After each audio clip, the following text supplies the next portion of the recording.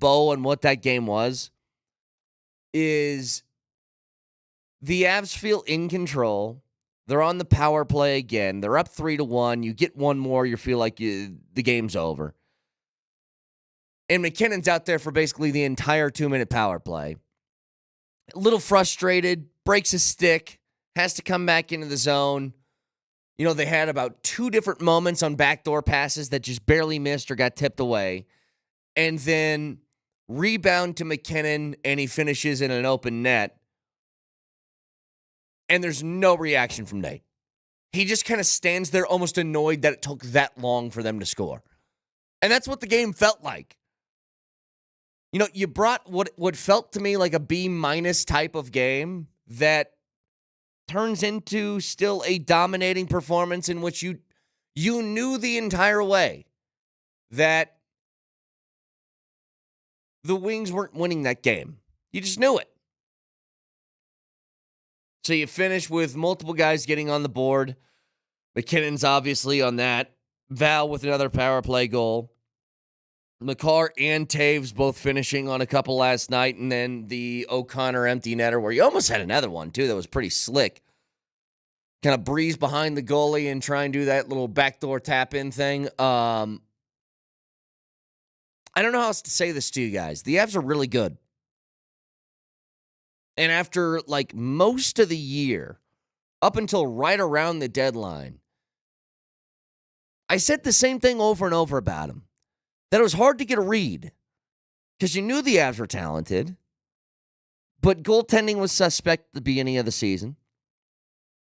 You were dealing with just a multitude of injuries. It made it really difficult to judge kind of where this team officially was. And ever since the deadline, obviously the new acquisitions help. There's no question about that. But more than that, the team finally got healthy.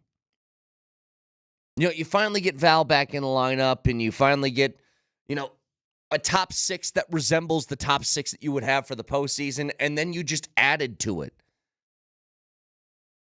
And these different line combinations that they had yesterday, I thought were not just yesterday, but over the last couple of games, they're really fun because you can mix and match whatever you want. You can play Val on that top line with McKinnon. You can drop him back down to that second line with Brock Nelson. You can do a whole bunch of different things that can be a very confusing look for an opposing team.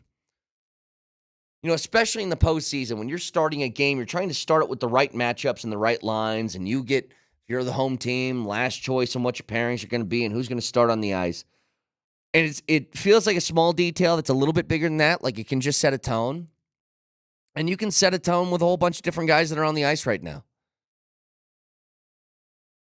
But everybody kind of looks like they fit. Everybody's playing the same brand of hockey. Everybody looks like they can skate and they can puck handle and they can do a whole bunch of different things. You know, before it wasn't quite like that. Maybe you were uncomfortable with the goaltending at the beginning of the year, but now with Blackwood and Wedgwood between the pipes, it makes you a lot more comfortable defensively. They're just a team that can throw waves at you. Like, I wonder if you were to go to a second line of Brock Nelson, Arturi Lehkonen, and Marty Necas, how many top lines would you say across 3 straight guys are better than that in the league? Like Arturi Lehkonen, heard of him? You're probably not going to find too many. Well, you'll at least find a few, is what I should say. But you just have these different, and it's reminiscent to me of just what it was a few years ago. You know, I remember talking to Bednar. This was off the air. This was at another place. And this was last year. I said, that team that won the cup, and we started talking about him, and he said, it was so crazy because you aren't going to have teams that are built that way. Like, that's once-in-a-generation type stuff. And what he was talking about was the money lining up contractually to where your really good players are making money, but maybe it's not top end where you can't afford others. And that allows you to get like a Nas Kadri. It allows you to make the moves that you did at the deadline to pick up some really talented players. You had solid goaltending. And it's just rare for all of those things to come together at once. And it kind of feels like it's happening again. Like you're a little bit, I guess, weak on the depth side of your blue line. But I think, between Middleton and the way Malinsky's been playing as of late, like Malinsky's been a monster lately. It's just a couple of guys stepping up and really filling the roles that they need to fill. And you aren't asking them to do too much. It's go out there and give us a few good minutes of play. Do your job for the limited amount of time that you're going to be on the ice. And from there, the big dogs can kind of take over. On that blue line, you're like, we know that McCarr and Taves are going to handle like a bulk of this game. Sammy G, Ryan Lindgren, two really solid players that were reliable. And Lindgren's been great ever since he's been brought over. So whoever that final pairing is, whether it's Malinsky or Middleton or EJ or, whenever Manson comes back in the lineup and all these different things, like you aren't asking too much of those guys. It's just don't make a mistake. Get puck, clear puck, if that's what you have to do. And that's really all it takes. They make one real mistake in this game, which was late when the game was pretty much over already. It was 4-1. But still, it's just, it gives me a lot of the same sort of feelings I had from a few years ago. And a texter says this, and this is as clear as day. It's wild to think about, actually. Texter says, it's just proving how much of an X factor Big Val is. And God, is that the truth? I mean, Val's had a point in his last 5 games, at least one. Or 6 games. But if you just go like to ESPN and go to Val's game logs, look at the amount of W's that are just racked in the result column. And the losses that you suffered. It was, a 2-1 loss to Toronto. It was a 2-1 shootout loss to Minnesota. And to get to the last loss before that, which was March 11th, with Val in the lineup, you have to go back to December 16th. And I said this from the beginning. We kind of touched on this yesterday for a second. As far as I asked Moj, what are the concerns that you have for the Avs going into the postseason? It's coming up. Like, what is the biggest deficiency or negative thing in the ledger that you think could hold them back? And the answer was nothing really sticks out. It's not making mistakes defensively, but I think that applies to everybody. It's injuries. That applies to everybody. But more than that, one of the things that somebody on the Twitch feed brought up was Val. And I said, I don't think about it in that context. Like, I think, even despite this being 2 straight years of Val just making a random exit in the postseason, if he does it again, he's done forever. Like, the league will not allow him to play again. And I think that's a stiff enough penalty to which it'll keep you on the straight and narrow. But you want to take that even further. I said this from the beginning. Well, maybe not the beginning, but at least a couple of months after the offseason started. When it became pretty clear that Val there was no exit ramp for Val, right? There's no way you get out of the contract. There's no way you can do anything. And I'm sure everybody in that organization was pretty pissed and honestly fed up with the Val stuff at that time. But I said, ideally, the best thing for the team is that guy gets it together, becomes trustworthy, and plays for this team. Because you'd be hard-pressed to find a single contract in the NHL that value-wise a team gets more out of than the Avs do with Val Nichushkin.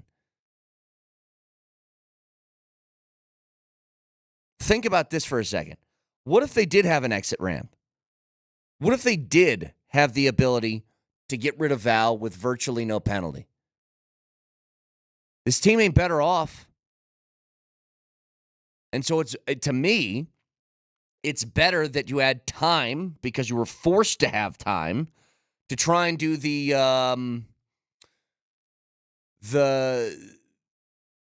time heals all wounds game, because this team is very much a cup contender. And I think it's pretty clear that Val, without that, whatever ingredient it is that he has, they aren't. At least not to the extent that they are now. So once we get to like April 10th, what are we doing? Are we putting Val on house arrest? Are we going to give him an ankle bracelet? Are we going to pay for a Russian au pair to watch him 24/7, 365? Because I don't want that.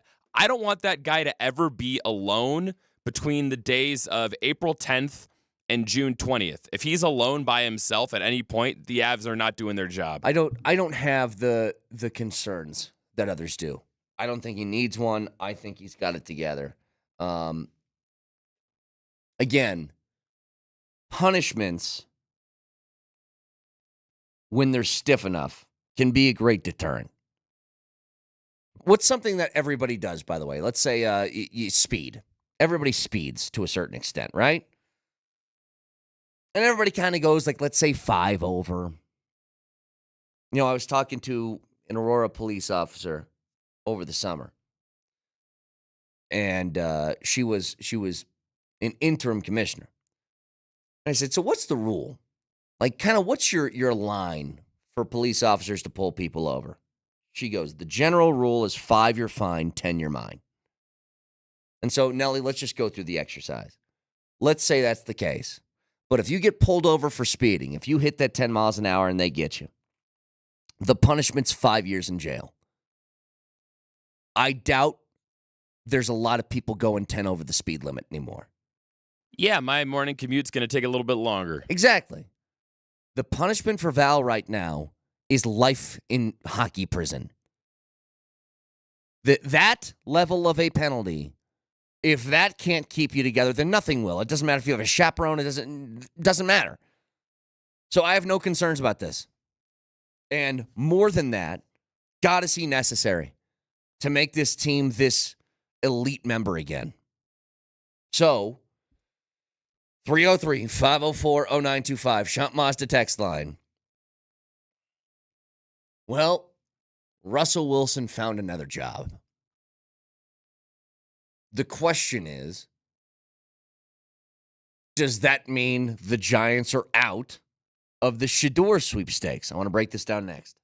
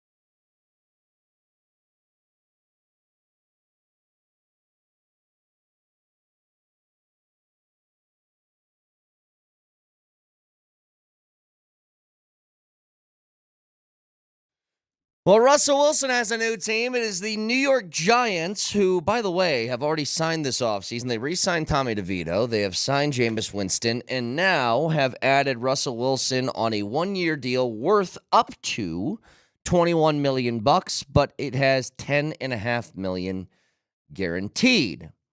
Says that Russell had discussions with the Giants, Browns, and Steelers, but is opting for New York, and I think for him, probably his best shot to start. Probably. I mean, the Browns could have been sort of a carryover thing, but I think Russell is concerned with one thing in particular, which is he wants the opportunity to play somewhere and continue to win, because at least he's able to say that. He's very clearly not the guy that he used to be. But if I was given the options of Browns and Giants and who has a better chance to win, I think it's probably New York. Probably. Although it's splitting hairs. You know, the weird thing about Cleveland won a whole bunch of ball games when Joe Flacco went and played for them. And then they've lost since then. So I don't know what to do with that. But here is something from Mike Kliss, because I wondered financially, how does this affect Denver and the amount of money they owe him still and all that? Mike Kliss says, Broncos no longer owe Russ any money, but there is still a $32 million dead cap charge from his contract on the 2025 payroll. In summary, Russ gave him 2 years, they paid him for 3, and he's on the books for 4. So it doesn't affect the Broncos at all, what decision he made, and that's why he went and took a $21 million deal as opposed to, if you guys remember last year, what did he get paid? The vet minimum, because the Broncos were still on the hook for his money. But now it's just a dead cap charge that they can't do anything about. Well, the thing is, Brett, I mean, when you look at a place like the New York Giants, you look at that roster. Yep, go ahead, list them off. You get a guy like Malik Neighbors, and I mean, like a good Neighbors, he's going to be there. Yeah, just like State Farm, of course. And my guy, Lil Jordan Humphrey. Yeah, he's little on the depth chart, but he's big in my heart. That is, yeah, the reunited. And a guy like Jameis Winston, I'll tell you what, all he does is win, son. Can't wait to be sharing a locker room with that guy. You know what's funny? My guy Greg Dulcich. He's Dulcich is there too. How about that? He's very dulce. You know what's funny is that between Russell Wilson and Jameis Winston, there's going to be a lot of preaching in that quarterback room, isn't there? There's going to be one quarterback that wants you to be delivered from pick sixes, another quarterback that's going to add to the prayer. Like, are they going to try and out-preach each other? Well, and I also wonder about their preaching styles, because Russell Wilson strikes me more as like, let's make a youth group prayer circle, and Jameis Winston is more like a Southern Baptist grab the microphone, command the room thing. James Brown in the Blues Brothers comes to mind. Yeah. So those sermons are going to be all over the place. Yeah. Russell's like a sort of yoga-esque preacher. All join hands, form a prayer circle, and let's do it that way. And Jameis is the guy on the street corner that's got the megaphone and the amplifier. I think we've all had those on college campuses before. The guy who's like in the middle of the quad and you're just walking directly by him. People are not trying to make eye contact. He's probably telling you you're going to hell. That sort of guy. Oh, yeah, we had our share of those on CU's campus, especially a school with a bit of I guess maybe it's dwindling now, but a notorious party school reputation. Yeah. I definitely was told that if I drank or did drugs or fornicated, that I was going to burn in eternity, as I'm just trying to get to geography class. That's an Old Testament God guy. That's an Old Testament guy. Yeah, I committed some unforgivable sins, Brett. But you know who doesn't commit unforgivable sins is a guy like Kayvon Thibodeau. More like my guy Kayvon Thibodeau. And I'm talking about Tommy DeVito with his chicken cutlets and his agent that looks like he got popped in The Sopranos. Hang on. I can't take this because you are sounding like Russell Wilson and I couldn't do this anymore. You know what's amazing? Is that how I've said this forever. Russell's not a bad guy.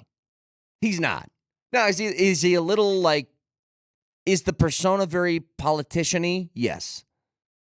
And the fakeness of that makes your antenna go up for a second. But he doesn't seem like a bad dude. But that stuff wears on you immediately. And if you don't have the wins to back it up, it becomes really straining. Like the difference between him and Jameis is the kind of guy where I think Jameis could go out and throw 5 picks and you're very annoyed, but he's funny. I like him. You'll be hard-pressed to find people that really despise Jameis Winston. Always got a smile on his face. But, so Russell goes to the Giants. And I don't know what that means for Shedeur. I think if they've done this, so now the Giants are going to punt on the idea of drafting a quarterback, that seems silly. Like, everything they're doing right now seems silly. The fact that they brought back Joe Shane and Brian Dable seems silly. But here's the problem. And this is something that the Chicago Bears have ran into over and over again.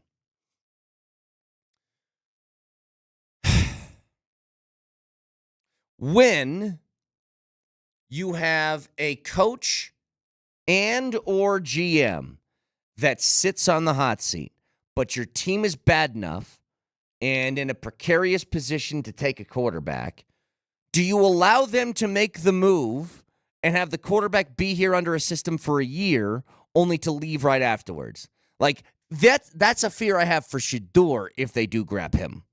Because I want to see Shedeur be successful. If he gets drafted by the Giants, who, again, the last few years have been bad, they have overall a really good reputation in the league. And I know that because the Mannings forced their way out of San Diego in order to go to New York because of that exact reason. They trusted that organization to make Eli successful more than they trusted San Diego, and they ended up being right because San Diego got a good quarterback and didn't do anything with it. But this would be incredibly dumb for the Giants to do this now when it feels pretty clear that they're going to get rid of both Dable and Shane after this season. Which, again, begs the question, why'd you bring him back in the first place? But they did. And Texture says, Brett, you roasted the Falcons for signing Cousins last year and then drafting Penix. It's no different than if the Giants take Sanders. It is different in this sense. I roasted them mostly because they gave Kirk Cousins $100 million and then drafted him. Like a multi-year contract. The Giants signed all these guys to one-year deals. Like, they could still take Shedeur and use one of them as a bridge. The Kirk Cousins contract isn't a bridge. That was a commitment. That's the difference. So the Giants aren't quite that dumb. Now, the Falcons are still going to start Michael Penix next year, but they're on the hook for a bleep ton of money that was unnecessary, is how I'd put it. So that's the difference between those two teams, but still, I don't want Shedeur to go to a place where it feels as if you're going to be signing a new GM and new head coach next year. If there's anything that maybe Shedeur is more prepared for than a regular rookie quarterback, it is dealing with turnover of offenses because he's done it almost every year of his career, where he's had somebody new calling the plays with a brand new offense. But I want him to be successful. I think Shedeur's a good kid. And he's got a hell of an arm. So if he's drafted to the Giants, I would just be kind of bummed from that stance. Well, if he does get drafted to the Giants, you'd assume that he would start, right? Or would Russell Wilson or James Winston get the nod? Do you think they would? And then they just stash Shedeur for a year? I think that they might not play him immediately. Now, again, the Buffs ran a spread offense. It wasn't, it was a lot of shotgun. It wasn't like a totally NFL-style offense, but it was more NFL-style-ish than I think a lot of other schools. He had to go through progressions. He had to make reads. He had to do all the stuff that you ask of NFL quarterbacks, but it wasn't a one-to-one transition. So I think in that sense, it might they might be thinking, hey, we have two very capable starters in the meantime. And maybe it's one of those, we start Russell at the beginning of the season, and if he's winning games, then he can continue to play, and we'll just let Shedeur kind of incubate.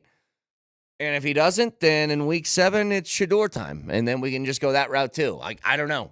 It would also be interesting to see Brian Daboll. You remember he was the offensive coordinator and QB coach at Bama, I think for Tua Tagovailoa when he came in and won the national title. Jalen Hurts was the starter, right? And then Tua replaced them in that game. Oh, and Daboll, Daboll went to Buffalo after that and then made Josh Allen Josh Allen. Exactly. So the point is, I would love to see Shedeur Sanders get one crack with Brian Daboll. And if his seat is hot, maybe, quite literally, he's throwing a Hail Mary. Give me Shedeur.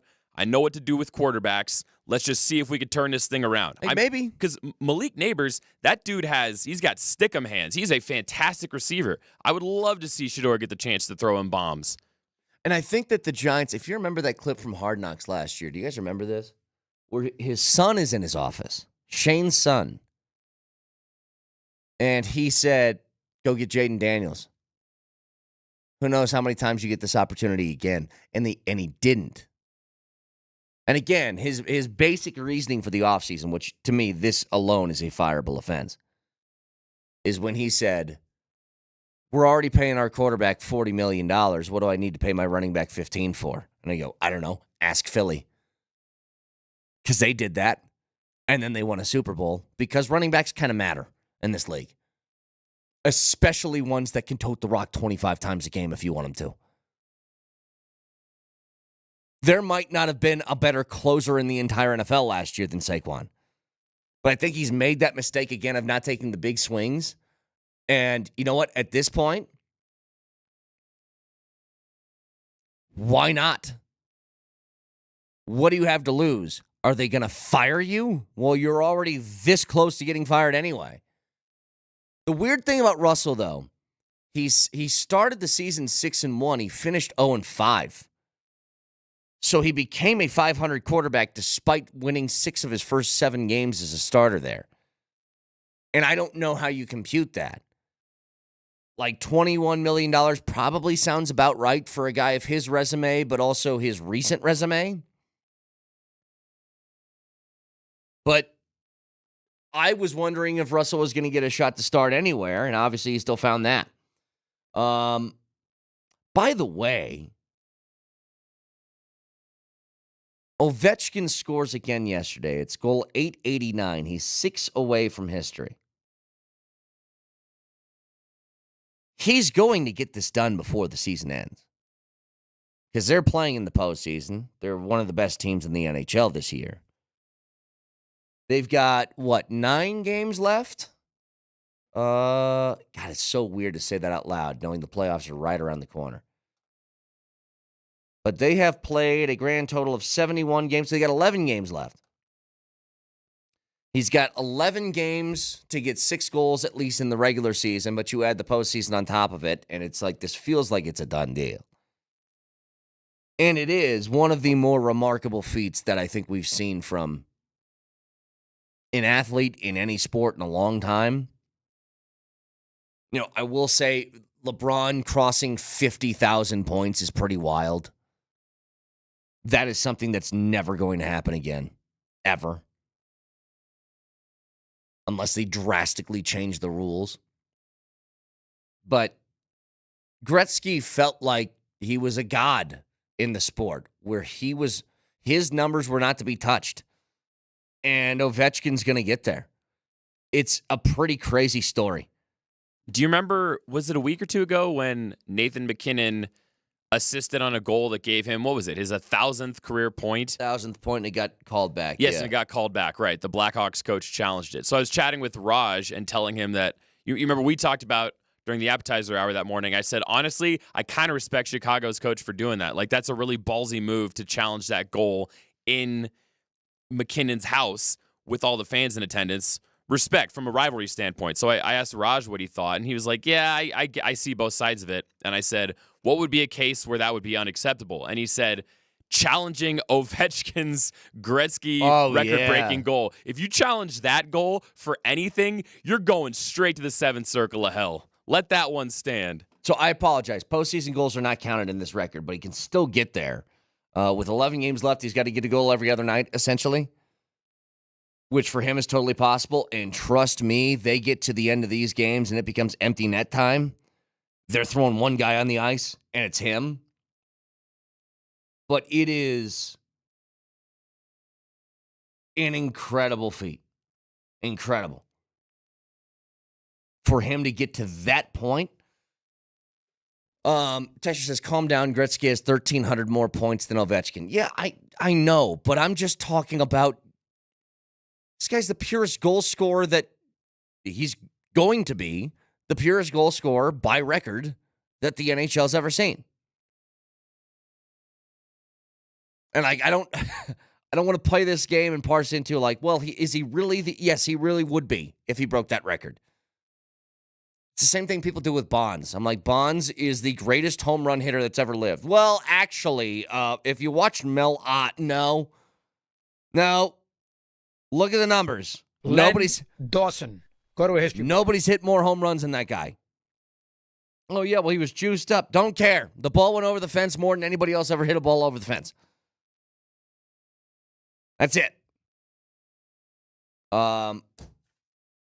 Just crazy to be witnessing history like that. Broadcasting from the Backus and Schenker Studios, serious lawyers for the seriously injured. Back after this.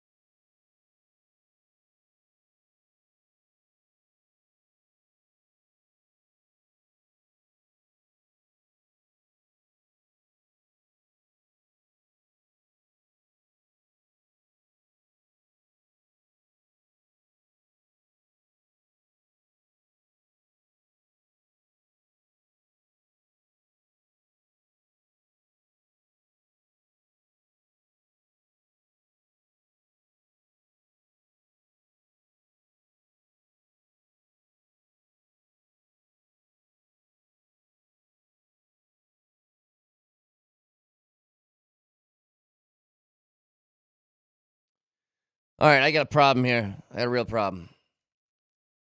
So we got these Keurigs in here, right? And I'm like, all right, I'll just get a coffee from the Keurig thing.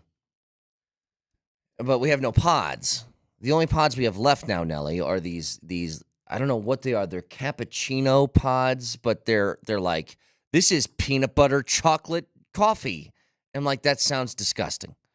I just want the coffee. These are the only things I got left. And I was like, what's the only thing that didn't have like chocolate in it? Because I'm not a chocolate guy. Okay, boomer. One said strawberry milkshake. So let's all do this together. I am horrified at what I'm about to put in my mouth. Okay?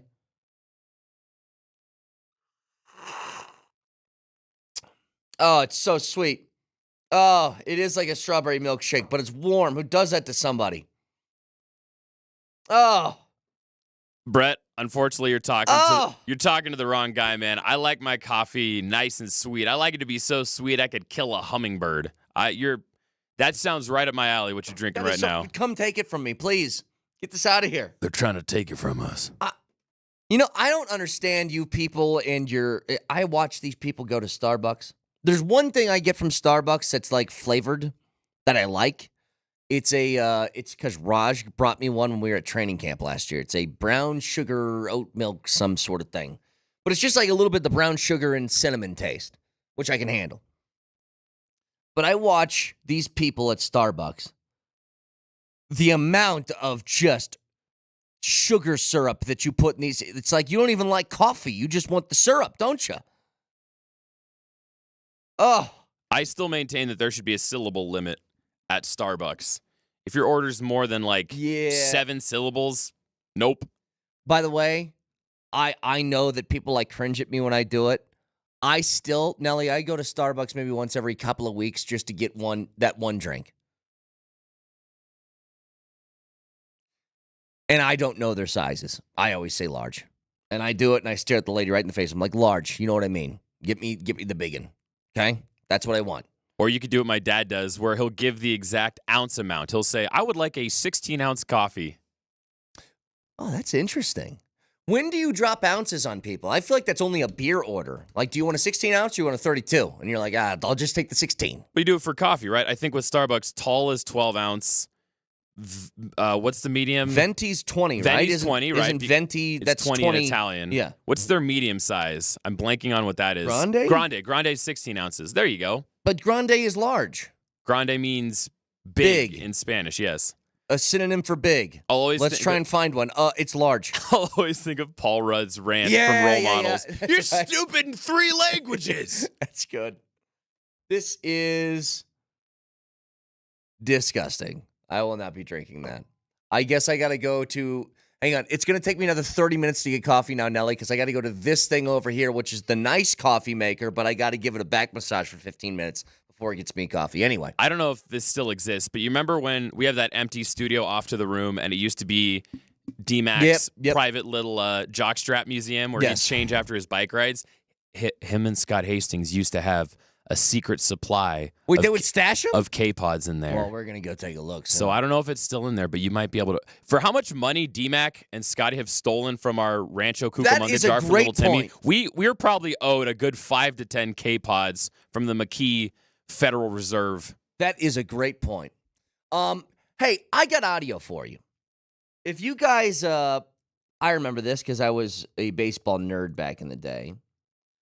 But there was a pitcher by the name of Andrew Miller who was a very prized prospect in the MLB. So he was he played his college ball at North Carolina. He gets to the league, and he had a lot of pub behind him.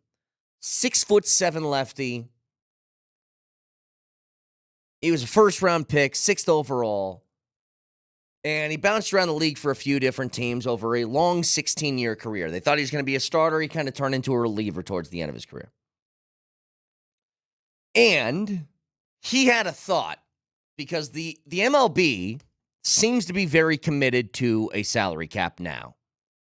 And there was a report from Jeff Passan that the MLB is pushing for a salary cap, and if it doesn't happen, they're going to lock out the players by December of 2026. So not this December, the next upcoming December, which I think would be a great thing for the sport. I don't know how they do it, but their biggest hurdle is going to be players. And I want you to hear a former player, Andrew Miller, and his perspective on this, where he thinks this is dumb because he's a player. Listen. Yeah, I mean, a salary cap, honestly, just straightforward. It's a chance for the owners to limit their labor cost. And the fact that they're going to come out and sell that as competitive balance, they're going to sell that as, your tickets and your hot dog are going to be cheaper, or, this is going to bring labor peace, or this is better for the players in the long term. I think, we can very easily kind of disprove those notions. And, we had a phenomenal World Series between two high payrolls and two large cities last year.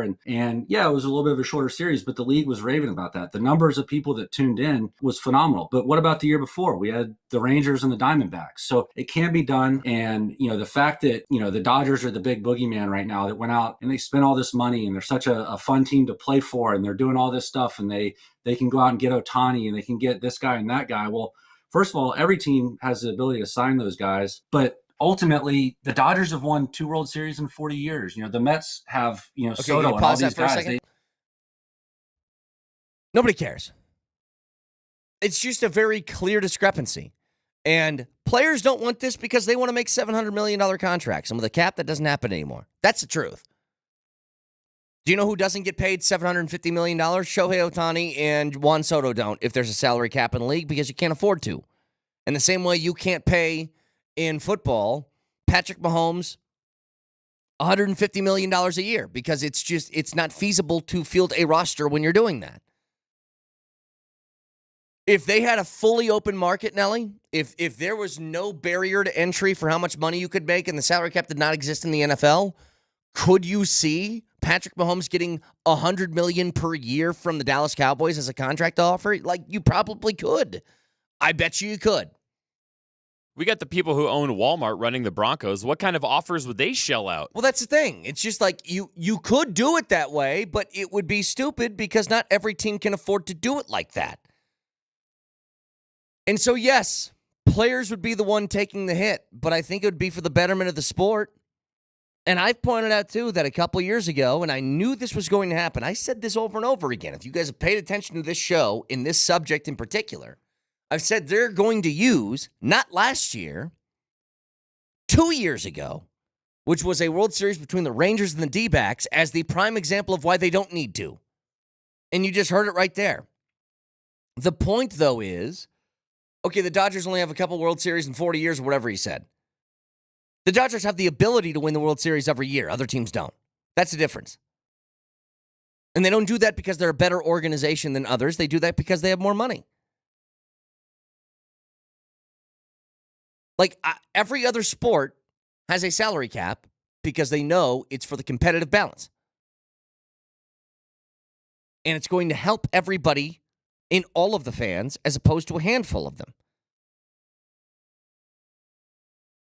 The reason the Dodgers signed the reason the Mets signed Juan Soto and the Dodgers signed Shohei Ohtani and the Rays didn't wasn't because the Rays just weren't willing to do so.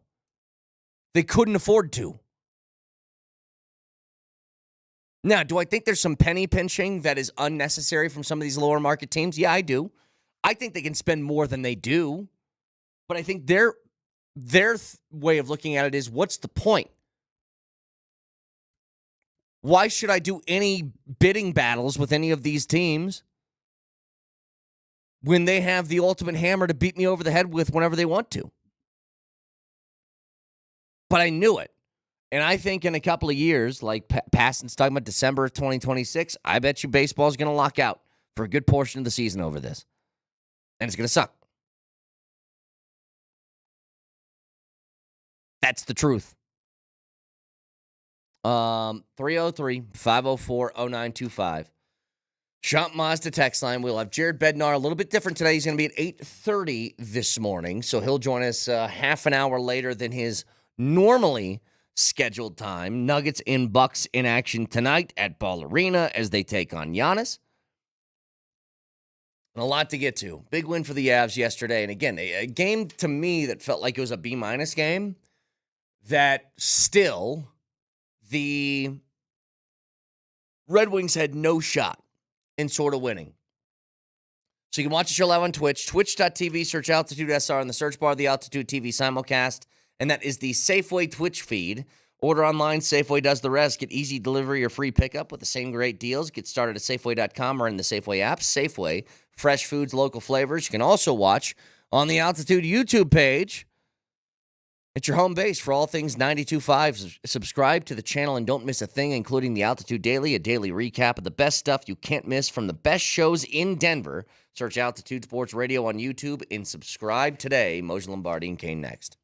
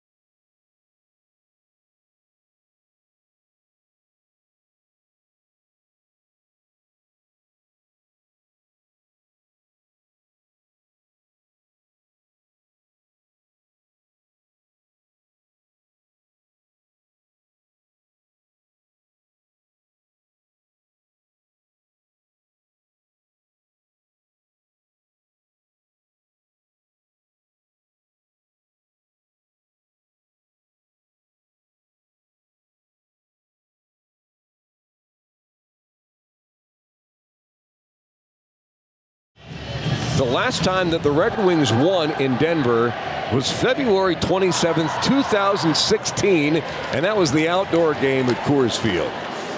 They win the draw here. Sherratt. Icing is waved off. 10 seconds left. And those who are left at Ball Arena are to their feet. Red and white has no delight. 3 seconds, 2, 1, sound the horn. The Colorado Avalanche have won 10 straight games on home ice, the longest home win streak this season in the National Hockey League, and their dominance over Detroit continues. Final score from Ball Arena in downtown Denver, Colorado, Avalanche 5 and the Red Wings 2.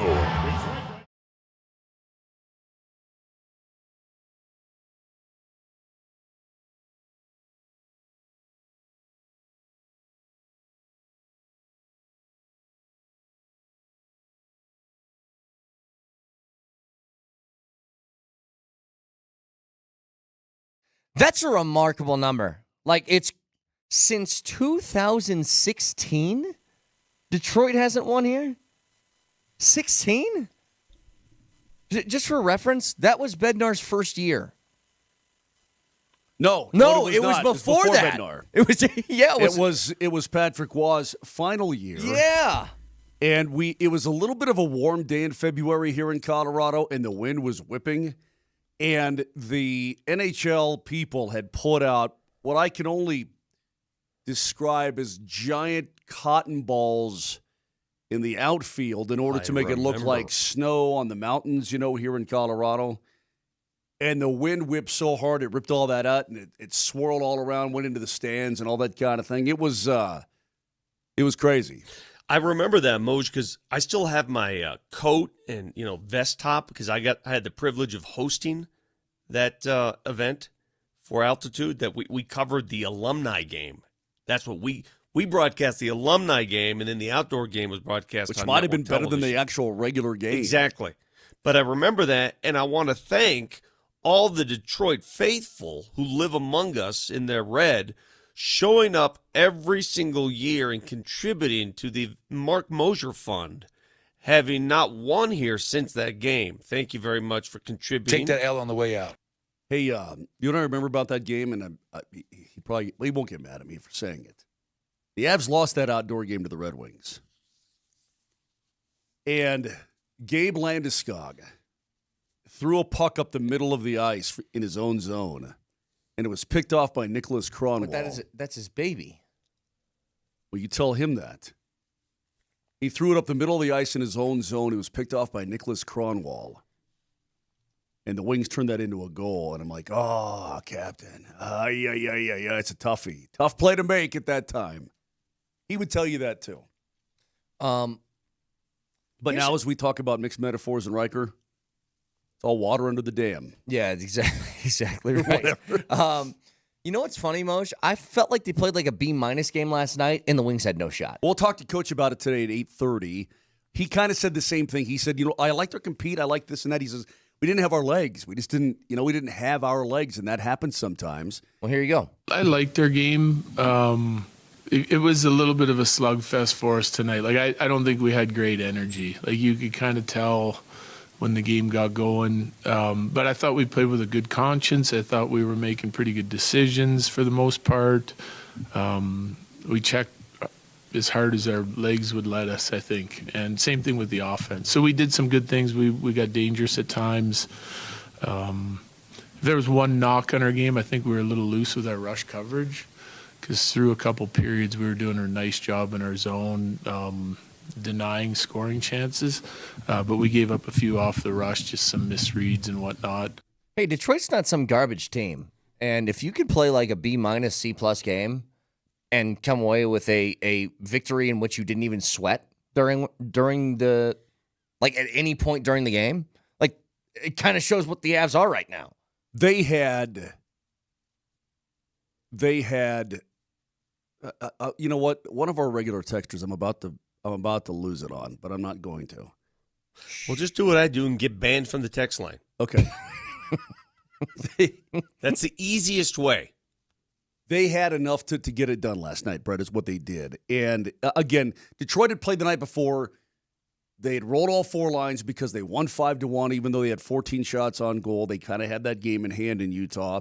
So they maybe weren't as taxed as they might be. Yeah, and you know what? And now Salt Lake City is obviously the closest other destination in the NHL to Colorado. So it's not that big. You know, you're not losing an hour. You're coming from mountain to mountain and so on. So it wasn't as difficult as it could have been. It's not like getting in at 4 a.m. in the morning, right? Like we did back on a couple trips ago. So it's, whatever you want to say, they played it fine to win, and they got another 2 points. They're up to 91, and there you go. You know what's crazy? And by the way, in the previous 24 games under Todd McClellan, since he was hired when Derek Lalonde was fired, the Red Wings went 17-5-2. 17-5-2. And then they hit the wall. And they were in the number 1 wild card spot. And I don't know where those guys went during the Four Nations tournament. Right. But if you're Todd McClellan, you tell your guys, I don't care where you went. None of you ever go there again, ever for the rest of your lives. Because they came back, and Victor now 3-10-0 in their last 13. Watching that game, I'm reminded how red a red beard JT Comfort has. Yeah. That is a deep red. I mean, that's redder than your red, Brett. Yeah. No, it's that is deep. It's deep, yeah. You know what I felt was the funniest thing out of that game last night? I still remember you said, can I punch you in the solar plexus? And he goes, I don't want you to break your hand, Vic. I do remember that. Funniest moment from the game for me is when McKinnon scored on the power play. So he's out there for like a full 2 minutes. He snaps his stick. He's got to go get a new one. Again, when you talk about being around the game so much, Brett, I hate to cut you off, but you see things you've never seen before. I've never seen that before in my life. Now, a guy snaps his stick, goes to get a new one, and scores? Just the whole sequence on that power play, stopping Comfer on the breakaway. Yeah. But then it skips over the broken sticks. They have to reset. But here's my favorite part. So, rebound, goes straight to McKinnon, wide open net, he scores. No reaction. He stood there like annoyed. Like, you know what his reaction was? Why did it take this long for me to score? His reaction was like Nikola Jokic's reaction when he made that 80-foot shot. It was like, exactly. What? This is what I do. This is who I am. Moshe, he scored and then he didn't move. He scored and he kind of had this face like, well, that was way harder than it should have been. And that was his body language before he took the shot. Yeah. The puck goes off a skate as Druin tries to rip it on net. It comes right to him. He one time's at home. He's like, oh, Christ. I loved it. I thought it was great. Funny. Why are you guys making me waste my time? Dude, he was out there for $153. I mean, there were 7 seconds left in the power play. That includes going over to Donnie White and getting a new stick and coming back into the zone. And then he's ready for the one-timer, and it hits the broken stick, and he throws his head back like, Jesus, God. Hey, what are the rules on that? What did I do to spite you, Lord? Moj, what are the rules on sticks? So a teammate can hand him a stick, right? A teammate can say, here, take mine. Correct. You're more important. Correct. Okay. So then that teammate has to go to the bench to get a new one. Now, when a stick... Well, he was already high in the zone. He went to go get his own. Yeah. Okay, but when a stick breaks, you just got to leave it there. You cannot get any piece of that stick and use a mini stick. Guys can boot it out of the way, but they're not consciously looking for the stick to boot it out of the way. But they can't move it in front of the puck intentionally on defense. That is correct. Yeah. But could he pick up half the stick and use the half stick? No, okay, you can't cannot do that. Play with, if you play with a broken stick, it's a 2-minute penalty. All right. Here's the other thing, and I want to. By the way, goalies, like let's say a goalie loses his stick, you can't fire his stick to him. You've got to pick it up and hand it to him. You can't just. You have to actually physically pick it up, huh? You can't like slap shot it over. Negative. Okay. Here's the other thing. It's actually brought this up in the appetizer. Well, you're not supposed to anyway. And this is something I want to get into in more detail. Since Val Nichushkin has returned to the lineup, the Avs have lost 2 games. They lost 2-1 to Tampa, and they lost 2-1 in a shootout to Minnesota. The last loss they had prior to that with Val in the lineup was December 16th. And I want to go back to about a month after the season ended.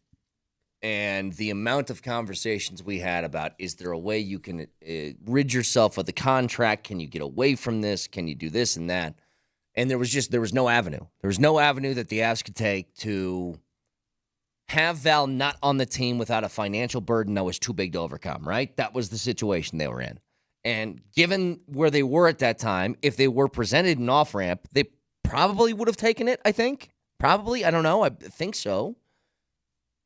Thank God they didn't. Thank God they weren't afforded even the opportunity to try and make a decision like that, because the importance of that guy to this team is so dumbfoundingly huge. The numbers don't lie. Like, imagine what, as good as this team is, imagine him not on the ice. And, like, you don't think of the Avs the same way you do right now. Just because of his ability to do so many different things. And what a blessing it was that, in hindsight, that the league was like, no, you're stuck with this. Deal with it. Well, a blessing, because I think most of us agreed it was time to let him go. Yeah. Right? I mean, just take yourself back 10 months. Listening to this radio show 10 months ago. I mean, the prevailing thought on this radio show was it's over. It's done. You can't invite him back. You can't trust him. Well, and that's incredibly fair of you to say, because what's happened the past couple of years is very, very difficult to deal with if you're an organization. Well, we don't know. What I'm saying is, the reason I bring it up is because we think we know. We don't know. We don't know what's really going on. And I think I want to be this fair too. I really believe if the Avalanche had their druthers and the choice was theirs last May, they would have let him go voluntarily. It wasn't their choice. At the same time, I kept saying on this program to both of you, look, here's the way it is. If you have the player, and I said, look, he's that's either it or he's under contract through 2030. Your preference is have the player under contract through 2030 and playing well because he's that good of a player. Right. And he's that good of a guy. He's not a bad person. You know what I mean? He's a good person. It's been a very difficult situation, obviously, for the franchise, for the team, for the guys inside that room. But man, he's a good player and he's a good teammate, and so that part is what you want, and that part is what you strive for, and that part is what you help him with too. So it's all good right now. I don't want to hear any more about it. There's a what? What do you mean? What do you mean you don't want to hear any more about it? I said I don't want to hear any more about it. I'm the father in this program, and I say that's it. You're the what? You're the father? You're the 12-year-old child who I'm makes the father. ridiculous noises in the back of the station wagon where we have to pull over the car every 5 miles. At least I know what a V8 sounds like, Jack. Okay, hang on a second. At least Did I he can just change say it. he was the father? At least I can everybody change a pause. tire and change my oil. Let's be honest here. I'm the daddy. I'm the pappy. Okay. I'm the pappy. No, you're not. You know what you're doing? You're still changing dirty diapers, trying to figure your way through life. Okay, no, you're listen. not. Well, I'm going to tell you guys something real quick here. This show goes where I want it to go. You know what? Let's settle this once and for all. Straw poll. Oh, yeah. Who's the pappy? If you guys have ever seen the movie Life, you guys would laugh at that because it's one of my favorite lines in any movie. But who's the daddy on the show? Is it Vic? Is it Moj? Is it myself? Is it Nelly? Vic, you already claimed the title of governor. You can't be the governor and the pappy. You got to pick one. This show does what I want it to do. Okay. That's the fact that you come up with these obnoxious phrases like that shows you're not really in tune to be the pappy. So the most well-rounded individual on this program is myself. I have the most knowledge. The fact that I you have use the the term pappy just doesn't work. Too bad. 303-504-0925. Textures, who's the pappy? And again, if you guys you've seen the movie Life, haven't you? Martin Lawrence, Eddie Murphy. No. Oh, dude, it's amazing. Is it? I've never seen it. It's way back in like the 50s, 60s. They get hit with a murder charge after a poker game that they didn't kill a guy over. So they get sentenced to life in prison. And it's them just trying to escape over and over. It's hilarious. Bernie Mac's in it. I love Bernie Mac. Hey, watch the movie. Today is a great, great day. And it's not because the Avs pasted the Wings last night. It's not because the Nuggets are playing tonight against the Bucks and Joker's been upgraded to doubtful. That's a good sign. But it's this. Vic, Brett, you ready? Look, right here. What? What is this? Oh, you got your I don't want to see your stupid feet. For the first time all year long, I've pulled out my flip-flops. Because today's going to be like 79 degrees, bro. Brett. I got my flips on, and this is the first day you wear your flip. Listen to you. The first day you wear your flip-flops is the greatest day of the year. Brett, be on my team for once because you know what I'm thinking. I'm so thankful that I'm at my home studio. Because if I were there, what would happen with him wearing his flip-flops? You'd come over here and start rubbing my feet because you want to. Brett, what would happen for an adult male at this hour of the day to be showing his feet? Well, you would look, it would be an hour of this show. You couldn't get over it. Like I too am wearing shoes that with are socks. open, but with I socks. got socks with my slides. See, you know what you are? You know what you are? Slides with socks but I'm so going to the golf course afterwards. You understand how it works socially. You don't expose yourself to people. That is disgusting in a workplace to show your feet. This is a professional workplace. Leave your feet in your damn socks. Well, you're going to go to break here momentarily, and you're going to go play in your underwear drawer. So what are you talking about, professional workplace? Well, just so we have things clear here, the text line overwhelmingly has voted me the pappy. That is incorrect. Go count them. Erroneous on Go both count them counts. up. I'm the pappy.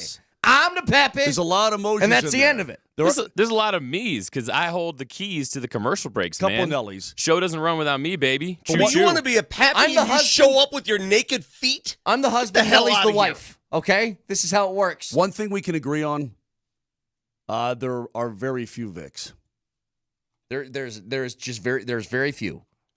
I don't know. I'm banned from the text line. I guess I Vic, showed up Vic, without my socks. Vic, as your father, you're gonna have to trust Daddy on this one. There's very few votes. Well, I'm gonna tell you something right now, and I mean this with all sincerity. If I owned a place of business and you showed up with your bare feet like that, you would not be served. What if it was a car wash? You would not be in it. I would not allow it. What if you were a lifeguard? Okay, Nope. all right. Wear shoes, cleats. We have Jared Bednar's going to join us at 8:30 this morning. Stick around.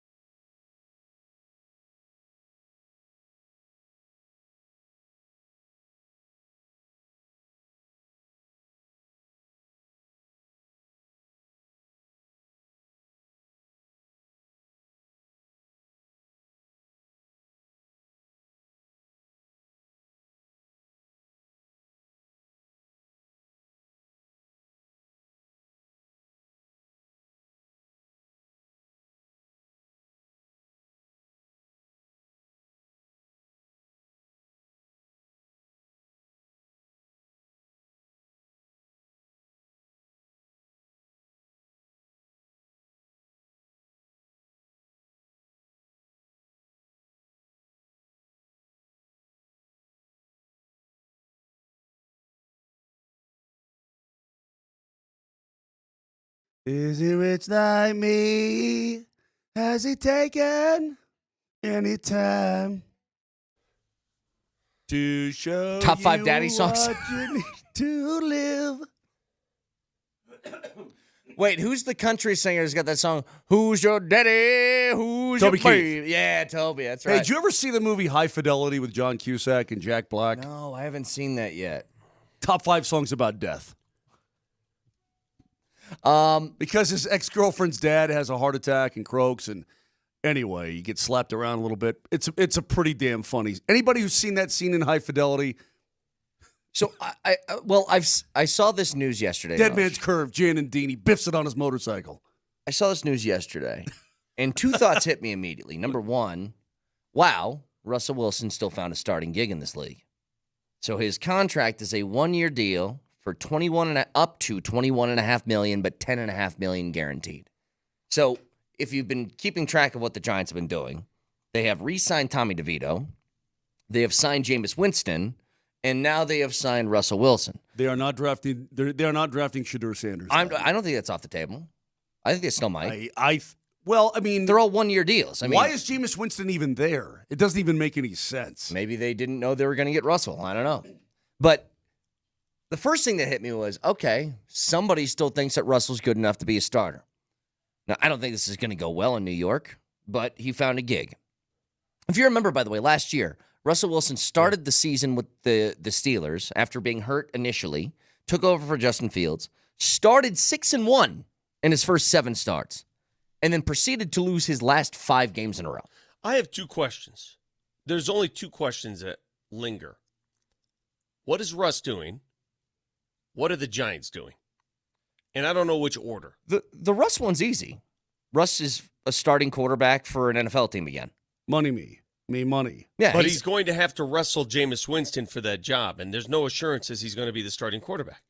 I bet he will I think be. the money would. I think he will The be. money would say that he's got a lot better shot at it than Jameis Let's see does. what happens. Sure, I don't think it's set in stone. Yeah, let's see what happens. And I don't even think that the Giants. I disagree with Moj. I don't think this takes Shedeur off the table for them at all. I 100% think it takes Shedeur off the table. I do too. 100,000%. I do too. Because they've got too many guys at that What, are you position going to make now. Shedeur your number 3 quarterback inactive on game days? Is that what you're going to do? That's just dumb. Is that what you're going to do? You could stash Jameis on the On practice what? squad on or the something. practice squad and do you could. You think Shedeur Sanders is going to walk into that situation and say, "Yeah, this is great. I'm playing behind a dude who's on his 3rd team in 3 years, and another dude who rhymes every time he talks." But we see this a lot in when teams draft a quarterback. I mean, the Falcons just Brett. Hang on. It's one guy, yes. This is 2 guys in front of you on the depth chart. I'm not acting like Jameis Winston and Russell Wilson are beyond reproach starters in this league that are But guaranteed it's 2 playing guys time. in front of you. It's not one. This isn't Patrick Mahomes waiting for his turn in Kansas City. There's 2 Yeah, this dudes. isn't Michael Penix Jr. waiting for his term in Atlanta. How much you want to make? They're on 1-year deals. What makes it any different? All right, put your money where your mouth is. How much do you want to make a wager right now that the Giants? I say they pass on Shedeur, and it's not even a question. I say they pass on him as well. I don't know if they are or aren't. I don't think he's off the table. Is all I'm saying. I think he's 100% off the table. Do you wish to make a wager on this? No, I don't. I don't feel that confidently in it. You know, we follow a lot of sports. There are things. You guys ever flip something on? You go like when I told you I watch sumo for like an hour, right? And I mean, every now and again I'll turn the sumo on when it's just I'm like, wow, okay, interesting. Okay, watch a lot of different things because we're intellectually curious about sports. I'm going to admit this right now, and this is probably on me. I have no intellectual curiosity about Russell Wilson anymore. I don't care where he goes. I don't care if he plays well. I don't care if he gets cut. I don't care about his future. I don't care. You know why? I simply don't care about Russ at all. You know why? Why? Because you got to look behind the curtain and you know who he really is. That's why. See, there's still people in New York, in the Giants fan base. You know who we are now? We are the Seattle fans saying, watch out. We've become that team. Sort of like the jilted lover. And same time, the Pittsburgh fans are doing the same thing now. They know what we know. Well, for the sake of, to your point, Vic, if this is what the Giants are thinking, that they're out on the Shedeur sweepstakes, I'm happy about this. I don't want Shedeur to go to the Giants. I want success for Shedeur. And I think entering a franchise that basically, like, I would be shocked if by next offseason, Joe Shane and Brian Dable are still employed by them. I think that'd be foolish. Yeah, I would be happy if I'm Shedeur and his folks. I mean, yeah, playing in the Big Apple would be great. You'd have a huge target on your back because you're playing for a crap team and a crap franchise right now. But I will say this. I am, in terms of Russell Wilson, I don't know how he has a job. I don't know what he does now. Me neither. I don't know what value he brings. That's what I was surprised by, Moshe. It's not so much that I care what Russell Wilson's going to do there. I'm actually pretty surprised that he got even the opportunity to be up to $21.5 million on a contract. See, Vic, if I say anything about this, it feels like I'm insulting him. No, I mean, but if I had a team, I would not hire Russell Wilson to be a quarterback, starting or otherwise. I just wouldn't do it. Let's break it down. Let's settle this finally as adults without making outlandish insults at this man. Because I always liked the guy. He was nice to me. He was really nice to me. I like the guy. I have nothing bad to say about the man. Nothing. He was too nice. But what is it that makes his quarterbacking? I just have no room for it. Like, if you gave me a choice today, Jameis Winston or Russell Wilson starting week 1, who are you taking? I'm taking Jameis Winston. Despite the interceptions? Yeah, because he can also throw the touches. So because he's more dynamic. So am I. I'm taking Jameis Winston. Picks, though. So am I. But I'm taking Jameis Winston. He prayed to God to deliver him from the pick sixes. Yeah. So let's see if it works out. It might work. Might work. Well, Russell Wilson prays quite a bit, too. I don't know what it is about Russ, and I'm trying to break it down. What is it that makes us sort of cringe when he's out there? I don't cringe anymore, Vic. I just don't care. I simply could not give a rat's rip. I won't even go to the box scores and go, oh, how did Russ do today? I always see the Giants won 17-14. I wonder how Russ did. Okay. That sense of curiosity, I don't have that anymore. I don't have anything about it. I think I know where you're coming from, Vic. And here's, I think, the difference. I'm going to make a comparison to Aaron Rodgers.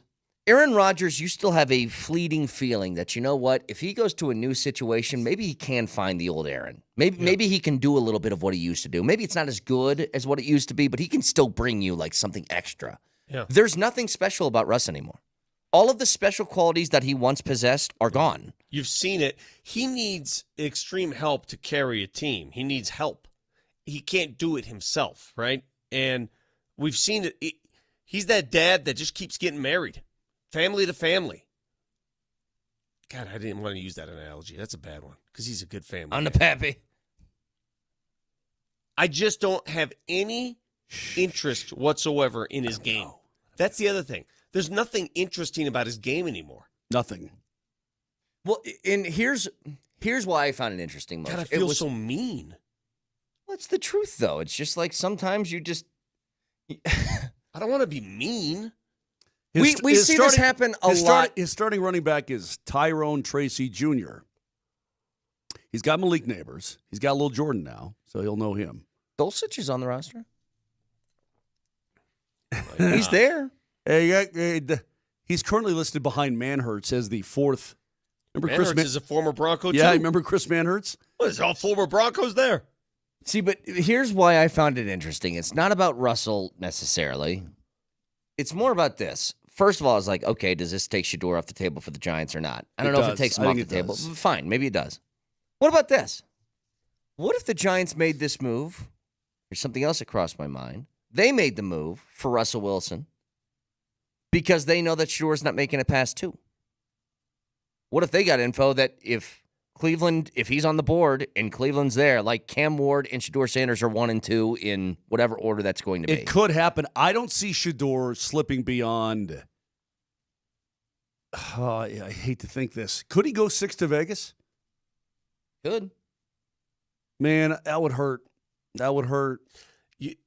You think Vegas, given the changes they've already made, who's right now? What's Vegas's quarterback room? Geno. Like? Well, it's Geno, and then I don't know who else. They got Minshew's gone. Is O'Connell still there? Aiden O'Connell, I think, is gone.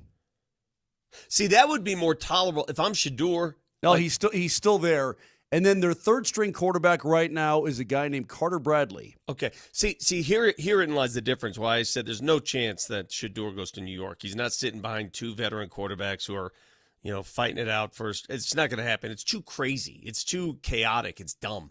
Now, if you went to Vegas and you got a chance to sit behind Geno a little bit, one guy, that's fine. That's not an issue to me. He's 34. He's no spring chicken. That's not an issue to me. Right. Sitting behind two dudes, nah, man. Two dudes who are, and two guys who want to play, not two guys who are willing to sit and teach. Two guys who want to play. I guess I'm not assuming that these guys are like guaranteed starters. I mean, so Russell's got $10.5 million guaranteed. $10 million is not a crazy number for a backup quarterback. So you're going to cut him in July if training camp doesn't go well? Perhaps they're looking. You're being. Can I finish the point first? I don't like your point. Can I finish the point first? Perhaps they're looking around, especially with Jameis. Like, if you don't get Shedeur for whatever reason, okay, fine. We got two quarterbacks that are fine. And if a quarterback goes down in training camp, maybe you deal one of them. Sometimes you just say stuff. You can't just say stuff. But stuff just comes out of your face. Seriously, when you say stuff, you have to pay a price for what you say. You can't just say it. Here's what's happening. I don't know how insulting me is going to make this a better segment. Here's what's happening with you two that is not connecting with me, that I'm telling you I disagree with. This is where we aren't connecting. I don't think the Giants signed Russell Wilson and Jameis Winston. They go, we're done. Good. Great. Our quarterback room is awesome. We're set. No, but I don't think they're saying that. No, but I think they're signing insurance policies. Yeah, but free agency always gives you a clue on what a team is going to do in the draft. And Jeff Legwold says that time and time again. It gave you a clue what the Broncos are going to do, correct? It gave you a great clue what they're going to do. Free agency is that clue. Okay, hang on. Before the draft, what the Broncos did was sign Zach Wilson. They just signed two veteran quarterbacks. They're not going to invest on a quarterback who wants to play. They didn't sign anybody for, actually, it's a $21 million deal, 10 plus guaranteed. The Broncos did $21 million is only if he hits incentives for starting. But the Broncos didn't do that though, Brett. I'm just telling you, I don't see him going to the Giants now. Brett. I mean, if you were especially with Cutlet's back and all this crap, put your money where your mouth is. I'm not that put a wager confident. out I'm just saying it's not off the table, and I don't know how I can bet that it's not off the table. I don't know how you make that bet. I'm not saying they're taking him. What are you saying? Well, then what? That it's not off the table. That's a dumb bet. Like, what does that even mean? Either you bet they're going to take him or you don't. Okay, here, Vic. I will bet you $1 gajillion the Broncos won't take a quarterback. I'll bet you $1 gajillion. Moj. Because that is off the table for the Denver Broncos. Be a leader and do something about this. Well, this is my job. And I tend to think that I do it well sometimes. All right. Brett, I understand what you're saying, my son. I don't think you do. But all you're really doing is saying, well, they could or they couldn't. I'm making a declarative statement and saying they're not going to. And I'm saying, you know what? I disagree with you. And I will stake whatever reputation I have left on that. I don't even want Shedeur to go to the New York Giants. I don't want him to be ruined. I sure as God hope the New York Jets pass on him. You know who they're starting? Makes much more sense to me. Mm-hmm. You know who their starting quarterback is? Justin Fields. Justin Fields, yeah. For the Jets, yeah. I think he could usurp Justin Fields like that. And they'd eat that bread and go with Shedeur. That's what I think. I don't want him there either. That makes much more sense than the Giants. You're exactly right, Moj. See, Moj, look at me. Yeah. You're thinking like an adult human. Don't patronize me, pork chop. I mean, we got the child in the back of the van. I'm trying to figure out crazy assertions. Can we go to McDonald's? I'm trying to figure out what you guys are feeling about Russell Wilson and Jameis Winston at the moment. I couldn't listen. That's what I'm trying. That's what I'm not getting here. I don't think you're acting like these are guaranteed roster spots, and I disagree. Okay, you just sound dumb. Jameis Winston is making less money than Jarrett Stidham. You sound dumb. He's making less than Stidham. Brett, here's the way I look at it. Stop for a second. Here's the way I look at it. If the New York Giants were really in the market for a Shedeur Sanders or a starting quarterback that they thought would be the future of their team, and these guys that they got now are stopgaps, I completely agree with you. But they wouldn't be what a one-year deal would say. But it would be one or the other. They would not be drafting. I mean, they would not be signing both of them, in my opinion. Jameis is going to have a job, and Russell's going to have a job. You don't invite a circus to your camp if you plan on adding to that circus with. You already have a tumbler. You already have a trapeze artist. You have 2 of them. What are you going to get, a third one with a huge? Shedeur comes with his own thing, right? Shedeur comes with his dad. There's a lot of things there. So you're going to add a third trapeze artist to your training camp? And I guarantee you, Brett, the minute that Russ starts to look... Because it's camp. Brett, the minute that Russ starts to look pedestrian and the minute that Jameis is throwing a pick, the fans there in New York are going to scream for Shedeur. Scream. Okay. Okay, fine. You know what? So what? I give up. I'm not going to talk you off of your ledge, and you're not going to talk us off of our ledge. I give up. Oh, Moser, I'm sorry for... I had a long talk with a family member. I'm sorry for blasting you about exposing your feet. It stems from a deep insecurity I have about my own feet. Your bunions? Yeah. And so because I have a deep insecurity about my own feet, I don't like when other people show off their feet. So, Vic, are your feet super pale? Because Yeah, they're always wrapped up? No, but they do look a little bony. They're kind of weird looking. But I think so. Basically, Terry said, "Stop being a Richard." And you know what? She's totally right. So feel Thanks, free to walk around barefoot and whatever the hell you do, you freak. I will continue to wear socks and shoes, but know that stems from a deep insecurity about myself. Thanks, buddy. We'll talk to Bednar at 8:30 See, this morning. that's a Pappy move right there. But that wife had to talk to Pappy about you're being No, a little... but the self-recognition is that's an adult. When we come back, I got some audio. What if you guys said you wanted over and over again in baseball? You want a salary cap? Well, guess what? Jeff Passan is reporting that the MLB wants it now too. And there could be a lockout in December of 2026 to try and get it. Awesome. The problem is, what I've always said, good luck getting the players to sign up for it, because I got a former 16-year vet that talked about this subject, and he goes, never going to happen. We'll get to it next.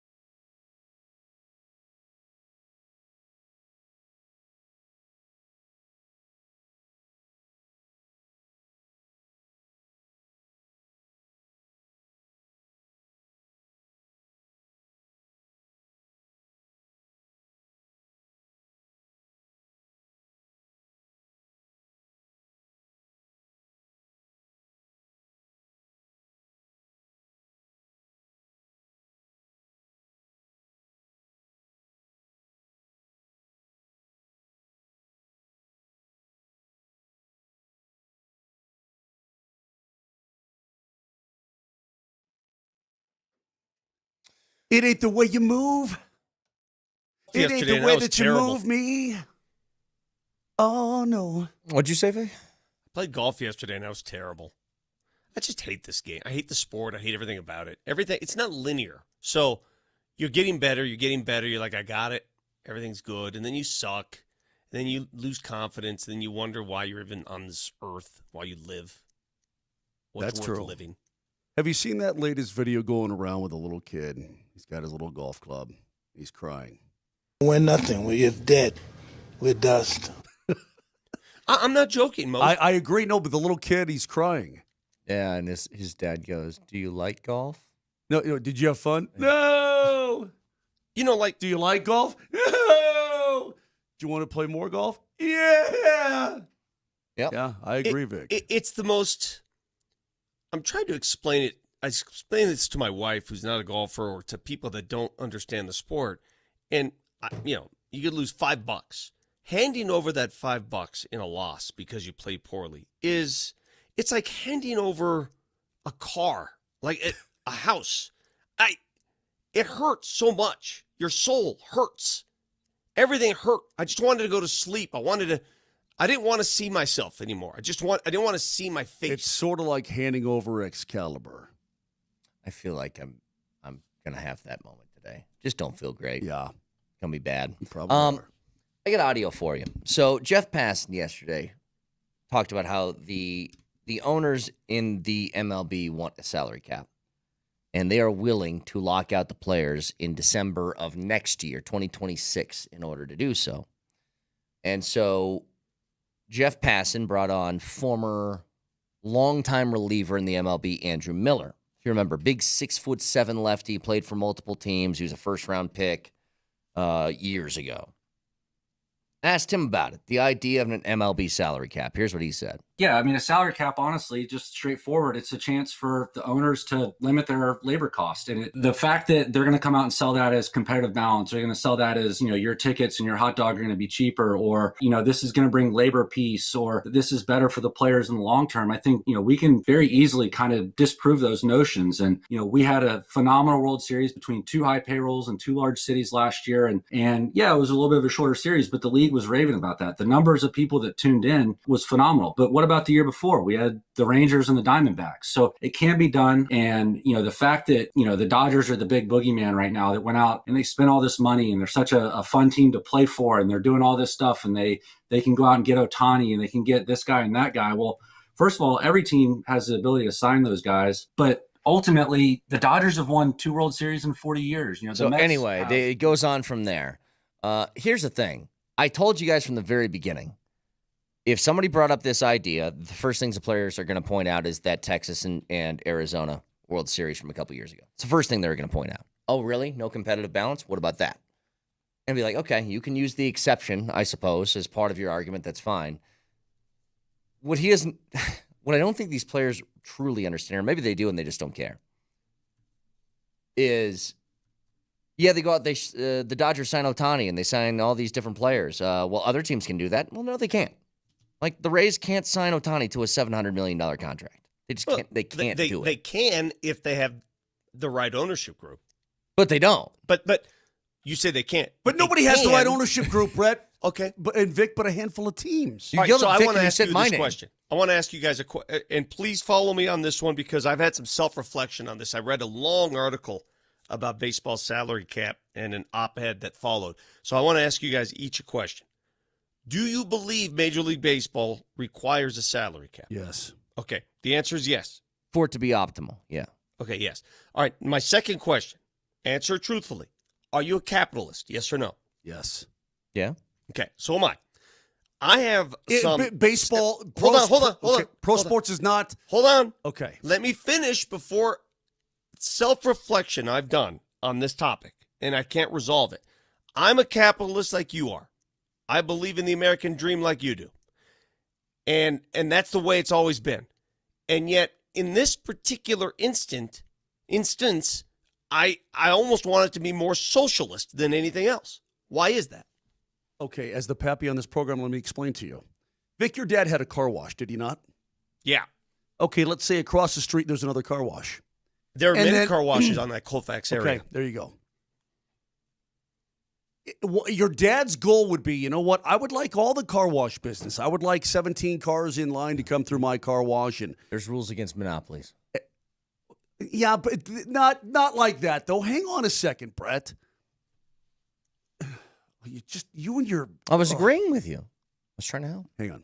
So, Vic. Yeah. Steve down the way is drunk all the time. He doesn't even open his car wash till 2 in the afternoon, yet your old man is cranking at 7 a.m., He's right? cranking, yeah. Okay. So he should be able to put Steve down the road out of business. Yes. And then Jimmy over here, well, his wife got hooked on crack, and so he's having a tough time with go-to and can't really pay attention to his business, and he's running out of soap all the time in this. Okay.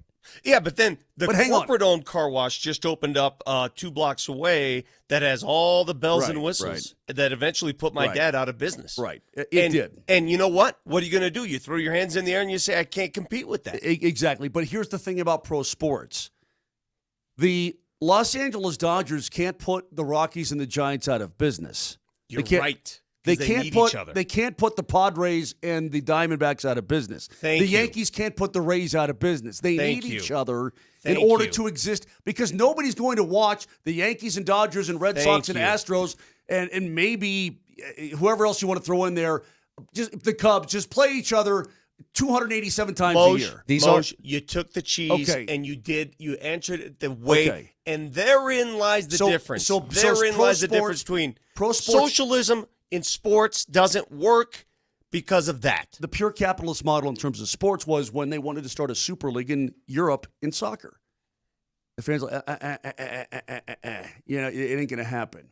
Listen, I don't blame a guy like Andrew Miller. That is the absolute player's trope in any sport and has been for decades and decades and decades. They say the same thing.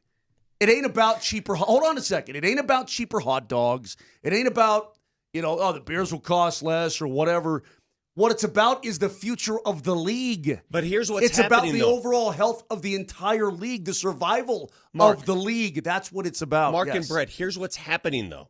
The lesser teams that don't have the financial wherewithal, that cannot flex those dollars like the Dodgers can, they're making enough money to just make do. They're happy. That is correct. So they're not going to complain openly about it. They can make a show and say, Hank Steinbrenner just did about a month ago, month and a half ago. Yeah, but at the end of the day, they go home because of revenue sharing. They go home and they make enough money. They make plenty of money. Now, they may hear it from their fans that they don't win like the Dodgers do or they don't commit like the Dodgers do. But at the end of the day, money is being made, correct? Money is being made. Yeah, they're because of revenue sharing, yes, money is being made. See, but this is, to go off Moser's business analogy, these aren't 32 separate businesses.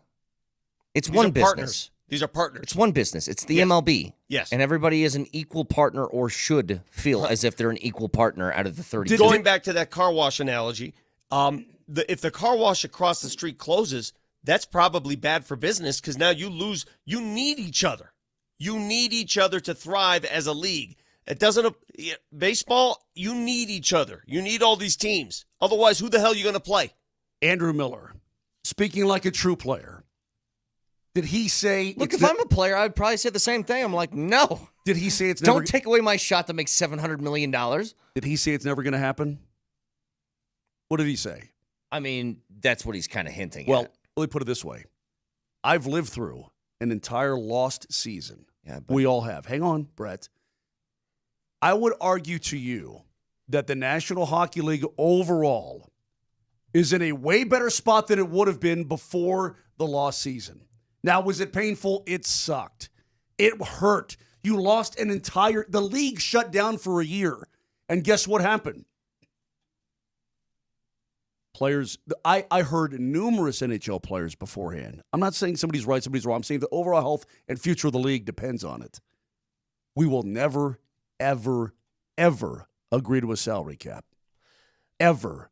Moj, there's a massive difference between what happened with hockey and what the MLB faces. Nobody was making a $700 million contract. How do you retrofit that into a cap now? Guys were making a lot of money in the NHL. It wasn't $700 million. The Avalanche salary structure went from the mid-60s to $39 million. Mm-hmm. Hall of Famer Peter Forsberg had to leave. Gut of the franchise, retired number in the rafters, Adam Foote had to leave. It sucked. It tore your heart out. I don't think a single team can really afford. Pierre Lacroix had to decide between Joe Sakic and Peter Forsberg. You know how hard that is? But it's not about deciding between a player. How do you fit if they make this salary cap? I don't know what the number would be. I have no idea what it would be. But Soto's got like a 12-year deal for $750. It's almost $70 million. Too bad. It's almost $70 million. Too bad. How do you fit that in? I don't care. Brett, are you looking for? This is a great question, and this is a topic that we can discuss this for hours. It's boring as hell. It's boring as sin. But it sounds to me like you're looking for not parity in baseball. You're looking for parity in wallets, parity in money. No, I would And you're love not to gonna have a find cap. that. No, I would love to have a cap. I just don't know how they do it now, is all I'm saying. Yeah, I don't know how you do it now because enough people make money that they're happy. They're happy. Trust me, if they weren't happy, if the teams at the bottom were unhappy, we wouldn't be having this talk. But Vic, beyond that, how do the Dodgers deal with the amount of deferred money that they have on their books right now when a salary cap comes in? Controlling partner of the Dodgers, the money is the Guggenheim Baseball Management Firm, which has this firm has $270 billion in assets under its management. Mm-hmm. I'm going to repeat that number for you. Moj, can you repeat that number for me, please? I believe the young man said $270 billion. How in the hell is a mom and pop ownership group going to compete with that? Well, how about this? Hang on to this for just a second. We got to take a break to make sure we have time for Bednart. 8:30. Stick around.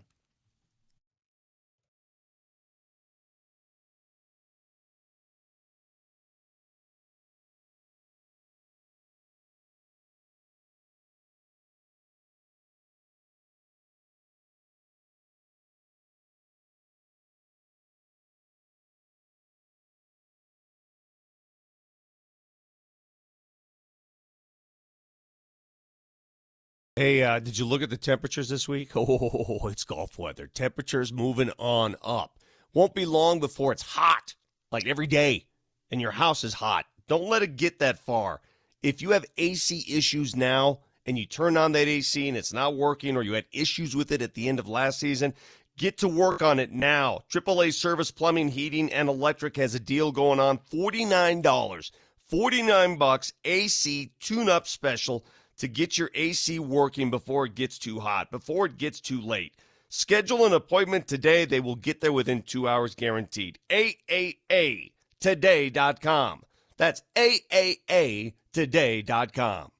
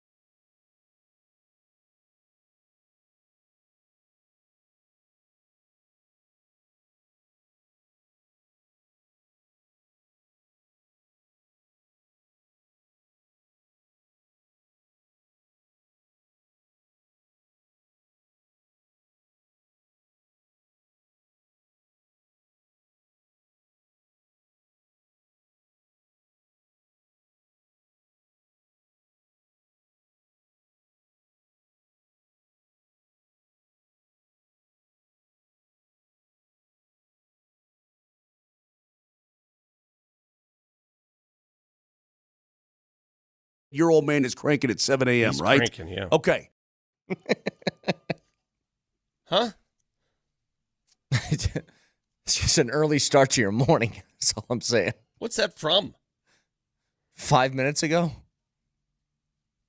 I don't remember saying that. You were Moser was talking about the car wash that he runs and how He's cranking it. Maybe the competitor across the street got a late start, but old Easy E. Your old man is cranking at 7 a.m., He's right? cranking, yeah. Okay. Moj, you remember where on Colfax my dad had that car wash? Yep, do you sure remember? do.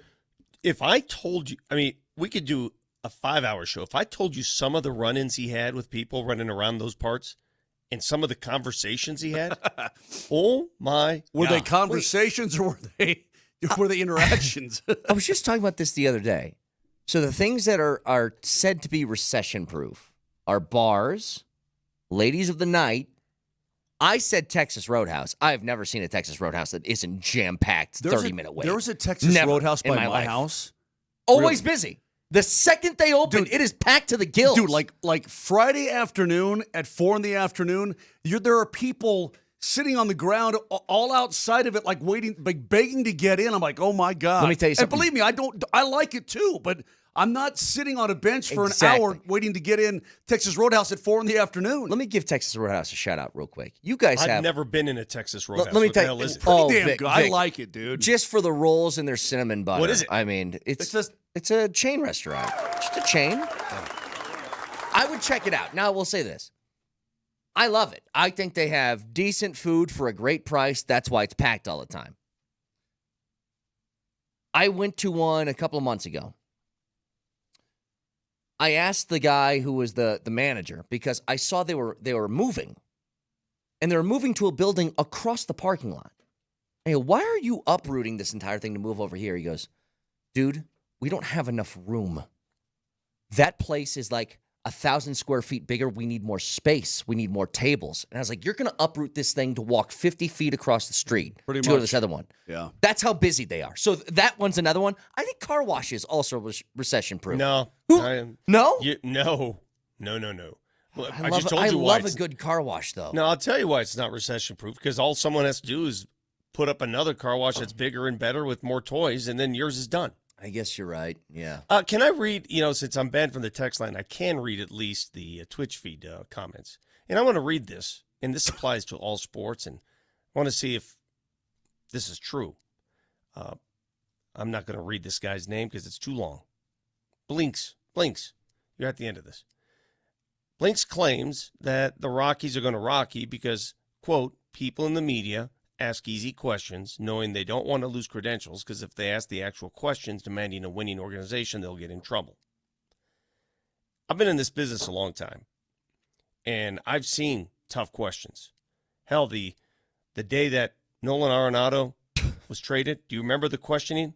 Sure. Do you remember that? The most famous clip that we play of Do you Dick remember the line Montfort of on the question? show is, Yeah. have you thought about firing yourself? Yeah, Mark Kisla asked Dick Montfort if Yeah. he thought about firing himself because So- of the way that things have gone. So what I'm You'd saying like is that, wouldn't you? that comment is made in that this person believes that the media has a deep impact on what a franchise would do, what an ownership, what anybody would do.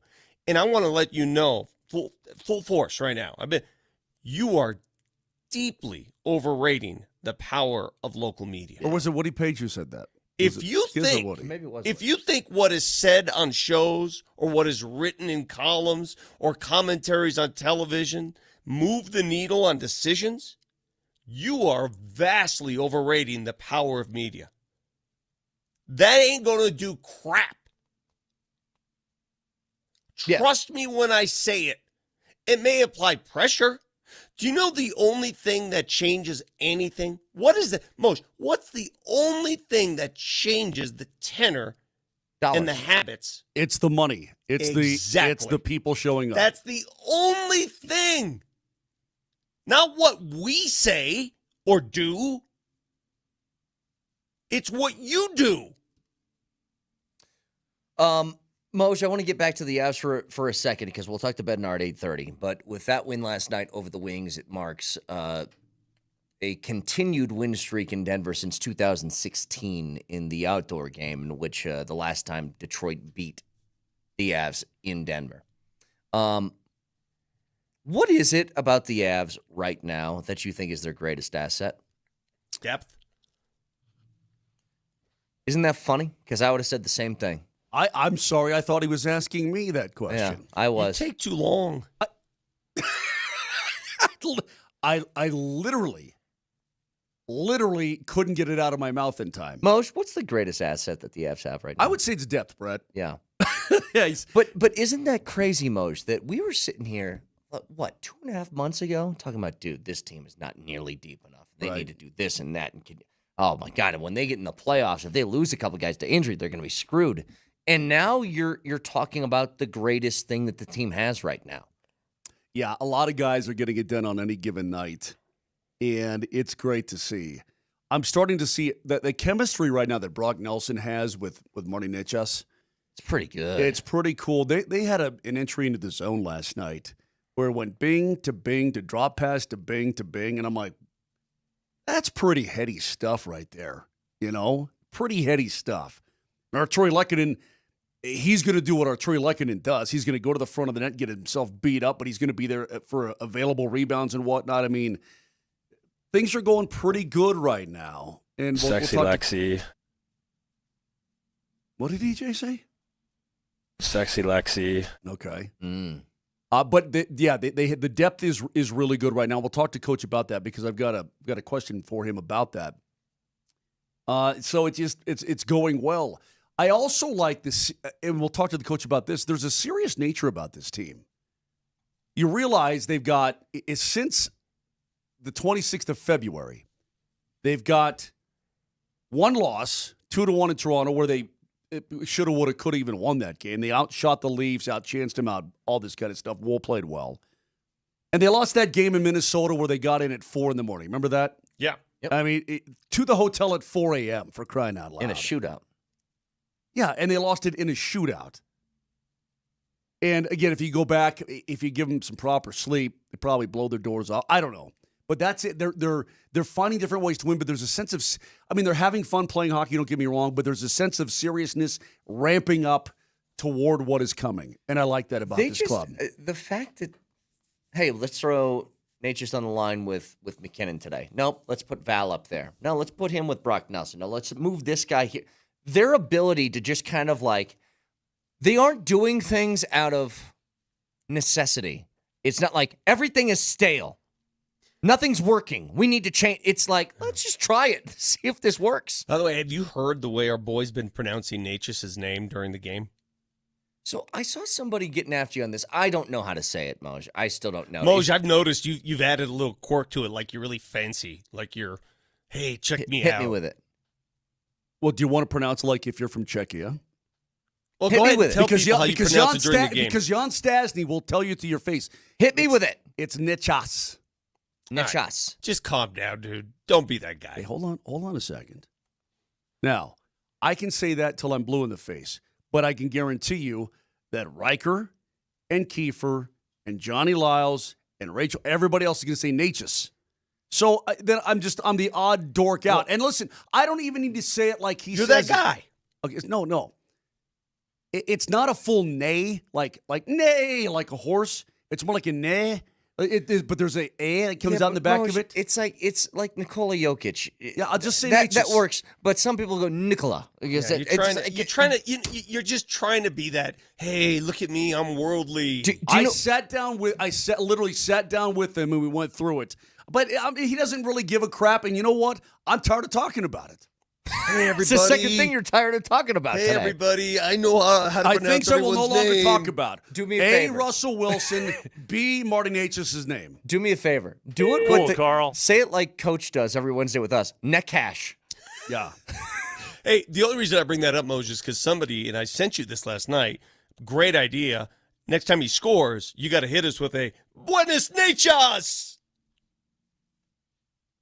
I like it. All right, cool. Let's get weird. When we're talking about the pregame, we're getting things done. I know we got to go.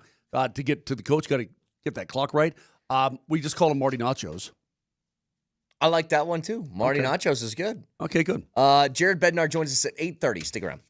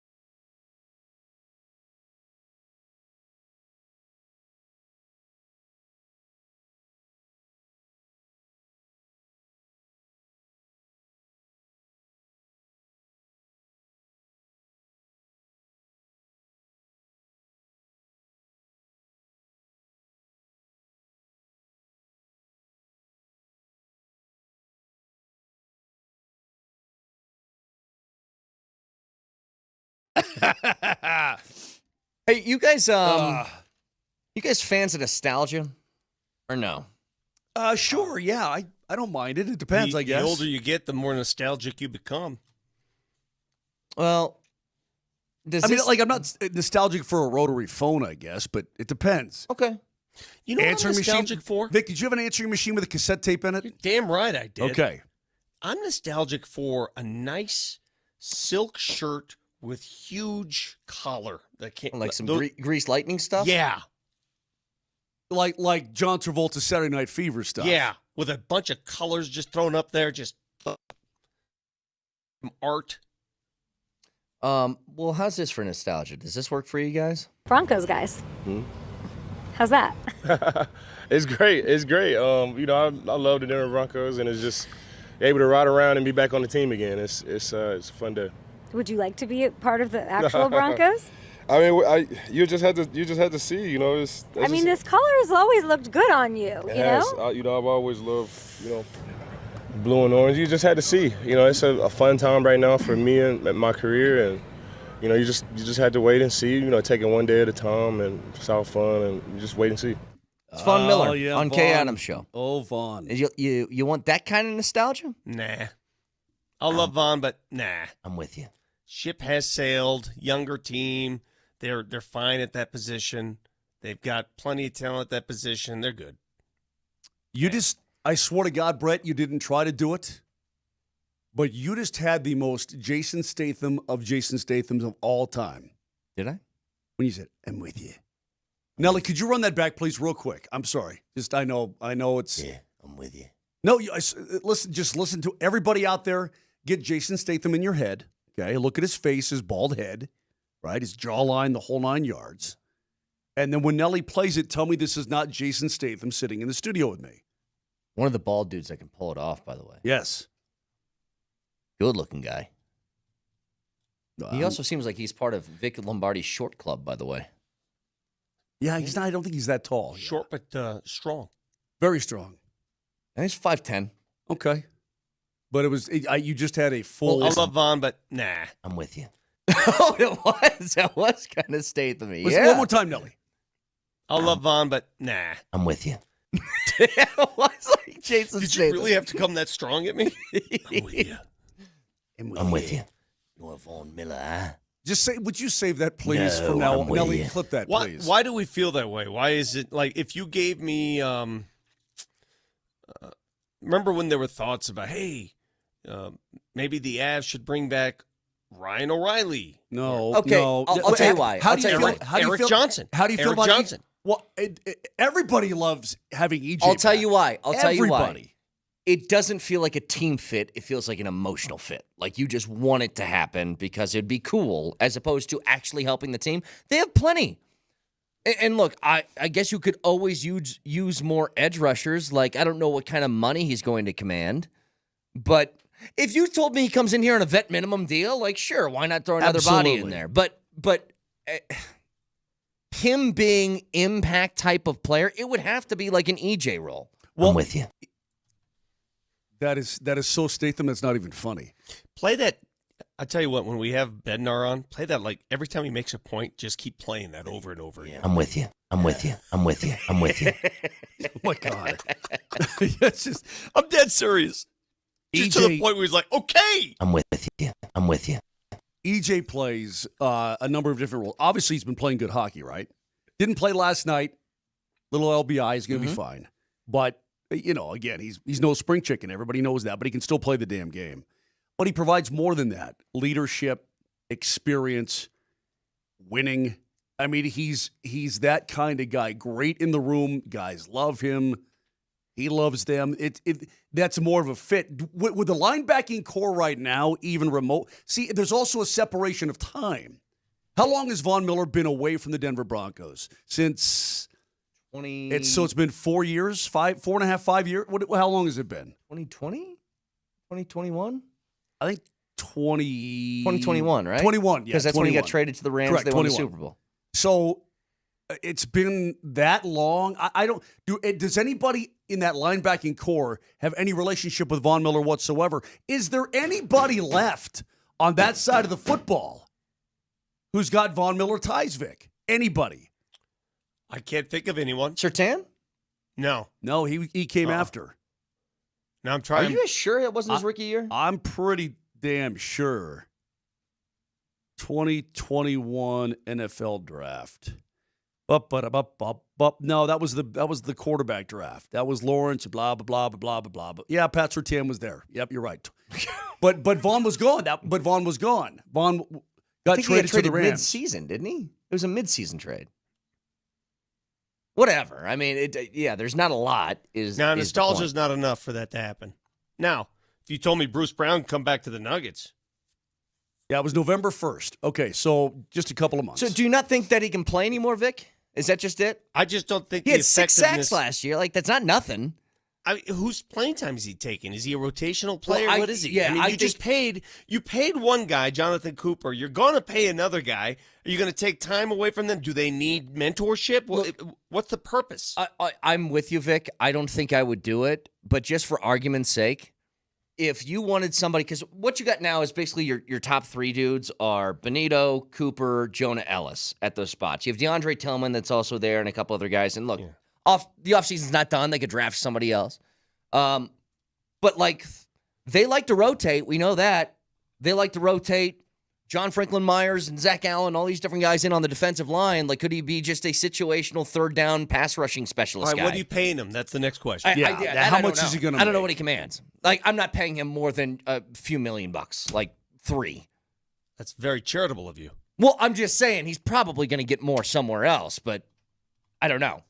Von's old, man. Like, well, he's only 30. He's a year older than you. He's football old, but he's not old. Hey, guess what, Moj? I'm not going out there putting on pads every day. If I was, I'd be old. You're the one. Yeah, you injure your hand putting up a shower curtain. Exactly, yeah. No, 35 is pretty old. You know, the day you came How in. How old are you? 35. DeAndre Jordan and Russell Westbrook are both older than you, and they're playing professional sports. Yeah. What the hell's wrong with you? Hey, I want to bang out the best 83 you've ever seen in your life today. Can they do that? Vic, the day he came in, and he said to me, "I've got a problem with my wrist." I'm like, "What's the matter?" He's like, "It's been hurting for a while." I'm like, "What happened?" He came back the other day. He goes, "I was putting up this shower curtain rod, and I hurt myself." It's one of those rods that you have to twist, and it wasn't sticking, so it was really twisting, and then I couldn't open my hands for 4 hours. I love it, man. Welcome to the club, brother. Welcome to the club. You people that keep hammering the media, finish for cards, or whatever your name is. You keep saying that the media is soft here in town, and that's what allows the Rockies to get away with what they get away with. So if the media is so tough in New York, right? The media is tough in New York. Oh, why have the Giants and Jets sucked butt for so many years? Answer the question. Why are the 76ers such a drag now? I'll tell you what. Why are the Flyers struggling? They go get them, man. They go get them. I'll tell you what. It's going to be the most hard-hitting interview you've ever seen in your life with Jared Bednar in a few minutes. You stick around. I'm going to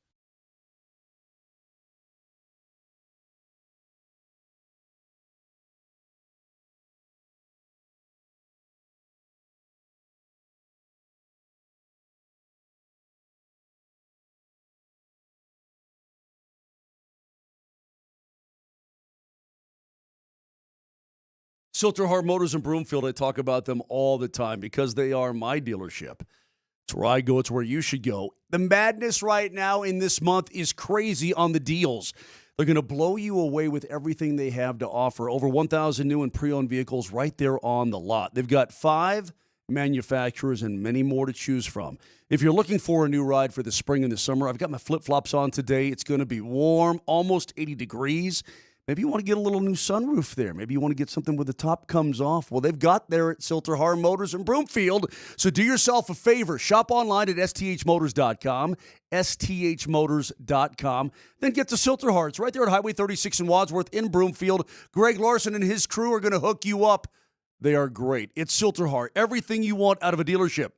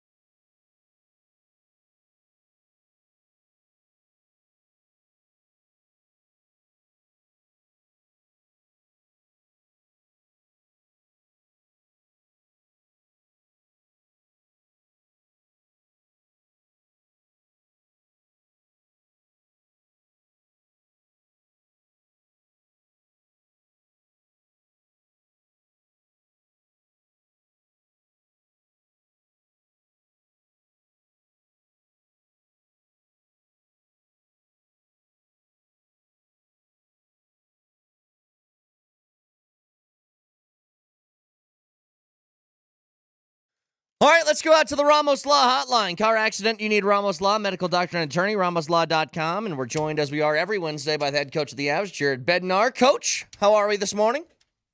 Yeah, good. Yep. How are you guys? How does it feel to know that ever since you have taken over as the Avs head coach, the Detroit Red Wings have never beaten you in the state of Colorado? I didn't even know that. Yeah.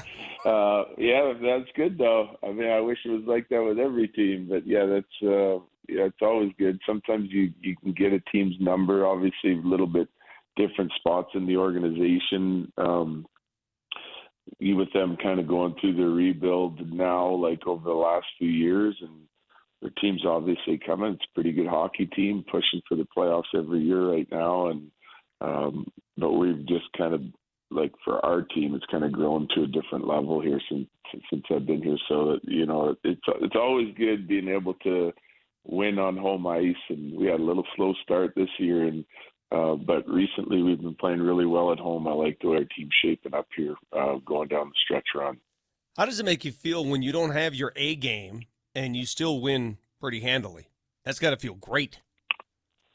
Yeah, I think that's a good sign. It's because last night I thought our guys played with a real good conscience again. Like, the defensive side of it, we're doing the right things. It did look like we lacked a little energy last night, and it was a little bit of a muck fest through the neutral zone. Give them credit for that. I thought they did a really nice job on their rush coverage and not allowing you to find a bunch of space in the neutral zone. They're sitting up on us in the neutral zone. But our forecheck was working okay, and then we got to spend some good time in offensive zone play and create some chances. So we took advantage of, I guess, some of the strengths that we have in order to win that game. And part of it was, we didn't have any passengers. It was like everyone was playing. We could play four lines, really balanced minutes. So when you don't have that jump and pop in your legs, we just kept everybody going, and guys made contributions throughout the game, and we were able to get the win, which is it's a good feeling, because you're not always going to have it, especially your A game on a nightly basis, and it's a busy schedule, so helps when you can play everybody and still get the win. I don't know if this is a good question or a dumb question, but here it goes. We know you've been banged up a little bit on the back end. Up front, though, you've got a lot of mouths to feed. You like that mama bird that comes home with the worms, right? And she's like, golly, look at all these chicks here. I got to feed them all. Is it harder to coach with guys out of the lineup and you got to plug holes, or is it harder to coach, keeping guys happy but looking for the right chemistry? And as you said last night, trying to get 23 guys, only or 20 are in skates, to pull on the rope at the same time? Well, it's definitely harder when you have guys out of the lineup and you're trying to plug holes. Like right now, I think we've got our guys all in the right spots. We're building chemistry on some of those lines since the deadline. I think that, the depth of our team, the depth is an underrated tool. Depth helps you win hockey games. There's no question. So it's definitely harder with guys out. It's not fun when you have a lot of guys. Like, it's guys having to sit but ultimately they're making a personal sacrifice to help the team win, right? So the mental side of that can be tough, but when it comes to the on-ice performance, I think there's benefits to it. Number one, you have the depth, you have options. You don't have to play injured guys, you don't have to play tired guys. And number two, there's added motivation and incentive for guys that are in to be at the top of their game, because they do know that if they don't play well for a game or two, that they could be, sitting out as well. So I think that added motivation helps drive you and push you to the next level of play that you're going to need come playoff time. I'm with you.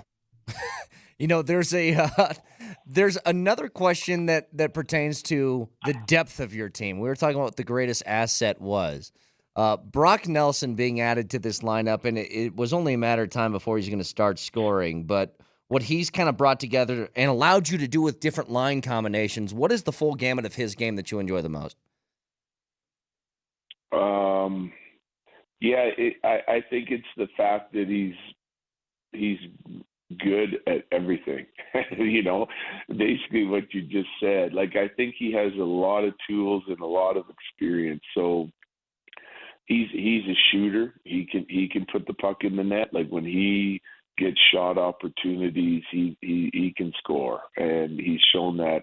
He hasn't come into his own fully in that regard with us, but we've seen him pop off here a little bit for some goals recently, which is nice. Power play, really skilled, can transport the puck from D zone to O zone. He can penalty kill too. Like, he can do it all. Center that can win draws. Another big body guy that can skate and play in traffic and get to the interior of the net.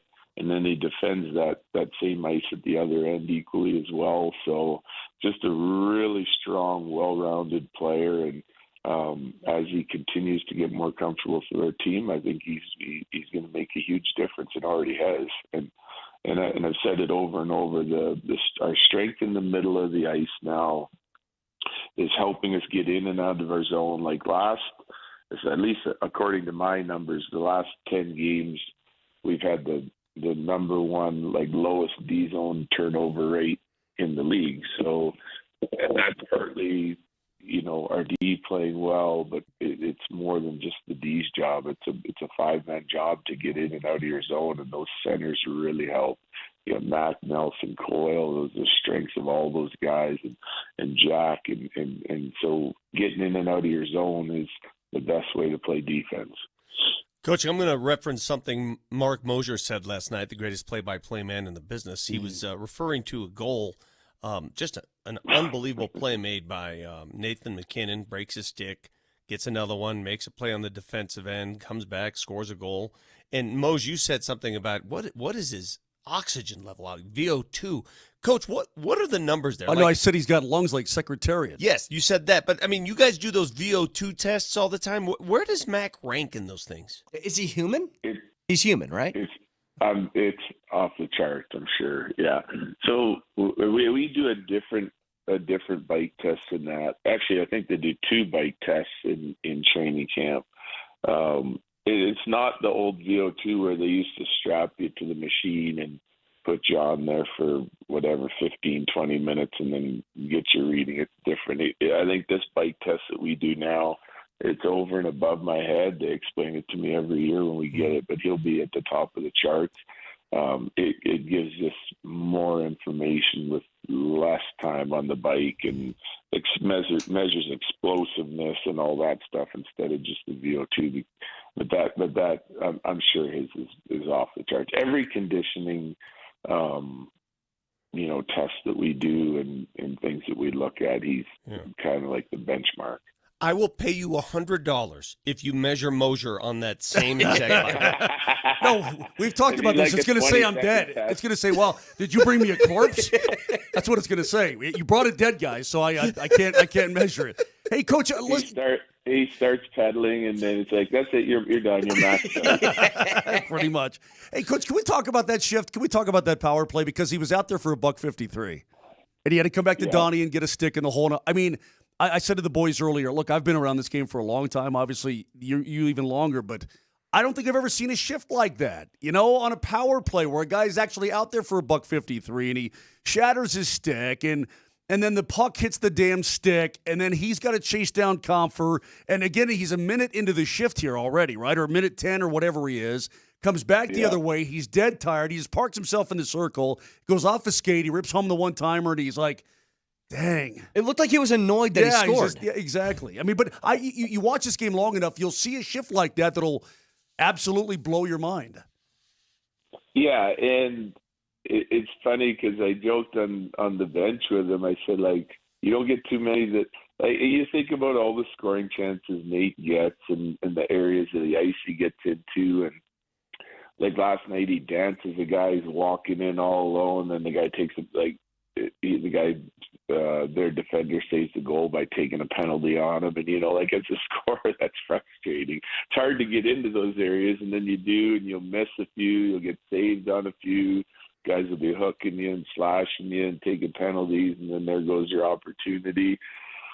I like my message to him after that, or to our team after that, is like you get rewarded for your hard work. My favorite part of that shift, the crazy thing, is not the goal. It's the fact that they're in there and they create a bunch of scoring chances, and then we're getting like that pass that hits the stick where we'd be walking right down Main Street for a goal, and hits the stick and turns over. And we've seen times in the past where our guys would just turn and be like, oh, we're giving up a breakaway. But it's leading by example, doing the right things, playing in that instance as hard as you can possibly play, and hoping and working to break up the chance at the other end. And then he gets rewarded for it. Like hockey gods, the puck just comes right back to him after a block shot, and he has an empty net, and he just sifts it home. So it's I don't know. I feel like in not only in life but in this game, you get what you deserve, kind of things a lot of times. And if you're willing to work for it, he certainly did on that shift. And then he got an easy one after having a bunch of chances through the night that he couldn't capitalize on. So it's a good leadership example of just continuing to dig in a game that we were already leading in. Coach, it's been a couple of weeks, so forgive me, but I'm going to throw this one back out there because I've seen multiple videos of Landy skating with the team.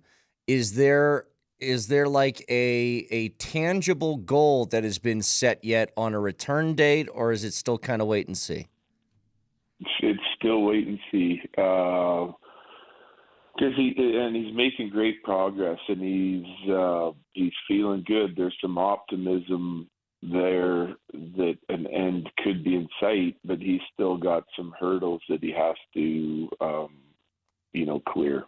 So everything is going good and looking good, and like I said, there's optimism from him, from us, from his teammates, all of it. And if he continues to progress at this level, then we're hoping that we can get him back. And he just has to keep going through his process. And it's been a tedious one, but I think it's ramping up. There's no question, as you can tell by the length of time he's on the ice, how many days he's on the ice, that kind of thing. He's just going to stick to his plan, and hopefully at some point we do get a date that we can start looking at for a return to play. So, Coach, what are the exact rules? I mean, you return to practice, you want to get in a bunch of practices. Why is he not allowed to play a little bit with the Eagles? I think that is a possibility, actually. Is it really? That he would be able to do that, yeah. It's a sort of a unique situation, and there's different rules for different guys. Hopefully we're getting to a point where we can start looking at different things. I don't think we're there yet. I do, like, everyone else can possibly get sent down to do that, but he has to get feeling good enough and staying long enough. And you kind of touched on the main challenge now, because he's in a spot where it's not just skating on your own, like it's skating with the team, it's practicing with the team, it'll be contact, it'll be just doing everything that you would do in a practice to kind of get ready for games. And I'm sure that we want to see that, and he wants to see that and feel that multiple times, and then see how he feels the next day, and then possibly get on the ice, or wait a day and then get on the ice again and like repeat that. And the challenge is we don't have any practice time. Like, we're not practicing a lot now at this point in the year, right? So I think I looked the other day, including tomorrow, which will be a glorified pregame skate to get ready for the early game. We have 4 practices till the end of the year. Like, we're getting to the end of this thing, and we're not practicing a lot. And I'm sure the Eagles aren't either, getting ready for their playoff run. So it's practice time is a challenge when you're trying to get full team contact, like game-like situations. We're kind of moving out of that mode now and have been for quite some time as a team. So we'll plan and make the most of the time we have to try and help Landy get ready to go. I tried to tell these guys that. I'm sure in your career you've had players, you try to talk to them, they don't want to listen. I try to tell these guys exactly what you said. They don't want to believe me. No, he's a good communicator. That's why he's a good coach. You're a bad one. Okay. Hey, you know what, Coach? Coming down the stretch here, you've got what now? 10 games left, right? If I'm not mistaken. Correct. Yeah. You know what? Your team has I know your guys love to play the game. I know they're always pros throughout the course of the year. I get all that. But there seems to be like a sense of seriousness about your club, about focus and about ramping up and about, just the serious nature of things coming down the stretch here. Do you sense it? Is it any different than it was 2 months ago? I mean, as a coach, how do you view what's happening with your club in preparation in the final stretch? Yeah, it's definitely different than it was 2 months ago. There's no question. I think one is like they see what I see and what you guys see, like that we've got the belief in where we can go as a team has grown since the deadline, right? For obvious reasons. And we had a similar vibe in 2022. Like that was a serious team. Now they like to have fun and they like to, enjoy the game and enjoy each other and all that. But when it came to our approach to the games, like it was high standard all the time, developing good habits that we felt like could help us win the whole thing, right? And they accomplished that. There's lots of guys in that room that were there in 2022. They see it, they understand it. We've talked about it. The belief really helps in those habits, and part of it is they know what we got to go through. It's not like it's just a different NHL now. Like I haven't looked at I haven't been looking at the standings a lot. We're just concentrating on our process and our business and what we want to do and how we want to refine our game. But when I looked a while ago, like I read a stat saying that basically the top teams in the league since whatever date, it's a couple months now, is Washington, Winnipeg, Dallas, us, okay, Carolina.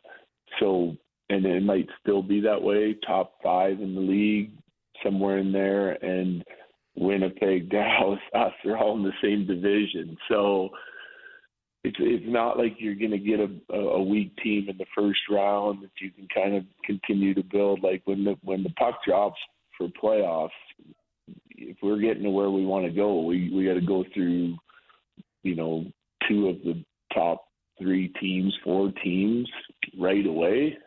Us being one of them, like in our division. So it's a tough division. We're going to have to beat a team that's as good or better than us out of the gate, and you're probably going to have to beat a team that's as good or better than us again if we're able to advance. So, that's our guys' focus. They're looking at that and going like, we got to be ready to go. We have a team that we feel like can win, but we're going to play 2 teams, or hypothetically could play 2 teams right out of the gate that also feel they can win and that are sitting with a better record than we are. So there's some urgency there with their team. Head coach of the Avs, Jared Bednar, with us as he is every Wednesday. Just a couple of quick ones, Coach. We were talking to Moser earlier about pronouncing some of the names and how difficult it can be. And Moser has like a very European way, and I guess the proper way. Not really. Well, I'm just saying you say it the way it's supposed to be pronounced with Netchus, or how do you say it? Netchus. Yeah, Netchus. I'm just curious, as a coach, when you call a player over to the bench, you got to talk to somebody. Do you refer to them by their number? Is it a nickname? Is it their last name? Like, how do you do it? It's usually a nickname, or I make up a nickname. Yeah, they got all their nicknames and everything, but yeah, it's usually just a nickname. I think they call it like this. I just go Netchie, like that's Gotcha. how. Gotcha. And they know exactly who you're talking to, right? Yeah, exactly. Because their teammates refer to him as that all the time. Like no one's out there going, "Hey, Nathan," Nathan. Like they call him Mac or Dog or whatever, and everyone knows who it is because they spend so much time together. I love that. Hey, dog, come over here. Dog. And then finally, Coach, I know we talked a little bit about Landy, but I saw the latest on EJ was day-to-day, just some of the injury updates. Guys like Manson, what do you got for us? Well, Manson, we got a timeline on the original timeline on Manson at 3 to 4 weeks. So he's still got a little bit of ways to go. He's not on the ice yet. We got Gerard back last night. EJ's day-to-day, so and we've already talked about Landy. So health is back end's been banged up just a little bit, but we've gotten through this stretch. Like lingering obviously helps that add on the back end to have that depth. It's huge, and even bigger in times when you're missing a couple of your guys, adding EJ as well, obviously.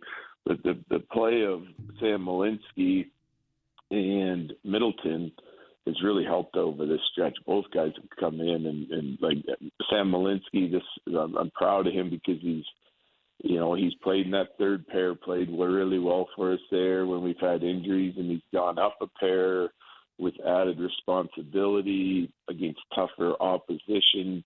It hasn't gone as well for him on the previous times we've moved him up there. And this time he's done a really nice job for an extended stretch of playing in that second pair. So that has really helped. And Middleton's come in and looked like a new player after missing a bunch of games. And he just looks really comfortable back there. And he's hard to play against always. And he's going to give you everything he's got. So those guys playing well has kind of helped that back in. But hopefully the health continues to turn around. Like EJ's not far off. And then Manson will be the next one trying to get him back to health. So we're hopefully full bore going down the stretch and in the playoffs. I feel like I have a billion questions for you, but I'll leave you this. In regards to Kane Middleton, when do you watch the video? Because on his first shot last night, he's at the point and he's looking down the blue line, yet he fires it to he had this this look-off shot to the front of the net that it was a great toe save by Line. I'm like, holy crap, this guy. I mean, I love that guy, right? I mean, just you root for a guy like that because he's busting his tail and he's evolving his game. Yeah, he is. He's actually he had multiple chances to score in Ottawa. Mac was feeding him in Ottawa.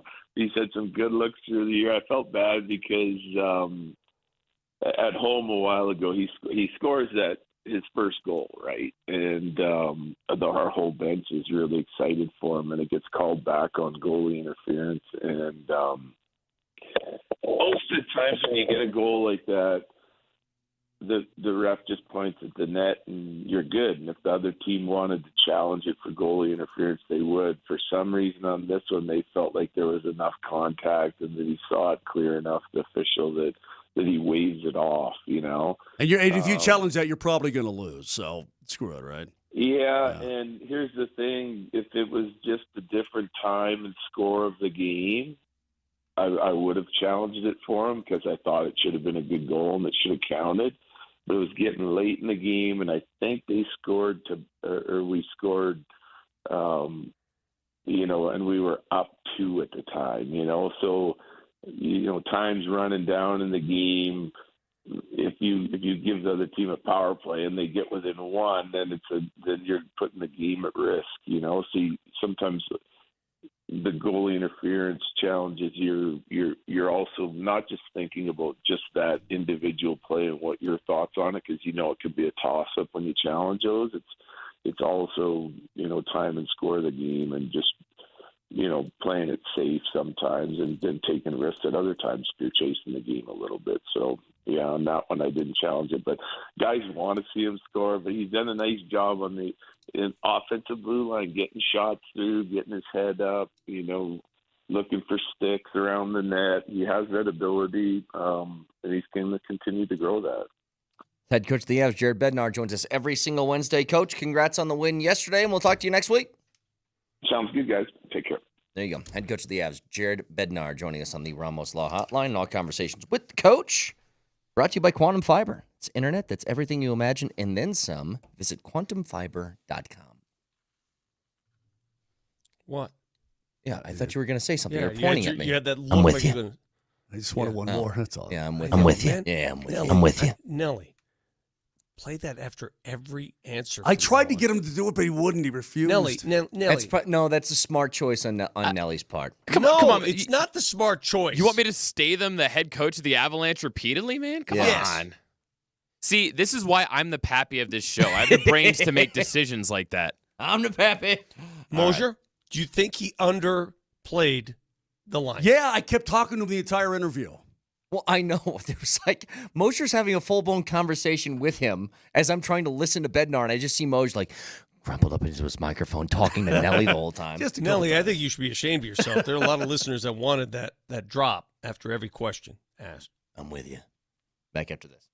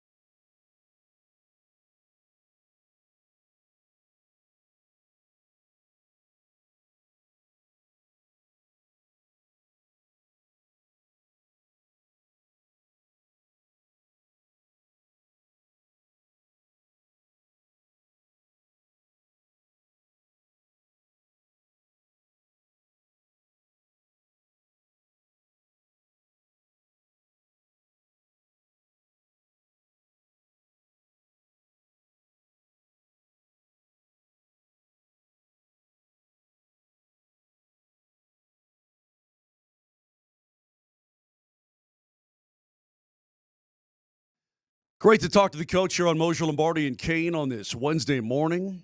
We had Coach longer today, I think, than we've had all season long because we got him at 8:30. So I like the idea that Coach says, "Hey, dog, come over here." I do too. Talking to McKinnon. "Hey, dog. Come here." I'd never seen a shift like that. I loved. Well, listen, if the Avs had, if McKinnon had not. Oh my! It's. I forgot. Was that me? Who was that? I still remember that. Okay, hang on. If you guys missed that, Nelly, cue both of these up. Moser was just talking about one day. He goes, "You know what I hate? So I'm walking through a grocery store parking lot, and I walk by a car, and you don't realize there's a dog in the back seat, and they do this. Oh my! It's no, do the good one. Seriously, if you want to prevent heart attacks, don't leave your window down with your dog in the back seat and let me walking through the parking lot because you're going to have to come out of the store and give me mouth to mouth. It's happened to me so many times where it's just like, oh, my God. Yeah. The worst is back in the old days in North Denver when no one had wooden fences, they had the small chain link fences. You know, the tiny ones that are like 3 feet tall, the chain link fences, right? Yep. So you're walking the alleys. I used to go through alleys, and all of a sudden a dog would come on you and just start going, like wanting to jump the fence, barking like that. That's when you die and come back.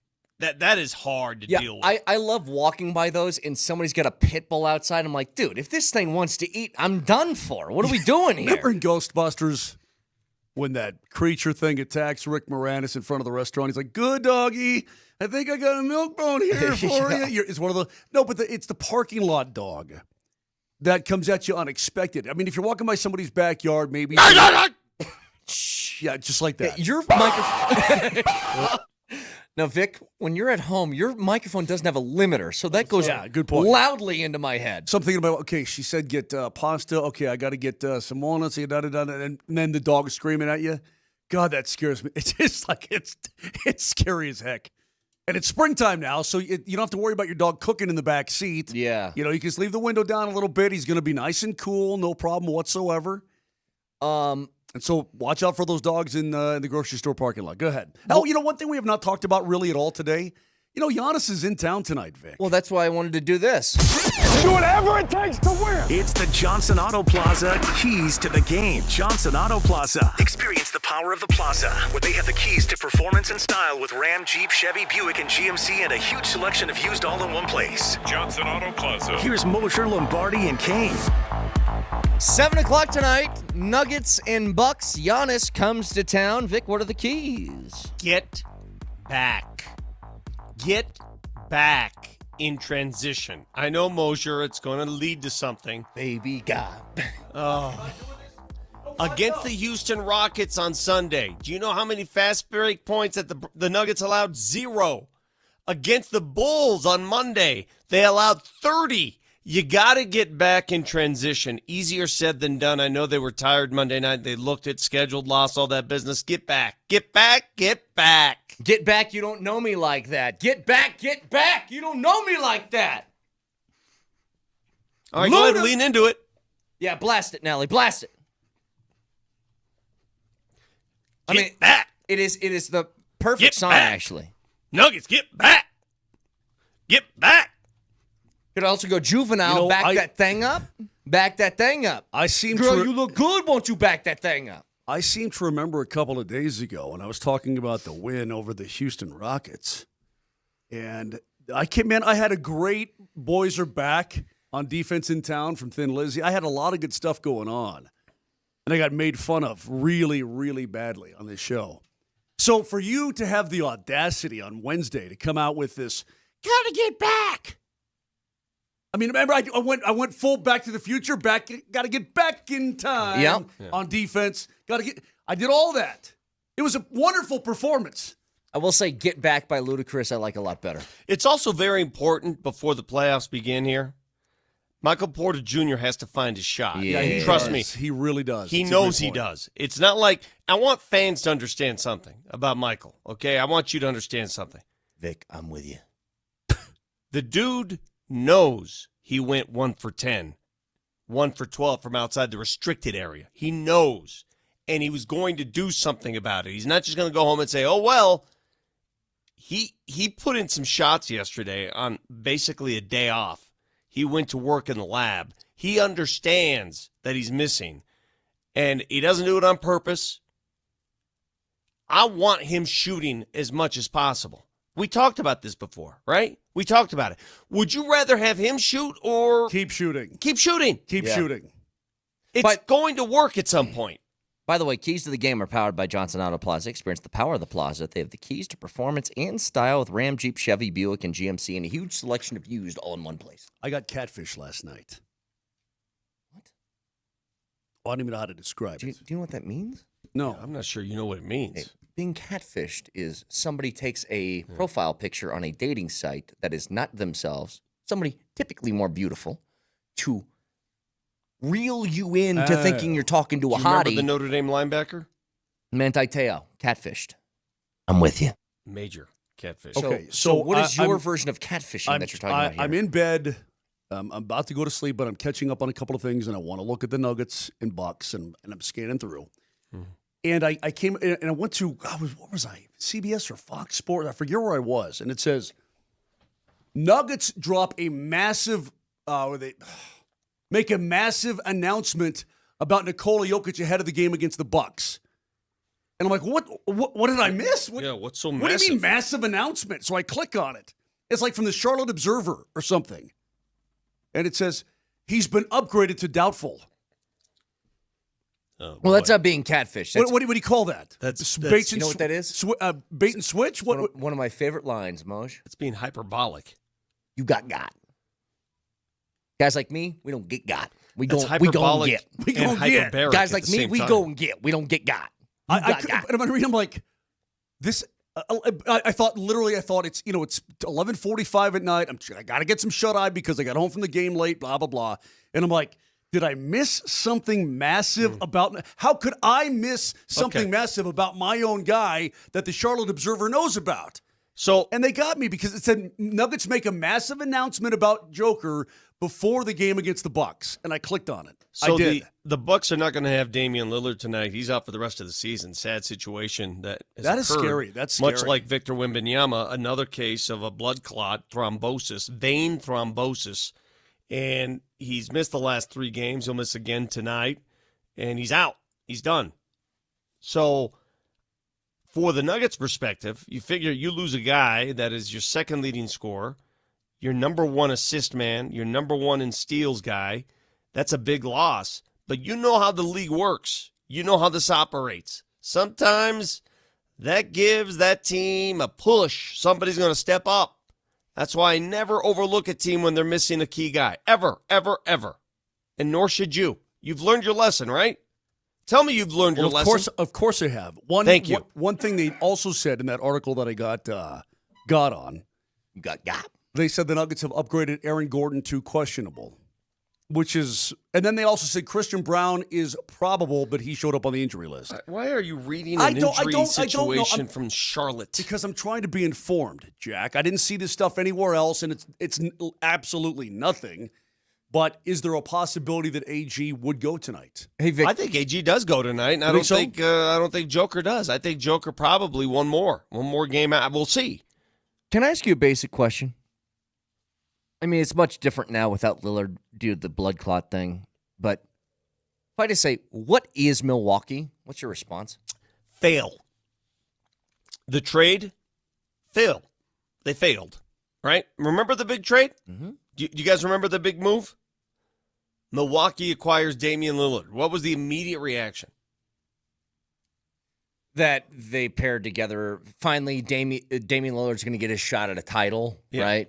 Moj, do you remember the reaction around the globe, around the NBA? Oh, my God, Dame is going to Milwaukee. Mm-hmm. How do you stop him? Well, they stopped themselves. Turns out just those guys together, it's not really that great. I mean, look, they're in the middle. I guess they're in the middle. That's called and I hate to put it this way. I hate to be so abrupt and blunt, but that's fail. They failed. They're in the middle of the playoff pack in the Eastern Conference. I think they bounce around between 4 and 6. 7. Like they just bounce around in there, doing their thing. Oh, without Dame, they're done. Well, yeah, without Dame, they're probably done. Yeah, they're done. Yep. Here's the thing, though. The Bucks did something that I thought was impossible. They got worse. Well, yes. But they did. If you ask me 2 questions, this is the absolute wrong answer and one that I want no part of. Who should we get as our head coach? Their answer was Doc Rivers. All pass. That's the first one. Yeah. Their second one is, we need help on this roster. Who should we get? Their answer was Kyle Kuzma. Never want that to be an answer of mine either. Correct. In fact, the Bucks with Kuzma on the bench when he's off the court, their net rating is about 8 points higher. Yeah, no without kidding. him on the floor. Kuzma's not good. And I don't know why people keep playing this game like, no, he's not. He's not good at all. I'm with you. Thank you. Hey, one thing I will say, though, it's always one of these games. This is me talking. Brook Lopez. Brook's good. I like Brook. Yeah, and you know what? Then he'll have one of these Brook Lopez games where he tears the Nuggets up. I just see his big body and his big head in the lane, snatching rebounds all over. And I'm like, doggone it, Brook Lopez is pretty good. That guy can play the game still. Can I quote something from Doc Rivers, who you referenced? Yeah. Sure. So Please. Doc Rivers doing an interview with Mark Spears, who works for ESPN, formerly here at the Denver Post. And he's asked about his coaching career and asked about that series in the bubble against the Nuggets where the Clippers blew that 3-1 lead. Do you remember that series? Of course you do. Well, And- I remember everything about it. I remember the Rocky Mountain Oysters. I remember Millsap and the fight. I remember all of it, yes. So he was asked by Mark Spears how disappointed he was in the loss to the Nuggets, and this was the quote that Rivers provides. Quote, "No, I had a group of guys that didn't want to be there. Lou Williams admitted they were trying to leave. What bugs me is I couldn't get them to understand we had a chance to win a title. They wanted to go home more than they wanted to win." Boo. When you hear that years later, does the bubble, like the Lakers won the title at the bubble, it was so crazy and chaotic and emotional, and there were so many personal stories going on behind the scenes. I want that entire season I want it struck from the record books. I'd like to strike it from the record books right now. Mickey Mouse Championship. And I'm being totally honest. I mean, as impressive as it was for the Nuggets to come back and win 2-3-1 series, you keep hearing these weird stories that emanated from there. Like, who was the guy that the Lakers left at the hotel when they went to party? Who was the player that they just forgot about and the bus took off without him? Is that D'Angelo? No, it wasn't. Who was that? I do remember somebody. They just bounced. They're like, They just bounced it, and he's like, "But I'm on the team." They're like, "Yeah, get bent." Hey, do you know it's always a fun thing to hear 5 years later? We would have won. We just didn't care. Isn't that always a great one? Like, no. We for sure would have been. We just didn't care all that much. But seriously though, when you're did that team? We just heard Bednar say it. Certainly since the deadline, we've got a belief inside of our team that we can do some things. And I would have fired a 74. I was like, whatever. I was just banging the ball around. Well, you don't maybe have that talent, but it spurs a lot of different things on. That being said, is it also possible if you don't believe you just went out of the stupid bubble and you don't really? I mean, is there a kernel of truth in what Doc Rivers says, even if he's trying to? Yeah, I don't care. Cast it off on the players and well, on then himself. whose fault is that? Well, I get. Well, you can only lead a horse to water so much, bro. Then they have to drink on their own. Vic, you say it all the time, right? Players have to be self-motivated. And I'm not defending Doc Rivers. I'm saying I can see that happening. I can see them just saying, screw this. If you are in a professional sports environment, and I cannot say this, I cannot stress this enough, and we've said it before. If you're in a professional sports environment, and you as the head coach, you're in charge of motivating your team to play hard, you've already lost. Game over. You've already lost. Yeah, but do you think, and this is just me, do you think maybe giving 3 players on that roster the opportunity to practice whenever they felt like it, or take days off whenever they felt like it, or do things whenever they felt like it, maybe led to this? You ever think about that?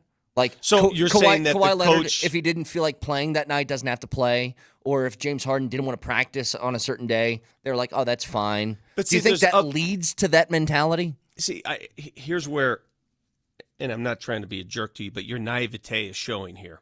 Mm-hmm. A lot of these guys. Hey, Brett, he hates to be a jerk to you. I want to clarify that. But he's being naive and how he's. I mean, when you acquire a player of that ilk, you acquire him knowing that he's bringing that mentality. It's an organizational decision, not a coach's decision. In other words, hey, he's getting his own training room, his own set of training. This is part of the deal. That's how we're getting him here. And the coach has to pretty much subscribe to that. The coach is not going to put his foot down and say, you're doing it my way. Because you know what? The coach doesn't wield that much power. But so the organization allows it, not the coach. But let's not pretend that Doc Rivers had no sort of helping hand in the idea of bringing those players over. I mean, it's not like he was a hostage and was just like, here you go, you have to take this. He signed off on it. He signed off on it knowing that. So you would rather not have Kawhi Leonard and Paul George? Is that what I'm hearing? You know what? How's this? You know who could have been an LA Clipper? Mm-hmm. And they could have kept like 5 first-round draft picks and stuff on top of it? Is Shai Gilgeous-Alexander. That's who was in the trade for Paul George. So that's an organizational question, not a coach's question. So again, you're pointing your disgruntlement at the organization. The organization decided it wanted Kawhi and Paul George, just like any organization. The Broncos decided they wanted Russell Wilson. Well, when they acquired Russell Wilson as an organization, you get the baggage that comes with it. You understand that. Now, the new coach comes in, and he wields a lot more power than the previous coach. A lot more. Yeah.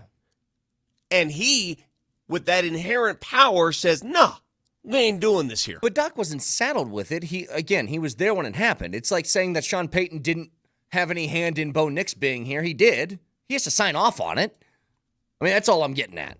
Okay, well, I'm just telling you, Doc would have lost that battle. If Doc wages war with his stars, he loses. The coach loses. Afterwards. But I'm saying the initial signing on of the guys. He has a hand. There aren't many coaches in the league that win those wars. Not many. Popovich will win it. Not many. I mean, look what happened in Miami. Well, Pop has full control anyway. Look what happened in Miami. He's not just the coach, he's the everything. I know. Miami, the second most tenured coach in the league. I mean, he didn't go to war.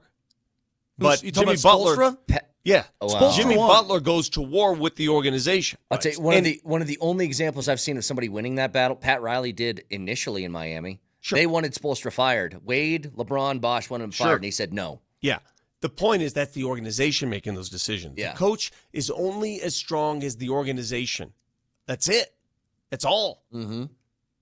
303. It's a players' league, man. 504-0925, Shop Mazda text line. So, something else I wanted to get to. As with this great win yesterday, we just talked to the head coach. You can check that out on the podcast shortly. In the NFL right now, speaking of the Broncos and where they're at, there's a lot to what is coming up in this draft that I think is out of their control. But if I give you this option, do you take it? I'll explain next.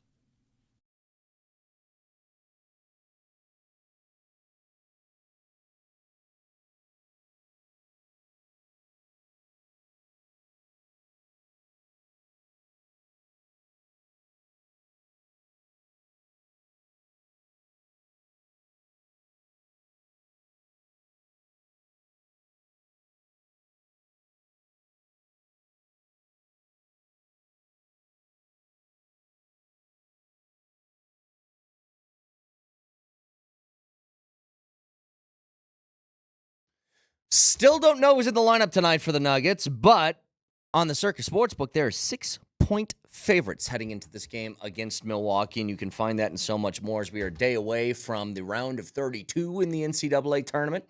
I'm sorry, the Sweet 16 in the NCAA tournament that we can get to tomorrow with all the lines and all the stuff that you could ever imagine on the Circus Sportsbook. Best odds in the game, no doubt about it. So download the app right now or go to circusports.com and make it even more exciting. Download the app or go to circusports.com and always remember, any gambling problem, call or text 1-800-GAMBLER.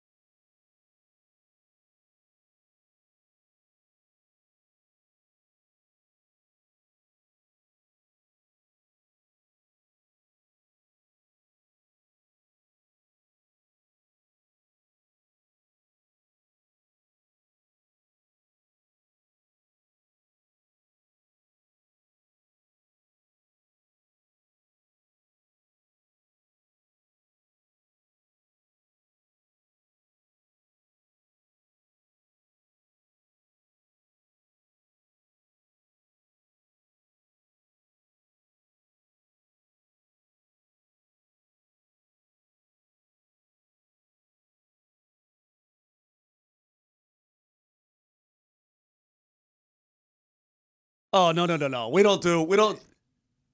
Who is this? I thought this is not Coldplay, right? The New Radicals. Yeah, we don't do that. This is lying season, so take this for what you will. Bucky Brooks of NFL.com thinks that the Broncos might have their eyes set on a darling here in the draft. We heard multiple names this last cycle. Bo Nix was certainly one of them, and that proved to be true. Also, we got a little bit of J.J. McCarthy last year in the lead up to the draft. Were those basically the two, if I'm remembering right? Was it McCarthy and Nix as the two guys that Sean Payton was rumored to really like during that process? I think so. There's one here, and I really like this idea, that if the Broncos at number 20 could have something magical happen.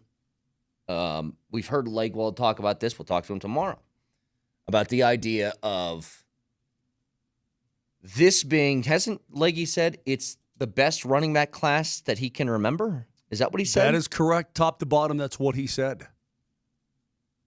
He thinks the Broncos really enjoy Omari and Hampton, the running back out of North Carolina.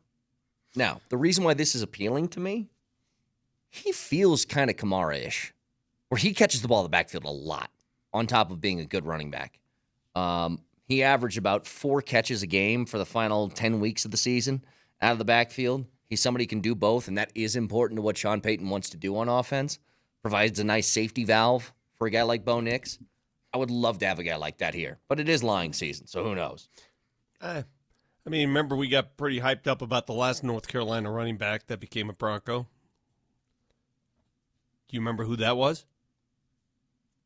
North Carolina running back. Is that Javonte? Javonte Williams. Yeah. Do you buy into that stuff? I hear people talk about this all the time. Like, I've heard it for a while.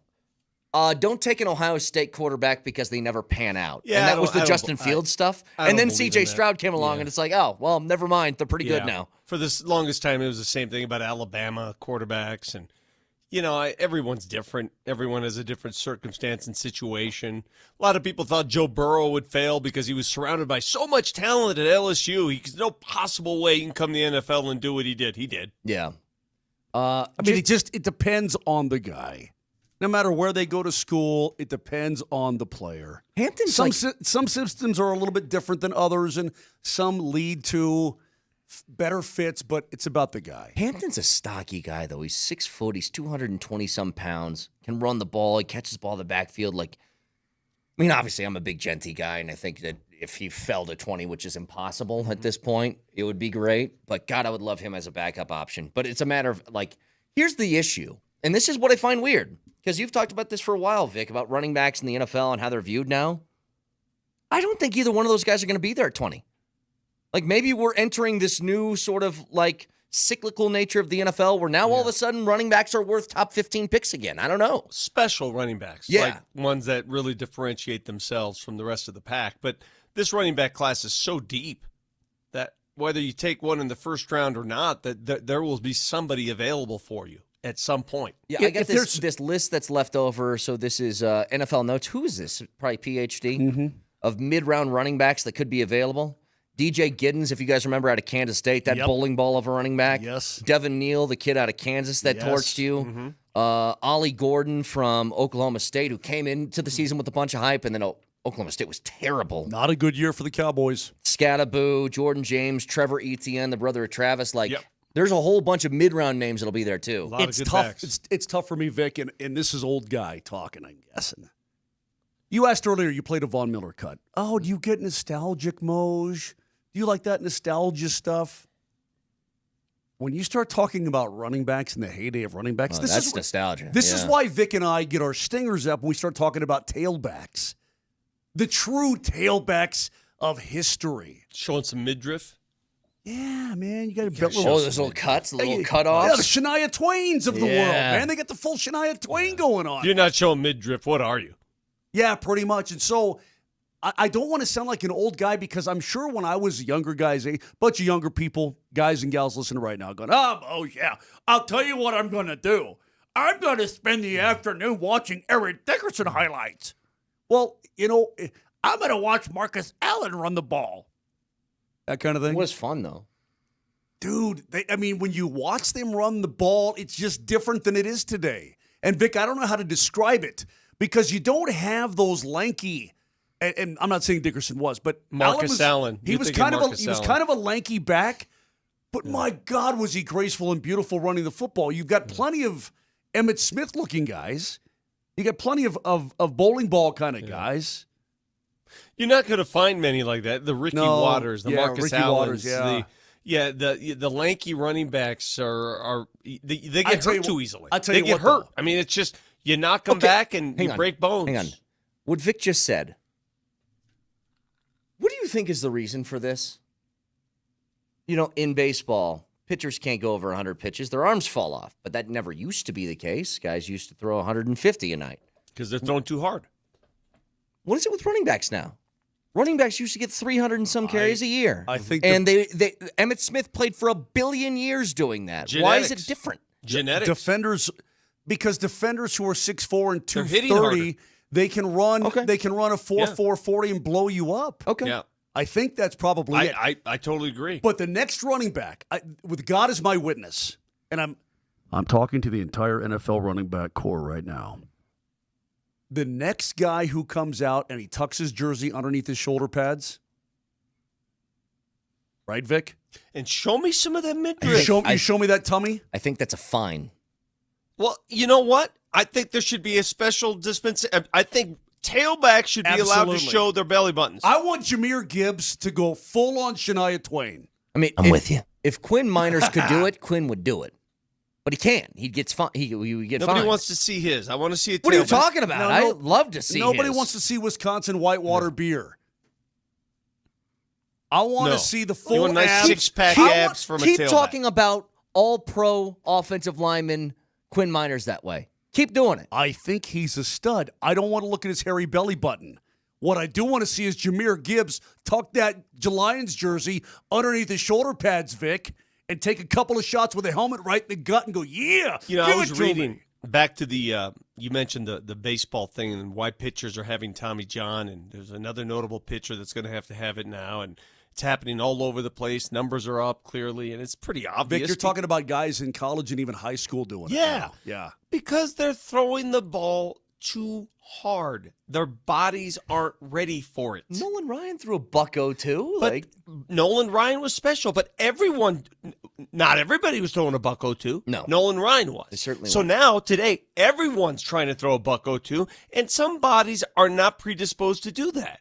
And now you get what you get. And when you're throwing 60 pitches a game, trying to go 100, what do you think's going to happen? Yeah, where's Greg Maddux at? You know what I mean? Like, why don't we have one of those guys that just burns 89 on the black and they can't touch it? Where's that guy at? I'm so glad that you brought him up.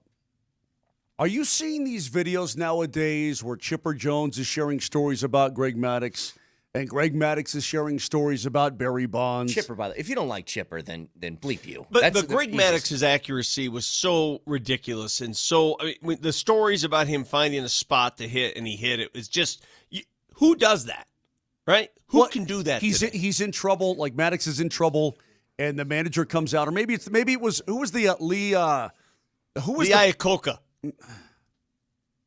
Leo Mazzoni was the pitching coach for the Braves forever, right? Yeah, Mazzoni's been around forever. Was Bobby Cox's pitching, and he comes out and he wants to take Maddux out of the game. Maddux goes, get out of here. Get out of my face. He goes, I'm going to get this guy to pop up to third base. Just get out. If I don't find, you can, never start me again, but I'm going to get him to pop up to third base. I actually, and boom, the next pitch, he pops up to third base. He says, just leave me alone. I've seen clips of Chipper, by the way. I don't know if he has his own podcast or if he was a guest on one, but I've seen a couple of stories of people talking about Barry Bonds, and he was one of them, and it's incredible. He goes, when Barry Bonds was at his peak. Oh, you're talking about when they tried to walk him every time? If there's an open base, he gets a walk. And he goes, there was 3 instances in the series where we didn't do it, and he hit all 3 out of the park. And Bobby Cox went up, and he was going nuclear on the pitcher. He's like, do you guys not listen to me? You don't throw to this man.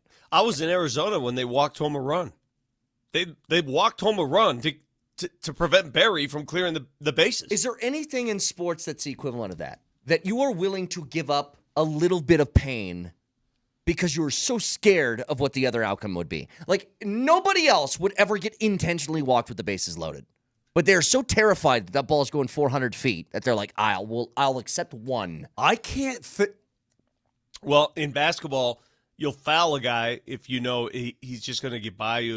If you know he's hot, you just have to hack him. Yeah, but it's like, I guess the equivalent would be, I don't know. You give up a field goal to stop Tyreek Hill because you don't want him to go for 7 over the top. There really is no equivalent. There is no equivalent. No, there really isn't. Well, Greg Maddux, by the way, I listened to this again the other day. If you guys have missed this, this is Greg Maddux talking about how he said Barry Bonds was the easiest guy he ever pitched against. Here's why. Well, you know what? Actually, though, he was like the easiest guy in the world to pitch to because if it mattered, you just walked him. I mean, yeah, hang on. Let's pause this, Nelly. I'm pretty sure he curses in this, but yeah, it was just that. It was easiest guy in the world. You walk him. That's all you do. If you're even having a thought about pitching the guy, don't just walk the guy.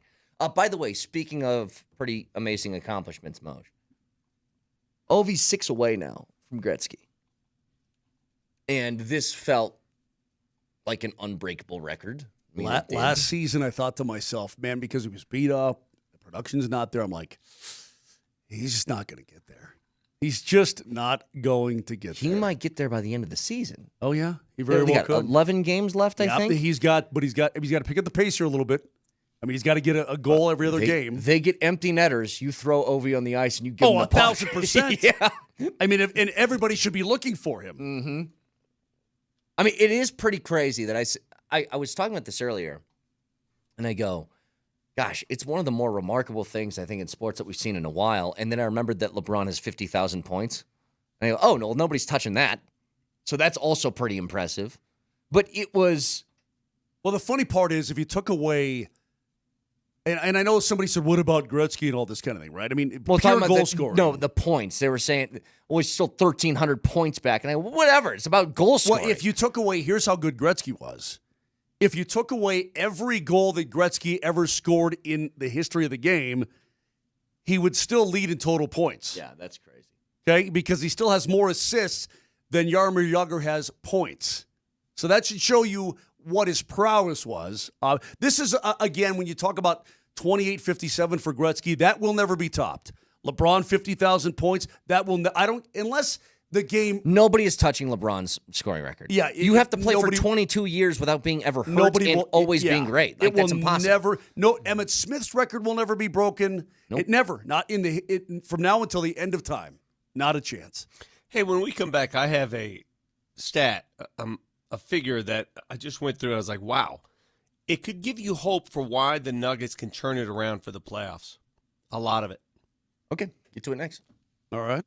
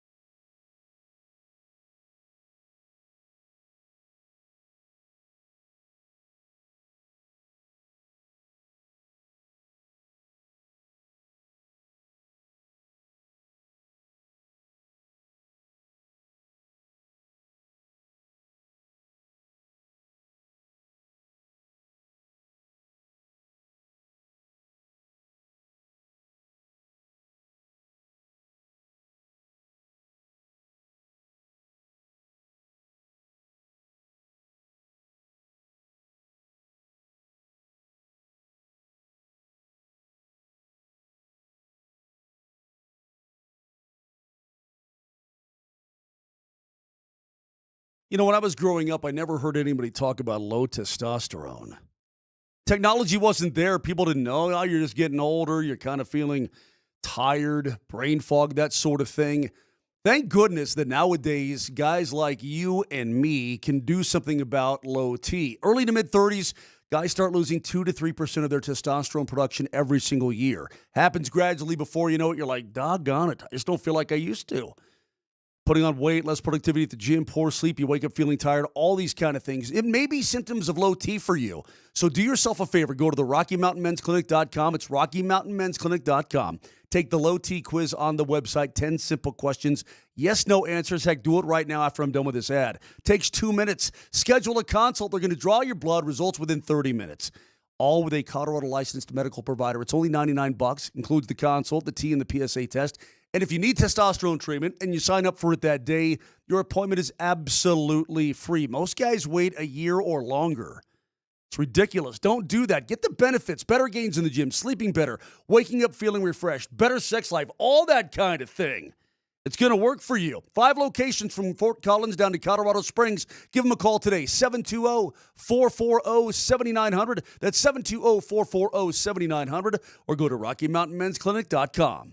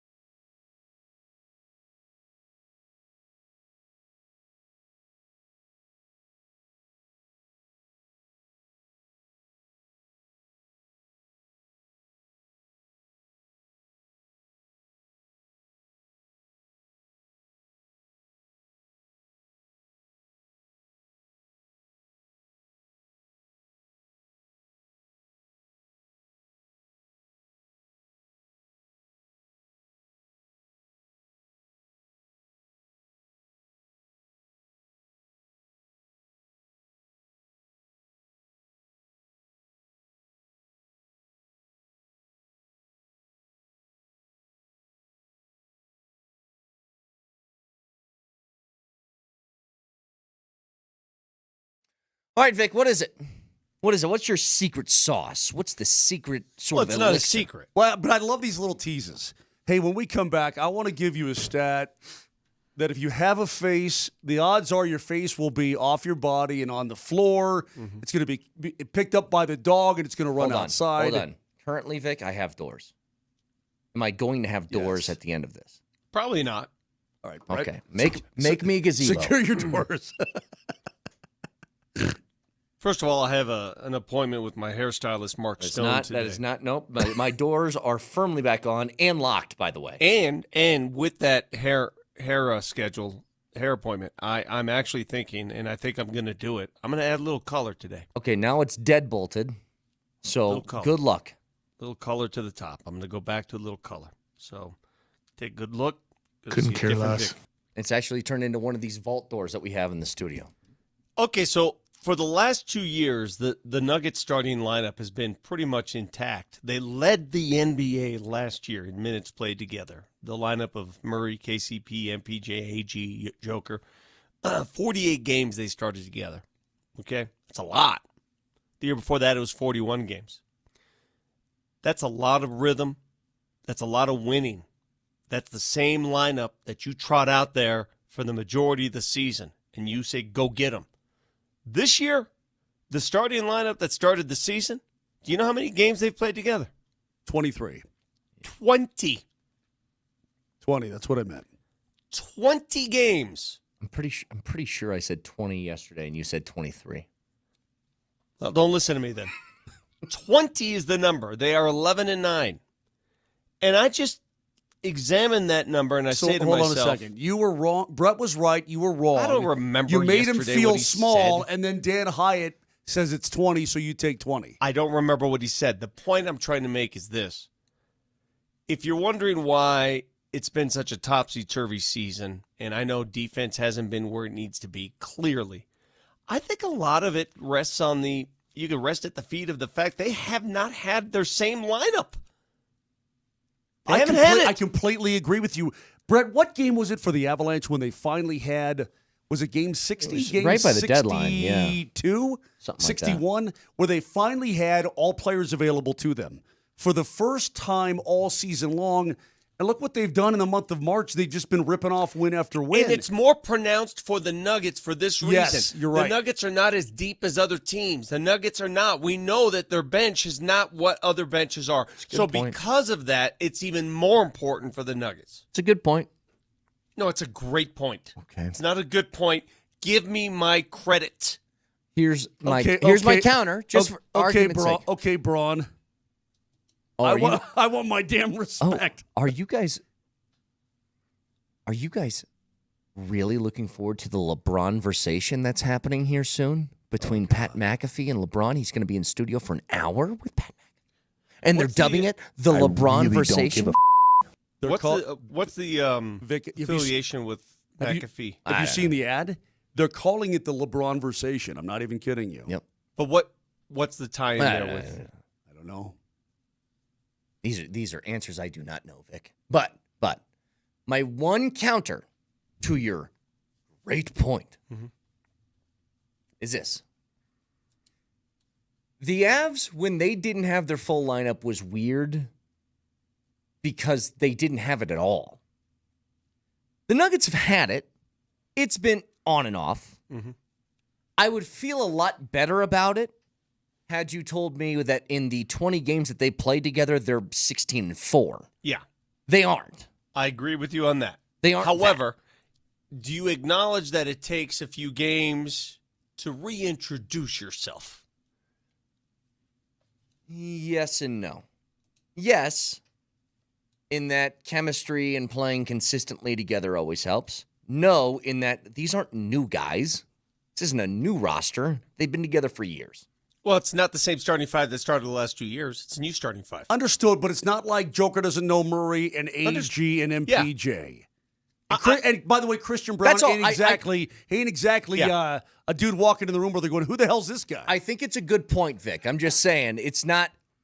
I don't have this assumption that if they played 10 games straight together where nobody was hurt, that it would just look amazing. And it doesn't mean just because you have that starting five that suddenly your defense is going to be better, which has been their problem.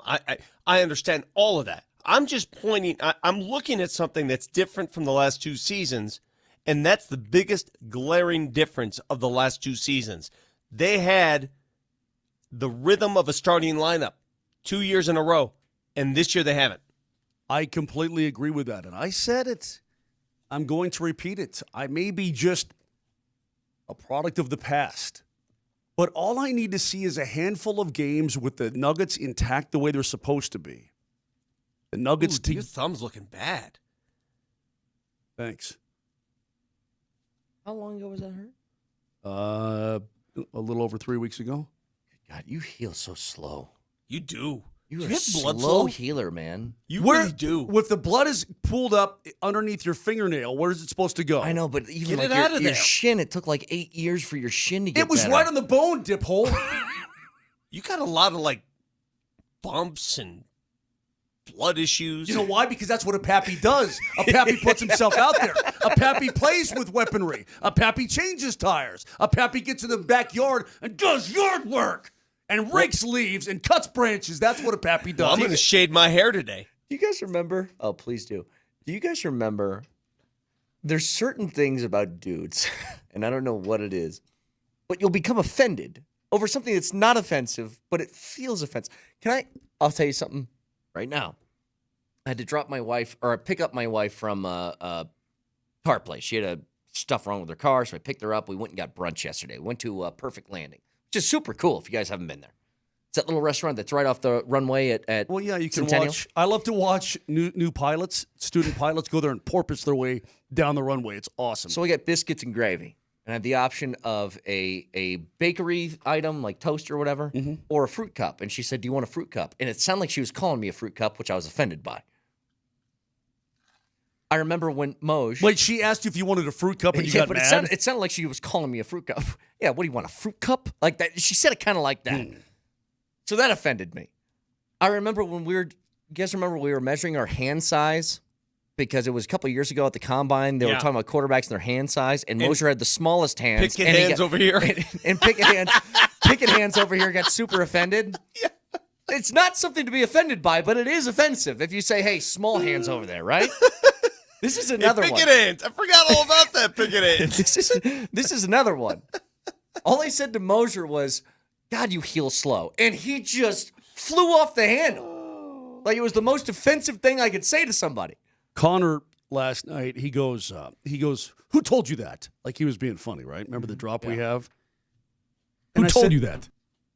And I said, I don't even remember. He goes, I laugh at that every time I hear it. And I said, I don't even remember what it was about or how it was like over 5 years ago. I don't even remember anything about it. So I said, hold on, I'll text Dipweed. So I text Marty. And he says, so I guess it's the most innocuous things, right? See if I can find it. He says, it was something nothing, like an NBA stat. Yeah. Like Zubats is top 3 in rebounding or something. He says, I'm sure Nelly could find the full clip. The beauty of it was a nothing stat from Vic that should have been glossed over, but you freaked out. Yeah. Hey, I challenge everybody listening to the show today. If you're one of our male listeners to the show, if one of your buddies has like a bump or a bruise or something or a scratch or something, just tell him, God, you heal slow. And just see his reaction. I feel like he'll be offended by that. Just like Moser was. Because you're taking... You know why it's offensive? How long is that supposed to take to heal? 3 hours. You know why it's offensive? Because you're taking a shot at my immune system. Yeah, it's like, is that an age thing? It's like, oh, things heal slower when you get older, like you're closer to death. Is that what it is? Tell him. He's taking a shot, target practice at his immune system. See your shin. You still got a mark on your shin? Yeah, I sure do. Oh, my God, it is still there. I'll tell you what I'm going to do. That's like 8 months old. Okay, let me cut open your skin right on your shin. I mean, right on your shin. And you see how long it takes for you to heal, Jack, because you'll bang it into things. Your pants will rub on it, right? Your dog will lick it. Look at his face. Look at his face. Yeah, man. No, I'm offended too. I'm offended too, man. I'm with you, Moj, on this one. He's taking shots. I mean, if you want to give me like a knee replacement, I'll be up and about in a week. But don't make fun of my shin or my thumb. You said shin, right? I'm just making sure you said shin. Shin. All right, let me go back to my original point before we're out of here. You say chin or shin? Because did you say chins?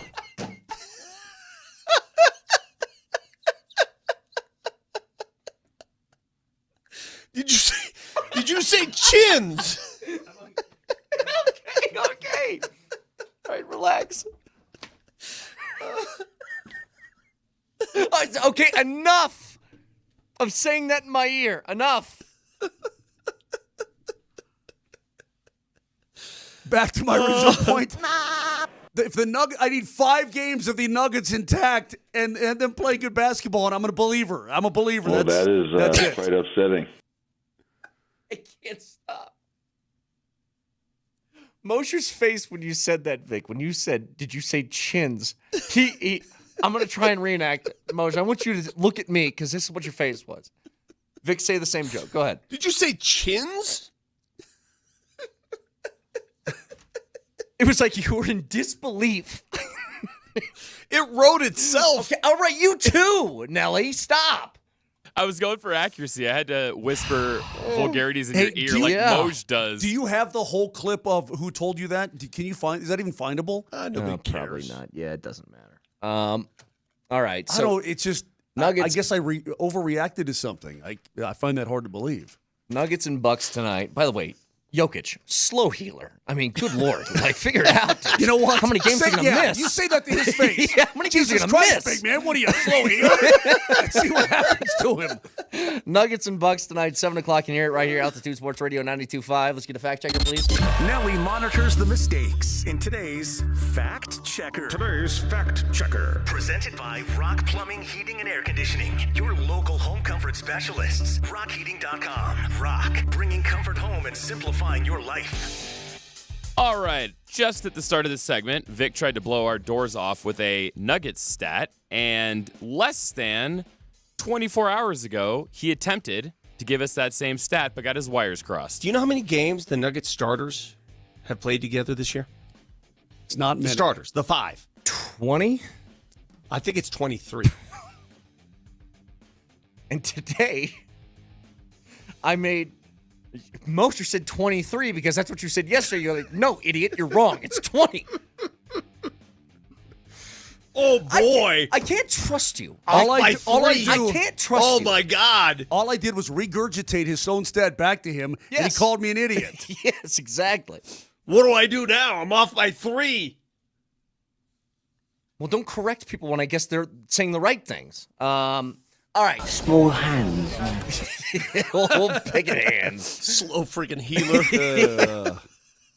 Yeah, figure it out, Jokic. Stop being a slow healer. You know what? He turned 30. That's the problem. Oh, I told you, God. once those guys hit the 3 in front. You guys are insufferable sometimes. All right. That is such a great... I mean, you want to cut into somebody. Do it today. Oh, wait. Do it to your friends. Seriously, do it to your friends today. Say, you know what? You're a slow healer. I want people to text in. Don't do it now. Do it today, and then please give us the reaction tomorrow on the Voice of the People or wherever. Yeah. Yes, I want to hear it. Say that to your friend today. Tell your wife that. See what happens. God, you're a slow healer. And say it like you're offended. Yeah, by it. and say it with some disgust in your voice, and see how the reaction goes. Tell my mother that. I'm dying to hear this. Build a scab already. Shame it. By the way, results of the poll question. The pappy of the show? Who the pappy? 39% say Vic's the pappy. That's Happy how we do. Talk to you guys tomorrow. Have a great day. Love you. Bye. I can't believe it. I can't.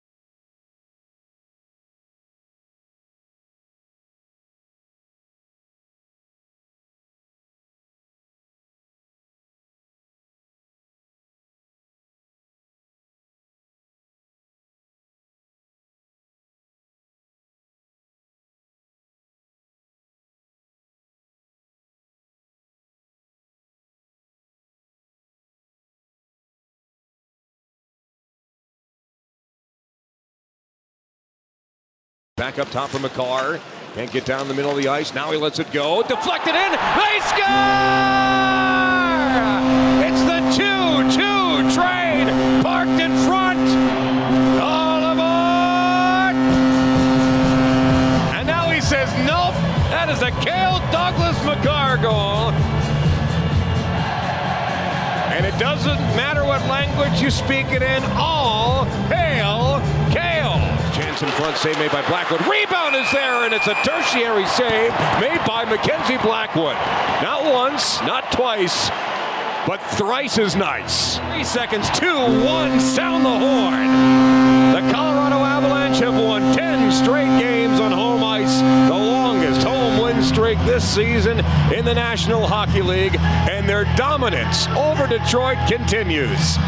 Final score from Ball Arena in downtown Denver, Colorado, Avalanche 5 and the Red Wings 2.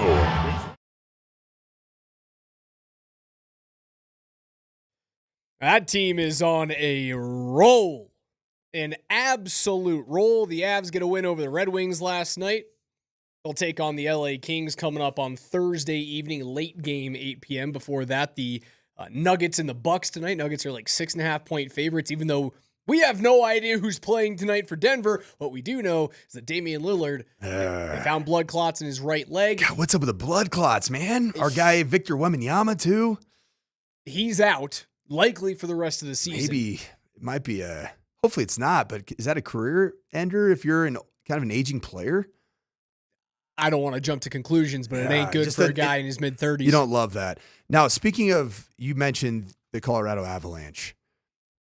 It's been a pretty good month of March, hasn't it, for the Avs? You have one regulation loss, and it was because a puck hit a ref that had fallen.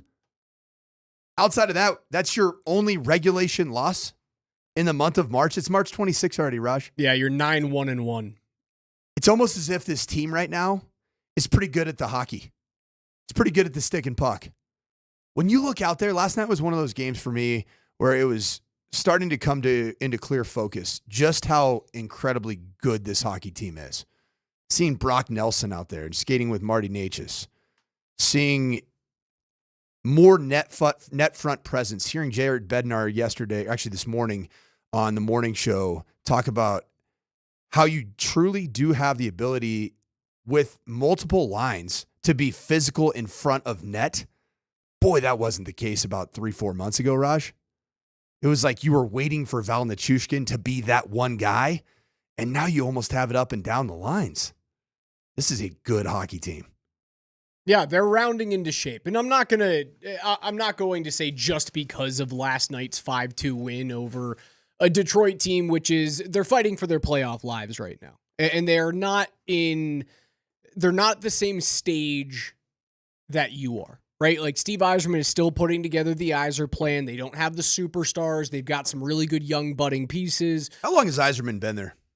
3 years, question mark? Did you hear on the 3 to 6 amazing show here on Altitude Sports Radio, Kreckman and Lindahl, the KNL? Did you hear the very interesting Nate Kreckman list of the 5 worst modern franchises in professional sports in North America? He had the Detroit Red Wings as a top 5 worst franchise. And he went back and really looked at regular season win-loss percentage in the last and postseason for the decade. For the decade, and that's who you are. That's who you are. I couldn't even fathom that. When I thought about the Detroit Red Wings, I think about them as a very, very proud franchise. Like my childhood, they were the bee's knees, Raj. That franchise has come upon some very hard times. I don't understand anything that you said. Yzerman's in year 5. So it's not with Detroit. The Yzer plan stinks, apparently. No, they're the Detroit Red Wings, and they're a bottom 5 franchise in pro sports. They're finding their footing right now. Like they are a young team that I think is they're where they should be right now without a superstar on the roster. Like they are a 7, 8, 9, 10 seed in the East. That's who they should be. I don't think they're terrible. Have they been terrible for the last 10 years? Yeah. But that's also the price of, like, they went 23 seasons straight making the playoffs. That's the price. They're so good. They still have the best. I think they have the best uniform in hockey, best sweater. It's the best shade of red. I just love it. That shade of red is, and I hate giving them compliments because of I know, the story the history, past, the but, like, rivalry. the shade of red that the Red Wings have, it's damn near unbeatable, man. It's really good, and the logo is awesome. So to go back to my original point, I'm not going to say just because you beat them 5-2, right? A fringe playoff team 5-2, second leg of a back-to-back, both games at altitude. You had to play the same goaltender last night that they did 2 nights before in Alex Lyon, because he comes on midway through the first period after Peter Mrazek goes out on shot 2 of the game with an injury. So, like, that was a scheduled win for the Avs. They didn't have their best in the first period. They got better as the game went on. And then you saw them kind of impose their will on the Wings. But the way that they're doing this against desperate hockey teams, that's what makes me excited. You're not doing this against Pittsburgh and San Jose. You're doing this against a legit Eastern threat in Toronto, who you beat at the beginning of the month and then have a unlucky loss 2-1. You're doing it against Ottawa, who's a playoff team right now. Montreal, who's red hot and is on, I think, currently still at the 8th seed of the East. You beat Calgary, who's a desperate hockey team. You're going to see them soon as well. Yeah, you beat both Cal and Gary. That's a tough tandem to take down. You said 5. You said 5 teams. The Rockies in there? They weren't. It was a full decade. Full decade. There have been some good moments in the last decade. The Rockies have won a postseason game in the last 10 years. They've been to the postseason twice in the last 10 years? So are we adding 2015? They have won in the last 10 years. The White Sox also were not in this list. Well, the White Sox could lose 125 games this year. That's a really, really bad baseball team in a really tough division. By the way, we are a day away. Opening day is tomorrow. I'm going to need to go back and write down this list of 5 because it was a full season of KB. I got to write this list down because I'm Who drawing else a blank has been on terrible? Cleveland. Oh, it was the Cincinnati Reds. Oh yeah, the Reds have been terrible. It was the Reds. The Reds are going to be a fun team to watch this year, but they have been terrible the last decade. Are the Cleveland Browns in there? New York Jets. That tracks. Cleveland's been relevant in 10 years. I was so surprised. The only Baker Mayfield made the playoffs. The only hockey team that was number 1 worst franchise in North American sports. Another NHL team. There are 2 out of the 5 were NHL teams. Name it. In the last 10 years. Yep, over the last decade. You know it. It's been a trade partner, a failed trade partner, if you will, of the Colorado Avalanche. Oh, the Buffalo Sabres. Amen. Number 1 worst. Yeah, it's a dumpster fire. Yeah, no, like regular season win percentage, dead last, and I believe 0 postseason victories in a decade. You know what this tells me? A decade's a really long time. It is. A decade is too long of a time. If you think about the Colorado Rockies, 4 years from now, if you continue with the current trend. If you do the 2020s, oh yeah. Yeah. The Rockies and the White Sox are arguably 1 and 2 in all of sport in terms of the worst franchises. Cleveland will be in there. Yep. The Browns. But the Browns went to the playoffs last year. I mean, in the 23-24 season. Postseason team. Dominant defense. Joe Flacco. They were the number 1 defense going into the year last season, and then they kind of fell apart. It's amazing to think about. Amazing. And yeah, Detroit's been bad, but they are a better hockey team right now. They are not a team that you should be stacking yourself up against, meaning, hey, if we beat them, that means we have arrived. The Avs are just, and I've said this before, I've used this term, they are multiple now. You're deep. You can play different combinations. Natchez and Nelson look great together. As you mentioned, you're doing this without massive scoring games from Nathan McKinnon, although the shift that he had last night in the power play that is a highlight. When he decides to hang them up at the end of the day and he gets to the call to Toronto and goes into the Hall of Fame, that is part of the highlight package. Him breaking a twig, going back to the bench, not necessarily getting the second opportunity with that twig because he has to come back and back check on JT Compher. And when he back checks on Compher It turns into another scoring opportunity. He's gassed at 1 minute and 52 seconds on the power play. The puck comes right to his stick. He scores, no celly. It will go down as an all-time shift for him. He's been amazing. Cale Makar continues to be the best defenseman on planet Earth. Not just scoring, but like close in defending, shutting down chances against. His zone exits continue to be great. His shot creation, the offensive zone. I saw the stat the other day from Mike Kelly.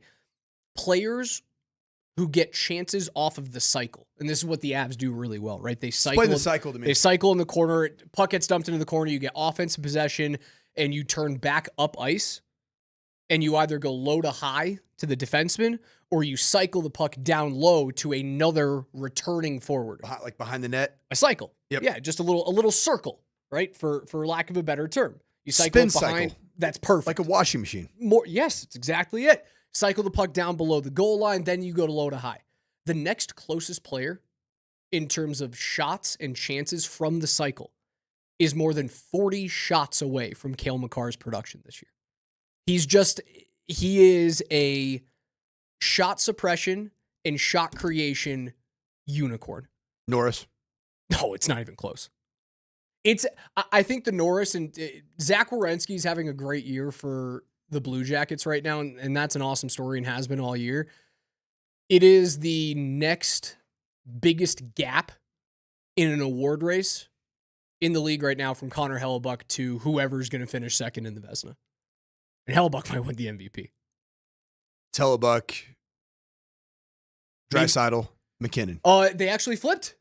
They flipped. It used to be Draisaitl. Now it is as of this morning, Hellebuck minus 200, McKinnon plus 250, Draisaitl plus 400 because Draisaitl's missed a few games and will continue to miss games over the next week. Speaking of odds, have we seen what the odds are of Shedeur Sanders landing in the New York Giants franchise after the news of yesterday afternoon? I have not, but you can tell us on the other side. That's Coach Mike Sanford, KJ Granderson behind the glass. I'm Alex Ryan Emmy. You guys are listening to the Morning Sprint on Altitude Sports Radio 92.5. Join us today at 303-504-0925 on the Shop Mazda text line. One price, one person, and 1 hour.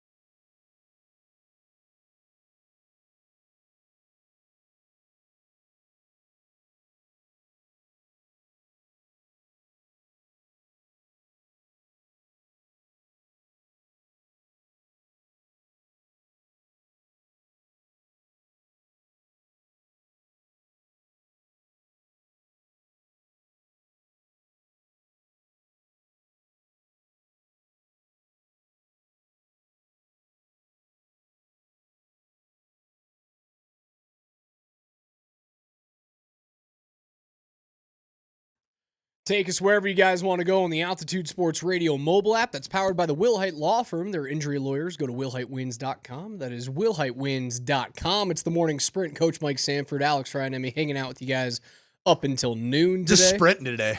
Sprinting our tails off. You were sprinting into the show today. Hey, man, sometimes you got meetings, precede the show. I made it, though. Was I here when it was on your mark? I was here. You were here? I was sprinting. They don't ask how. They just ask if you're there. All they want to know is, did you put forth the effort to get there for the on your mark? I did. Coach, winner. You mentioned Shedeur Sanders. His odds have drastically changed. Is that the right word? I would say it's number 3. It is significantly changed because yesterday, guess what happened, Raj? Our favorite fella, Russell Wilson, joined our other favorite fella, Jameis Winston, in the New York Giants quarterback room. So now the Giants quarterback room, and this is a 1-year, $21 million deal?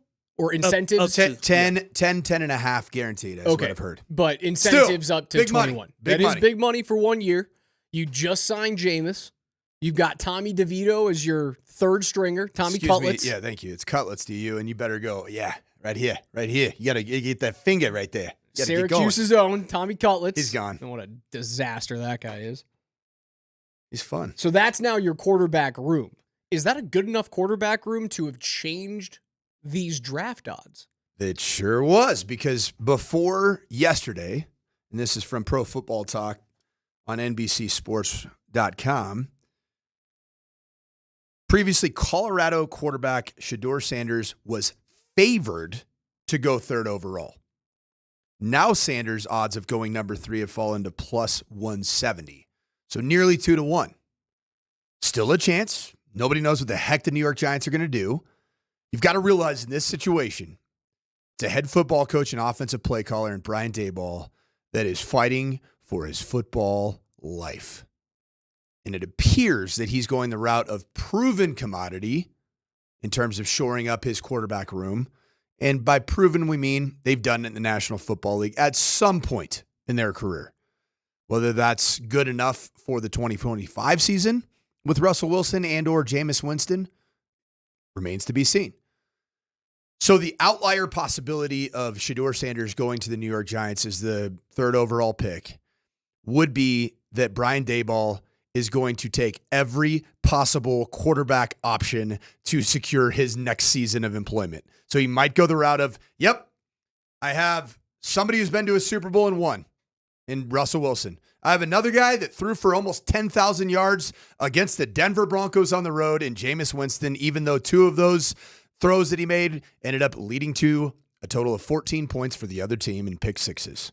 And yes, Jameis Winston continues to pray against pick sixes in his life. But is also a possibility, which is in Coaching for Dummies, the book. I've read the book before. Coaching for Dummies, you're about to get fired. Go out and get yourself a rookie quarterback for that extra extension, man. Oh, he's playing a rookie. I understand it's a growth process. I think Brian Daboll is playing a little bit of, he might be playing some checkers and some chess here by covering his bases with vets and a rookie, so he has a built-in excuse for another season of bad New York Giants football. Hold on. So why go out and get both Jameis and Russ if you're still going to draft Shedeur Sanders? And also, at this point in his tenure with the Giants, I don't think selecting a rookie quarterback buys him any time. He's been around for too long. He's been too unsuccessful for too long. If there's in New York. any semblance of hope, success, good vibes. So you're just paying Russ $10 million to sit on the bench then? Or is Russ the better option? But if Russ is the better option and you use the number 3 pick on Shedeur Sanders, this isn't 2005. This isn't Aaron Rodgers anymore. Football guys have to play football now immediately. So if Shedeur doesn't play and Russ is the better guy, Russ wins the job in camp, and Russ is the starter for 9, 10, 11, 12 weeks, what then? Then you've screwed up the draft pick. What's the one physical attribute when you watched Russell Wilson in Denver in 2023 and in Pittsburgh in 2024? What's the one physical thing that he still does at an elite level 4 bigger receivers.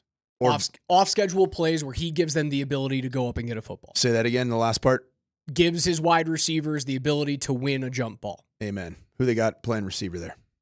Malik Neighbors. Mm-hmm. I don't know who their other guys are. Is he pretty good in that space? Yeah, Malik had a very good rookie season. Right.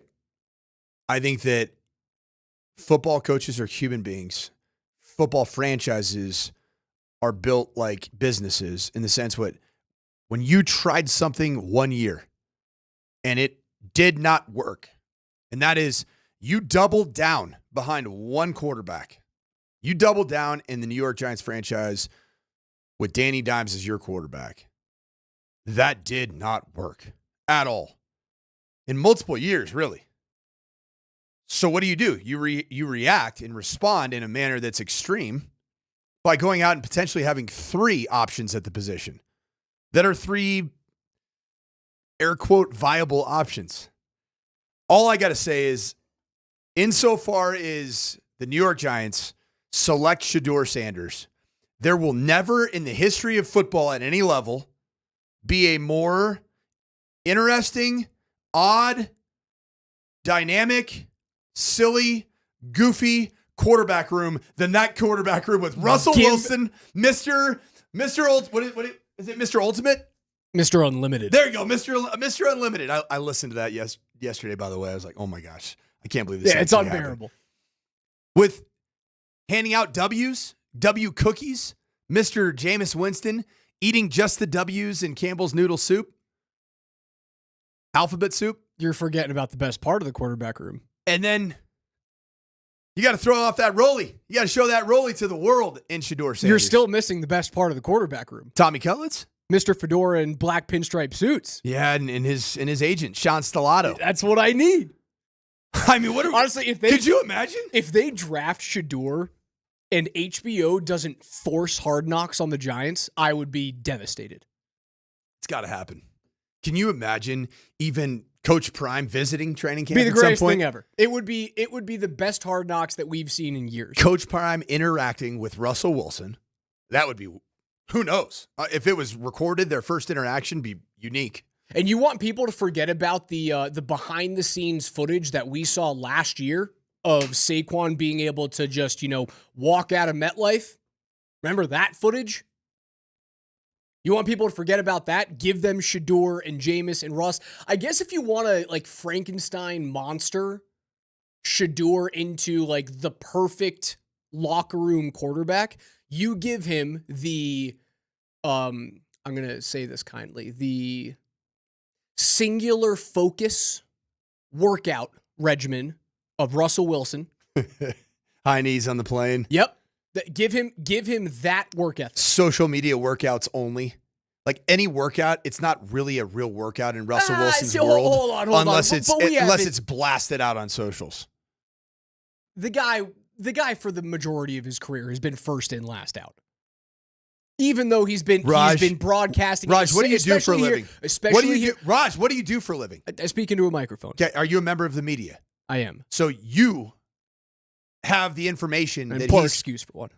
You have the information that he's first in, last out as a member of the media. Do you think that might be intentional that Russell Wilson has done that? It's propaganda. To make sure that you know that and you say that for the rest of his career. That's what he is. Russell Wilson is a narrative controlling individual, just like Sean Payton was. And something had to give here in Denver. And it did. And it was Russell Wilson that gave. So are you telling me he's not a hardworking quarterback? I think a lot of it is FaceTime. Is it real, big time, hardcore work?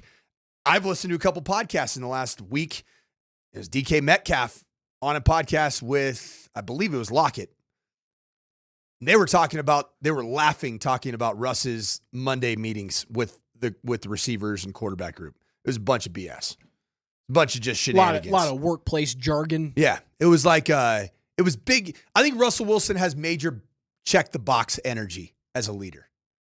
Major get out in front, make sure everybody knows how hard I'm working energy as a leader. You know what kind of leaders I like, Raj? I like the real, authentic, lay in the weeds type leaders. That ain't Russell Wilson. You just blew a hole in the side of my ship. I was going to say, Frankenstein's monster. You get the work ethic of Russell Wilson. You get the locker room darling of Jameis Winston. Everyone loves that dude. There's not a teammate that I've heard that doesn't like go, yeah, that's the coolest guy I've ever been around. Let's also talk about Jameis Winston. What has he made abundantly clear over the last calendar year is something very important to him.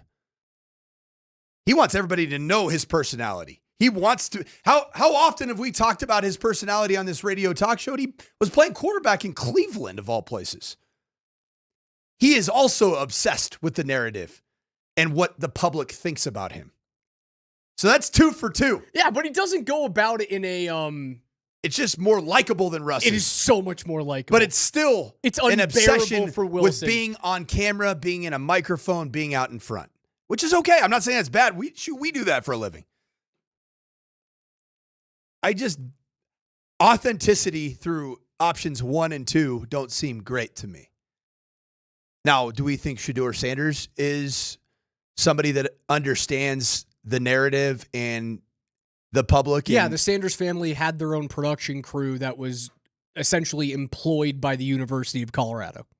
But the one thing that I think would be... Talk about a propaganda machine. The thing that I would be inclined to say, and I would go out and stand on the table with this opinion, the one thing that's different about Shedeur Sanders than the current iterations of Jameis Winston and Russell Wilson as it relates to this national narrative piece is I do think that Shedeur Sanders is authentic and real and is exactly who he is at all times.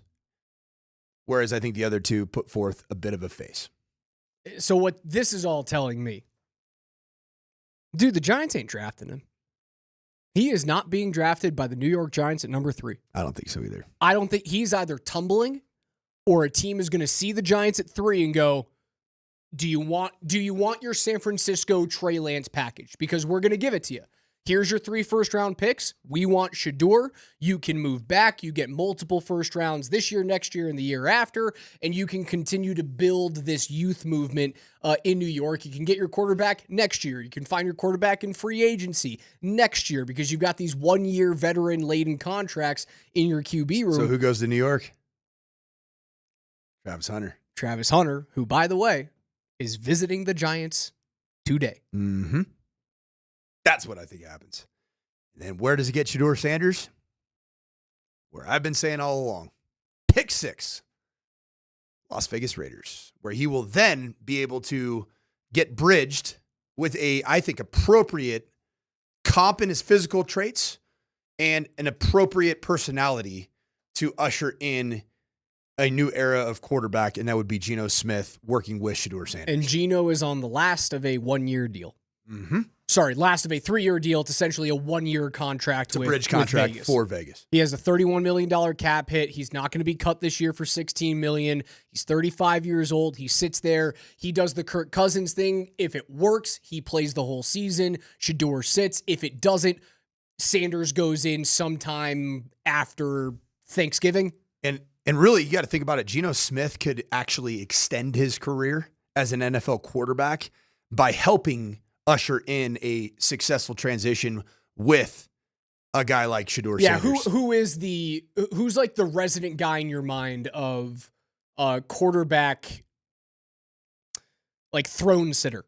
Just keeping the chair warm until the next guy comes in. He doesn't sit in the same kingdom. He goes from kingdom to kingdom, municipality to municipality, and he just waits for the next guy in line. But he makes sure everything is nice and in order and ready to go, and it's not chaos and the factions aren't warring with each other. Tyrod Taylor.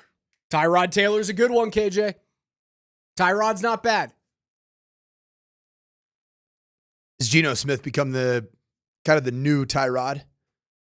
Joe Flacco was one, but Flacco always felt like he was the, when Peyton looked at Brock Osweiler and was like, he's not going into the game. I'm going into the game. You want to put that guy in? It seemed a little bit like Flacco was the guy looking, he was side-eyeing the other quarterback. Side-eyeing the franchise for even thinking that guy's better than me. Because the league was trying to shoehorn Joe Flacco into, you get to be, we're kind of putting you out to pasture, but instead of just bringing you out behind the shed, we're just bringing the puppy into the room and you're going to teach them how to be a good dog.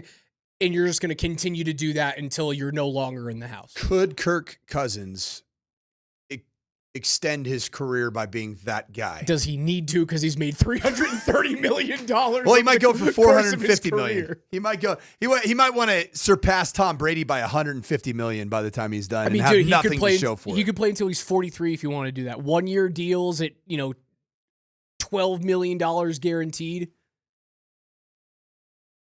Who are the other quarterbacks? I'm trying to think. Sims was one of those guys. For Andy a few Dalton's years. got some of those vibes. Andy Dalton. That's probably the guy right now. Andy Dalton. Right? He jumps over to Carolina, incumbent for a little bit. Bryce Young starts, gets sat, starts again, and now Bryce Young looks like a number 1 overall pick. You know, was arguably one of the best of all time at just being the perfect guy for that role. San Francisco 49ers and Kansas City Chiefs, Steve Bono. Steve Bono. How about that? You didn't have that on your bingo card. No, I didn't. Our listeners, right now, you're driving around like, I didn't know that Steve Bono was going to be talked about today. But yes, it was. You can only find that here on the Morning Sprint. This is the guy I was looking for. Ryan Fitzpatrick. Oh, Fitzmagic. Perfect. That's it. Yep. Ryan Fitzpatrick. It's a beard that I aspire to have one day.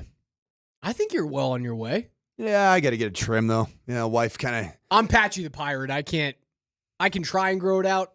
Maybe I'll do it for the playoffs this year, but I got a wedding I got to go to in the middle of the playoffs. Is it your wedding? No, but I'm in it. Okay, I just want to make sure you had a wife to the collection here. Not a sister wives type of thing here, No, Coach. I could tell. Not your deal. That's another state over. Yes. Oh, man, we've been on a heater since yesterday.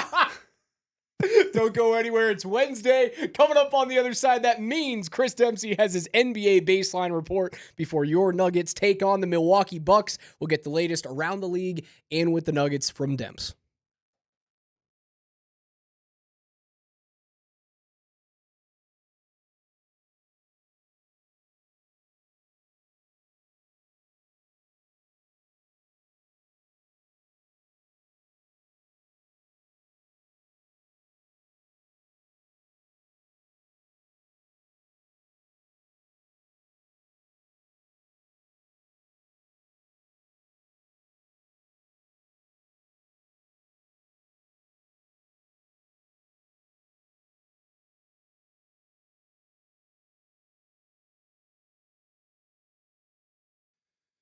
What's good, Colorado? I have the perfect line because there is some breaking news coming out. Giannis Antetokounmpo, the Greek Freak, will not be playing tonight against the Denver Nuggets here at Ball Arena, and it has been upgraded to doubtful that Nikola Jokic will be playing. If you go to Circus Sports Colorado and you look at their app, go download the app right now on the Android store, on the Apple store. It is a -8 odds for the Denver Nuggets to win the game tonight at Ball Arena against the Milwaukee Bucks. You need to download that app because Circus Sports Colorado isn't just sports betting. It's sports betting the way it should be, with high betting limits, tight money line splits, and exceptional customer service that treats you like a VIP. Whether you're looking for futures on the Sweet 16 coming up, props on your favorite players, NBA, hockey, and more, Circus Sports has you covered. Download the Circus Sports Colorado app or visit circussports.com today. Must be 21 or older. Gambling problem? Call 1-800-GAMBLER.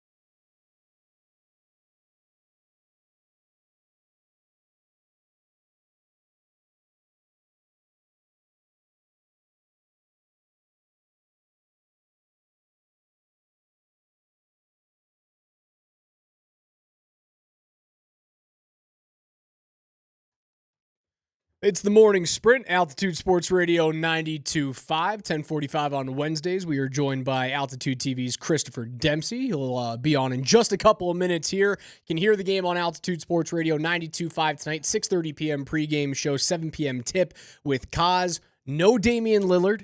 Blood clots in his right leg. There's a fear that his season is over, and for a 34-year-old guy with that many miles on his legs, a fear that it could be career-threatening for Damian Lillard. Also, Giannis out for tonight's game.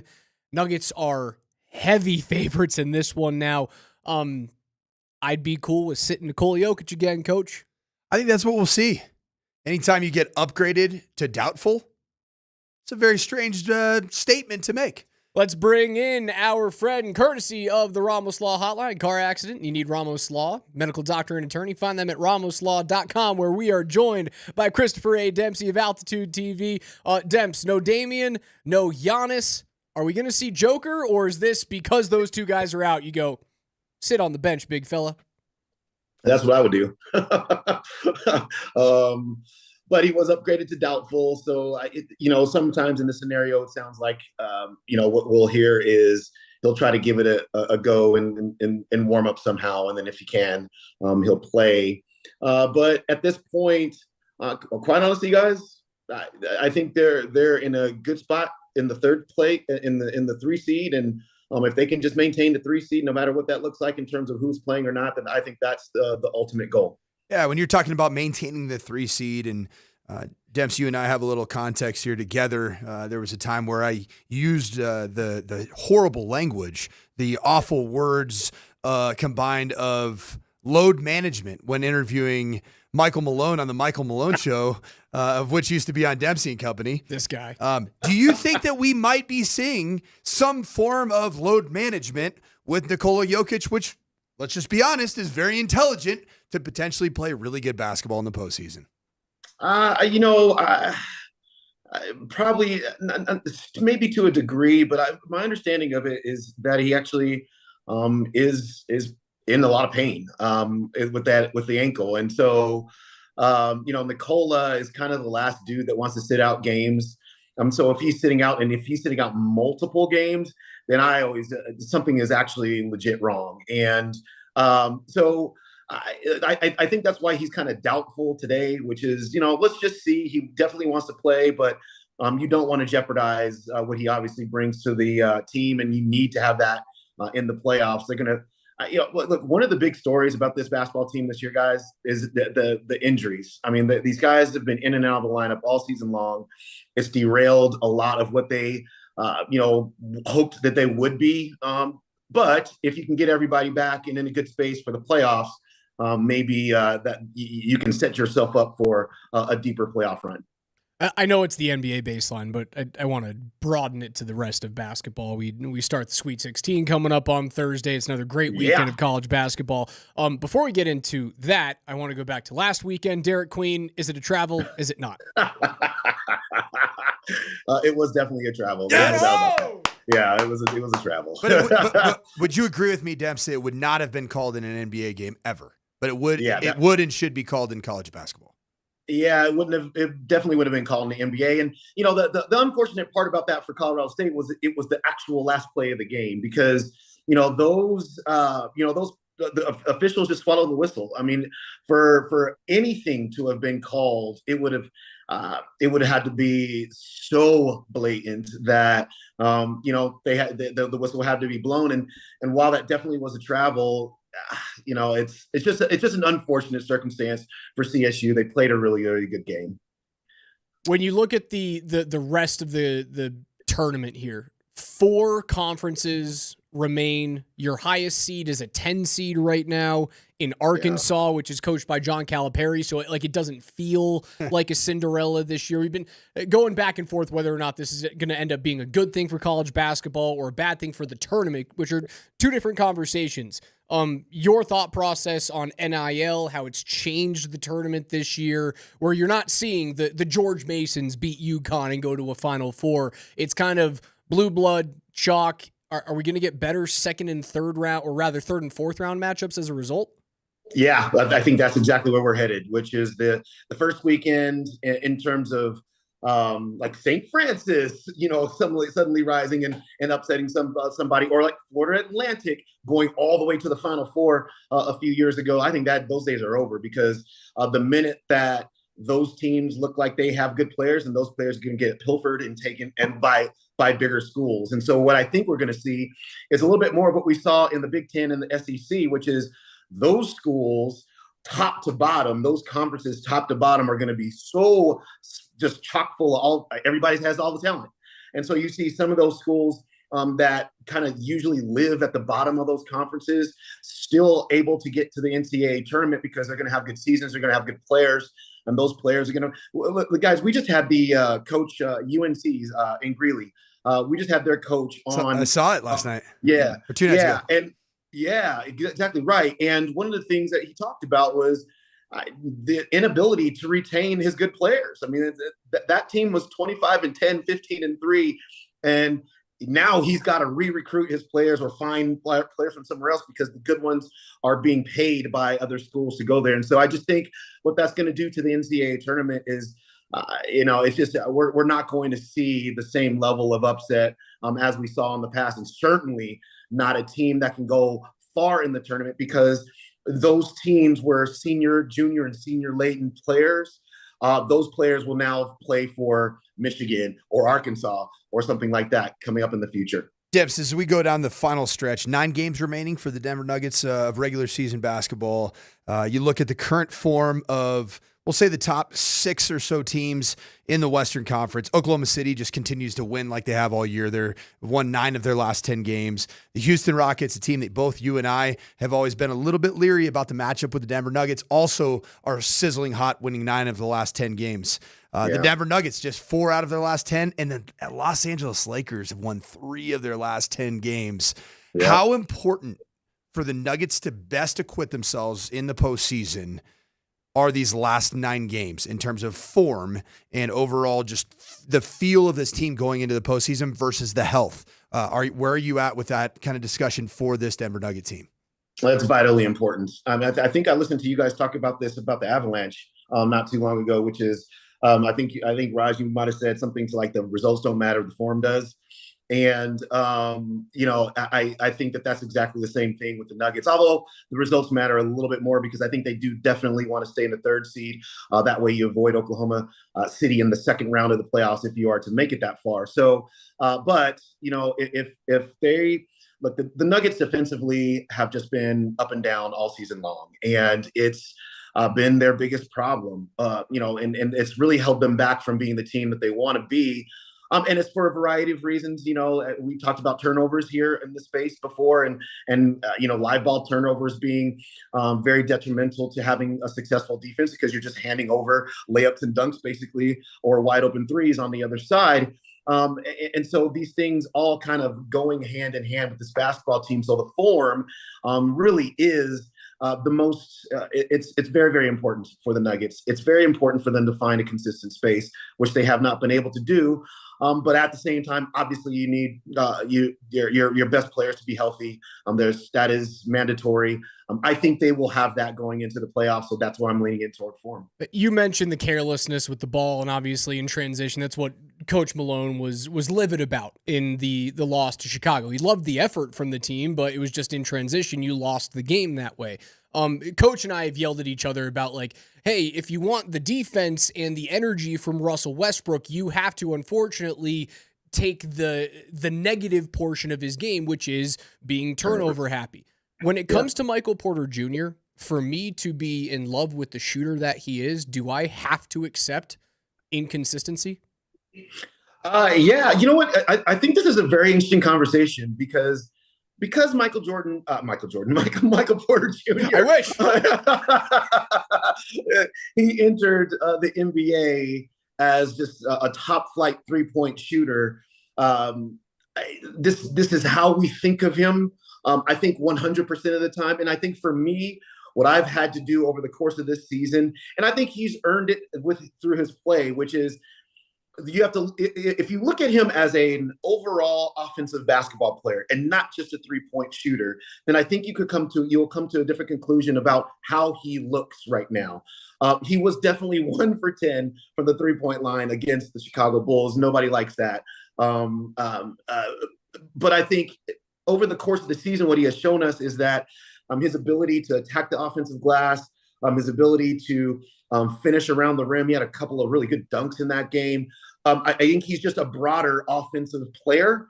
And when you look at it that way, I just think you see his production in a different light. Now, having said that, if I'm looking at him from a broader offensive sense, then I also would, he needs more shot attempts. He needs to be involved more in the flow of the offense. I just think that sometimes when he shares the court with Russell Westbrook, it's not. I think it's at the detriment to MPJ, just because Russell's doing different things and he's looking for different players. When it's the normal starting lineup, I think you see an injection of more stuff flowing toward MPJ because that's how they operate. Those 5. So I think he's okay. I think we'd love to see him shoot it a little bit more consistently. There's no doubt about that. But I think if we look at him in a broader sense, I think he's doing the job reasonably well. Yeah, in a season where we've discussed health being a problem for these Denver Nuggets, the best thing about Michael Porter Jr. has been his availability. Yeah. 70 starts. He's made 70 starts, and we're at 73 games. And if you look at that, he's averaging 18.1 points per game.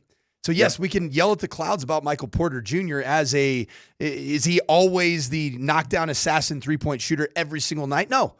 But is he consistently available? And the other one that's in that same discussion is Christian Brown, who has made 69 starts in 71 total games played. Those two have been the model of consistency for this franchise and have shown up night in, night out. And so while a lot of people are frustrated at times with Michael Porter Jr. on a streaky night, I think he has indeed been acquitted himself with probably, would you say it's his best year of his career, Debs? Yeah, I would say it's the most well-rounded year of his career. I don't think there's any doubt about that. And that's why, the shooting piece isn't really, the Nuggets as a team aren't a heavy 3-point shooting basketball team, period.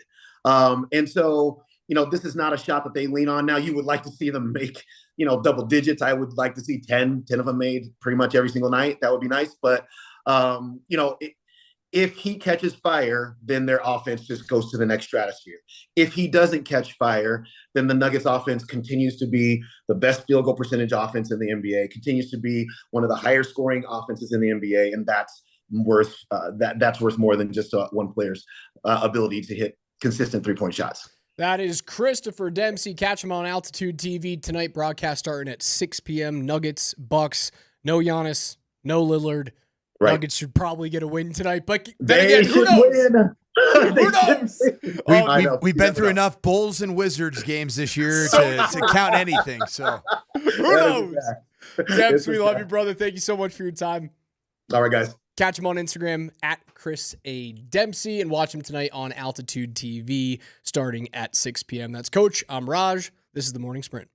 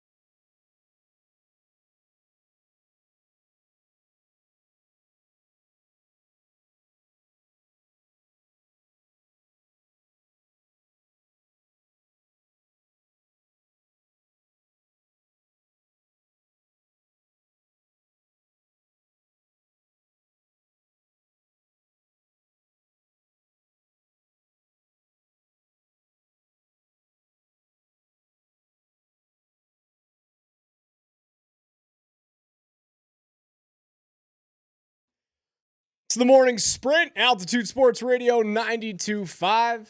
Coming to you guys live from the Backus and Schenker studios. Their passion is justice.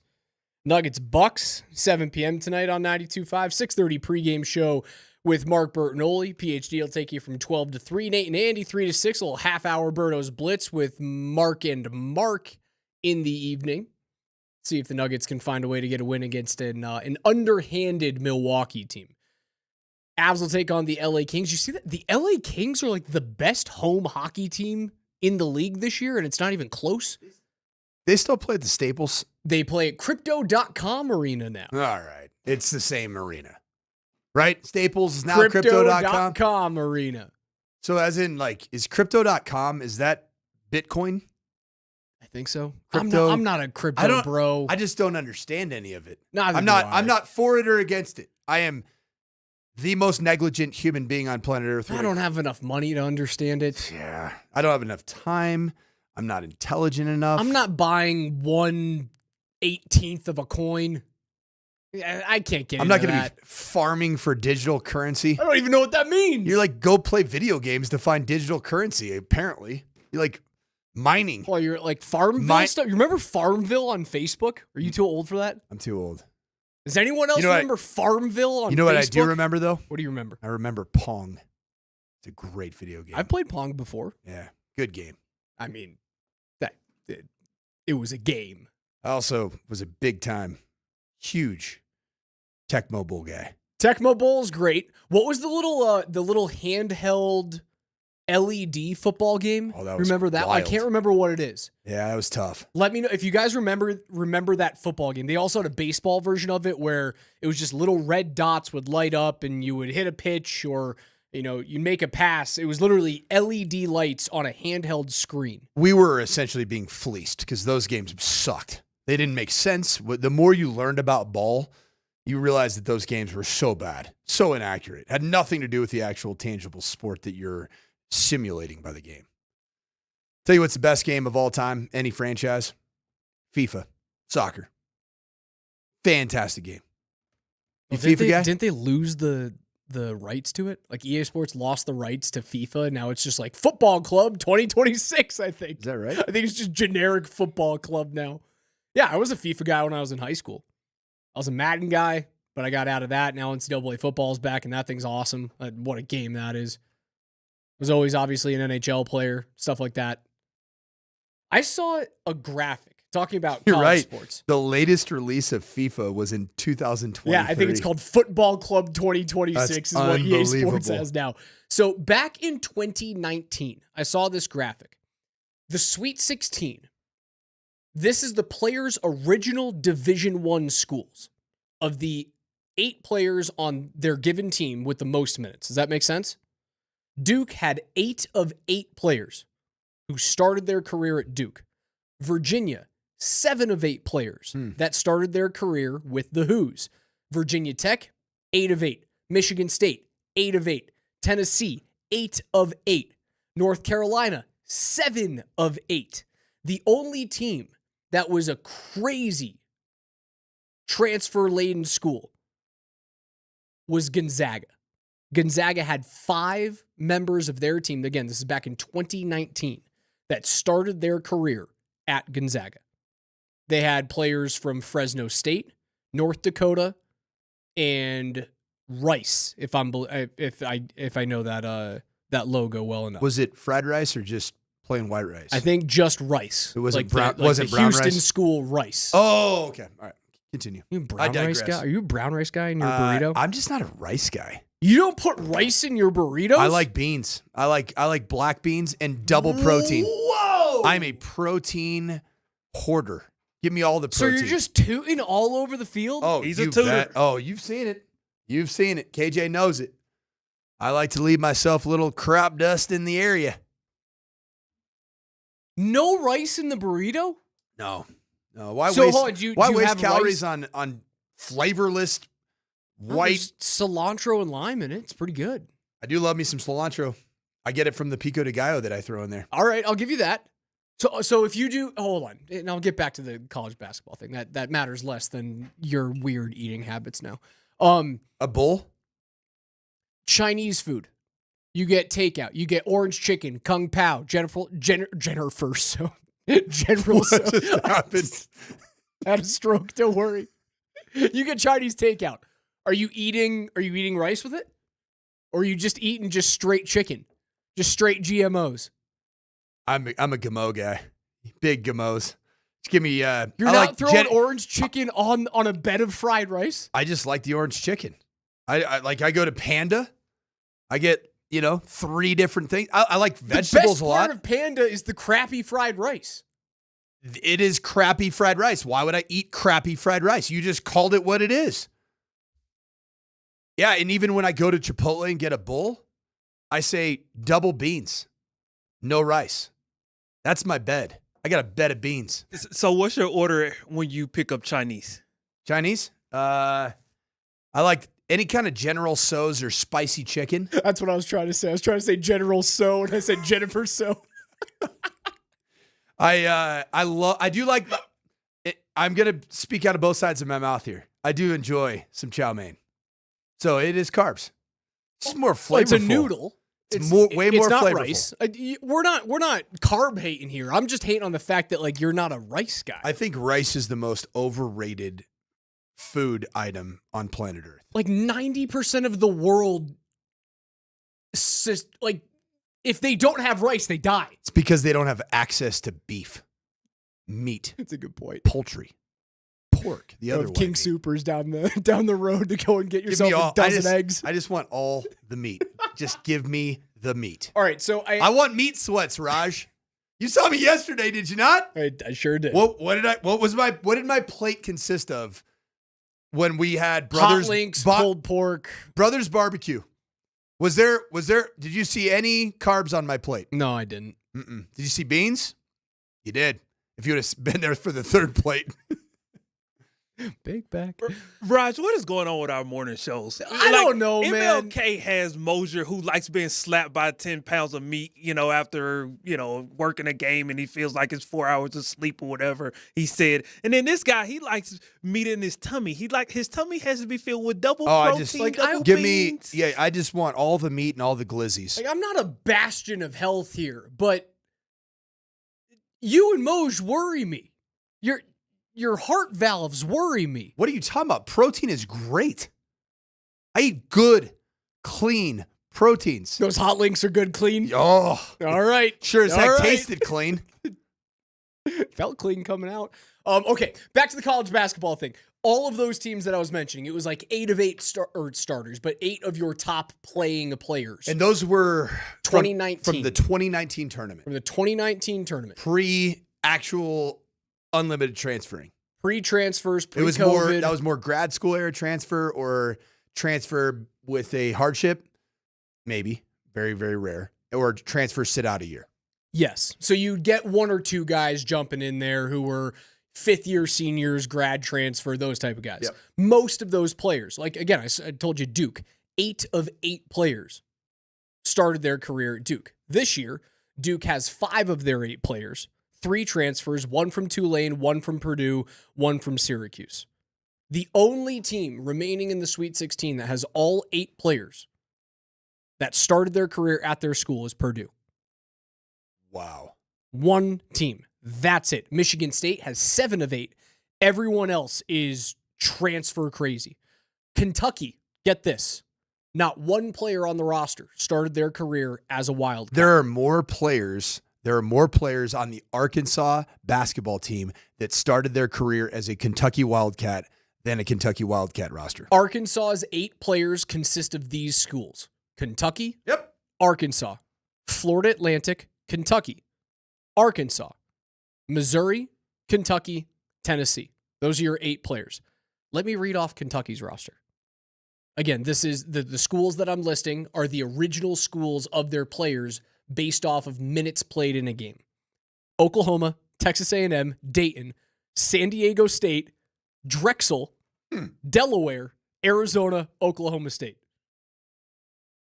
And it's dotted throughout the rest of this graphic where you have no idea, unless you are following these programs, who the hell is on the teams. You know what my favorite aspects of this new landscape of transfer crazed rosters is when you're coaching at a school. Like I was at CU, and we didn't actually have that many transfers because we couldn't get them in. They were all ineligible at the time because we couldn't get their credits to transfer over appropriately. We've talked about that before. But I love watching like the little pieces of gear from other places. Like, so you're coming into a CU football meeting, and then your shoes were team issued gear from Northern Illinois, and you could just see it. Or, you might have like an undershirt that you could tell was part of their previous it would drive me institution. crazy. They wouldn't wear it like egregiously, or a backpack, or potentially like a luggage tag. I'd lose my mind. Okay, so this is very common. Did you see Nico Medved on his way on the private jet to the University of Minnesota? Talking about a backpack. He had a bright forest green CSU Under Armour backpack. And then he was given a quarter zip by Minnesota to wear, which is McDonald's color Minnesota with their cheesy Arches M logo, and the big Nike swoosh, which was juxtaposed against bright green and yellow with an Under Armour logo on the backpack. And I'm sitting like, this is so college athletics. It was the perfect illustration of what we as coaches see all the time with players that are just constantly transferring, and so they pick up all the gear along the way. My favorite photo that is like that in sports history. Do you remember the name Tim Thomas? I do. He was a Vezina-winning goaltender. He won 2 Vezinas, and he won a cup with the Boston Bruins. I was thinking of another Tim Thomas. American-born player, really weird-looking guy, and had like weird goalie style. He played with not traditional goalie masks. He bounced around the NHL at the back of his career. So all I want you to do right now on your iPad as you're looking it up is Google Tim Thomas stars. All I could look up was the Tim Thomas I was thinking of, which was the former Villanova superstar, 6'10" basketball player that played in the NBA from 97 to 2010. Not quite that. Okay. So if you and now is the head coach at Paramus Catholic in New Jersey. Look at Tim Thomas stars and go to images for me. Okay. And there is an image of Tim Thomas playing in the victory green of the Dallas Stars. Again, the bastardized version of what used to be a great forest green. And the shin pads. He has Florida Panthers goalie pads on. He has a black helmet, a white stick, and a green jersey, and navy blue catchers and blockers. It is I talk about Frankenstein's monster. It is the weirdest looking goalie I've ever seen in my life. And that is what you're describing that kids walk into college athletics rooms with. It's hard. It's a hard one to look at. Hard to look at. That's what college athletics is now. That's what the Sweet 16 is. The Sweet 16, it would be, you know how much cooler it would be? The Pro Bowl was awesome when I got to watch them play with their helmet on, their team helmet. The MLB All-Star game was better when you didn't have to play in the created uniforms. You go out into the All-Star game and you play in your home uniform or your road uniform. If you were forced to play this year in the NCAA tournament, if you transfer from another school, you got to play. You played at Arkansas for your first 2 years, but now you're at Tennessee. You're wearing Razorbacks shorts. That's what I want. That's how you fix this thing. You do. Now I know who you are. College athletics has turned into e-bugs. Give me the hodgepodge. Everybody's an e-bug. NFL Notes is next.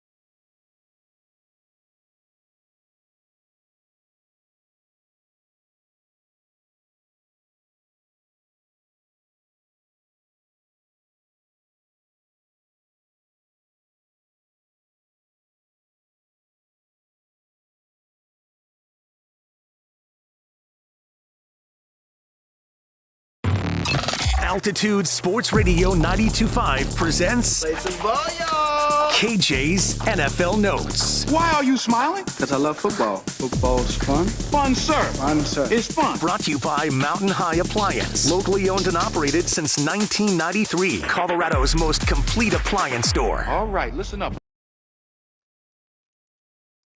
Every day here on the Morning Sprint, we go through the biggest stories in the National Football League with KJ's NFL Notes. Happy 36th birthday to Von Miller. Shares a birthday with Hall of Famers John Stockton and Marcus Allen. It's a pretty good day. Pretty good day to be born on. Von 36. KJ, what's first?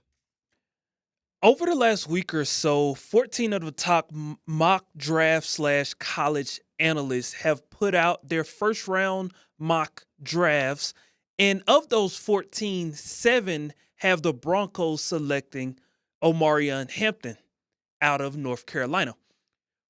With teams zeroing in on Ashton Jeanty as a potential top 10 pick, how confident, guys, are we realistically that Omarion could slide down to the Broncos at 20th? Very, very confident. What makes you so confident? When's the last time the two tailbacks have been drafted in the first, say, 12, 15 picks?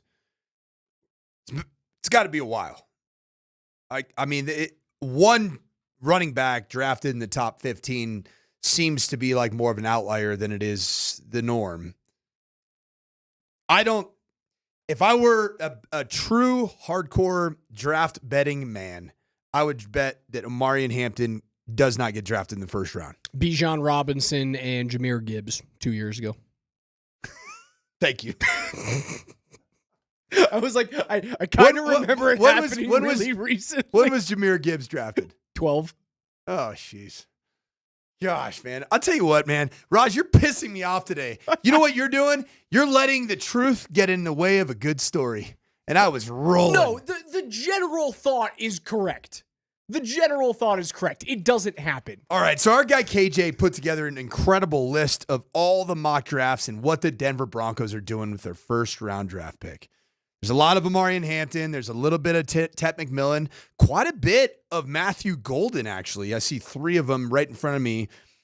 But then there's some guy, Josh Liskowitz from Pro Football Focus, that has the Denver Broncos drafting as safety Malachi Starks. Well, I thought you were about to tell me the Broncos were mocked to draft a guy named Josh Lifkowitz in the first round. Yeah, if that happened, I think I would stop covering the Denver Broncos here on Altitude Sports Radio.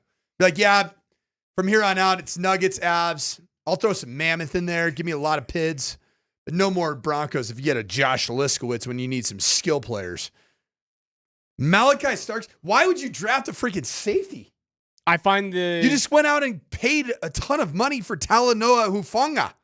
And you still have PJ Locke, I believe, right? He's still part of the team as of right now. And you Brandon definitely have Jones Brandon had a Jones really part good of the year team. last year. You have 3 legitimate bona fide starting safeties.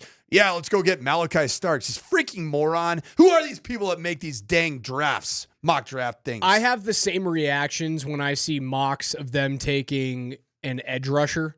Like if someone falls, like if Pierce falls all the way to 20. Oh, the Broncos going to take him. I go, why?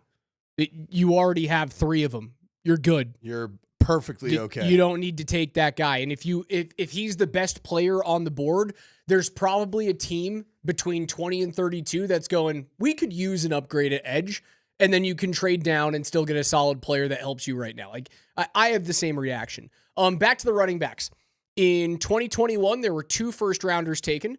Najee Harris at number 24, Travis Etienne at number 25 in the first round. Neither one of those guys has really materialized as war daddies for their franchise. In 2018, there were 2 first-round running backs. Saquon at number 2. Oh, he's pretty good. But then you had to wait to number 31, Sony Michel. Sony Michel, where have you been, son? He's out of the league. Jeez. But he had a couple... Sony Michel popped for the Patriots. He was nice with the Patriots. I think Sony Michel's got like 1 or 2 Super Bowl rings. Did you guys both get together and watch one game that Sony Michel had a nice day at the office? I mean, we're talking Sony Michel right now? As a success story in the National Football League? I said he had a couple of years where he popped. He had a 930-yard season his rookie year, 6 touchdowns. He had 7 touchdowns in his second year. How many yards? 912 on 247 attempts. Is that a first-round back? No, it's not a first-round back. But you know what? It was solid, and he is a 2-time Super Bowl champ. So I'm not going to spit on that guy's Sony career. was great. Sorry. I apologize. 2017. Sony, I didn't know the Sony Michel fan club existed here on the Morning Sprint. My gosh. I enjoyed watching Sony Michel at Georgia. That was really a very good running back. The year prior. Dates me quite a bit, but I recruited him out of high school, and that's why I'm bitter. He didn't come to play. That's a good running back. He didn't come play for my squad. 2017, 2 first-round running backs, 2 in the top 10. Number 4, Leonard Fournette to the Tampa Bay Buccaneers out of LSU, and number 8 overall out of Stanford, Christian McCaffrey. It's pretty good. Pretty good. Fournette, not as durable, but again, had a few seasons where he was really good in playoff Lenny. Where was his best years? Was it Jacksonville? Is that right? His best years were in Tampa. Tampa. Is it? Playoff Lenny was in Tampa. Okay. Oh, that was with Brady. Yeah. His best seasons he was drafted by Jacksonville and then went to Tampa Bay. I apologize. 1,000 yards, 9 touchdowns in his rookie season with Jacksonville. He got hurt in year 2. His second full season in 2019, 1,152 yards with 3 touchdowns. He got hurt in year 3 and then went back for relatively healthy season, 812 yards, 8 touchdowns in 2021. 6-year career, basically. Yeah, not worth the number 4 pick, but he's got a Super Bowl ring. He does. Other running backs that went 2 in the first round in 2015, Todd Gurley. Talk about Georgia running backs. Number 10 overall. And Melvin Gordon, number 15 to the San Diego Chargers. It's happened more often than we think. Yeah, it really is. Over the last decade, that's now 4 times. 4 out of the last 10 years? Where you've had 2 taken in the first round. I think you've had 3 instances where 2 running backs have been taken prior to pick 15 in the last decade. Yeah, that was a bad segment for me. Yeah. Omarion Hampton's definitely going in the first round based off of history. It seems like every year it's 2 backs in the first round go. I was not prepared to refute you on this. This is just a Google search that I found on a Yahoo Sports article. I just miss the good old-fashioned days before Google, before ChatGPT. Fact-checking. Where you could just throw out facts and just sound like you were the smartest guy in the room. I just look like the dumbest dude. Not in the entire market right now after that. Thank you, Raj. Appreciate it. Just here to help, Coach. KJ? This isn't the old Jim Rome show, all right, buddy? The Giants and Super Bowl winning quarterback Russell Wilson agreed on a 1-year up to $21 million deal, including $10.5 million guaranteed. Russ had discussions with the Giants, Browns, and Steelers, but is opting for the Giants. He is 4-0 at MetLife Stadium, and rumor has it that's what led to him signing with the Giants. The Giants have Russ, Jameis, and Tommy DeVito in their quarterback room. What should they do with the number 3 overall pick? Coach, is it the right fit now that Russ is there for Shedeur Sanders? It's the right fit for Travis Hunter. Abdul Carter going to the Cleveland Browns. You think it too? Yeah, I think 1 and 2 feel chalky to me. I think 1 and 2 feel like it is Cam Ward 1, Tennessee, Abdul Carter number 2, Cleveland, and then I think the draft starts at number 3 this year. The true chaos of the NFL draft starts with the New York Giants. Shedeur Sanders, Las Vegas, pick 6. Travis Hunter number 3. So who goes number 4? We have Abdul's off the board, right? Abdul's off the board, so it would be like... Wait a minute. I'm sorry. I got to give you pushback, Raj. I wasn't going to say anything, but Abdul, too? Who's going to throw the ball for Cleveland? Deshaun Watson's not coming back this year. No Jameis Winston. They traded for Kenny Pickett. You're not using Kenny Small Hands, okay? It would be funny if Aaron Rodgers finds a way to land in Cleveland. Oh, I'd love that. Aaron Rodgers deserves Cleveland so That'd be awesome. Much. That's the I'm perfect cool with spot. that. Yeah, I think everybody would love Aaron Rodgers. Two in Cleveland. dysfunctional quarterbacks making way more money than they're worth. Oh, Deshaun Watson and Aaron Rodgers quarterback room. That rivals Jameis Winston, Russell Wilson quarterback room. You really think that they're going to take Shedeur number 2 overall? You really think that Deion's going to let that happen? I keep forgetting about the Deion piece. Deion You're said right. he's not going to do it It's where publicly. quarterbacks go to die, man. The mistake by the lake. He said he's not going to do it publicly. He said he will use his own back channels to sit down with organizations and go, you really want to do this? Is this really what we're really planning on doing with my son? I don't think there's a shot in hell that Shedeur Sanders is going to Cleveland. I don't. Yeah, Abdul Carter, number 2 to Cleveland. Kenny Smallhands, there's your quarterback, baby. Enjoy that, Jerry Jeudy. Have fun. What's next, KJ?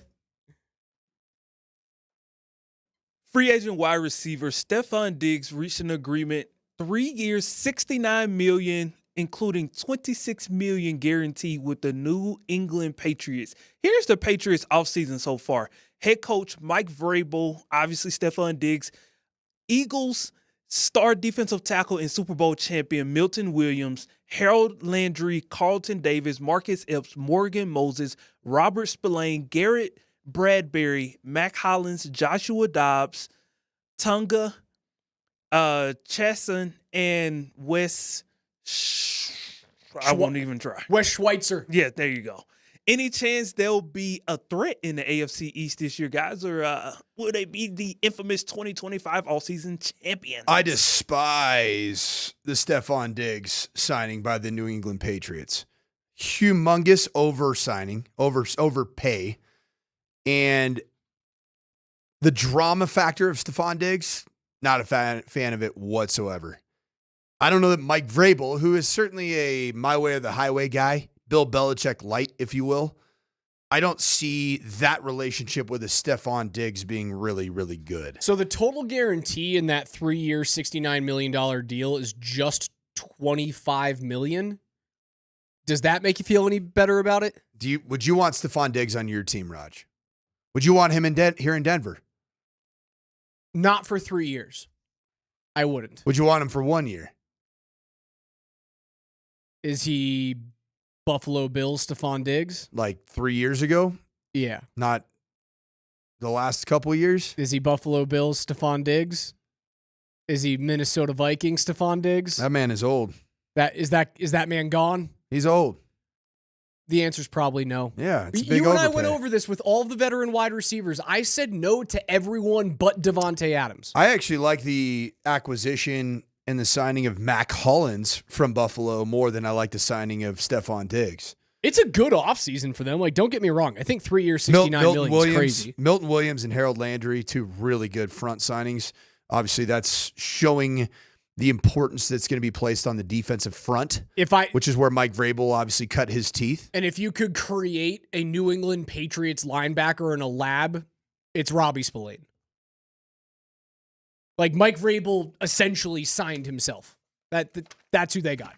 Trying to get the biggest neck roll that you can possibly find. That's who you need to find. I thought they had a good offseason. I think the Diggs deal is questionable and too long, but $25 million guaranteed means that you can get out of it if it ends up being a disaster. What it does give you the opportunity to do is if Travis Hunter does continue to slip, it gives you a true number 1 that Drake May gets to throw to for at least a year, and then you can bring on Travis Hunter with as many offensive snaps as you deem necessary in his first couple of seasons.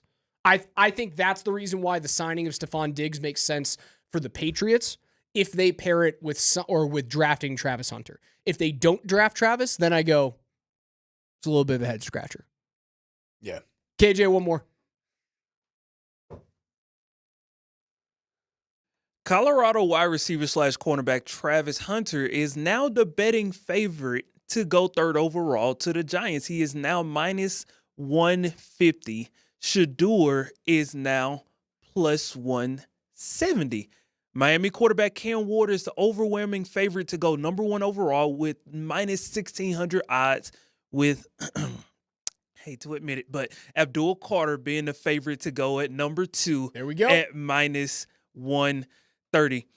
Guys, let me ask you this. Coach, earlier in the show, you talked about Shedeur going to Vegas. Yeah, that's something you've been high on. A lot of mock drafts have Ashton Genty going to Vegas. But so walk with me here, Coach. Let's say he does get out of that top 5, and for whatever reason, the Raiders decide to go with Ashton Genty at 6. What's the next best opportunity for Shedeur to get drafted? I've been saying this for a while, and it came about with who was it that might have rumored that the LA Rams potentially Bucky Brooks. It was Bucky Brooks. I think that is a genius take because Matthew Stafford is going to be your quarterback for a short while longer. At least 2 years. I think that this year or next year, Matthew Stafford is a Ram. I think that McVay collabing with Shedeur Sanders could be very good. I mean, it would take a Very monumental effort to get from 26 to 7. I mean, monumental. If Shedeur Sanders gets out of the top 6, the slide is on, baby. There's other teams that you can look at here. Okay, let's throw them out there. Dallas. Nope. Dak ain't getting any younger or any healthier. He's not getting any younger, any healthier, but he's got a long amount of time left on that big contract. Texas kid. Dad played at Cowboys. That was an off-season commitment move, in my opinion. All right. Indianapolis. Nope. Why not? You just brought in to compete with that Anthony Richardson. Who was it again? Is it Daniel? Yeah. You're committed to Daniel Jones? You got Danny Dimes, Anthony Richardson. You're committed to Anthony Richardson? Are you going to just roll the dice again on another quarterback with potential question marks 2 years later? We've seen teams do it before. Yeah. That'd be the end of Shane Steichen, I think. The Miami Dolphins. Possibility. I actually like that. I like that for Shedeur as well. There's money in term tied up in Tua, but again, not getting any healthier. Yep.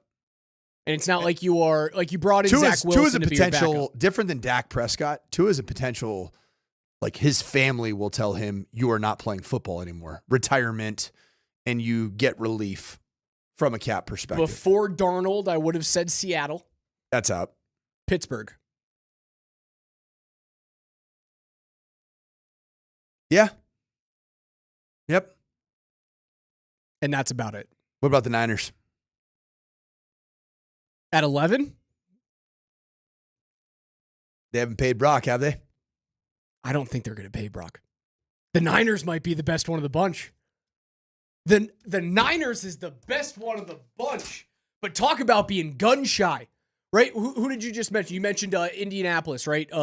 You're a little bit gun shy about taking a chance on a quarterback that runs around and is a risk taker, right? Talk about being gun shy about moving up in a draft to get a quarterback. Would they have to move Trey up? Lance? I'm saying, what if Shedeur Sanders falls out of the top 6? New Orleans might nab him at 9. Good. That'd be a team too. NFL Notes is brought to you by our friends at MountainHighAppliance.com, Colorado's most complete local appliance store with locations in Denver, Louisville, Littleton, Colorado Springs, and Glenwood Springs. They offer every major appliance line in Brandon. You can find them at MountainHighAppliance.com. We'll take one final timeout, wrap it up with a pretty little bow, get you guys ready for the Nuggets and the Bucks. Also, let's hear from Coach Jared Bednar. He joined Moser, Lombardi, and Kane as he does every Wednesday morning. Play you a little bit of that on the other side.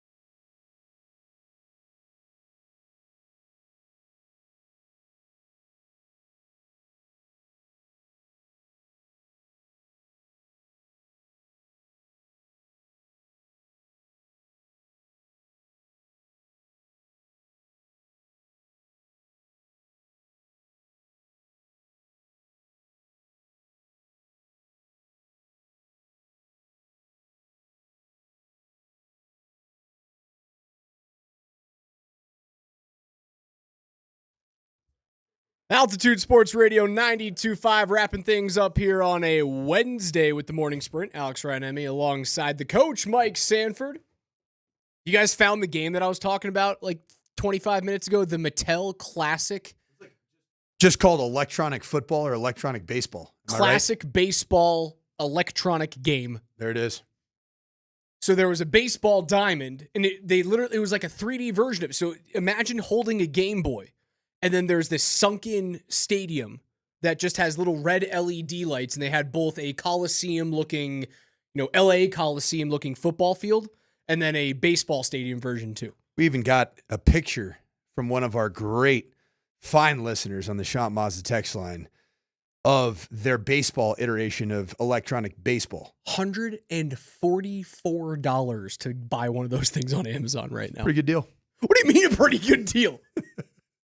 It's a bunch of flashing lights. Inflacion, man. Not inflamacion. Inflacion. There's some serious inflation. $144 for an electronic piece of crap. Heck of a deal, man. I mean, it costs $37 to get Taco Bell for a couple these days. I bet you could hire a 14-year-old kid to create one of those for you in shop class. Give him a week. He'd be able to do that. That was groundbreaking technology in the 70s, and a 12-year-old could make it in 2 days. It was. I guarantee it. It was a bad game to begin with, but still a good deal. By today's standards, $144 for a piece of plastic with some lights on it. It's a great deal. It was fun. The reason why I remember it so often is because, I grew up in, Super Nintendo, N64. So, I grew up around video games. Yeah. And when we'd go to my grandparents' place, there wasn't anything there. There weren't game systems, and I guess I'm the first version of an iPad kid, I guess. So I was trying to find something to do at my grandparents' place when I was 7, 8, 9 years old. Are you giving me reason to have images of you with a little carry handle on your iPad foam case? Were you that type of kid? Were you No. Okay. You just said you're an iPad kid. You made me think of my 8-year-old son flopping around his little lovey, his little blankie. His what? Lovey. It's like one of those little blankies with the head of a giraffe on it. Maybe we don't use the word flopping and lovey next to each other. Oh, okay. Got weird in a hurry. Well, look. But I didn't know you were an iPad kid. The iPad didn't exist when I was a kid. You just I'm trying to say that maybe Did you not say that you were an iPad maybe kid? I was the first version of it because I was trying to find video games to play at Grandma and Grandpa's. That was the only thing they gave me. Okay, so I got LED lights just flashing in my eyeballs. Real litmus test. Did you ever have a real standalone non-video screen AirPod? AirPod? iPod? iPod. There you go. AirPods, the ears, aren't it? Is that the ones that are literally on your heads? Okay. Those are so iPod. Yeah. Did you ever have a non-screen based iPod? What does the screen mean? Like a video? You have nothing that's visual. It is just a listening to music device made by Apple. The first iPod that I ever had was, I think it was the iPod 2. It was whatever one that was black and red that came preloaded with U2's Vertigo. You guys remember that iPod? So did it have a screen or no? Yeah, it had a little screen that you'd cycle through. That was the first MP3 player I ever had. But it was not a video iPod. It was not. You could not watch a video on it. So all right. So that was the first one I had. So you're not an iPad kid. No, clearly it wasn't the first music playing device that I had. I grew up with Walkmans. That was the first thing that I had. I had a CD. No, a Walkman had a cassette player. Okay, a Discman. There we go. I had a Discman. Yeah. Let's make that perfectly clear, guy. Sam Goody. You're trying to fit in with this this millennial kind of group here. You are not a millennial. A millennial had a real Walkman. You had a Discman. I had a Discman. Yeah, you'd walk into Sam Goody, you'd buy Now That's What I Call Music For, pop it in there. Did you have Warehouse? The Warehouse as a store that sold compact discs and DVDs? I don't think we had again, Sam Goody was the one that we had here. At Park Meadows. So Warehouse, is that Sam a California thing? Maybe. I don't know. I'm not sure. I told you I'd play a little bit of Jared Bednar. He had this to say this morning about Gabe Landeskog's you always timeline. Get us back on track. It's still wait and see. Because he's making great progress, and he's feeling good. There's some optimism there that an end could be in sight, but he's still got some hurdles that he has to, clear. So everything is going good and looking good, and like I said, there's optimism from him, from us, from his teammates, all of it, and if he continues to progress at this level, then we're hoping that we can get him back. And he just has to keep going through his process. And it's been a tedious one, but I think it's ramping up. There's no question, as you can tell by the length of time he's on the ice, how many days he's on the ice, that kind of thing. He's just going to stick to his plan, and hopefully at some point we do get a date that we can start looking at for a return to play. Optimism, baby. It's happening, Raj. We've already put it into the universe. We also spoke about it briefly yesterday. And this is not a Raj jinx, just for everybody that's listening. It's not a Raj jinx if we do it together. The morning sprint does it together. You're the antidote. I am. I have to take that with the poison. Correct. Always carry it around when you go on a nice hike. Carry on Coach Sanford. The antidote to any... Just in case the Raj curse jumps out of a bush and sinks its fangs into your Achilles tendon. 100% accurate. This is true. He would go on to talk about a possibility of Gabe playing with the Colorado Eagles, and we spoke about that yesterday. It is a contractual possibility. I think I might have broke that news here first. It's called breaking news if you want. It's refreshing to hear the coach talk about Gabe in that light, because for so many months it was no update, essentially don't talk to me about it. Mm-hmm. Now that's what I call music. I have it in front of my face now. Just banger after banger. Did you listen to music going to sleep at any point in your childhood? Oh yeah.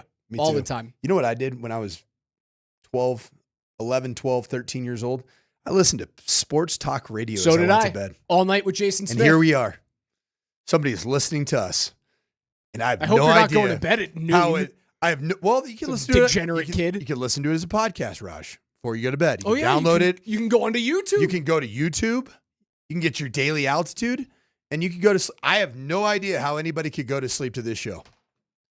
If you can, you might have narcolepsy. I'm going to go Spotify the entire Now That's What I Call Music discography. You a white noise to go to bed guy at night? Yeah. Fan? Sleep fan? Fan. Wifey? Same. That's Coach. That's KJ behind the glass. I'm Raj. PhD's coming up next. Nuggets Bucks tonight, 7 p.m., 6:30 p.m. pregame show. We'll talk to you tomorrow at 10 a.m. Love you. Bye.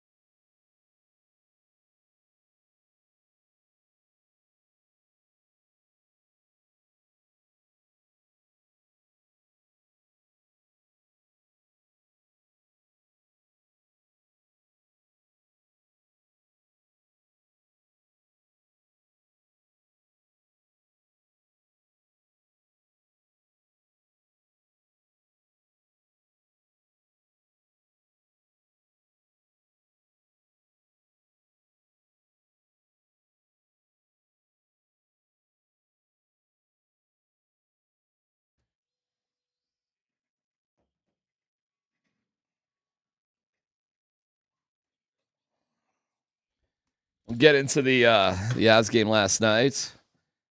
Pretty good chances for the Nuggets to win. We'll get into that a little bit later. But news after our show ended yesterday is about Russell Wilson signing a deal with the Giants. Not to focus too much on a guy who's not here, but it is an interesting move in terms of what the Giants do about Shedeur Sanders. And with that, welcome to it.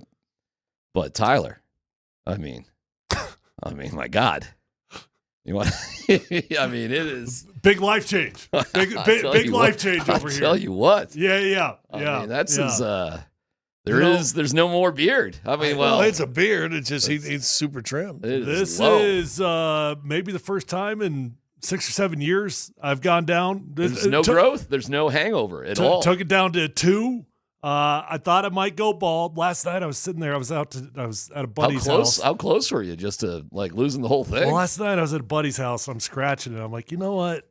I think this is coming off tomorrow. And I did it. Took it off. You didn't take it off. You trimmed it up. This is off for me. Dude, I mean, this is off. But off is off. Well, I didn't go bald, but I mean, for a dude with a big bushy beard. But if you took it completely off, I bet your kids would freak out. Last time I did that, my daughter, it was probably like, I don't know, 8 years ago. She literally came out of the room yelling at me that I'm ugly. It's as low as I've seen it. I mean, yeah. You look great. I appreciate it. Thank you. You look really good. I definitely look about 10 years younger. You definitely look younger. Trimmed it up, hair slicked back, in the gym.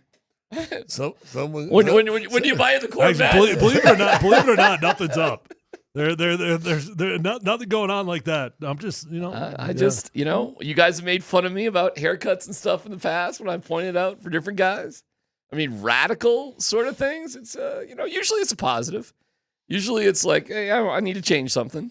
Yeah, I'm just clean it up. You look great. Thank you. You look. Do you think the Knicks might go all the way off? I don't know. No, I don't think so. I mean, you put so much effort in it, right? I can't. Well, this to me, like I feel a little disrespected from you right now, if I'm being honest. Oh dear. Because this is off. This is off. If today was the first time I ever met you, I would say, yeah, Tyler, he's a tall guy with a beard. You still have a beard to me. But you've known me. Come on now. Yeah, but my identity is my identity is a beard. It looks not this. It looks like he's gonna go to happy hour, not hide in the woods making a manifesto. Well, exactly. Hey, it is. It's a big difference. It is Wednesday at Shanahan. It's a happy hour. Happy hour's calling. What time does that start? The patio? 4 o'clock. Well, it's a little bit of an older crowd, maybe even 3:45. But I mean, you'd fit right in. Yeah. Oh, you would be a catch. Are you kidding me? Lord.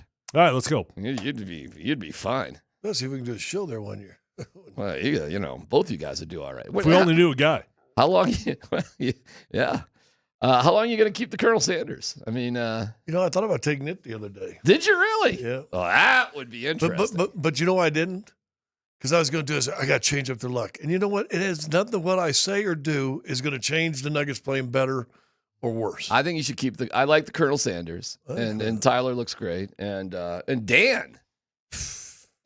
Well, so welcome to the show, everybody. YouTube. This is the biggest promotion for YouTube and Twitch right now. You want to see what's up? Take a peek, take a gander. Yeah, I get your comment about it. It's not off, but for me, it's off. Yeah, that's off. I consider it off for you. Yeah. Yeah. Really? I don't know. Golly, it might have been when you were a player that you had nothing. Well, believe it or not, when I was playing, I never had a beard. I had a long goatee. Yeah. But I never grew out the beard. Right. And I'm convinced the beard that I just cut off, had I had that beard when I was playing, I would have been a Pro Bowler. See, there you go. Yeah. But I didn't grow it, and that was my biggest mistake. I should have grown that beard, and I would have been a Pro Bowler. Well, as much as you cut down, you donate to Love for Locks, or I don't think you do that with beard hair. Nobody wants that nasty gray ass beard. Are you kidding? For guys like Dan, that long. For guys like Dan Tanner, they could have sewed it together and put a beard so he could have worn something. Patched up his hair. That was the biggest beard I had. Yeah. Yeah. But even there, you can see it's really the goatee. Here. There you go. That's back in the day. Oh, that's rookie year. Yeah. That I don't know if I could grow facial hair that year. Yeah, and the Redskins, you had a little something, something. You've always had a little something, something. through the years with Tyler Polumbus. Your life on parade just on a quick Google image search right there. It's kind of crazy. So, anyways, Russell Wilson's with the Giants. Let's get to Russell Wilson. So, I have noticed he's out of your headspace as much as he used to be. He's not in there as much. I promise you, I know you may not believe me, but I am not pulling against him whatsoever. I don't have any ill feelings towards him right now at all. I hope he is successful for whatever he wants to do with the rest of his journeyman life. And I'll say this, for his journeyman life, whatever it turns out to be, $21 million ain't it's a hell of a journey. It's a heck of a journey. Well, right 1 year, $21 million. He ain't getting all of that. There's a lot of incentives and other things in that. Well, it's 10 guaranteed. He's got 10 that's up right. front, right? Well, that's right. That's right. And he'll get it if he starts. I'm dying to see what all the incentives are, like what he has to do to get to that $21 million. But still, for a guy that had a season like him as a 500 starter in the regular season in the playoffs, for him to secure another deal guaranteeing him over $10 million for 1 year, kudos to him. Way to go, man. Keep going. Do the best that you can. Just shows you what quarterbacks garner. Oh, my gosh. Dude's #winning still. He's had this amazing Hall of Fame trending career, and now he's being defined later. 4 different teams in 5 years. I'll be fascinated with the details because I think he's getting $21 million. Well, it's not guaranteed. Well, the annual average is 21. And, I got you. And that the average does not include incentives. That doesn't include escalators or anything. That's okay. What. So if he got 10 guaranteed, he's going to get 21. But it's only a 1 year deal, right? So how is it not 21 guaranteed? Because they didn't guarantee that part. But in theory, they could cut him. I'm saying, assuming he doesn't get cut, he'll get the $21 million. Well, wouldn't that mean the incentives would be the amount of games that he'd be playing, and if he's on the roster? No, not when that is your average. The average is what your salary is. Well, I'm confused then. If he's got 10.5 guaranteed and a deal up to that's 20, what you get up front when you sign, and a deal right? up to $21 million. At what point does he get the rest of the $11 million? Every week. Every game week. Okay, so but look, I could be wrong here. I could be wrong, but an annual average does not include incentives or escalators, meaning he doesn't have to meet a threshold. Okay, he doesn't have to get anywhere. That's just his weekly paycheck. All right, so the bonus for him is every week he's on the team, he gets more money theoretically. Then sure, but if they pay him $10 million, he's going to be on the team. Well, okay. So that's the point of the conversation. He gets 10.5 guaranteed, and if he plays all year, he's going to get another 10.5. Right. Okay. But all they're on the hook for is 10.5, and if they still draft Shedeur, get into it. And he's a starter, then they could cut him, and they'll just be out 10.5. And they'll have a backup quarterback in Jameis Winston. Yeah. But they ain't gonna. You're not cutting someone you just give $10 million to. All right. He's on that team, boys. What was the plan for Sam Darnold last year? To back up JJ. I would think so. Get JJ ready, and then, here we go with JJ. Yeah, I think at the beginning, it was always the start, at least at the beginning, and then transition. I agree. It seems hard for me to believe that he won't be the starter for the Giants. Will the Giants still be interested in Shedeur? I don't think so. I think they'll draft a CU player, though. I mean, guys, they've got quite a bit of money committed to those two guys now. I mean, between Jameis Winston and Russell Wilson, that's a decent chunk of money. That's what's guaranteed to Jameis Winston? I'll look it up. 5? I mean, I know he signed a 2-year, $8 million deal. I mean, we're in the land of quarterbacks making $50 million a year. Well, that's true. I mean, $15 million in your quarterback room ain't that much. Not really. You got back. It's enough you ain't cutting them. Is it enough that you won't draft Shedeur? That's the big question. Never mind what actually happens in the season. It's really crowded. Whether it's enough, whether it's like financially prohibitive, it's just crowded, right? Yeah, I mean that's a lot of dudes in that room. It's confusing. Winston gets $4 a year for 2 years. Mm-hmm. Yeah, the money, the quarterback money, right? For quarterback money, that's that ain't nothing. What's a third pick in the draft? Right, but I'm just thinking about it as personalities and bodies. Okay. If your answer's no, and the Giants are out on Shedeur, then that's fine. I mean, listen, I think logical minds would say, "What are you doing?" The problem is the Giants have said They are looking for a longer-term solution, and you've got a weak 2-year deal on Jameis and a 1-year deal on Russ. That ain't a long-term solution. Well, that's fair. That's true. Now, it does set up a situation where they could pass on Shedeur, and hey, welcome to the team, Jalen Milroe, Kyle McCord in the 3rd, 4th round, something like that. You could see a situation possibly like that too. And I'm not going to discount that that's a possibility. It certainly is. I mean, having 3 quarterbacks in camp certainly isn't unusual. However, I'm talking 3 quarterbacks like that's unusual. I'm talking specifically about Shedeur. Does this put Shedeur out of the run? If Shedeur's out of the run, then it's hello Travis Hunter. Well, here's my bigger question.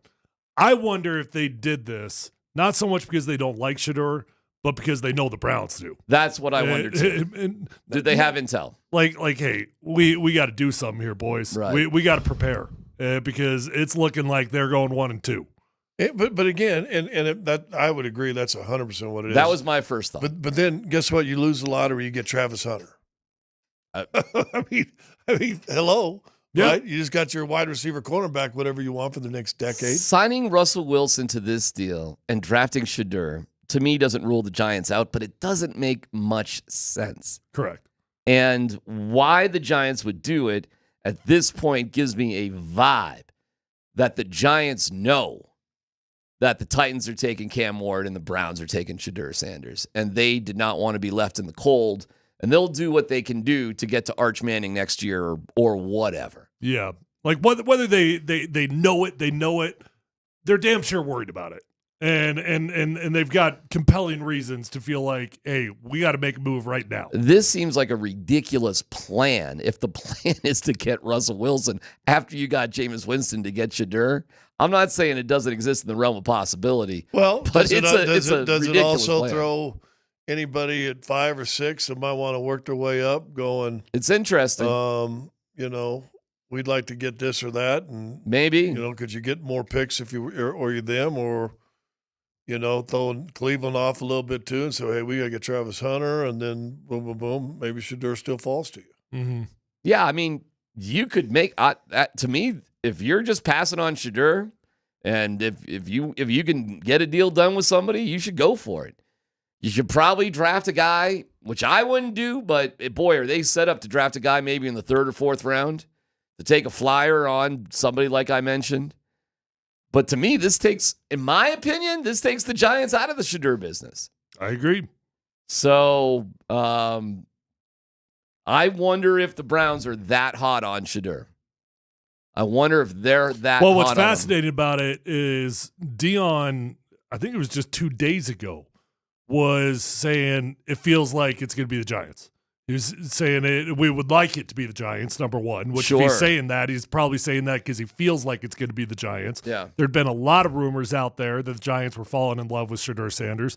So when I saw this news from Russ yesterday, it did really surprise me because I was kind of buying into it. I was. All right. Well, hey, away we go. And Russell, there's one guy left. A-Rod. When he signs with the Steelers, which, I mean, what else is there? But we can dig into it. Well, then the Giants kept tired to screw around with your boy, so we're just tired. You ain't made a decision, fine. I'm sure there's an element of that too. Yeah, no doubt. Okay. What if Cleveland signed Aaron Rodgers? Oh, that'd be hilarious. That ain't happening. I think we got a must-win game for the Nuggets tonight based on a couple things. I think we do. The Avalanche are rolling, and we'll get to all of it, man. We're here for the ride here today. We're glad you're along with us. PHC on 92.5.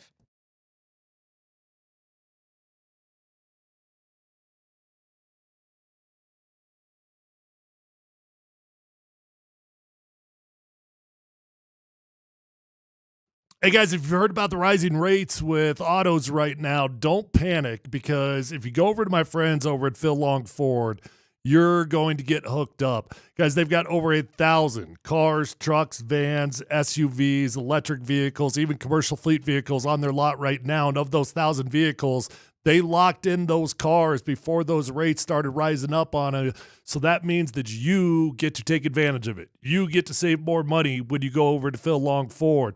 And I've been going over this since my rookie year because I built a long-term relationship. I continue to go back because I know them, I love them, I trust them. They just are going to respect you. Simple as that. They're going to give you the best price. They're going to get you in. They're going to get you out. They've got an award-winning service department. So once you buy that new vehicle, keep it serviced with my friends over at Phil Long Ford. And I promise you, you're going to have a beautiful ride for a very long time. Let them know that Tyler sent you on over. And feel free to shop for the comfort of your own home at phillongdenver.com.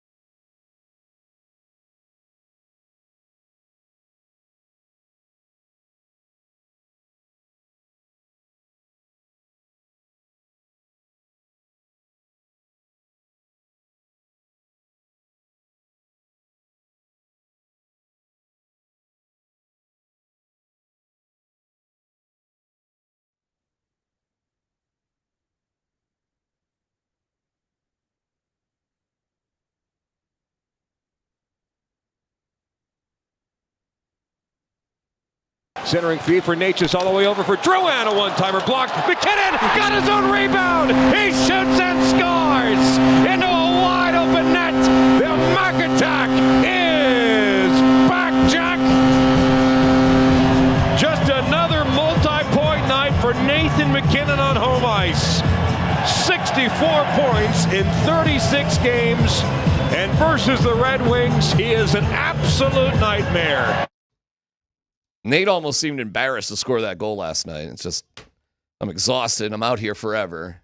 Oh, here's the puck. Goal. Okay, thanks. You know what? Nate's a riot, man. Guy's a trip. I watched the whole game. And Rycroft, I think, said it late. Wasn't necessarily a superior, dominant performance, but if you look at the score, you'd think, 5-2, okay, it is. But he said they did what they had to do, and they did their business. No doubt. And I'm like thinking, that's all you wanted from the Nuggets against, I don't even know who they got beat that first game the other day. You want a business approach to it. And I'm not sure that you've gotten that, and that's what they got. I mean, is Chicago any different than Detroit? Both teams low in the East Conference trying to find a way to get to the postseason. You guys realize it's been 2 months since they've lost to Ball Arena? Yeah, 10 straight games. 10 straight games. 2 months. I looked at the last 5, and it's reasonable. They could win the next 5 in a row at home as well. It's ironic. I know exactly what you're saying, but the twist of fate is that the Nuggets and Avs, no matter how they're both sort of playing right now, they're in the same spot. Both of them. It's no different. It's just that one team is playing sort of more consistent and better right now than the other.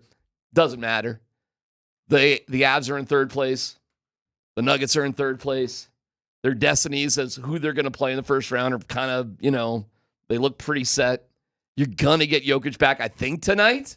Well, he's gone from out to doubtful, so. Yeah, so we'll see. Giannis is out. Damian Lillard, I feel bad for that dude. He's got the deep thrombosis, which is blood thinning and clot. That's tough stuff there. Yeah.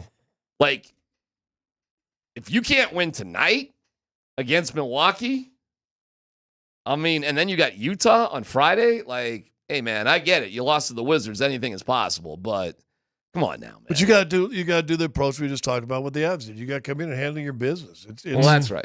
But these next 9 games are business games. You got to handle your business. Maybe you don't kill yourself. I don't know, but listen, you got a day in between. The difference is there's drama. There's drama with the Nuggets. There's no drama right now with the Avalanche. Yeah, and I'm not sure they're going to take the don't kill yourselves approach anymore, although I wouldn't mind it. I really wouldn't. I wouldn't mind sitting Jokic as long as you need to. I probably feel it's pressure to turn the heat up a little bit right now. Well, you got 9 games left. I think you got to win 5 of them just to sit there at third, and then you're playing, I hope, Golden State. I would. But I think they're going to go because you saw what happened to Curry. I think they're going to go. Yeah. So. Oh, see, and he's gone from out to doubtful to now questionable. Yeah, he's fine. If you got tickets and Michael Porter Jr. is questionable, I bet they all play tonight. Questionable usually means you're playing. I bet they all play tonight. It's the right time. Yeah. It's the right time. You got a day off tomorrow. You got the last place team in the Western Conference in Utah on Friday. And then you have 3 days off before a back-to-back at home. Yeah. You should go tonight. I had coffee this morning with an Avs season ticket holder. And we got into talking about the Avs and whatever. And you should have seen when I brought it, I said, man, those trades have worked. And now, first of all, they're a season ticket holder. So they're kind of going to be, there's their P1, right? You should be excited. And it's a lady. She should be excited. She is a P1 with the Avs. You're having coffee with a lady? Well, she's my accountant. Oh. So. Richie Rich, Moneybags over here. Having to do my taxes. Yeah. I have yet to really get into that vein of doing it myself. But anyway, fired up. And we've talked about it on the show 100 times. The trades have been unbelievable, and they're just working. But if you saw last night, the first 2 goals, Dan, you can talk about this. the Chuskin sitting right out in front of the crease, and I don't know if they gave him that first one or not. Well, they gave it to him inside the arena, and then they, changed it. It went off somebody's ass. Well, it went off the defender's butt who's trying to push him out of the crease. So and it goes in. And then the second one, he jams back in because he's right there in the crease playing. That was a weird one, too, because the guy that does the red light, he couldn't see. He waited, yeah. Well, because he can't see it. But everybody, like the Red Wings, were like, oh, it's a goal. Like everybody was reacting. And eventually the referee pointed. They started showing highlights. They're like a few seconds in, and then they hit the horn. It was very delayed. But I saw on a hockey podcast, somebody was getting after the Avalanche hornblower. I guess they'd watched a game. They finally watched a game, maybe the Canada night. And they go, is it always this obnoxious? Oh, that's awesome. The horn is awesome. Then you get the woo woo. I don't think any fans are complaining about it. Yeah, really. I mean, I guess you're hearing it a little bit too much, which is a good thing. That's a good But I thing. think, I don't know it, but I'm going to guess the hornblower guy, he's looking at that. I need that red light. He's got a job, and he likes doing his job. I need the red light for me to blow the horn. Like, I got to see the red light. And the red light did not go on right away. So, anyways, whatever. But it's the Chuskin playing with that big body of his, playing in front of the crease that got him their first 2 goals, I think. And that's what you've missed the last 2 years of the postseason. He's been out this year, but it was injury and not, going back to a clinic. So, man, this is awesome. Is this the second one? No, this is the first one. This is off the butt. KL, off the butt, in the goal.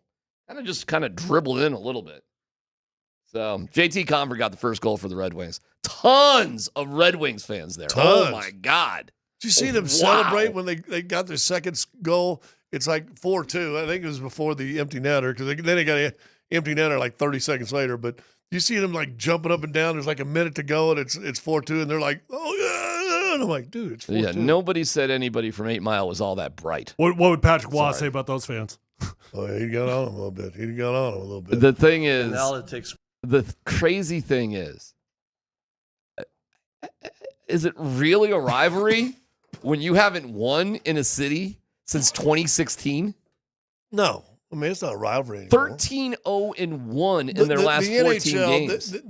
This was the equivalent of Nebraska going to the Big Ten, what it did to the Big 12, killing the OU-Nebraska rivalry. Them moving over to the Eastern Conference just killed a generational rivalry that was awesome for a decade. It was awesome. The only thing left of that rivalry is a 30 for 30. That's it. They got after each other a little bit. I was kind of hoping a fight would break out, but what are you going to do? No, it was a workmanlike. It wasn't the best performance. Bedsy said it afterwards, said it this morning with the boys. But it again. But you got to have workman wins. Dude, you come off these road trips. That ain't no joke, man. Coming off those road trips for that first home game, it's you're still on a weird time. You're still feeling you're not yourself. And then if you got family, all of a sudden you got to start getting time for the family. You've been eating out for 7 straight days. Wife's been cooking. She said, "Let's go out." And you go, "No, it's a whole your whole concentration goes off whatever sport you're playing to. Okay, I'm back home again." I heard a couple of interesting things from Bedsy on with the morning show today. One, Bednar said, there may be a possibility. He thinks there might be a way that Landeskog could play a couple of games with the Eagles before coming back. And because the guys said, oh, that's a shame that that's not possible. And Bedsy says, oh, we're looking into that. Like, it might be a possibility. How about that? That'd be kind of interesting, right? Mm-hmm. I didn't think that was a possibility either. And that'd be nice. Because listen, the reality is, and anybody that's been through significant injury, and clearly I've never been through anything like that, but the only way that you truly have confidence is when you survive that hit. That's it. I mean, you can get out there on the ice and you can let your guys bang you up a little bit, but it's different. They care about you, even if they do let them get banged up. You have to be in an uncontrolled environment. Take that first hit that scares you, survive it, maybe survive a couple more, and then you feel like you're ready to roll. Major League Baseball players can take at-bats at the AAA level as much as they want when they come back. I don't know why you wouldn't be able to do that. Here is what Bednar said about that.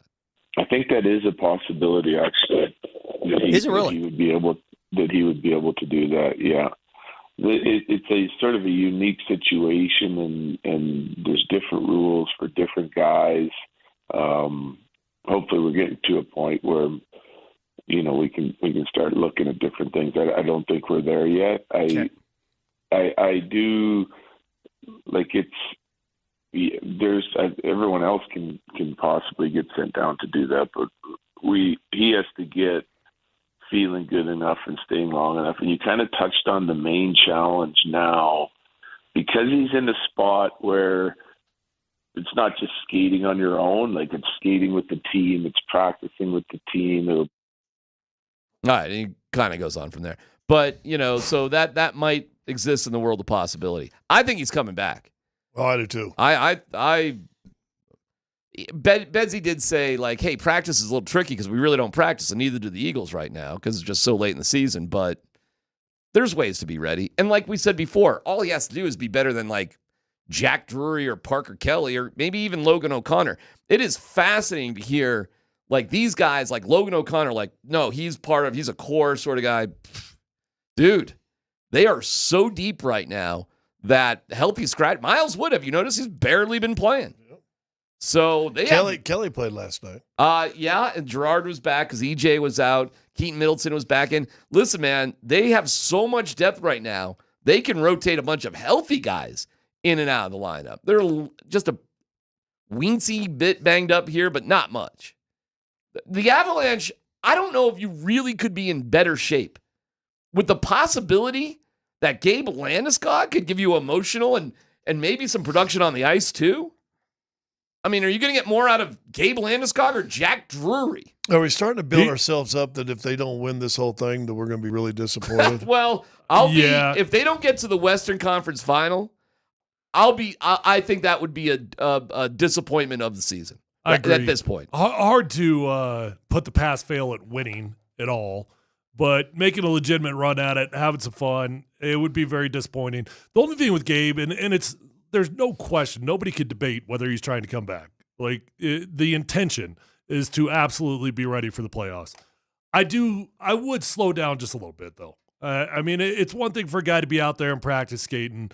I really do think, even whether he gets time with the Eagles or whether it just comes with the Avalanche, you got to survive some hits. I know I just talked about it, but it's huge. And from a mental perspective, if you want a confident Gabe Landeskog out there, that's going to take a little bit of time to get there. And I don't know that even he knows if he's healthy enough for that. Well, he certainly doesn't have to come back for the game one of the first round. I mean, I would say he should. You've got the entire run of the playoffs to come back in. Yeah, but to my point, I think you got to target game one because then you got time to play this thing slow. If you got to take a game off, you take a game off, whatever.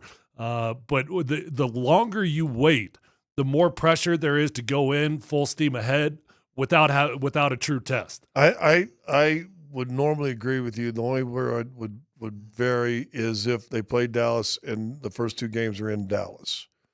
I think they might wait to game 3 to bring Landeskog back. Whatever you're doing, the dude's coming back, in my opinion. I do too. At some point of the playoffs, whether he's prepping for the Eagles or not. We're talking about just Gabe Landeskog on the fourth line. Is Gabe Landeskog How a long Hall does of the Famer? Eagles season go? They've got a playoff. The playoff series in the AHL goes kind of, I would say, up to the Western Conference Finals. Okay. Because they have this thing called the Black Aces where they can start traveling. Like, quite a few guys will go on the road during the playoffs that will never play, but they can practice with the team, the Black Aces. It's a cool hockey term, right? So no dumb question. Is Gabe Landeskog a Hall of Famer?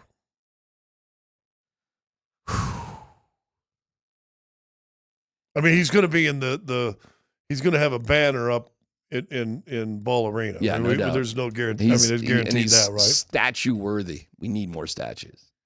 The Hockey Hall of Famer. No, bro. I mean, longevity in NHL is a different animal too. So even his longevity, is it that impressive in the NHL? Not right now, no. No. Mm-mm. But he was a captain at 19 years of age for a pretty dominant team. But he was never he was a really, really good player. But was Gabe ever the best player?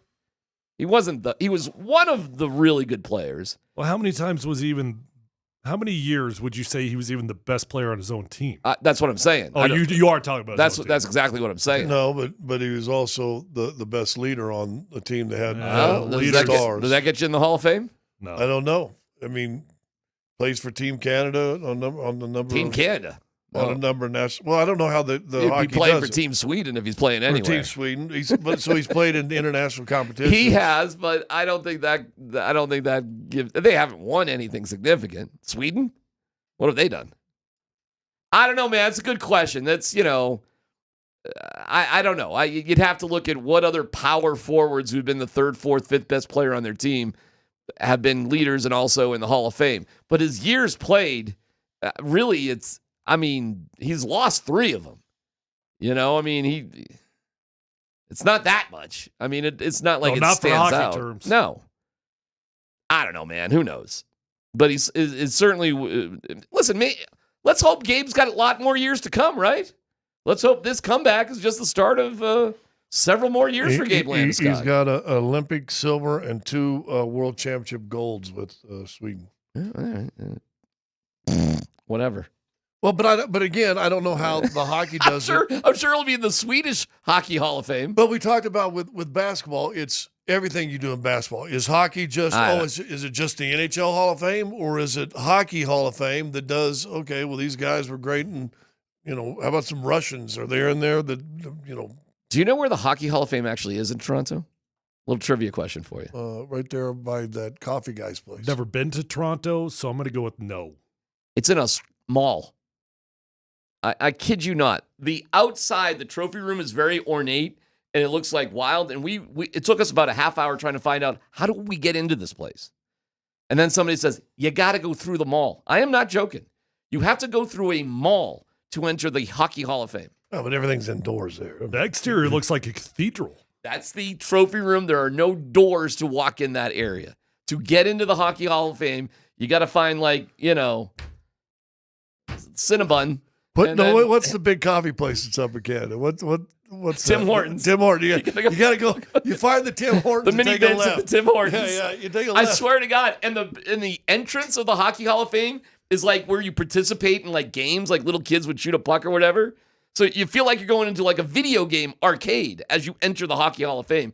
And then that ornate room, the trophy room, the cool room, that's like tucked in the back in the corner. But is it cool though once you get in there? Yeah, it's cool when you get in there. The exterior looks gorgeous. Yeah, when you're going by the Tim Hortons and looking at the Justin Bieber posters at the Tropic, it's a $5 Subway. It's a little like, is it the land of Wayne Gretzky or the $5 sub? Nobody can pass the Cinnabon, by the way. That's impossible. Just the smell. Smell that thing in an airport, you'll walk half mile to go get it. Broncos did sign a free agent today. It's not mind-blowing, but they did sign somebody that they like. Look at this cute photo Dan Tanner just sent of us at the Hockey Hall of Fame.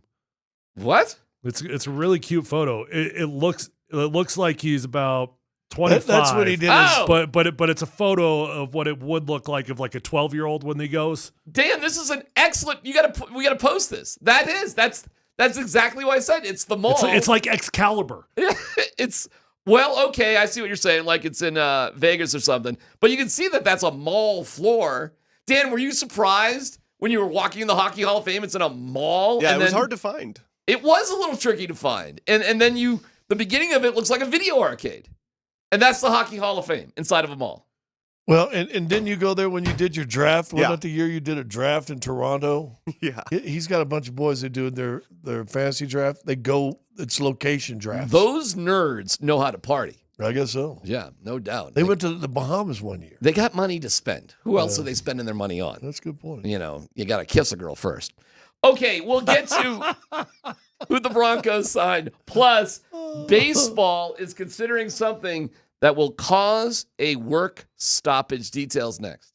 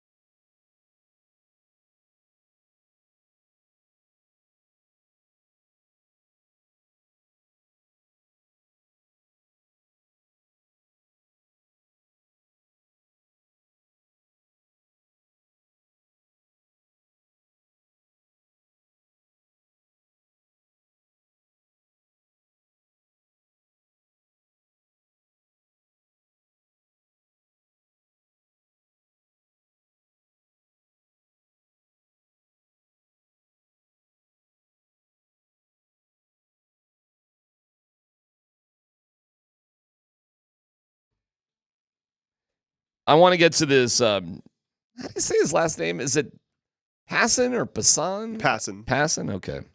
We'll get to him in a second in baseball. Passan, isn't it? Yeah. Okay. All right. Whatever you Or want. he's a Paisan. Paisan. I want to play a quick game of insult or not. And it centers around Dan, because I'm looking at Twitch right now, and during the break, there were some comparisons of Dan. Okay. To Dan, would you like to play this game, insult or not? Sure. We go to the movie Superbad. Is Dan a grown-up version of McLovin? Yes. Oh, we've known that one for a long time, though. Okay. That's a perfect comparison. Now, is it an insult or not is a fair question. That's where I was going. But yes, we all know that that's who he is. Lazy analysis. Dan, so Clearly, Dan's a little offended. You're insulted by the McLovin comparison. Yeah, so that's assault to you. I mean, you do realize you do look like a grown-up version physically of McLovin. I mean, if somebody called me gorgeous, I'd be lazy because it's true, but I wouldn't be offended by it. Dan, are you offended by and again, this was on Twitch, the comparison that you're a grown-up McLovin? I mean, I would have preferred to be compared to like Brad Pitt, but That wasn't the question. The question is, are you insulted by it or not? I mean, McLovin's pretty cool, dude. Like, no, he's not. Now, I'll tell you, I am insulted by the comparisons to the guy in the green shirt on the Southwest commercial. No, but that really was you. You're right. So, I'll tell you. I don't remember that guy. Don't worry about it. I am insulted by it. I was thinking Carrot Top. No, he was so insulted by it that we had paying sponsors of this radio station apologizing to him for bringing it up. And I accepted those apologies. A dude that pays us. Dan, are you insulted by it or not? Nah, that's fine. Okay. No. If we started calling you McLovin, would you be insulted by that? Be careful on how you answer this. I'm thinking. There's no good answer. Well, then it's officially McLovin. I told you to be careful. Dan, whatever I would have said there, you would have been like, "Oh, we're calling you Tanner." Dan, Bud, Squints, McLovin, Tanner. First off, it's Bud Tender. Like we got to go with Bud Tender. Well, it's a little-known Dan Tanner fact that his family calls him Bud. That is his family nickname. That is actually not an insult. And Squints is after another movie character. What was Squints? I forget Squints. Oh, because you hate it. It's like the greatest movie of all time that you disrespect. Sandlot. Oh, yeah, I hate the Sandlot. Remember the guy with Squints that kissed... Anybody that hates Sandlot hates America. Oh, no. What? Don't even get me started on what's wrong with the Sandlot. Baseball movie ever. Oh, it's incredible. Speaking of... Bang the drum slow. Do you know what kind of dog it is? Because I've had 3 of them. Bernese Mountain? No. Try again. What's the one that delivers the rum? Saint Bernard? English Mastiff. Okay. The hairy one. No, it wasn't. It's totally normal. It doesn't have long hair. Oh, it's got short hair. Dick Monfort. Why do you say Dick? Suggested that there's only so much the Rockies can do when there's not a salary cap in baseball. Here is Jeff Passan talking about what might happen here shortly. I hope they don't push for it, because if they do push for it, we're not going to see baseball. Like that's what this comes down to. And it's going to be a real window, I think, into Major League Baseball and into its owners and into the league's priorities and visions for the future, just how hard they lean into the idea that a salary cap is a must-have this time around. Okay, so what he's saying is the owners, even though there's rich owners that benefit from it, like Monfort pointed out, we don't got a shot. Like, there's 20 of us that don't got a shot. There's 5 of us that might have a shot, and there's 5 of us that do have a shot. And that's it. That's baseball right now. Hold on. Clarify something for me here. The next CBA is coming up in January of 2026. So what he's saying is that there's a vibe out there that they're going to push. The owners are going to push for a salary cap finally in baseball. But why in the world would the players accept a salary cap? And that could cause a lockout. The owners would lock out the players if they don't agree to that deal in the collective bargaining agreement in 2026. It depends also, doesn't it, on are the owners in solidarity? Are the Dodgers going to go along with that? No, the Dodgers. Red Sox going to go along with that? The Yankees going to go along with that? No, but you got enough teams but they're going to get force outvoted. For sure they'll get outvoted. Here's another way to think of it. Do like though. the SEC, start your own league. How badly does baseball need the Yankees? How badly do they need the Dodgers? How badly do they need these teams that thrive because of it? Or does it not matter for their league? Meaning, do they need the superstar teams? And will it become less interesting to maybe an average fan without superstars? Like March Madness, for example. It's really fun to watch the Cinderella story. By the time you get to the Elite Eight, you kind of want a 1 versus 3. You kind of want a 1 versus 2. Elite Eight, we're there in the Sweet 16 right now. Who's the underdog right now? Arkansas at 10? They're by far the biggest underdog. Right. So a big time Scott Hastings influence SEC schools, your biggest underdog? Okay. Well, the SEC just over the last 3 or 4 years is starting to become, as a conference, a good basketball conference. Here they are. You asked the question, why would the players vote for it? Generally speaking, it's a no-no. Of course, you would prefer to not have a salary cap because you can make as much money as you possibly can. However, there is a huge contingent of baseball, of any sport, NFL, NBA, whatever, that you got the normal Joes. You got the average Joes, right? And in theory, with the salary cap, the way that you can make it work out is that actually their salaries go up. So league minimums, vet minimums based off years of service. Well, this actually is a benefit for the majority of the players out there. Now, the top dogs, sucks for you. You're going to make a whole lot less money. But if you get the majority of the average Joes in on this, they realize, hey, I'm going to make an extra $1 million a year because I'm in year 8, whatever. That's how they can try to sell it. I'm not saying it's a great sale, but that's how. Now, they revenue share, don't they? Baseball? I'm not sure how it's split up. I'm sure there's a certain part of it that have collective TV deals, but they also have local deals as well. Yeah, but there's something to do with revenue share, and I know the NBA has some of that too, and that's where Dolan, the Knicks owner, is he's tired of revenue sharing for these other teams. Says today teams divide up 48% of their net local revenue. So the Dodgers say, okay, we'll go salary cap. We're not sharing any revenue. Because I think they're making, I was told they're making a $500 million a year on TV. Hey, if that's the case, that's the case. If I sell more hot dogs in my ballpark, I make more money. Way to go. If you can do business better, fine. That's not the issue. You can make money or not make money however you damn well please. Teams can do that right now. The question is, can you save the sport by having a salary cap? And I would say yes. But the players aren't going to want it. Not right off the bat. And so not the influential ones. I will tell you, in 2026, get ready for a work stoppage in baseball. And we'll see. We know what happened last time they did that. Well, we'll see if anybody gives a crap. Yeah, in football, the players always cave. In baseball, the owners always cave. We'll see if anybody cares. But, as we get ready for opening day, which is, the Rockies' opening day, first game of the year is Friday. Who do they play? Probably Arizona. They play Tampa, right? That's right, Tampa. Because it's not in Tampa Stadium; it's in a minor league facility, and then they go to Philadelphia, and then they're here against the Sacramento Athletics. The A's are not in Oakland anymore, and they're going to be in purgatory in Sacramento for a couple years before they're in Vegas. I bet you it's going to be a cool environment, though. I bet for you that what? For the A's. I bet that minor league Sacramento A's. Yeah, I bet they sell it out. Oh, I'm sure they'll sell it out. But have you ever been to Sacramento? A bunch. I have. Holy cow! I will say this: there are a lot of A's fans in Sacramento. I'm just talking about the stadium. I'm talking They'll about probably experience. get better attendance there. I'll tell you, when the Broncos were playing the Chargers in that soccer stadium, yeah, that was a cool place to play. All right, it was fun. Hey, the Coyotes played at ASU Stadium with 5,000 people. It wouldn't be the first time that teams have played in smaller places. Like the Chargers are a great example, but the A's are a pathetic organization too. They're just. But and here's my only vote against salary cap reason is because then, and I know you guys say baseball and it's probably a really good idea. That being said, you protect the teams, dumb teams, by instituting this. You protect some dumb teams or you save the sport. Your choice, baseball. What do you want to do? Because right now I find it boring as hell that there's 5 teams in contention to win every single year in baseball, sport I love. And to me, I'm bored to tears. I could care less. I know our team doesn't have a shot. Name the 4 teams or 5 teams when we come back. Well, we can bring that up with Jeff Legwald, see what his temperature is on baseball. But we'll get Leggy on and Continue right here on PHC on 92.5.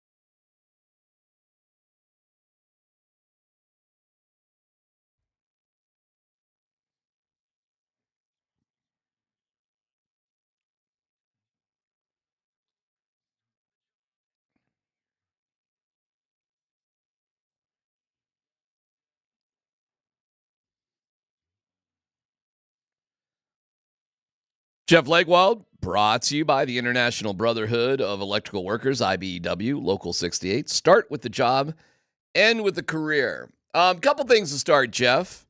We have a free agent who's been retained. Perhaps you could tell us about that. And maybe you can tell us, because I saw some people with questions about the Broncos and Russell Wilson, money owed, the impact, all that sort of stuff. So maybe you can clarify those couple of things as we start.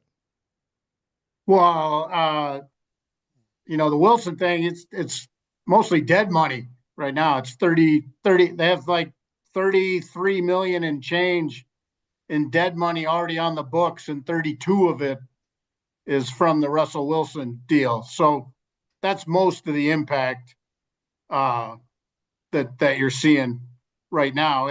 And with the cap increase, they guessed right, or they handled it right. They take the big hit last year and have the starting quarterback on a rookie deal. That makes this year's impact a lot less. They're a lot closer to sort of equilibrium again. So I think that's the biggest, it does limit them a little bit more than some others, but they took the bulk of it last year, and it's probably going to work out for them with the way the cap went up these last 2 years. And then, Michael Burton back in. So, I'm not sure Sean Payton would let that not happen right now. So, but good for him. Especially with Rizzy coming in as the special teams coach, I really had to believe that Burton would be back as a core special teamer in some fashion. Well, why do you think the Giants made this move with Russ? Specifically, how does it relate to Shedeur Sanders? I guess my question, Jeff, is it because they don't like Shedeur Sanders, or maybe because they think that the Cleveland Browns are just selecting Shedeur Sanders? Yeah, I think, Tyler, it could be all of the above. I know a few folks with the Giants. I don't think they believe signing Jameis Winston and Russell Wilson to short-term deals precludes them from taking Shedeur Sanders in the draft if that's where it comes down. Now, I'm not sure in true grades either quarterback is worth top 3 picks, but we all know that's not going to happen. They're going early, especially in what is basically a 2-quarterback draft in the first round. So I don't know that it precludes them from taking Sanders if they want to, but I think they're also trying to. You've got a head coach in trouble.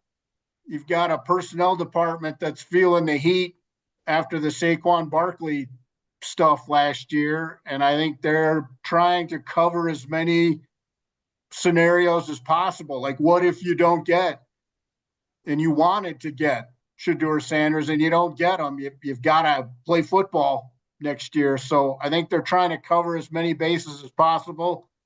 And I think, I know Jameis Winston is known as a guy who is, coaches love to work with, players love to work with. And, I know Russell Wilson, sort of showed in Pittsburgh, he can work within the framework if he's not the starter at that moment too. So, and he handled himself well here with Stidham after they benched him. So I think they feel like it's a low impact move. And if they do get the rookie, there's a couple of guys who can help him along the way. If you were to bet, when's the draft? About a month away, right? April 24th. We're getting close. Save the date. If you had to bet one of these 3 scenarios happen, what would you bet on? The Nugget or the Broncos moving up a little bit, the Broncos staying pat where they are, or the Broncos dropping down even? I think stay where they are, unless there's nobody left with a first-round grade for them, then they move down. Because the issue this year is, in my grades and in talking to people around the league, there's fewer first-round grades this year than most years. So they're likely, most teams likely will not have 20 first-round grades in this draft. So that puts the Broncos right on the fringe. So if they get to, if it gets to pick 16, 17, and they've only got 1, 2, or none no first round grades left on the board, then they move down. Otherwise, if you've got a couple first round grades left, you stay there and see if one of those guys is still going to be left when the pick 20 rolls around. But I've talked to one team that has as few as 15 first round grades, and most teams are in the 18, 19 area. So this is a thin first round and really strong rounds 2 through 4. So if you move down, an awful lot of people are going to want to be in that wheelhouse too. Real fast, and we talked about this a year or so ago. Has the NILs in college football, affected the drafts at all and the availability of some players? It has, Scotty, especially day 3. I think day 3s are really thin now because if you're a player in the SEC, for example, and you're a starter, you can probably do better in the current state of NIL with no guardrails anywhere, and money just, being tossed around. If you're in the SEC or Big Ten or, a power school, you can probably in the short term do better than a late day 3 pick in terms of money in your pocket. The thing you're giving up as a player is starting your free agency clock. And, with football, the chances of getting injured are always there for everybody. So I think that's really the only, sort of other thing on the scale. But NAL is impacting, I think, day 2 and day 3 of the draft, especially. Who's one of the more interesting guys the Broncos have had in for a visit so far, Jeff? Well, I mean, they're between Zoom meetings and 30 visits, they're covering an awful lot of bases. I think more for me, it's position that's intriguing. They've had some day 3 receivers in, so they're obviously sort of looking at the back half of the board, at that position because it's deep, like running back. You're going to be able to find guys way in. So it's intriguing to me when they take looks at positions like that. But again, I should always emphasize to people, they're going to talk to almost every graded player they have in some fashion, visit, Zoom, Senior Bowl, Combine. So, beyond the top 30 visits, I think it's fair to say that they're going to get face-to-face or at least conversation time with everybody they have a grade on. I know you just said that there's running backs out there, but I do continue to see a lot of mock drafts having the Broncos taking Omarion Hampton there. He worth a first rounder? He will probably not make a first round grade for me, a high 2. But, I know some scouts who are firmly believe he's a first rounder, Tyler. So, worth that pick, probably. It's just a matter of, is what Sean Payton wants in the passing game part of it, and I think he had 38 receptions last year and showed, has shown some good, good techniques in the workouts and things. But, that would be my question. And also just the depth of the position, how much higher is he graded than some of their other guys? What's the difference in the grade? And if they waited until the 2nd or 3rd round, are you taking a big hit on the talent level? So, but running back definitely is a position strong enough where you could take a guy at the 20th pick and you're going to get a walk-in player ready to go. That being said, I read an article this week that Williams led the team in average carries per game at like 8, which was the worst in the NFL as far as number of carries for an A guy. Because we have 12 guys, 4 carries. Well, so how does that change, and where should that wheelhouse live?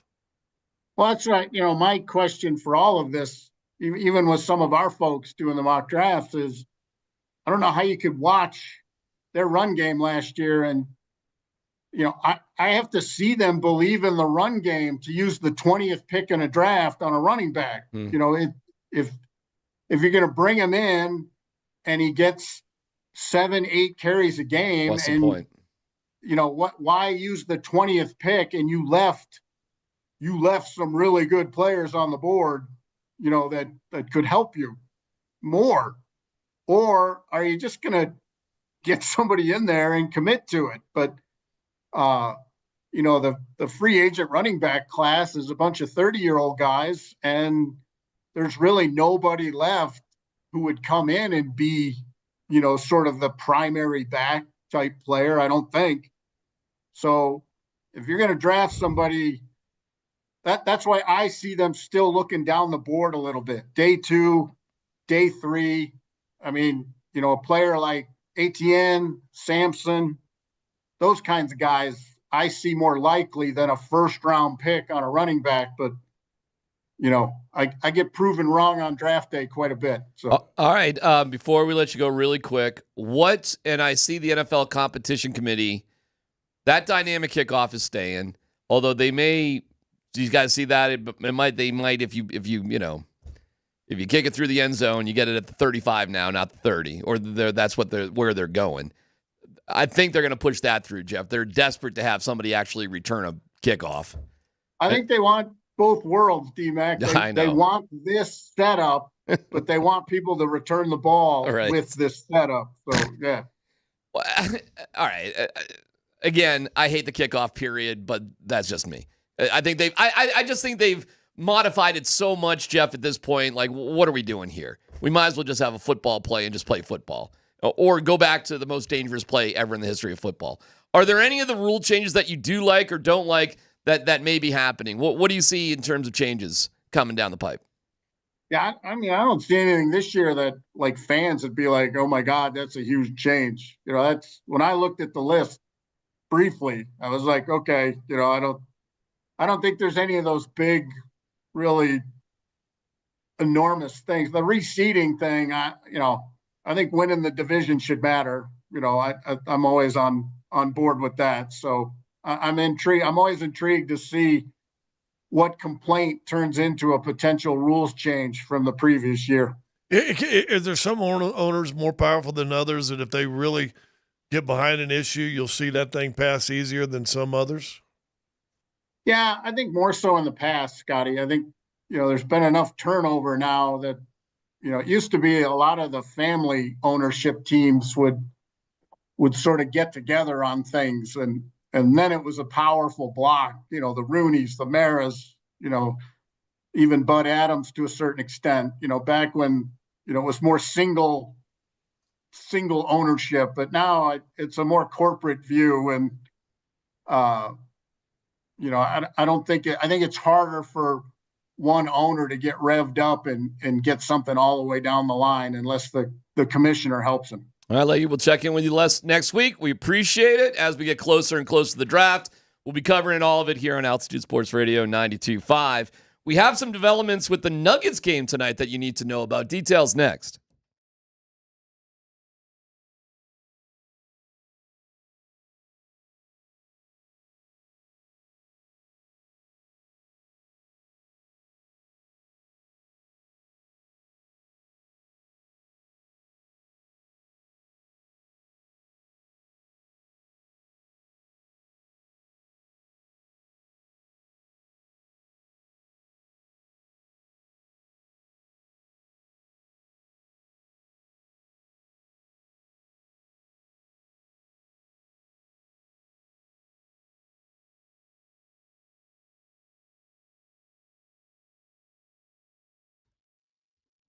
Hey, it's DMac for the Rocky Mountain Men's Clinic. Dealing with the issue of erectile dysfunction is just nothing that's fun or enjoyable or whatever. And even if you just try to put it out of your mind, is your life the same in terms of happiness that it could be? Is it as intimate? Is it what you truly desire? And if the answer is no, you don't have to struggle with it. You don't have to stay with that. You can make positive changes.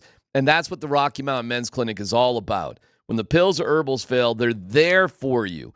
With success rates well over 90%, some treatments can even have you last an hour or more if that's what you choose. The Rocky Mountain Men's Clinic, serving the Front Range of Colorado for nearly a decade, treating tens of thousands of men, so you're not alone in this, even though maybe you feel like it.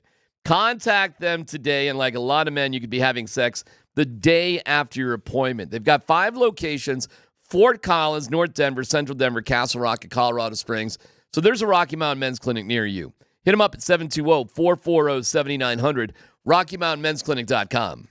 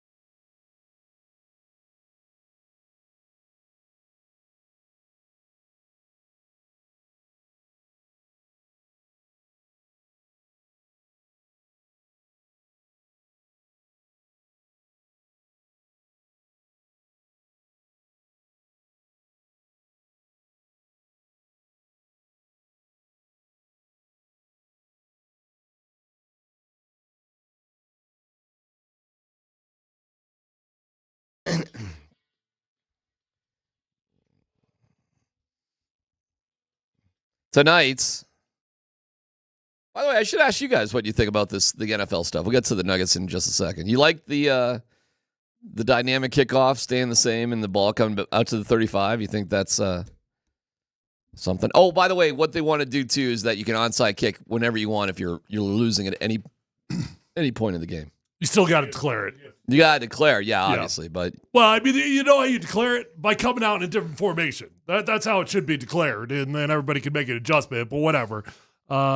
First off, the onside kick, yes, thank you. There's no reason why that should be limited to the end of the game. No reason. You still got to be trailing though to do it. Yeah, that's fine.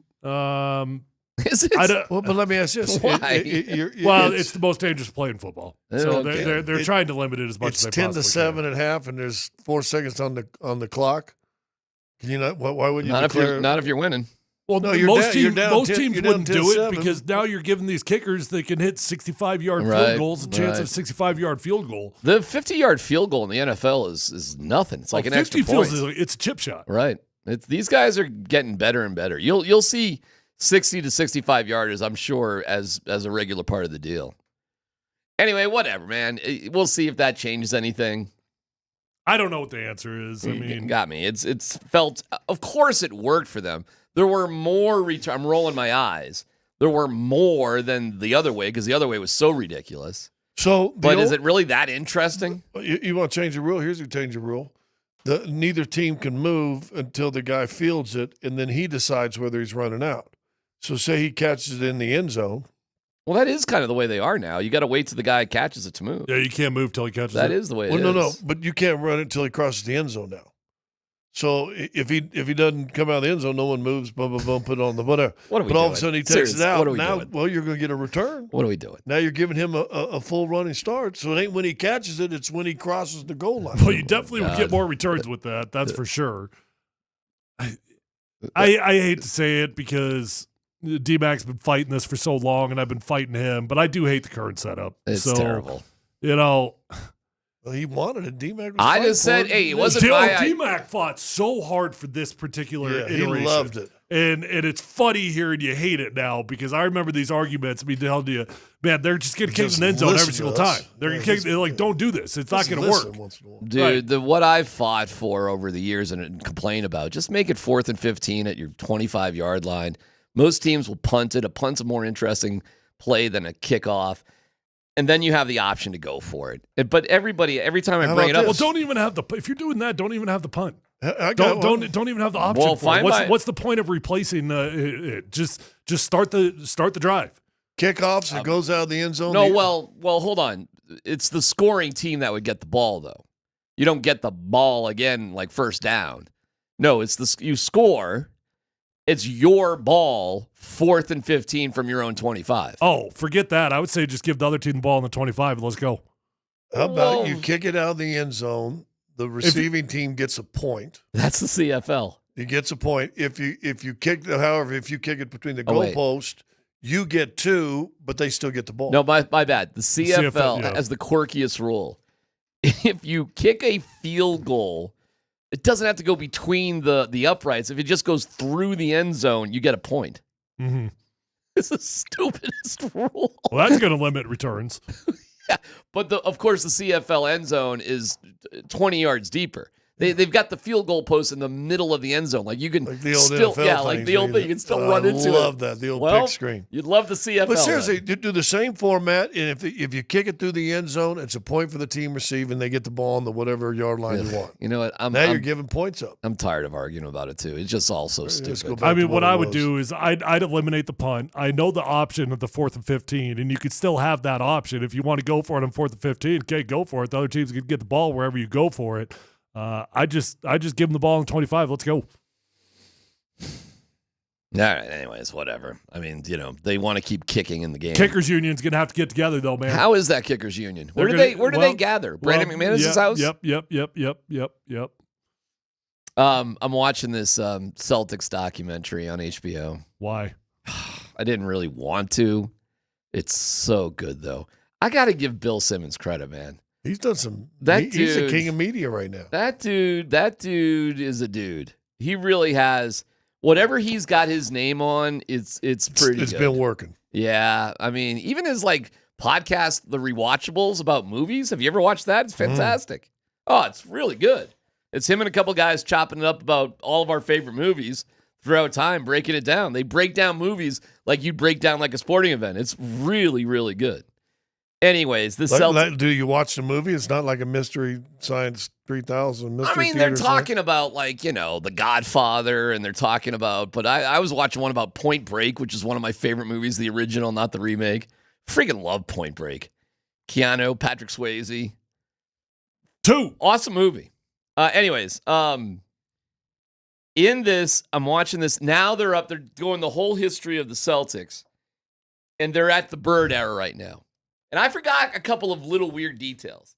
Like, Red Auerbach did a deal to get Larry Bird. Like, he drafted him when he knew he was going to go back to the NBA. Yeah, go back to college. College, right. Sorry. Indiana State. So I didn't realize there was a time you could draft an eligible player. I told you that, loophole rule. Crazy. You know, we had this entire conversation where Scott explained it to you. Crazy loophole. You got to start listening to other people once in a while. Here's what I forgot.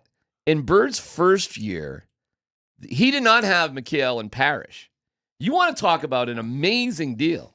They trade Bob McAdoo and get a first-round pick the next year after they get Larry Bird, which they trade because, I'm forgetting the player. It was somebody, gosh darn it, help me out here. It was some college player that was way overrated, and Red Auerbach knew it, and he went from the first pick to the third pick to get McHale, and he traded with the Golden State Warriors to get Robert Parrish. Yeah. It was one of the most genius Spencer, help me, back in the 80s, Spencer something. Dinwiddie. Not Dinwiddie. Gosh darn it. You got to look it up. But he was like it turned out to be nothing. Jones. No, sorry. I'm forgetting it. As I'm watching it, though, there's a couple of interesting twists in this. First of all, the similarities between Bird and Jokic, guys, are, if people don't know. Yeah, they really are. They're like the same player. They are like the same player. The outside shooting from Bird, obviously, a little bit better. But if you really look at their athleticism, their style, the passing ability, the rebounding, everything with Bird and Nikola, to me, it's the most similar comparison you could make. And plus, Bird isn't 6'9". He really is more like 6'10" anyways. And the way he impacted a team, it is almost night and day. But here's the interesting twist. Joe Barry Carroll. Not Spencer, sorry. Joe Barry Carroll. So Red Auerbach knew that Joe Barry Carroll was going to be a bust. He trades out of the number 1 pick for McHale at 3 and Parrish in a trade to Golden State. And Joe Barry Carroll's nickname in the NBA when he played was Joe Barely Cares. Did you know he was going to be a bust? No, because I was still in college. I didn't know anything about that. Because he was a dominant college basketball player. Yeah, he's nice. But he was. But you want to talk about... He only played hard when he wanted to. You want to talk about maybe one of the 2 greatest years in GM history. Figuring out a way to get Larry Bird while he's still in college, then passing up on the number 1 overall pick to flip it for Kevin McHale and Robert Parrish? Yeah, come on. Oh, my Which God. ended up getting you, 4 championships, right? They got 3 together. They could have got a little bit more if you asked them.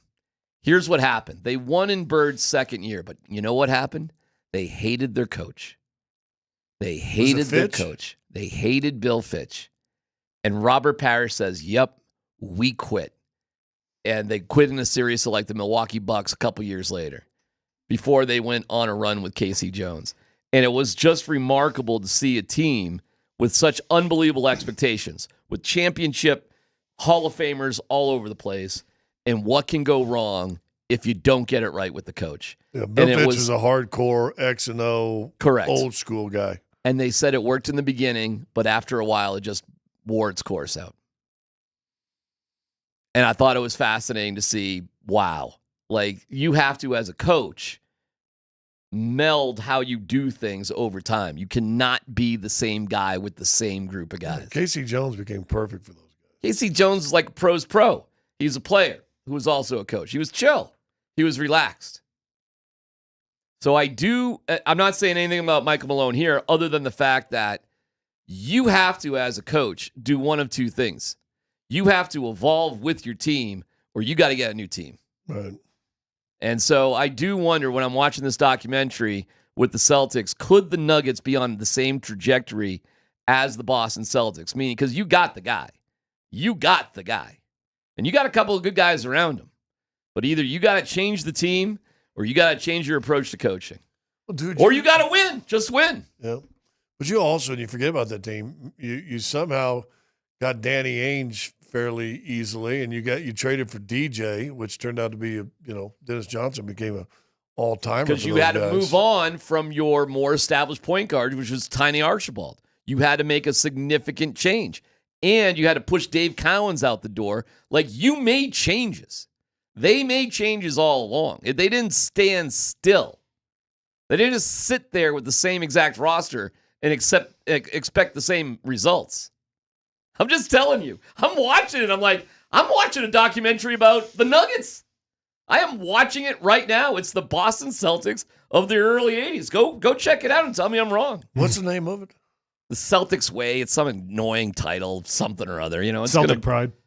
It's not Celtic Pride, but it's like the Celtics. Well, didn't something. Bird the first year on won HBO? The first year he won it, which was the second year in the league. Yes. Scott Wedman was on that team, wasn't he? I don't think so. I think Wedman came along a little bit later.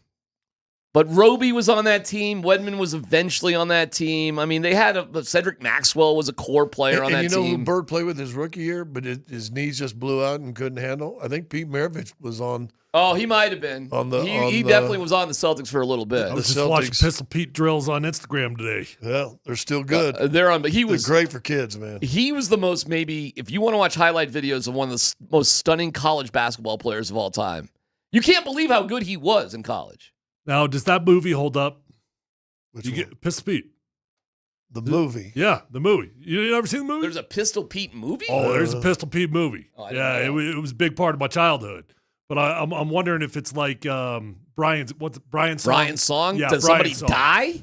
No. No. Is this the one where he started on his high school team as an 8th grader? They've got him when he's like 6 years old, doing dribble drills around his ankles, Yeah, it going looks to the like train a tracks. made-for-TV movie. I've seen it. Yeah. What trajectory do you think the Nuggets are on? Oh, as you said, they got the guy. They got the guy. And the Celtics had the guy, too. Yeah, they got the guy, but something's going to change. They got a pretty good second guy, too. The NBA's changed also. There was size. I mean, Bird's 6'10". Mikhail's 6'11", 7 foot. Parrish was 7 foot, 7'1". Big team. Bigger team than the Nuggets. Big team. But you also shot maybe 4 threes a game during that era. It is, man, I think you'd win a few bar bets if you want to say the best time of the NBA was actually that time period. And just in terms of competitiveness, ability. But the three-pointer was not a thing. It was not a thing. And I'm watching the Celtics go against the 76ers and those incredible battles. Oh, my God. And the smack talk that was going on. These guys, hated each other. Hey, you got Dr. J and Mr. Congeniality throwing punches at Bird, right? Man, you got Andrew Toney. You got Darryl Dawkins. It's awesome. The hatred is real. And the physical nature of play, they are fighting. Cedric Maxwell, I forgot about this, during a playoff game, went after a fan and didn't get thrown out of the game. He became the MVP of the championship series. This is not a joke. I had totally forgot about it.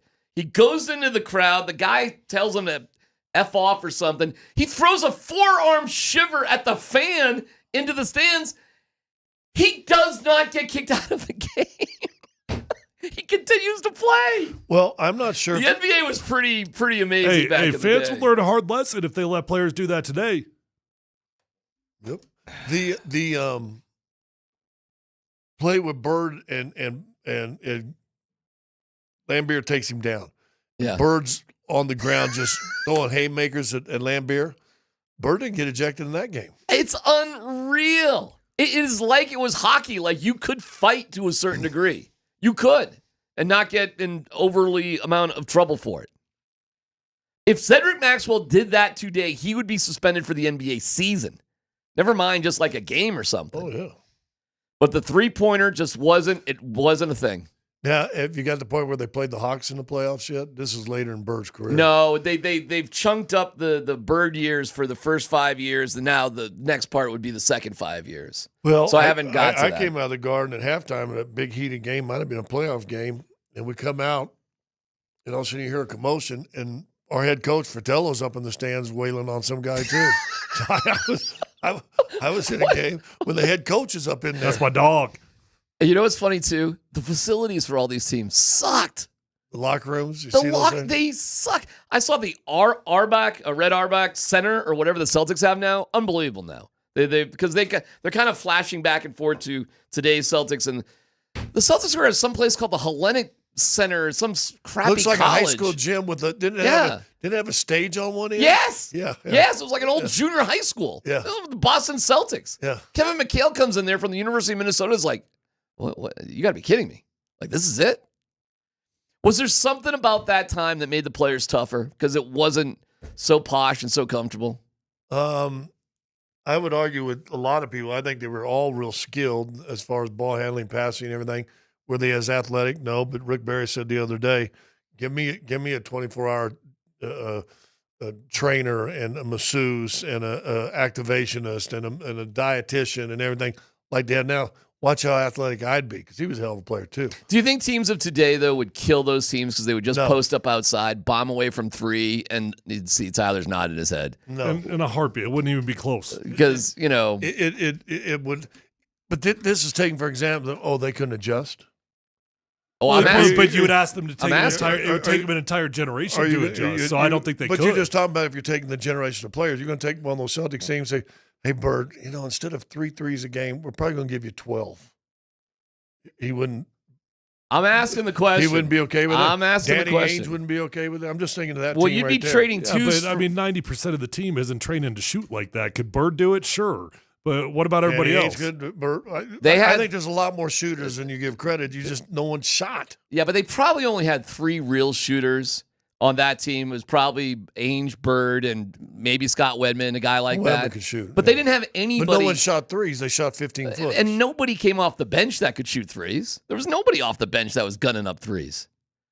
No, I think but no one. But you had guys coming off could hit mid-range jump shots, and that's what that league was. And this isn't a basketball thing for me. Ask me any sport, and the answer is you're getting crushed. You're probably getting you're crushed. getting crushed. You probably are. But I'm not saying. I think it's more entertaining, and it was more fun to watch those games. In all honesty. All right, so let me ask you this: you take a modern day team now, take them back and play 80, 81, playing those rules.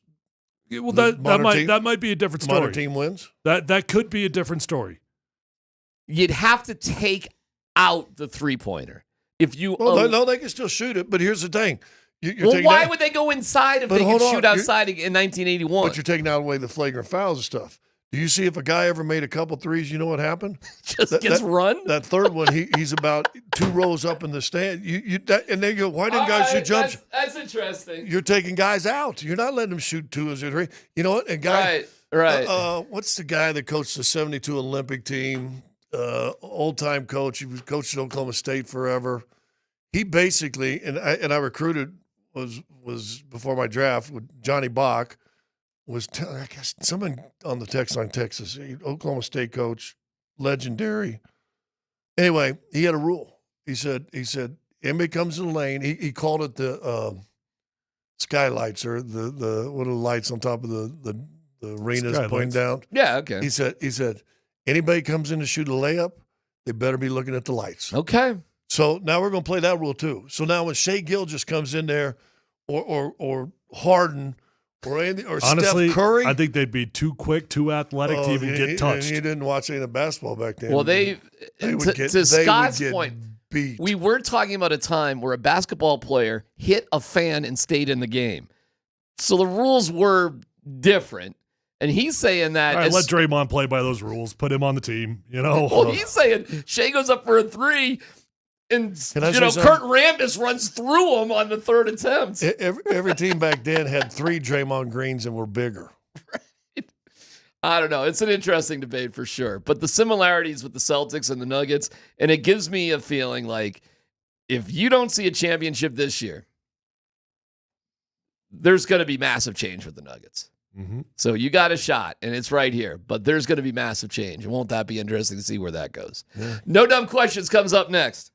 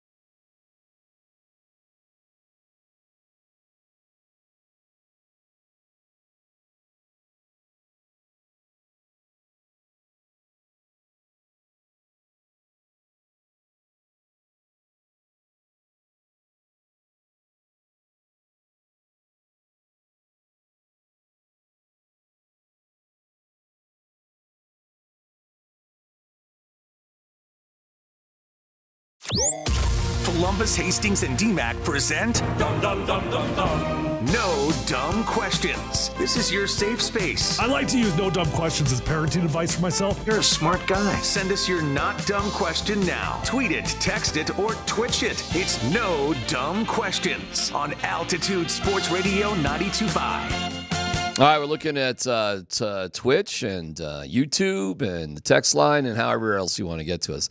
Tyler, I saw a couple of, I don't know if I can say it, but compliments about your beard and your new look and everything. And what did it say? Well, sexy. Leave a number. They got a number? Compared you to a, well, I can't even say it on the air. It's not a compliment. It's sort of a compliment. It's kind of like McLovin. It's kind of it's kind of a compliment. Go on. It says you look good, but you look like something graphic from the 70s. And I think it's a compliment. I don't know. Were those guys good looking or no?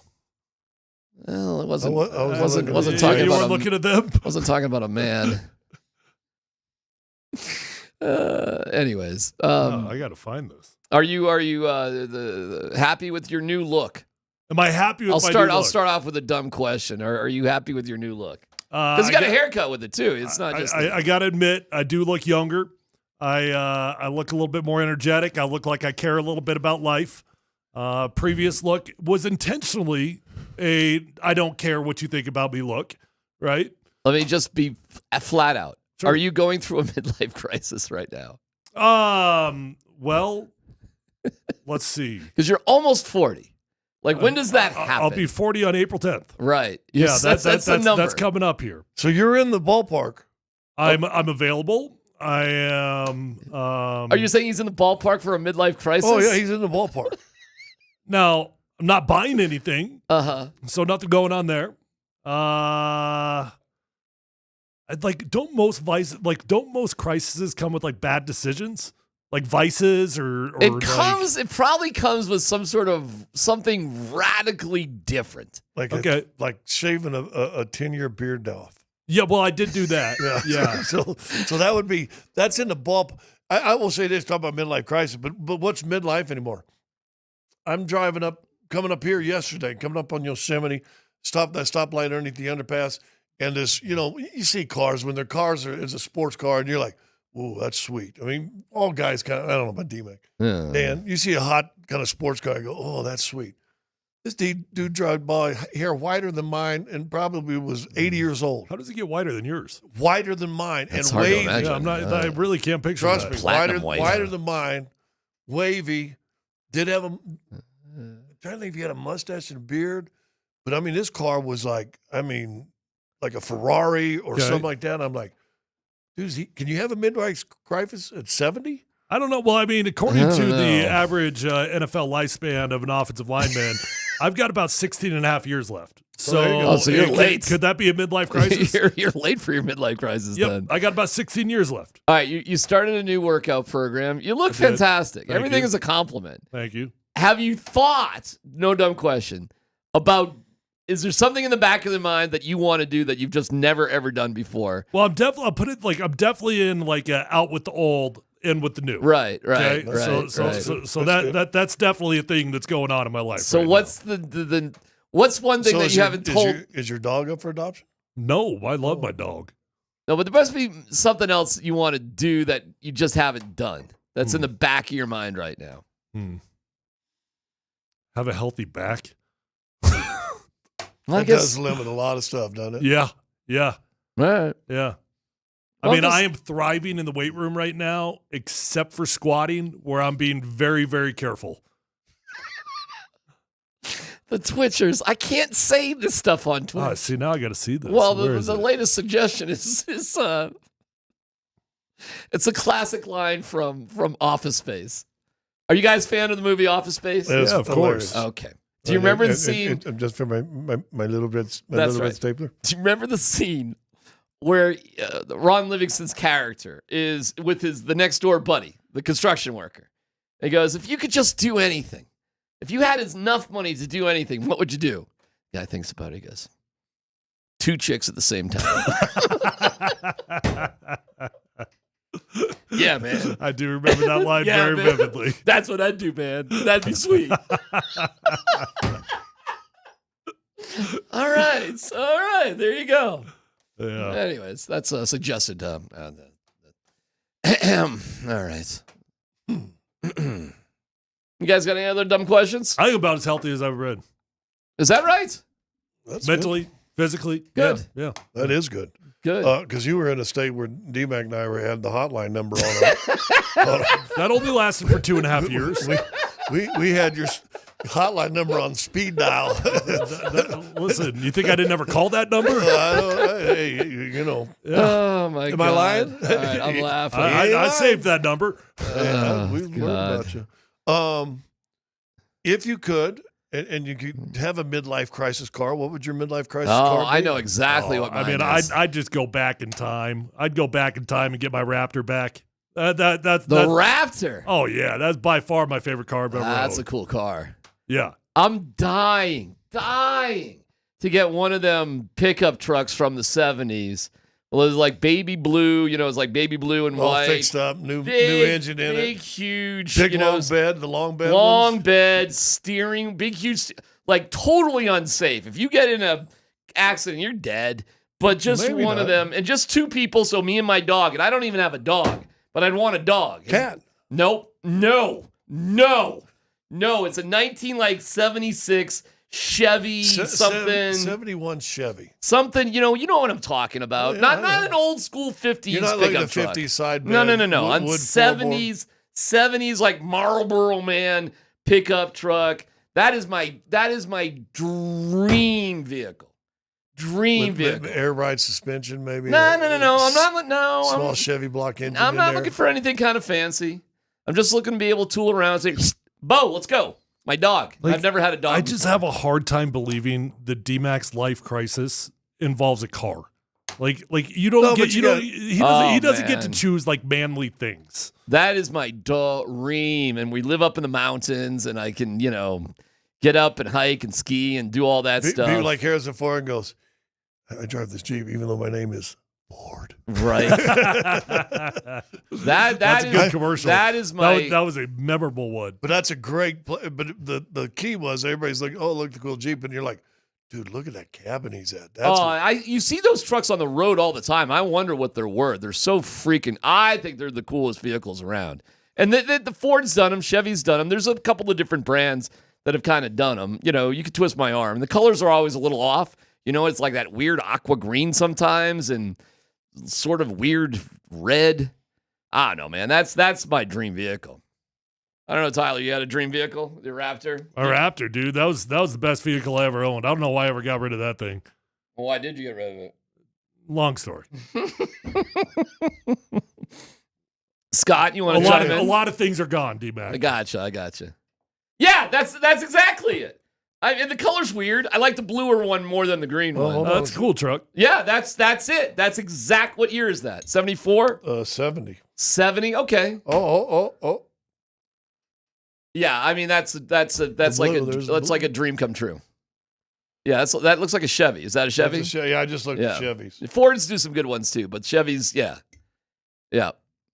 It's a very un-DMac looking vehicle. I know it's like you're lying. Then I told him you do not fit in that vehicle at all. But then I told him he should kit it up, be something like that. Now that'd be cool. Yeah, that's too fancy. Yeah, it's way too fancy. I'm not interested in that.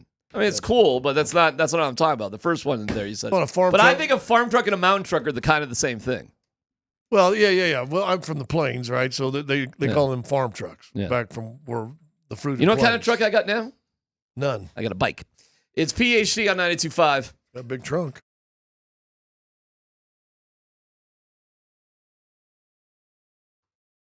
Yep.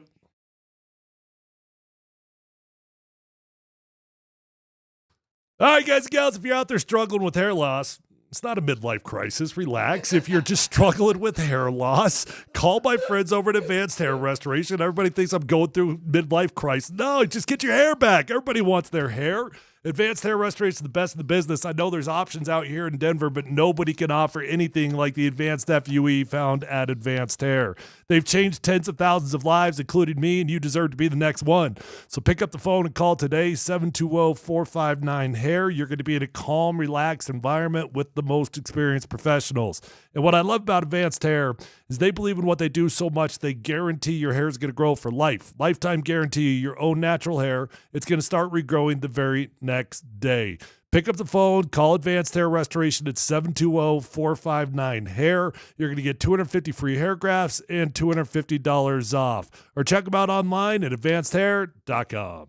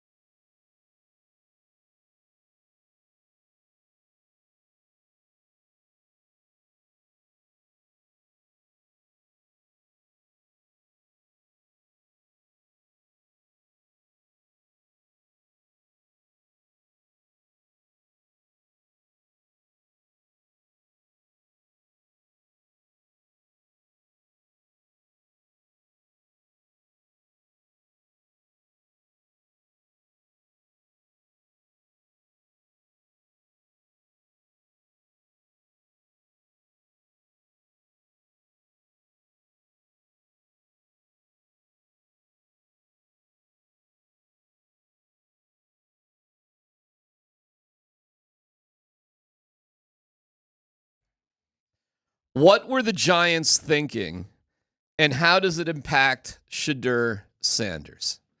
Signing Russell Wilson to a 1-year deal, up to $21 million, 10.5 guaranteed. Jameis Winston gets a 2-year, $8 million deal.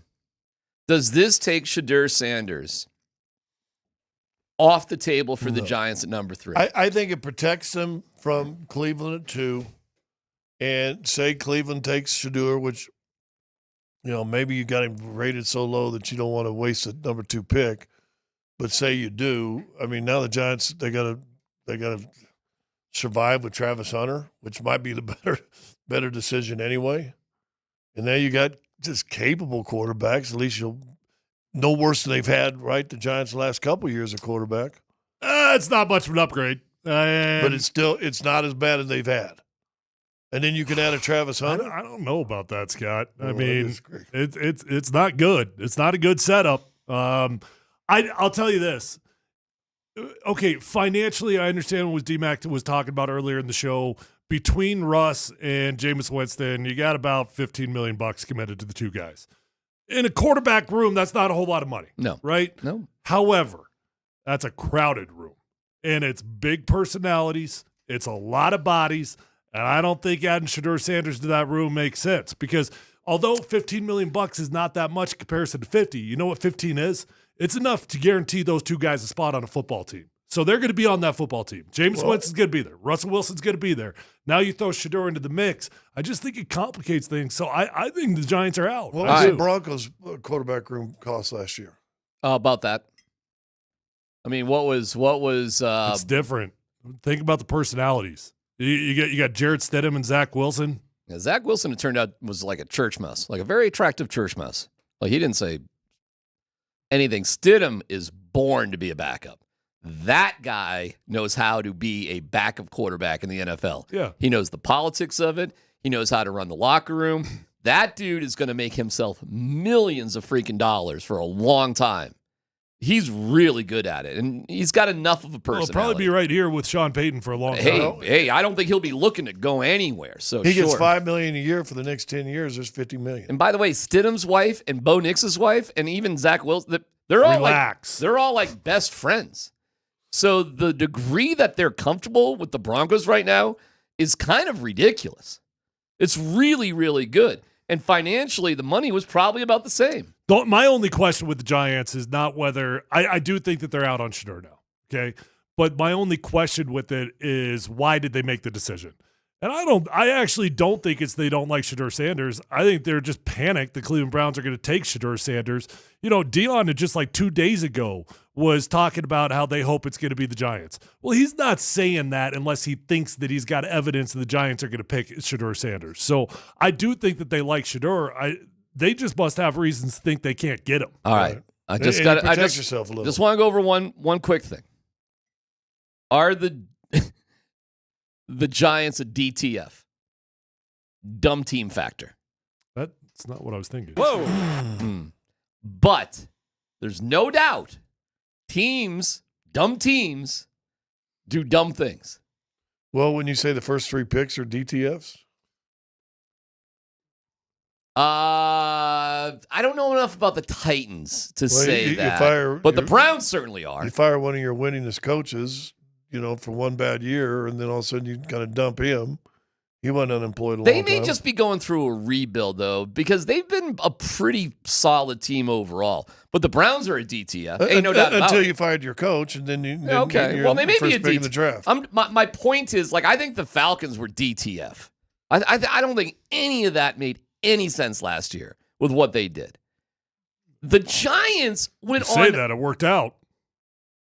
To think that was just like it worked out for the Packers. Listen, just because something might work out doesn't mean it was a good plan. Sometimes things. I mean, that's not the like plan. The definition? Nah, man, bro. There's so many other ways to get Michael Penix and not have to spend $40 million on a quarterback who's now your backup. That's not a good plan. That's a silly plan. And they probably should have got Penix playing a lot earlier, just like they got Bo Nix playing. That's a terrible plan. Or they had no idea they were going to get Penix, and then all of a sudden somebody said, well, what about him? Yeah. Well, I think that's really what it was more than anything else. I think it was a change of heart, maybe. Here's what's fascinating. Okay, let's say the Giants do draft Shedeur Sanders. He's there at number 3. They take him. I don't think you got room for all 3 of those guys personality-wise. All right, so you dump Jameis Winston. I don't think so. But then you dump Russell Wilson. Now you're DTF. Right? All right, fine. Now you're dumb team factor because you're going to cut the dude you just gave $10 million to rather than the dude that you gave 4.5 or whatever it was to Jameis. I mean, could you say they do draft Shedeur? Could you see them carrying all 3 of those guys? No. It would make no sense. Do you think they would cut Jameis? I mean, my opinion is they would cut Russ. To me, it'd be really dependent on what happens in the first 2 or 3 weeks. That's not who I would cut, though. If I'm going to cut anybody, I'm going to cut the guy who's going to cost me $11 million more. I mean, but it seems insane. Listen, the only reason the Giants, I'm just holding it out there, is they're a pretty dumb organization. And there's no question. They proved it because they showed us all on Hard Knocks in the offseason. They showed how dumb they were. We talked about it. Remember that? We're like, oh my God, the Giants, what is up with them? And they proved it with Saquon. Oh man, I'm going to really hate it if Saquon goes to the Eagles. The Eagles got a Super Bowl ring with Saquon Barkley. This is an idiot organization.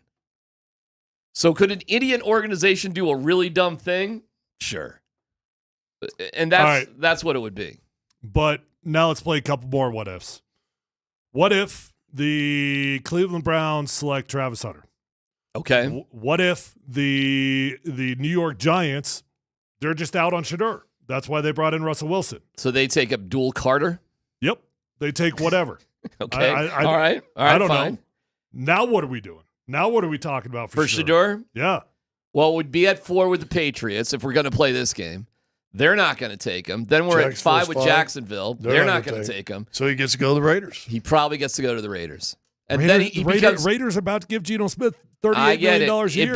It becomes Aaron Rodgers, Jordan Love. That's what it becomes. And that seems like an awful high I promise pick. you, Pete Carroll is fine with Geno Smith as his quarterback. I got it, but he's probably not making the ultimate decisions there in Raiderland. Oh, I doubt that. You think Mark Davis and Tom Brady aren't making the final decisions? Really?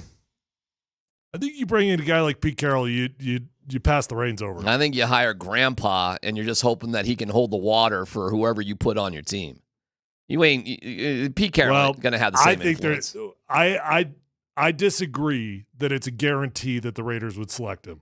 So what I'm getting at here is you're looking at a fascinating slide all of a sudden. Because I think there's a world in which the Raiders just take Ashton Genty. All right, fine. Because that's what makes it. They like Geno. They going. feel like they can compete. Who are the Jets quarterback? I was just going to go there. It's Justin Fields. Okay. On a low-level deal. Now you might be talking about a team that nobody is profiled for Shedeur that all of a sudden, like Shedeur. Michael Penix, you're like, oh, I got to take him. Right. And if you want to slide even deeper than that, you got to stop at 9 with the Saints. What, the Saints aren't going to take a quarterback? If that happens, come on, man. Well, one of the reports I heard today that the Cowboys had offered Cleveland Dak Prescott to move up to maybe that number 2. That was BS. That was debunked immediately by a bunch of reporters. By the way, I did see. I'm the one that actually sent that over, so that's my bad. But that got debunked quickly. Who did it get debunked by? Jane Slater and a couple others. Looking at this mock, well, are we doing mocks? Well, that's kind of organic. I didn't even mean to do that one. We can do it, though, if you want to do it. I mean, you don't have to twist my arm. Tankathon. There.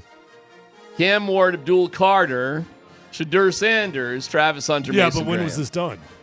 Well, I don't know, Dan. Is this a recent one? I believe they update this, daily. Do you believe it or do you know it? I don't know that. Oh, boy. But I look at this all the time, and they have updated it quite a bit. It's totally irrelevant, though, if it's not done as of today. Yeah. Anyways, I was going to play a little game, but you kind of spoiled it. That's all right.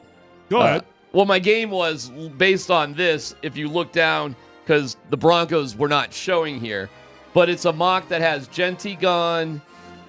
Tyler Warren's still on the board. Oh, no, he's there. Nope, Let's go back to he's gone. Tyler's premise. Cam Ward goes 1. Abdul Carter goes 2. Could the Giants take Travis Hunter at 3? And if so, how far would Shedeur drop then? Right? Because New England doesn't need it. Jacksonville doesn't need it. You would think the Raiders, maybe they don't need it. I don't know if the Raiders would take him. So, I think Pete Carroll's ready to rock and roll. So then you're probably going down to 7 to the Jets. I got to be honest with you. If the Giants were not to take Shedeur at 3, and this is the way it laid out, they would be so dumb not to take Travis Hunter. It would be. Oh, they would. It would be so stupid for them not to do that. They would. Because what they're really telling you is we're going to draft a quarterback next year.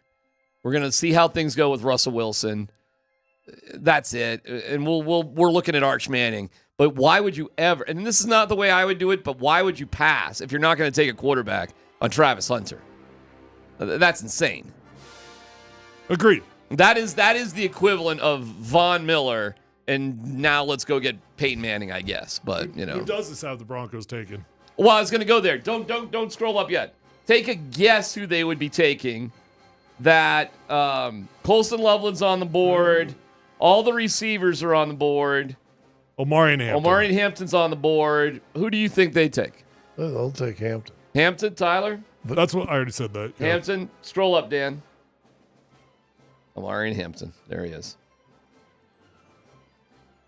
Colston Loveland going to the Chargers. I would have. Dan, you got any piece of that? Pull up NFL mock draft database. Let's scroll through just like 10 real quick of the Broncos. I bet 8 out of the 10 have got the Broncos taking Omari and Hampton right now. I wouldn't take Colston Loveland with a 10-foot pole. Yeah, I'm not interested in him. I am absolutely 100% out on Colston I'm Loveland. out on him, too. I'm not out. I am completely out. Give me the Penn State guy. Where they got him going? Well, they've got him pretty low at 14. Most mocks have got him going higher than that. Dan, connect to the world. Okay. We'll get to that in a second. We got, what is Dan's name? Dan Bud Tender McLovin. Squint McLovin, Tanner. Yeah. Yeah, what's this one? Whatever. It might take a minute. No, I mean, scroll through it. Go to the Broncos here real quick. See who they got. Egbica. Okay. Listen, guys, we talked to Leggy about it. It's a tight end, it's a running back, it's a receiver. And then we go from there. And where that happens in what rounds. But I thought he made sense. I mean, if you're gonna draft a 20 running back, is he gonna be your primary back, and are you gonna make sure he guarantees 12, 14 carries a game? No, we'll see. All right, let's get Let's Football go. Also, an update on the Nuggets. Really, it's a must-win game for the Nuggets, and we'll explain why coming up next on PhD.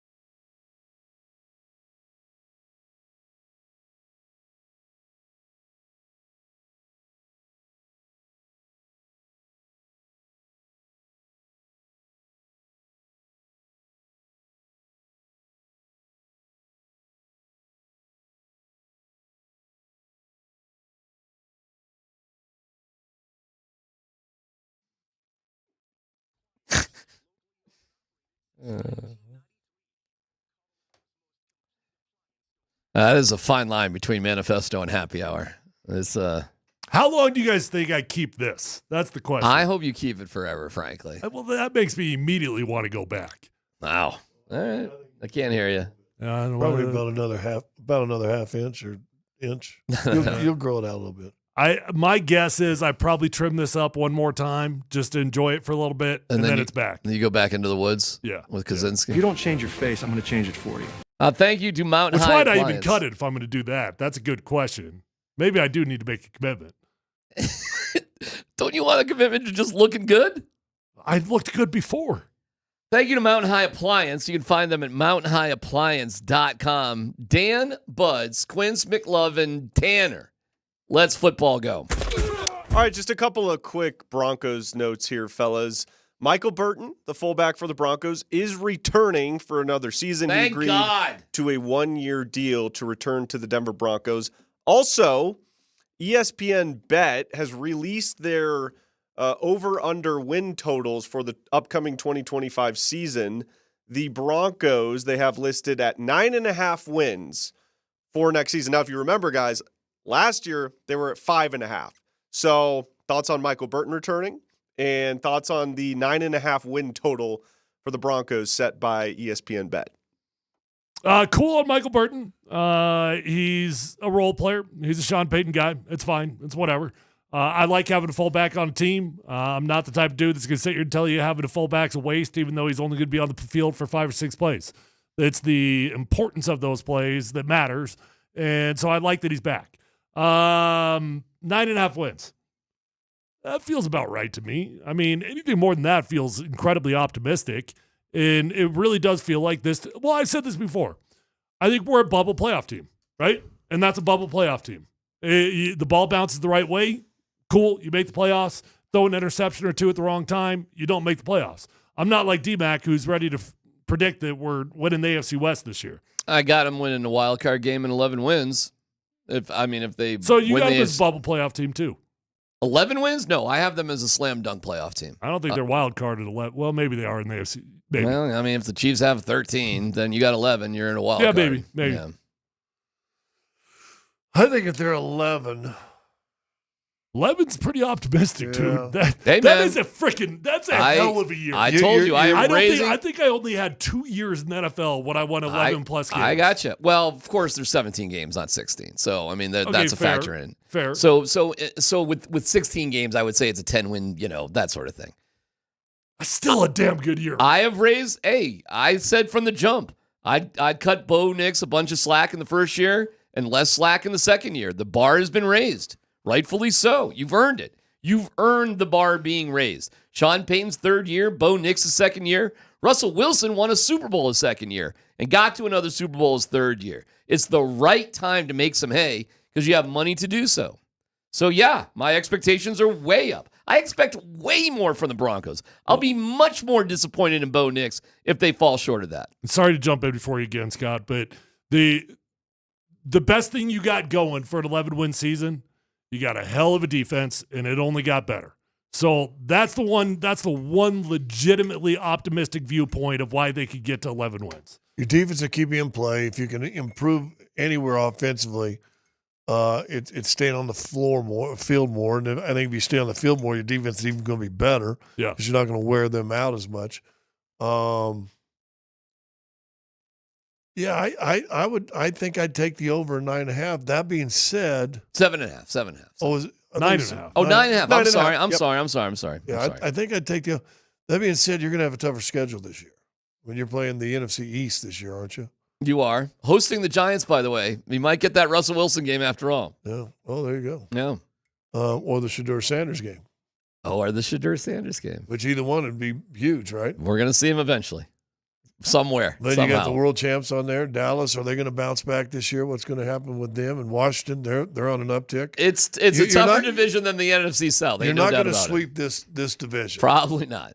Which means you can't be swept by the Chargers this year. Agreed.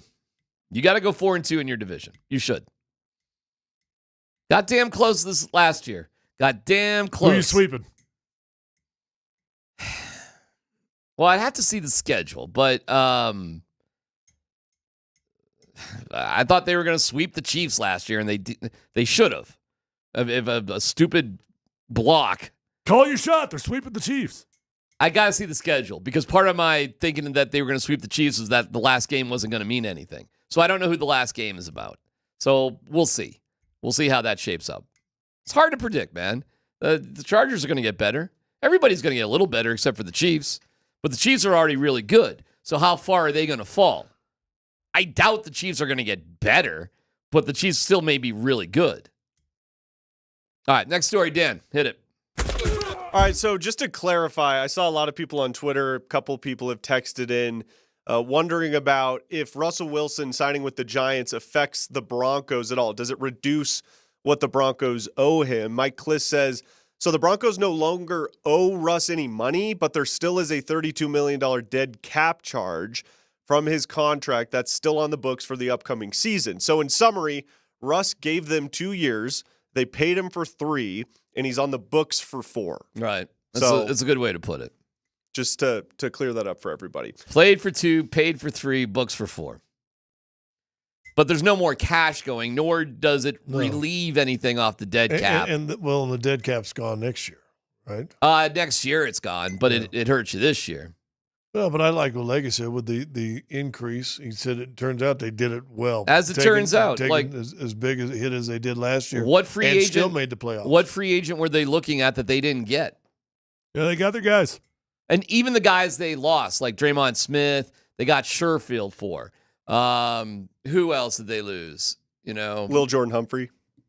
Yeah, that's right. They lost Little Jordan Humphrey. I don't roll my eyes at losing Lil Jordan Humphrey at all. I know he was not a dynamic wide receiver, but he was an integral part of the running game. Fine. By far your best run blocking. Okay. But you know what they say about the guy they got from the Vikings is he's a really good run blocker as well. Right. And they were trying to beef Little Jordan to be a tight end, and they got Evan Engram. I don't know why you always say that. He's not going there That's to be a tight what the Broncos – I got you. But that's what the Broncos wanted to do with Little Jordan. That's what he was going to do to stay with the Broncos. He ain't doing that with – where did he go? The Giants? Or where Giants. Giants, yeah. Yeah. I don't know, man. I think free agency went pretty awesome for the Broncos. It did.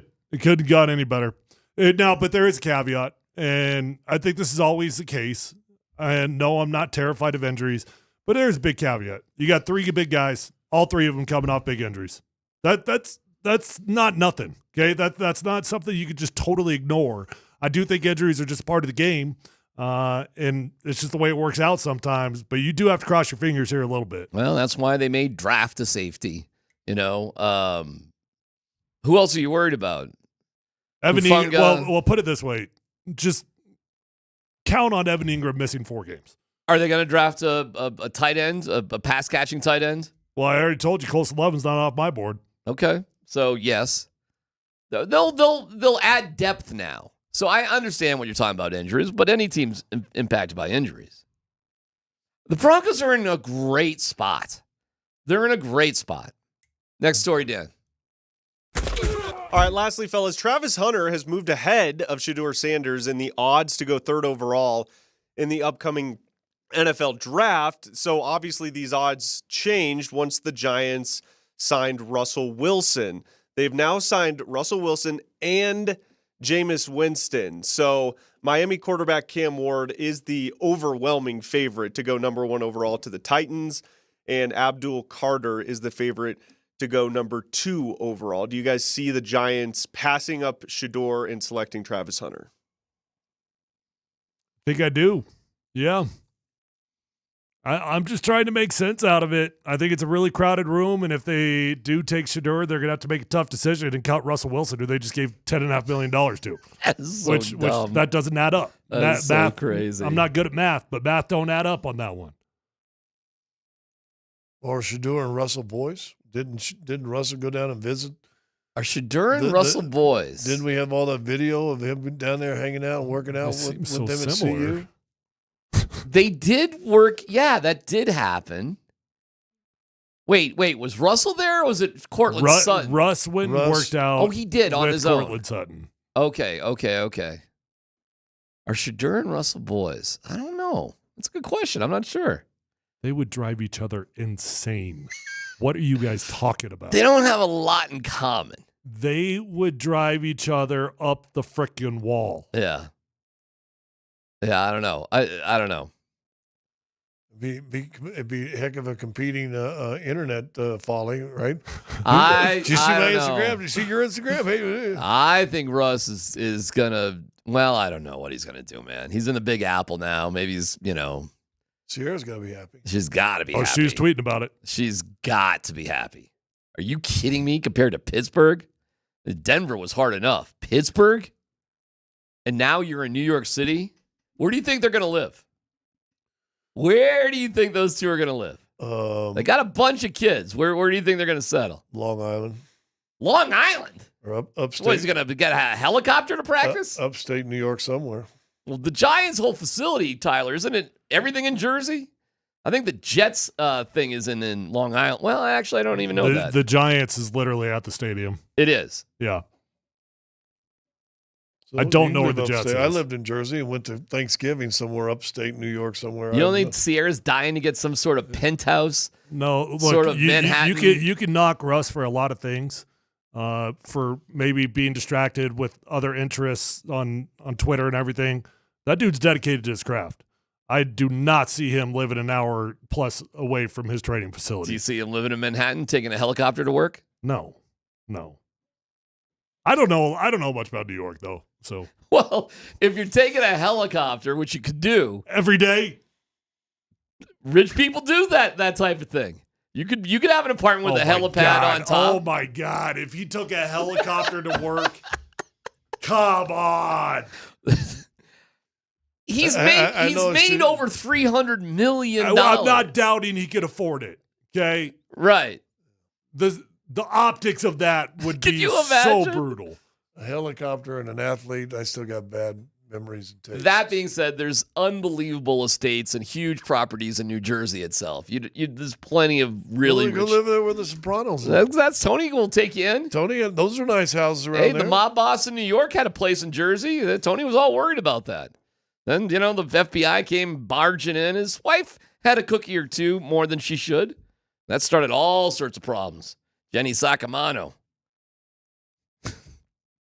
Paulie Walnut's a little bit of a rat. She's on got that a one. thyroid problem.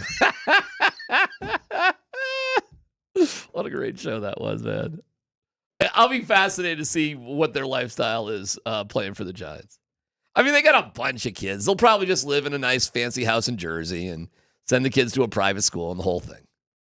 I'm sure there's the Cherry Creek of Jersey. Cherry Hills Village, rather. But if he gets a penthouse apartment that has a helipad on top, and that is just how he goes to and from, can you imagine? I think helicopter life is like billionaire life. I You're don't right. think that's billionaire What life. about a car service?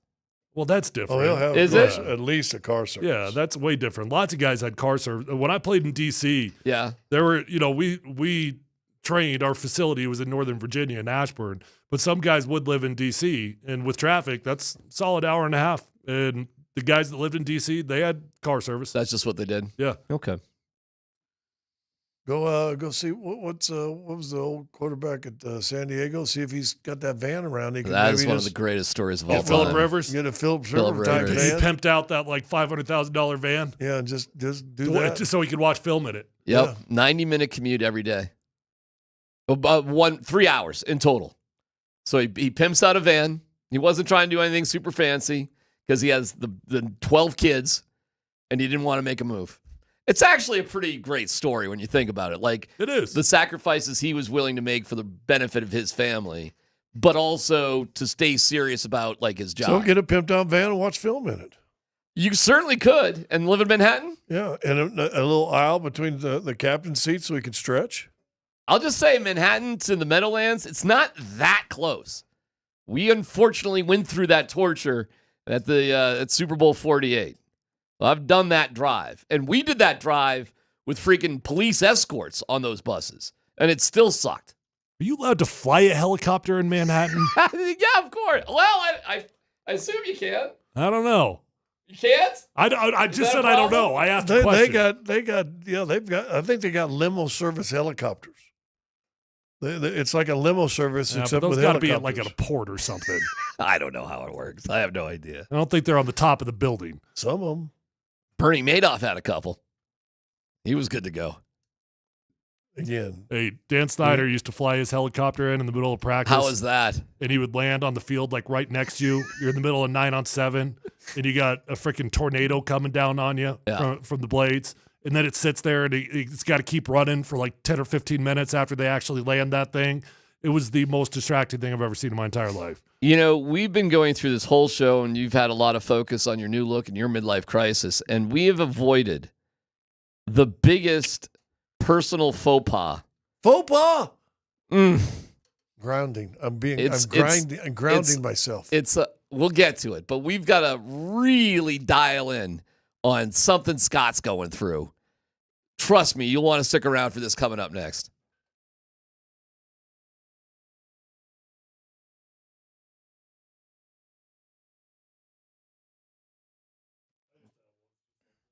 It's DMac for the Rocky Mountain Men's Clinic. When you're dealing with the issue of erectile dysfunction, it's not something that you're bragging about or even probably talking about. You're probably ignoring it, and that's not the way to go. The key is to address it directly with the Rocky Mountain Men's Clinic.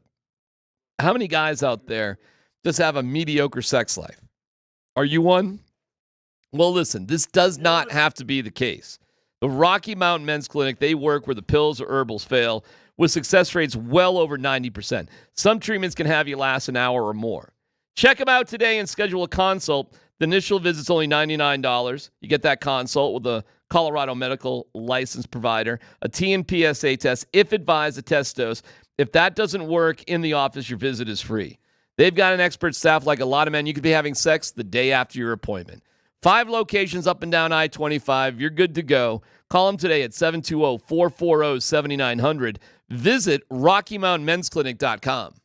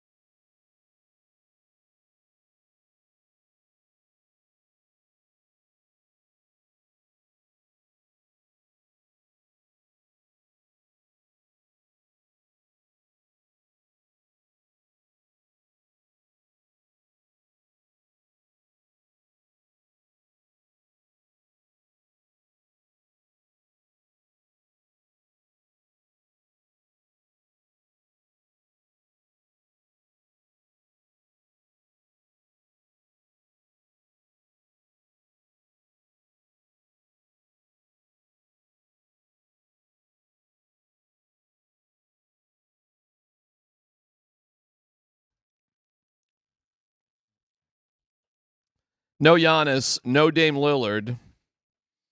Jokic is listed as questionable, but that's up.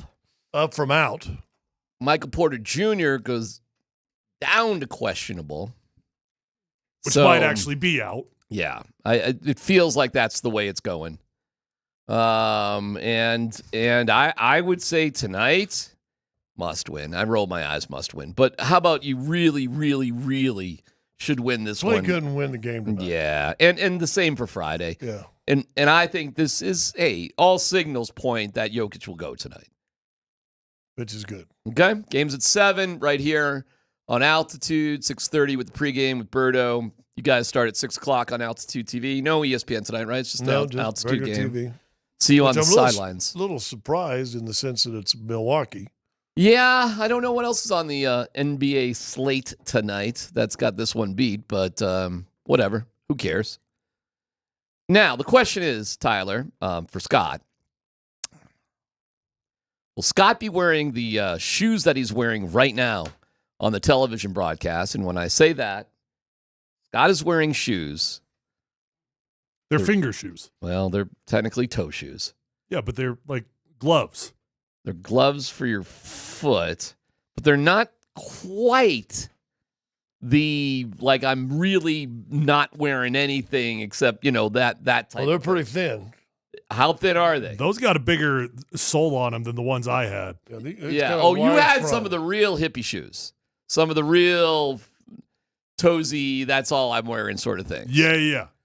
When I was playing in Seattle, they were all the rage. Right. We were all wearing those things everywhere. Okay. I fought them forever until I've been watching all these stupid Instagram. You're like 15 years late to this Well, trend. Well, but No, these no, shoes no, are a no. little heavier than those. I know those are like more like they got a base on. But them. Scott is wearing shoes Well, you right see now. the socks I got underneath them, though. You're wearing socks with them. Yeah. They got toe socks. Shut up. Wait, you're wearing toe shoes with toe socks? So did you buy special socks for your special shoes? Yeah, they had socks. Came with Man, them, you are so. such a sucker. They doubled up on you. Well, I didn't want to. I was thinking it would hurt. Which part? See, like I said, I went down What's the the wormhole point of wearing the socks? because it's supposed to ground you better, and that they say that the ground human, you to what? the earth. That the human foot was supposed if you to want not to do be putting all grounding, these. you got to take all your. I understand that, but I can't. Listen, my soles of my feet are so tender, I can't walk barefoot. Yeah. And I got a bad foot. I'm trying to do anything to help my feet out, and they say it's supposed to help correct your foots. Well, that's a medical thing, but you didn't say a medical thing. Well, that's you why said I did it. Ground. I'm trying to No, I figure a way actually- to help my. Well, it's supposed to ground. I'm actually I think they're kind of cool because they're like the ones I had, but they don't look as stupid. Like those still They look stupid. don't look as stupid? I don't think so. He's like wearing... at quick glance, I would think you're actually wearing shoes. Yeah. Those actually quick glance. You're wearing sneakers that have toes. Yeah. Okay? Exactly. toe sneakers. You're wearing toe sneakers. Yeah. So, but here, my only thing with it is, I think you're taking out all the point of it by having them be actual shoes. Well, I'll. What do you? It's just wear the socks. No, they got like a sole on them and everything. Well, that's what it's supposed to be. But it's real flat. I mean, it's really thin. All right, so wait, I'm a little confused. Are you wearing You this ever done toe yoga? No, but there's some athletes that are doing that now. I used to do it when I was playing. Yeah. Where'd you get them? Oh, suckersrus.com online. Because, I mean, what size are they? 16. That's why I got them, because I've never seen them in 16. Yeah. And you know the I hardest still part? have mine. I use mine as water shoes whenever I go somewhere that. I'm going to assume these things cost like $500. No. Like maybe 70. Yeah, 89, I think. Do they cut? Because how many size 16 toe shoes does it make sense It's to the only pair produce? I've ever seen. That's why I got it. Oh, I see. You just came across it. Yeah, well, the size 16, I've seen them in 13s and 12s and 14s and whatever. I said, 16? Well, let me try these out. They're supposed to be good for you. Supposed to help align your feet better and all this different stuff. So I said, okay, I need my foot aligned. It's a terrible pain all the time. Okay. Now, right. the funny thing is, All right. see if Tyler had to get that little toe in that little toe hole. That was a beast. Oh, yeah. Trying to get that thing to fit in because there. your pinky toe doesn't spread as far. No, I don't want to come in. Are you wearing these shoes on? Why? Why I not? can't wait to get home. You already wear tennis shoes. Oh, Why? for comfort reasons. Is it not comfortable? My big toe on my left foot. It's killing you? Is a little hurty. Oh, okay. So they don't fit. My left footers are a little. Your one foot is bigger than the other. So my this left is- foot that's got the injury, probably swollen. Okay. And it hurts. So this is a waste of like $80. Well, but I was trying to do it for my health. Okay. But it failed miserably today. This is the first time we you got ever a worn whole them? segment. Oh yeah, I literally got them an hour before I drove in here. Yeah. Scott was thinking I wasn't going to bring them up. I've been thinking about them nonstop for 3.5 hours. I don't think you're weird. Thank you. See? I actually don't think you're weird at all. I just think that the concept of the actual shoe itself is weird. It's supposed to align your foot better and put it closer. All to right, the well, you're natural- dealing You know with- what that is? Never mind. Sales gimmick. Well, they got me. Hey, I'm the first one. I watch pass them on over to me when you're I done. watch I'll kitty take 'em. cat videos too. Oh, there's nothing wrong with kitty cat videos. Wait, you have the same size foot as Scott? No, I'm a 15, but he's given me a few hand-me-downs before. And they've worked out fine? Yeah. Yeah. Okay. I used you gave me some hiking shoes I've been using. Those are good. Those are nice. Columbia's. All right, so what are you doing with these? You're just going to give them to Tyler to try out? I'm Because gonna wear them a little bit. You think you got to wear them in a little bit? I'm gonna just got to break them in. You do got to work up to it. Like they actually I've say had them that on you're for like supposed 3 to wear. hours. Yeah, now. yeah. That's a long time. Okay, so we're not wearing these tonight. Oh no. DMac's he's never had to train his body, so like this is foreign to him. I haven't trained my body. I may have those marathons ran themselves. Not for performance reasons. You train for endurance reasons. That's different. Okay. No, I know. Performance and endurance is Dude, I radically know. different. I've read the whole, barefoot running thing. Supposed to be healthy. Chris McCormick McAllister, whatever. I read his book about the guys down in Mexico, the native Mexican tribe of, Incas or whatever they are that run around with like barely anything on their feet. I've read all the stuff about it. Scott and I were just talking about during the break. The new gym trend is you don't wear shoes while you're squatting, when you're doing lift weights, all your lower body stuff. You don't wear shoes. Okay. I haven't started doing that yet. Again, it's supposed to be better for your balance. They say that they're killing like your feet professional are being athletes killed are with doing it. shoes. Yeah. People were made for Matt shoes. Collins never wears shoes. I saw a whole thing of Matt Collins, but he's into grounding. He's into all that stuff. That's why when you said grounding, I'm like, is Scott going a little hippie here? Well, I've been taking my shoes off, walking barefoot around the house, but if you forget something in the car, I don't like the outdoor. What is the fine line between medical and hippie? For me, a dumb question here to wrap up the show. Yeah, for me, it's about like Grand Canyon. Because you're borderline hippie with these Well, things. You are borderline hippie with these This things. right here is A, I knew it'd be good topic for the show. Uh-huh. And B, I really am trying to get my feet better. Okay. My foot hurts. Then why did you say the whole grounding thing? Because that's what No, they do he too. described. I think you described it wrong. Were you trying to talk about like grounding? Like were you barefoot? See, grounding is like a Mac Hollins sort of thing. But they have now for the Mac Holland people. I kind of buy it for the record. Okay, fine. You got a little hippie in here from Colorado. But for the Not Mac much. Holland thing, they have socks now that are made a little tougher. Like you can't cut them, so that way at least if you step on a nail or something, they're not supposed to get you. I looked at those, but I haven't seen them in. You gonna walk around outside on a board with like nails? You're gonna walk on the side of the road? You never know. Construction workers. You're coming gonna in walk with around? $20 hookers. I'm sorry, the who? Lindahl's got an opinion. All right. I mean, there's a microphone over there. No, well, you can pick up the microphone. He's got to see him first. Lieutenant Dan, you got new legs. Hey, Andy, Those are ugly as hell. It's borderline. Do not show me your toes. Are you gonna? He showed his foot on the podcast last night. Are you gonna start an OnlyFans, sir? I don't Oh, he always does that. Hi. Right? That ain't bald. That's not. Oh, that's bald. Andy. Ain't bald. That's bald. Andy, I got one guy. Andy, I got one guy who's changing his whole look. I got another guy who's wearing hippie shoes. What is that? You got to turn. Not his even mic. on. There we go. Yeah, there you are. Here's the thing. You No, you're can't tell. good, yeah. I couldn't grow that in a year, and you're calling that bald, dude? The toes. You look like Frogman or something. No, what but are you doing? You know what those are? Those are the yuppie version of the hippie shoes. That's exactly. Did you what hold those them up are. for the camera? Yeah. Yeah. It's my text tone. Dude, it's so gross. I don't want to see your toes. I want to see the outline of your toes. Oh, you can separate them, huh? Yeah. That is Get a little toe something, yoga in man. tonight. Holy cow. Well, if you guys, You know what I'm saying? Hey, listen, any income stream at the station's welcome. So if you want to foot it on up, I'm sure we'll take it. I mean, 6'10" guy with toes. Click, click, click. OnlyFans subscribe. Summer Rex Ryan just subscribed. Altitude FM Sports Radio, broadcaster toes OnlyFan. Oh, I saw this on White Lotus. Let's go. All right, well, signing off for Midlife Crisis and Toe Man. This is DMac. Nate and Andy coming up next right here on Altitude Sports. We'll see you at the game tonight. Yeah. I hope your feet feel better. It's see you at the Dead concert too. It's 92.5. Yeah, he's got a toe. No, it's a toe.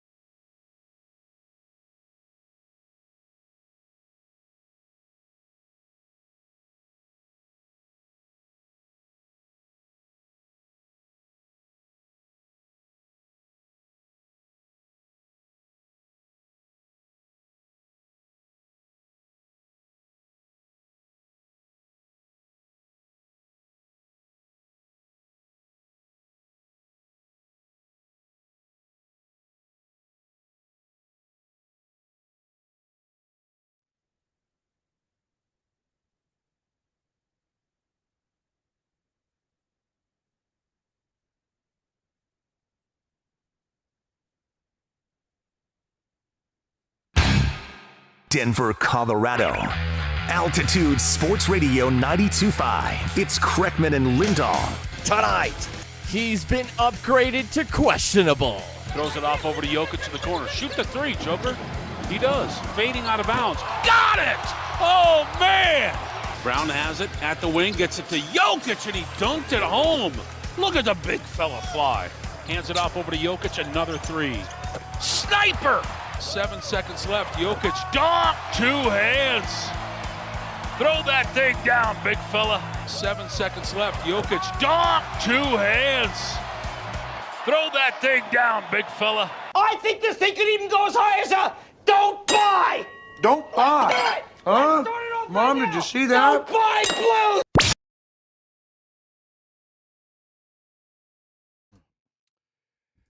Upgraded to questionable. This is huge. Yesterday, he was upgraded to doubtful. Now he's upgraded to questionable. So we will continue moving up the ladder. Andy, by 5 o'clock, he could be probable. We'll find out he's playing, although now you found out nobody on Milwaukee's playing, so you just say, nah, we're good. Go ahead and rest up, big fella. I think it's all the more reason to play him. Although you said it yesterday, we find out MPJ's got a little lower back thing going on, so he may not play. Dame is out. He's got blood clots. That He's ain't good. Got deep vein thrombosis, the same thing that Wemby is dealing with, and he's on blood thinning medication. So we wish the best for Dame. And then Giannis is out tonight with a foot sprain. So watch out, everybody. Kyle Kuzma and the Bucks coming in tonight. Watch out for Brook Lopez and Ryan Rollins and Gary Trent Jr., I suppose, tonight. I would say this is a word of caution for the Nuggets. Don't go messing around with this thing, okay? No, I'm with you. I'm trying to remember. They had a team earlier this year that was missing some big stars that still took them to the edge, didn't they? Yeah, and then they did it. They did it to Golden State. Barely beat the Lakers that didn't have LeBron or Luka. So let's not go messing around with this thing tonight. Big game tonight. Beat the Bucks, but no Giannis, no Dame. Again, he had missed the last few games with what they were calling a calf injury, and now apparently upon further examination, no, this is something kind of scary with Damian Lillard. So we hope nothing but the best, but that's the big update on the Nuggets is that Jokic is questionable. He's up to questionable. Porter is down to questionable. Since he's up, it feels like he probably will play. Yeah, to go from up to doubtful to up to questionable could very well mean that Nikola Jokic, the big fella, makes his return tonight. We'll have the game for you right here on Altitude Sports Radio 92.5. Jason Kosmiski will describe the action without pictures right here. The great Mark Bertinoli will have your pregame coverage starting at 6:30. Tip-off at 7 o'clock from Ball Arena here in Denver. Very exciting stuff. Yeah. Good to have the big fella, I hope, back. Big Honey. Let's go ahead and life is better. Lock it down. With Big Honey in our life, is it not? Yeah, especially if you could. How about you win about 5 in a row, secure the spot. I'm with it. Shut it down again. This is, man, Andy Lindahl's got all the good ideas to start off this show today. He is just crushing it. He's throwing out nothing but gold, folks. The question is, do you want to bend over and pick it up? Well, if you're the Denver Nuggets, you should do so. You should go win 5 in a row. I'm with you on this one. This is, we're printing gold over here, my friend. 5 in a row would get you that Minnesota win too, wouldn't it? Because you played tonight and Friday, and then you got the back-to-backs between Minnesota and the Spurs. Sure would. Yeah. Win every game the rest of the way, and then have Minnesota, fall down collectively down a giant manhole cover, and then you're just going to be good to go. I'd love Minnesota to fall into the play-in. That'd be good. That'd be fun. Yeah. And you go to 3. Yeah. Then you wouldn't have to deal with them. I'm all for it. Make them travel, or make them take a few extra flights, all that good stuff. Hey, the Avalanche, they rule. They're really good at this hockey thing. And last night, they defeated the Red Wings, who are the 3rd most irrelevant franchise in professional sports, folks. Just remember that. They defeated the Red Wings last night 5-2 as Cale Makar scored his 27th goal of the year. Makar is the name right there. Nathan McKinnon scored kind of a funny goal last night for Nathan McKinnon. He was really annoyed. He was just kind of pissed And then the puck bounced directly to him, and it almost didn't it kind of feel like he scored that goal out of spite? Oh yeah, he fired that thing home. I'm just like, I want to be done with this. Get me off the. He'd been on the ice, I believe, for 1 minute and 53 seconds. They had a terrible power play, and then they come down, and he gives it to Natchez, who gives it to Drouin, who then has it bounce off of the Red Wings defenseman. It caroms directly to Nathan MacKinnon in the left circle, the signature spot for big number 29, and he buried that thing. And he didn't even look happy that he scored. He just looked annoyed. I think he broke 2 sticks prior to finally putting it home, right? It was insanity what was happening on that shift right there. But hey, 29th goal for number 29 right there. And the Avalanche get a convincing win last night. I didn't hear the call. Does Connor still do the J.G. Wentworth thing when JT Compher scores against Colorado? Wow, I didn't hear it either. It's such a classic Connor McGahey call. Spring, can you pull up the highlight of JT Compher's power play goal from the first period last night? If I recall, the call was, 1-800 goals now? Call JT Compher? Okay. Yeah. It's been a minute, Nate. I don't remember. What would have been the last? Was his last Colorado goal a Stanley Cup Series goal? Wasn't he around? I want to say he was around for one more year. Did he make it to the Kraken year? After that. The year is defined by who you either lost to or, Yeah. The Kraken. So let's find out. Spring, pull it up here. Does J.G. Wentworth, if you have a structured settlement and you need cash now, call J.G. Wentworth. Here we go. Let's have it. Slung in front, broken up, rebound, and they score. J.T. Compher. Oh, he wanted to. Oh, he wanted to. I You could feel have it. an annuity, but I need He almost cash went now. into it. He almost went into it. Unfortunately, it doesn't work out. Did you watch the season of Curb when Larry David is dating Tracy Ullman and she never stops singing that song? No. It makes him just insane. It's very good. Sounds like he has a quip. Well, there. the Avalanche, they did well to come back from that. I still think you can do the call there. It's J.D. Compher, right? Sure. Well, he's still a likable enough fellow. Yeah, he didn't choose to leave. We had him on the show. Is he more likable than Mikko? Would fans? I mean, he didn't choose to leave. You let him leave. Yeah, you let him leave, and then he got a nice contract from the Red Wings. It's a good question because he wasn't like half or maybe. Fans get angry when it feels like the player wanted to leave, and then I think the big interview with Mikko prior to the Dallas game where he almost broke down in tears and basically admitted, I didn't want to leave here. Yeah. I was playing stupid poker thinking that I had a better hand than I did, and now here I am moving twice in a month. And now I'm a member of the and Dallas now I'm in Stars. Dallas, which is better than Carolina, but still apparently not where I wanted to be. But also, like, okay, so it's a different exit, but also, the stay was so different. Mikko is one of the great players in Avalanche history, and JT Compher, again, while a very nice guy, is JT Compher. Yeah, but he was kind of a cult hero. A lot of people seem to like him. Like I'm trying to think of, you you go back to the great Bronco teams. There's always the cult guy. Like Bill Romanowski was a cult hero.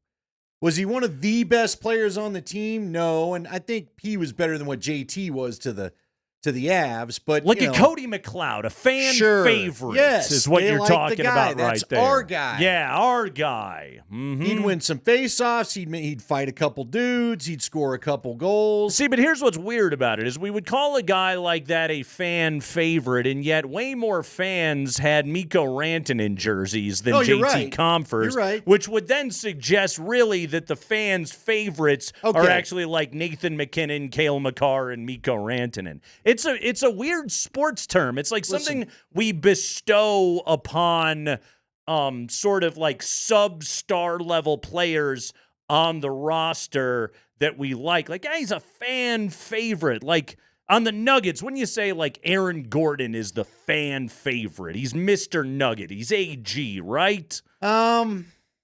Yeah, but see, Gordon to me is like the Mikko of the Nuggets, if you will. Ooh. Because he was he's part of the core. To Sure. your point. Sure. Let's go ahead and do this. We didn't mean to show up here, but here we are. All right, here we go. Every town has got the guys they love that probably not nationally they're completely clued into. That's what I'm talking about with JT Comp. Of course, right? yeah. So I think fans know, like you said it best, he got a nice contract. The Avs are up against the cap, so we love you, but not that much. Hey, good luck to you, bud. Good luck. Thank you. Thank you for stopping by. Thanks for hanging out. Thanks for being a good Av. So as we sit here today, who is the Avalanche's fan favorite? Well, I that's a great question. That's why I asked no, you. you know what? Logan O'Connor probably be in that category. Would he not? DU Pioneer? Yes.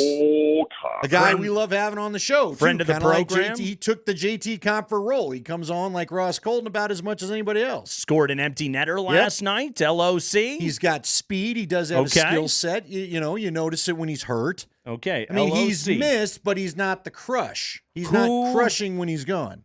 Who is the Denver Nuggets fan favorite Peyton Watson, right now? maybe? Oh, P-Watt. I don't know. He's been so up and down. See, I would put Russ into the cat. It's got to be like the popular bench dude. Wouldn't you say? I'm not talking about the starters. That's where you run. So Bruce Brown would have been it from the championship. So Christian Brown can't fall into fan favorite category. You could have argued for him, I think. But since he's in the starting championship five, year, by but now your that criteria. if you lose Christian Brown, you're in some trouble. That's what I'm talking about. Okay. You know what I'm saying? Like when JT Compher was gone, you lost a quality face-off guy, but we weren't relying on JT Compher for everything, but I think the fans loved him. Listen, a Scott Parker falls into this category, different skill sets, love for different reasons. So back to the Nuggets. Christian Brown, Peyton Watson. Help me out. Who's on the bench? Is Russ that guy?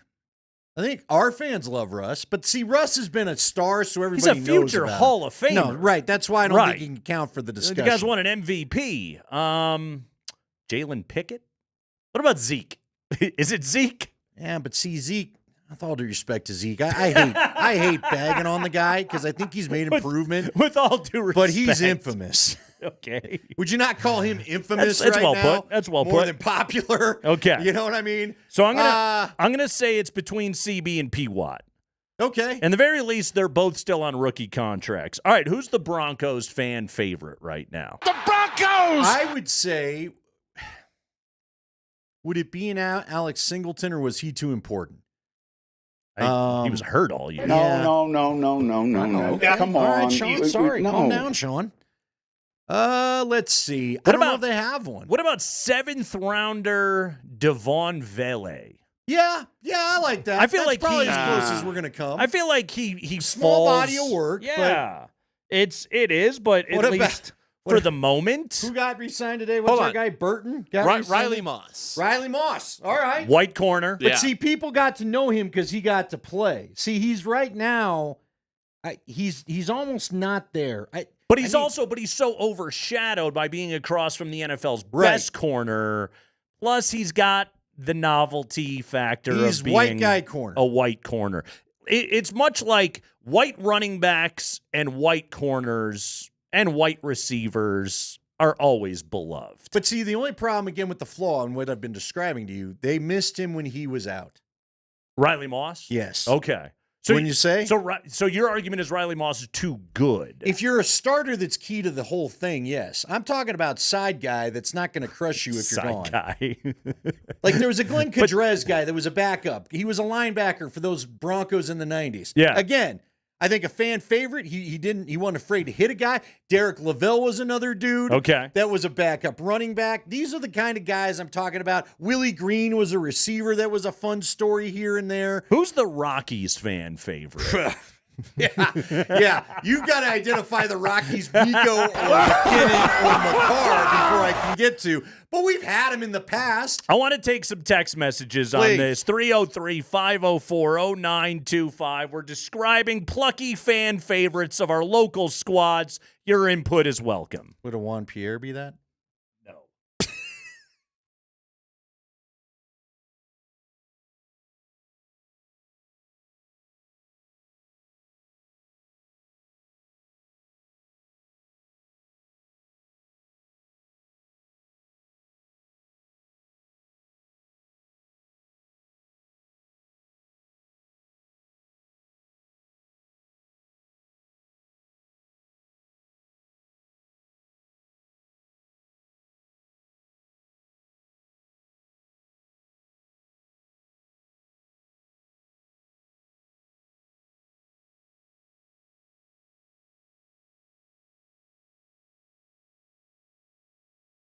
Hey guys, Andy Lindahl here for the Rocky Mountain Men's Clinic, and it's time to tell you about well, I don't have to tell you. If you're dealing with erectile dysfunction, you know it sucks. No other way to put it.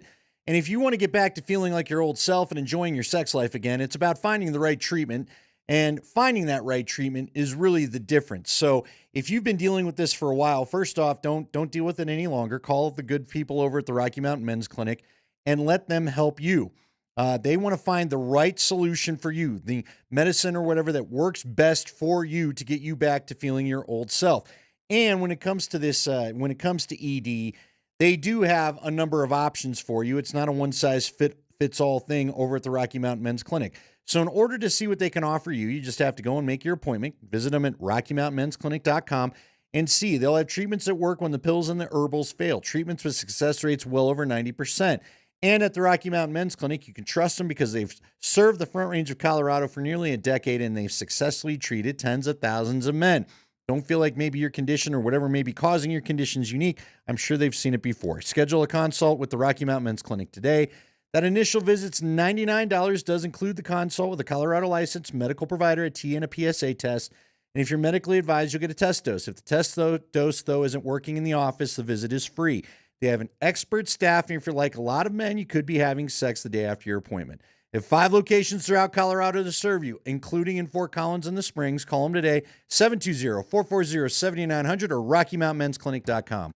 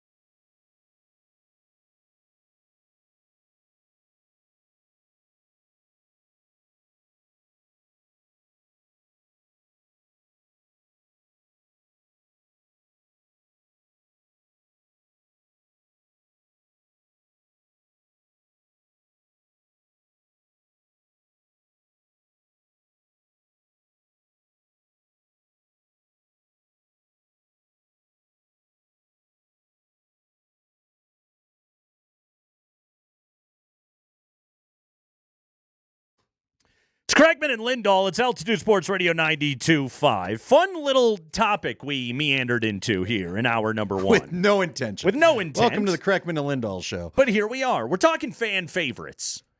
And right now, who's the plucky fan favorite, cult hero of our local teams currently? And this is one of those where I'm worthless on this topic because my favorites are the good players. So I'm not good for this. Oh, look at Mr. See, I feel like you should fit right in with this topic because you know who my favorite is? Jokic. Yeah, got it. You know who my other favorite is? McKinnon. Oh, you're fancy. Uh-huh. But see, you know who else I like? Sertan. But see, this fits your personality because you're also Mr. Have you heard of this album? No, not the popular album. Oh, hipster guy? The hipster album. Mm-hmm. Did you know that they got together in this little club, didn't tell anybody about the show, recorded this live? I picked this up at Pirate Records, and you didn't know about it. So this should work for you. Because it's not everybody. Yeah, it doesn't. Why do you say it that way?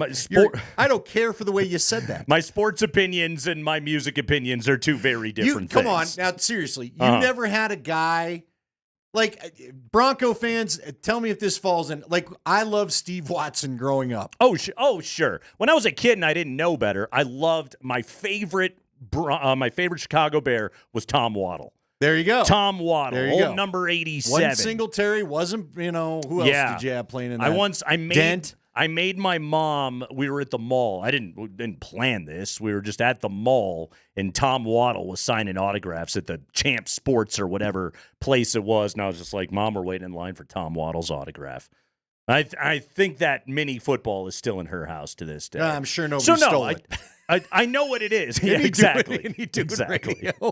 He is. I think he is. Yeah, Waddle and Sylvie, ESPN 1000 in Chicago. Yeah, no, I know the concept. Sure. It's just something I don't subscribe to any longer.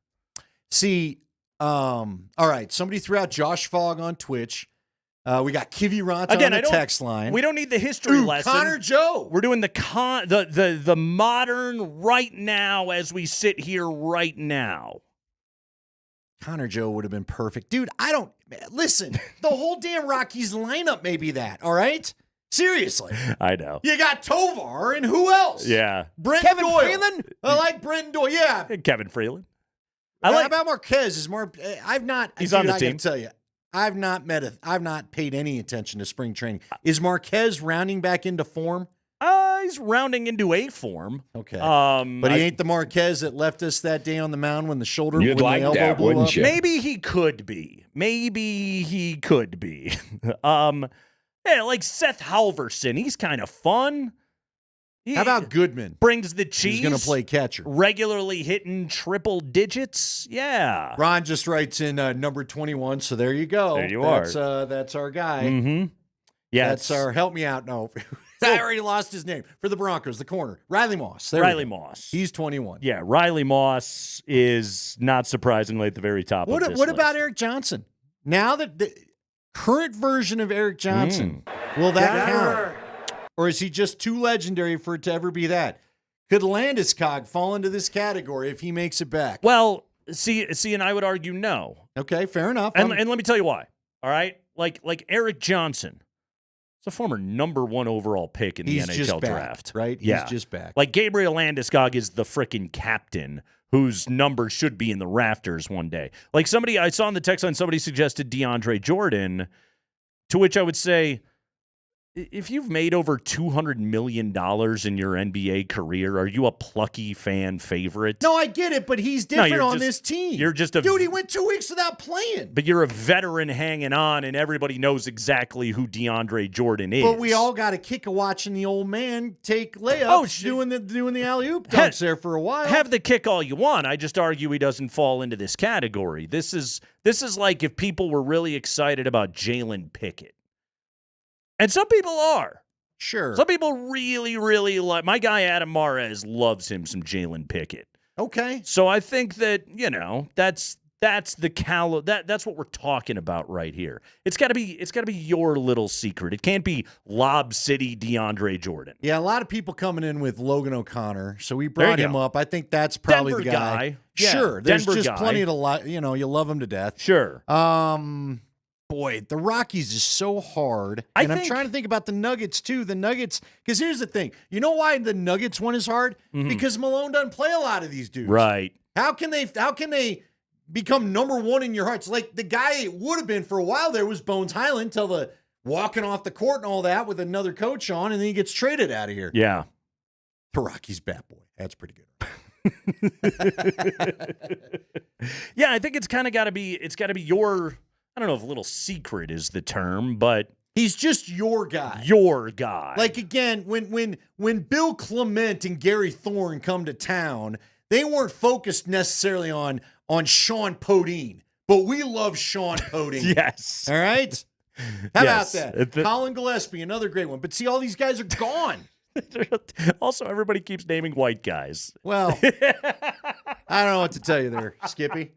Because, again, when you're talking about the plucky just holding on, sometimes that's the description. You either have to be white or you have to be really small like your old boy. Let me ask you this. Did our guy Ish Smith, just to break trend here, did our guy Ish Smith fall into that? Because Ish didn't play a lot.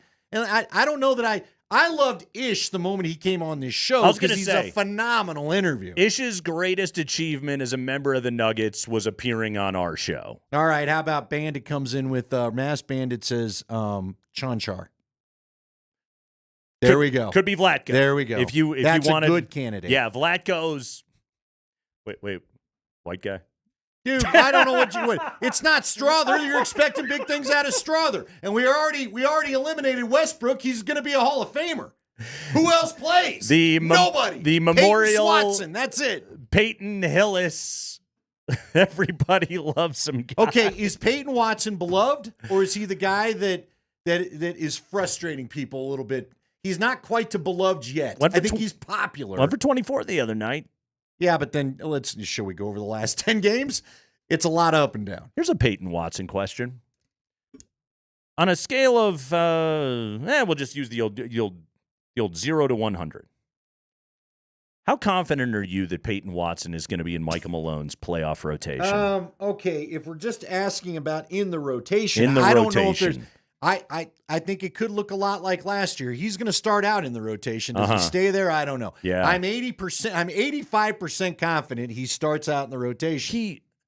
He has to play, Yeah, right? you don't have any options. Who else? You've shown trust in nobody else. Defends. Yeah. Like, who else can block a For shot? sure. Occasionally protect the rim.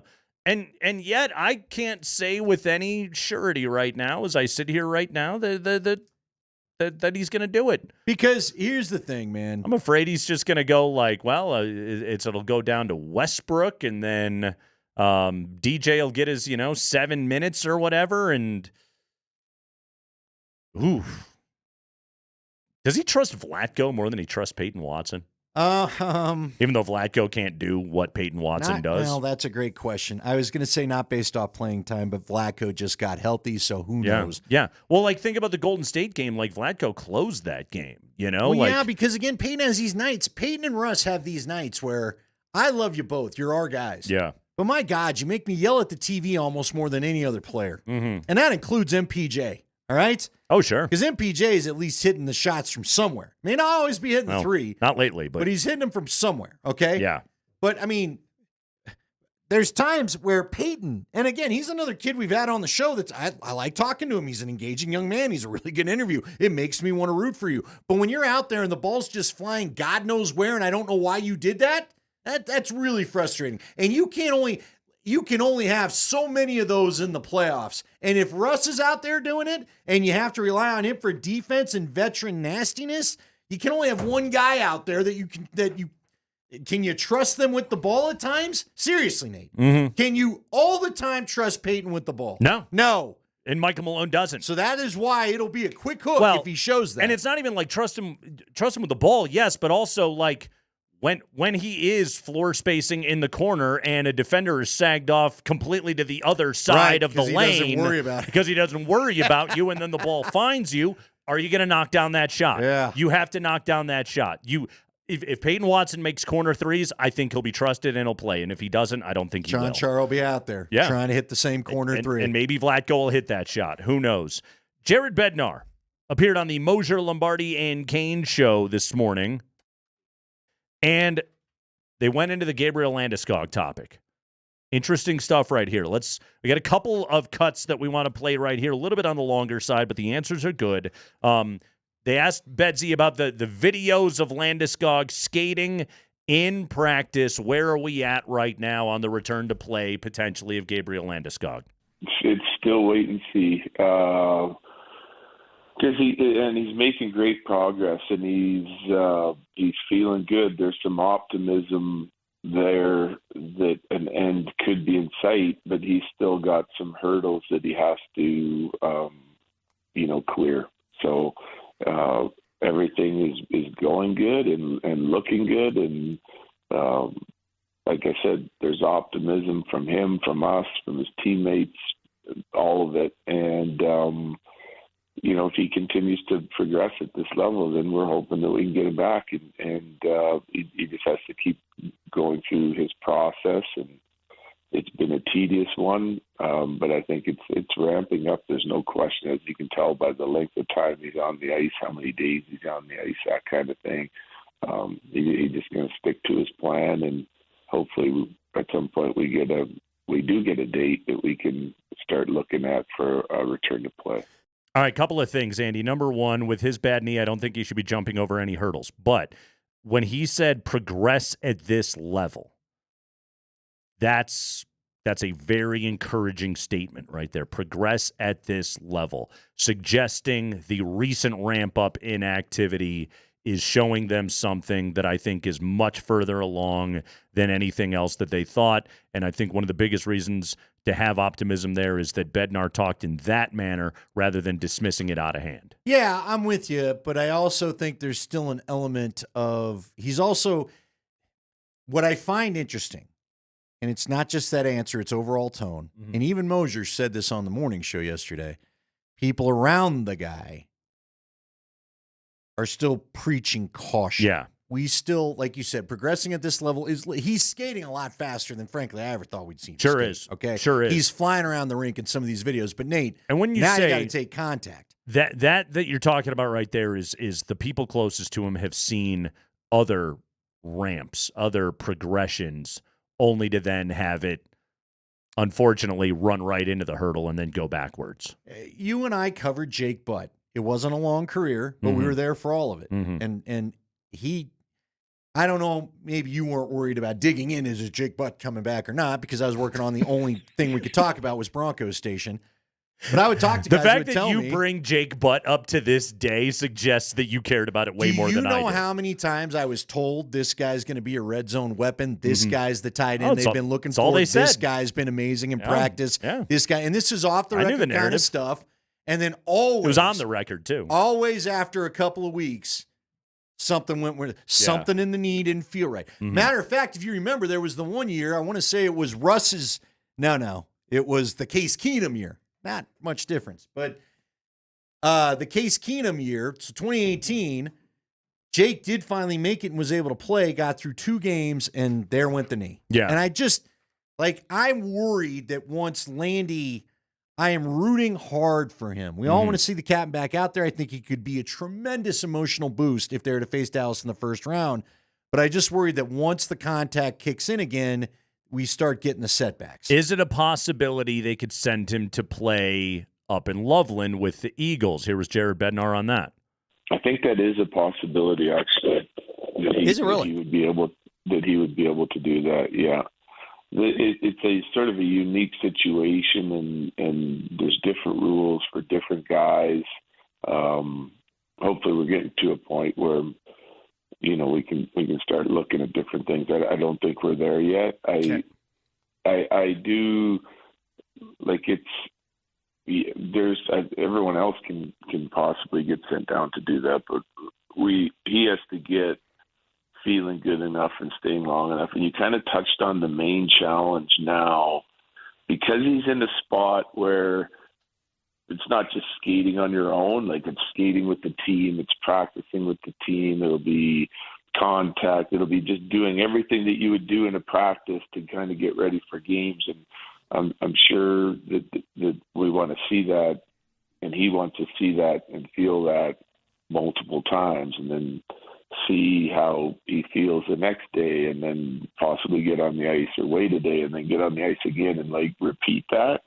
And the challenge is we don't have any practice time. Like, we're not practicing a lot now at this point in the year, right? So I think I looked the other day, including tomorrow, which will be a glorified pregame skate to get ready for the early game. We have 4 practices till the end of the year. Like, we're getting to the end of this thing, and we're not practicing a lot. And I'm sure the Eagles aren't either, getting ready for their playoff run. So it's practice time is a challenge when you're trying to get full team contact, like game-like situations. We're kind of moving out of that mode now, and have been for quite some time as a team. So we'll plan and make the most of the time we have to try and help Landy get ready to go. So a rehab assignment, essentially. Yeah. Send him to Colorado because he's going to have to run into somebody.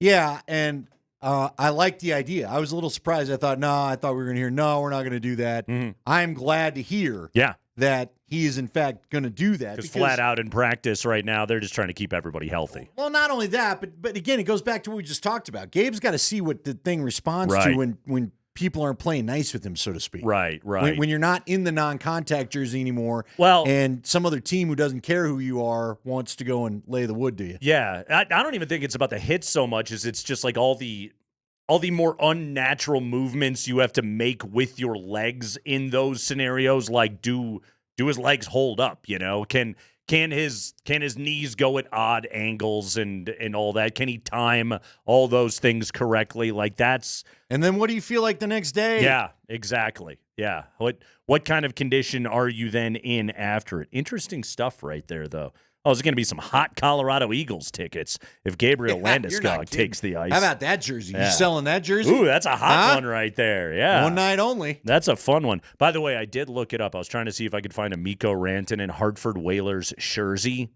Didn't have it for sale. Dude. I was disappointed. He scored his first goal in the Hartford Whalers gear. That's what I'm saying. They wore the throwbacks and he finally scored. It's great gear. Yeah. Yeah. So I was looking for it, but they didn't have it.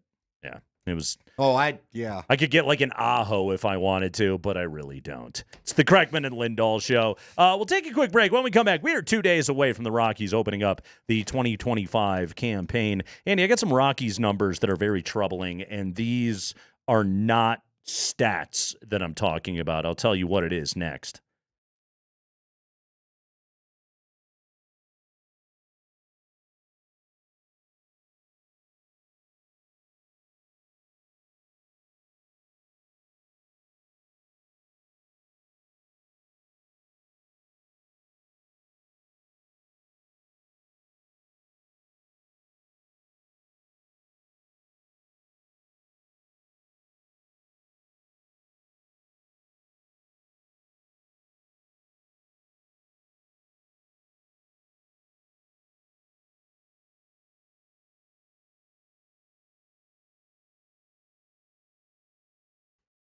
Hey, it's Nate Kreckman here for Roller Auction. All right, I got 2 things you need to mark your calendars for. First off, coming up the first week of April, opening April 3rd, it is the April 2025 Government Fleet Vehicles and Equipment Auction at Roller Auction. For over 20 years, they have been the place to find city, county fleet vehicles and equipment. If you are looking for well-maintained used vehicles, trucks, SUVs, utility trucks, dump trucks, trailers, and so much more, go to Roller.bid.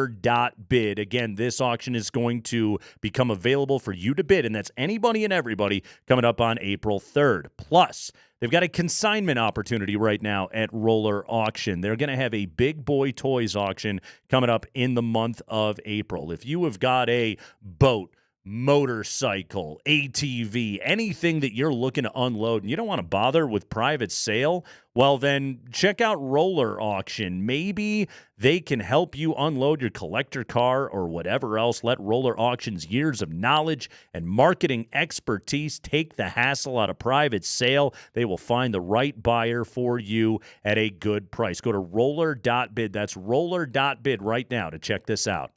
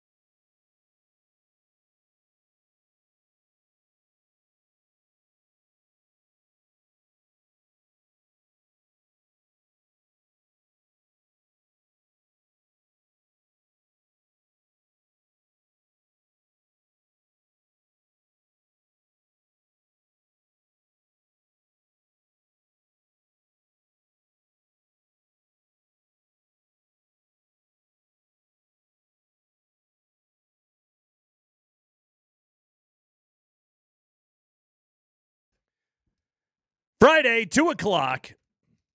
Kyle Freeland will toe the slab as the Rockies will begin their march to the World Series in Tampa against the Rays. Ryan Pepio will be on the hill for Tampa. It's a 6-game road swing for Colorado to open up at Tampa and at the Phillies before their home opener Friday, April 4th against Jenny Kavnar in the Sacramento Athletics. So everybody make sure to buy your tickets now.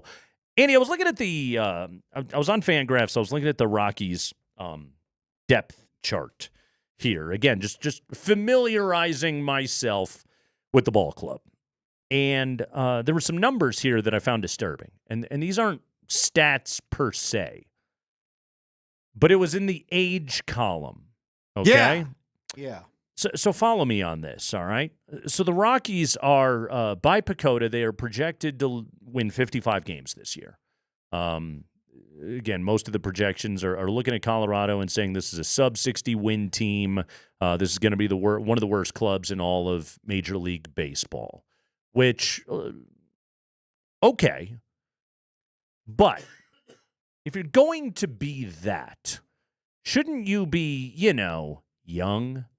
Like young with a bunch of guys you're going to be building with, or to use this own organization's history as an example, Todd and the Toddlers. Exactly. For example, I'm looking at their everyday lineup. This is to start the year. They have 2 regulars to start off this season that are under the age of 25. Really? In Ezekiel Tovar and Jordan Beck. That's it. It's not as though there's a bunch of exciting youth that they're going to start this season with. Again, of their regular lineup, nobody, save for 2 dudes, Tovar and Beck, are under 25. If you look at their rotation, and I know Austin Gomber's going to start the year on the shelf, but their 5-man rotation, the youngest guy is Ryan Feltner at 29. This is his age 29 season here for Ryan Feltner. Kyle Freeland, Germán Marquez, Antonio Sensatella, and Austin Gomber all north of 30. The pen has some younger guys. That's, naturally by design. Bullpens typically do. But young arms you waste and move on from. There's that too. But and look, it's not as though the organization doesn't have anything in the pipeline, Zach Veen and Adele Amador and guys that, I would anticipate the second half of the season, hopefully, or in the lineup every single day. And maybe Chase Dollander is going to be in the rotation and you can get younger in that way. But this club has no expectation whatsoever to start the year. They're being looked at, along with the Chicago White Sox, as the 2 worst clubs in all of baseball. And not only are they not good, they're also not that young. And that's also troubling. This feels like a golden opportunity to get young guys into the lineup every single day and start to, season them at the major league level. Yeah, you mentioned this in the break. It's pretty shocking. And frankly, I did not realize Feltner was 29. 29. This is They're his age 29 still trying to figure season. things out with him, and he's 29? Mm-hmm. Yeah, not a young ball club. How is this possible? How have you been toiling? You've had 200 lost seasons. Uh-huh. You've been toiling in anonymity for the most part, other than the year that you got to have the All-Star game here. Yeah.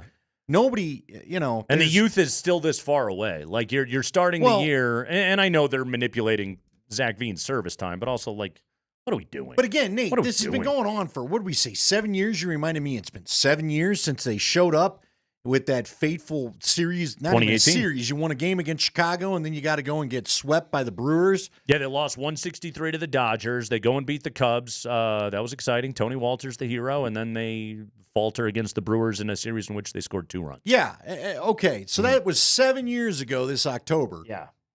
And you don't have a generation of players ready to show up at the same time. Look, the Cubs have done this. The Astros have done this. They also had their guys all show up at the same time. How is it possible that you are this old and everybody's still, like you said, you've got different prospects that could be exciting, but they're spread out? Are they really going to make the big club at the same time? No. The answer is no. No, it's not that they won't. By the way, speaking of clubs that have kind of done this, Andy, one of those clubs is the Baltimore Orioles. Well, there you go. All right.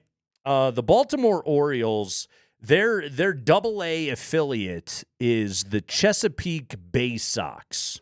Okay, the Chesapeake Bay Sox. Now, Andy, as you are aware, oftentimes minor league clubs, which this is one of the fun things about minor league baseball, they're very good at merchandising. Wacky logos. Yeah, and wacky logos and whatnot. Remember the Fresno Grizzlies turned into the Tacos and they sold 1 billion of those. Like it's kind of one of the fun things they do in minor league baseball. Well, the Chesapeake Bay Sox recently on Twitter, they debuted a new logo for their alternate identity for 2025, the Chesapeake Oyster Catchers. The Oyster Catchers. And Chesapeake known for seafood. Yeah. Oysters. And they put out the logo. And, well, Andy, I don't know any nicer way to say this than it's putting out some serious Georgia O'Keeffe vibes. Yeah, it's female anatomy in a glove.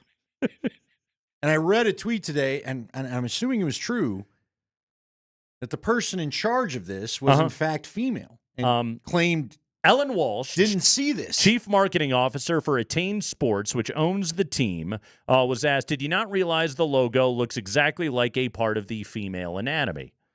Flowery, if you will. Goes back to Jerry and his, couldn't remember her name, in Seinfeld. It's hard to believe, but after reviewing the logo both internally and externally, you do want to do both. None of us saw what the internet saw. I don't know how. Once you see it, you can't unsee it. Listen, this is a case of the emperor has no clothes and nobody wants to say anything, right? Is it? There's no way that a group of people sat in front of this thing and it took the internet to explain to you what it is you've unleashed on the world. Mm-hmm. Kids cannot go wearing this hat on their head. You can't do a jersey with this logo. You'll get kicked out of certain places. And yet, listen to this. They're making lemonade out of an oyster. Okay. This is what they're doing, okay? The logo was originally, once they made this realization that the oyster catcher, which, by the way, if you're watching on Twitch, is directly behind us. It's very big. You get lost in that. That is a large logo. Hello. So the logo was originally put on the back burner, but believing fans would still like the gear, the team made an interesting shift. The Bay Sox want to go forward with the Oyster Catchers logo and donate 10% of the proceeds to Survivor, an early detection test for cervical cancer. All right. There you go. See, that's nice. It is nice. And it's the best pivot you probably could come up with. Not that kind of nice. But you can't. Good cause or not. Uh-huh. You buying that for your kid? No, but I might wear it myself. Yeah. The jersey.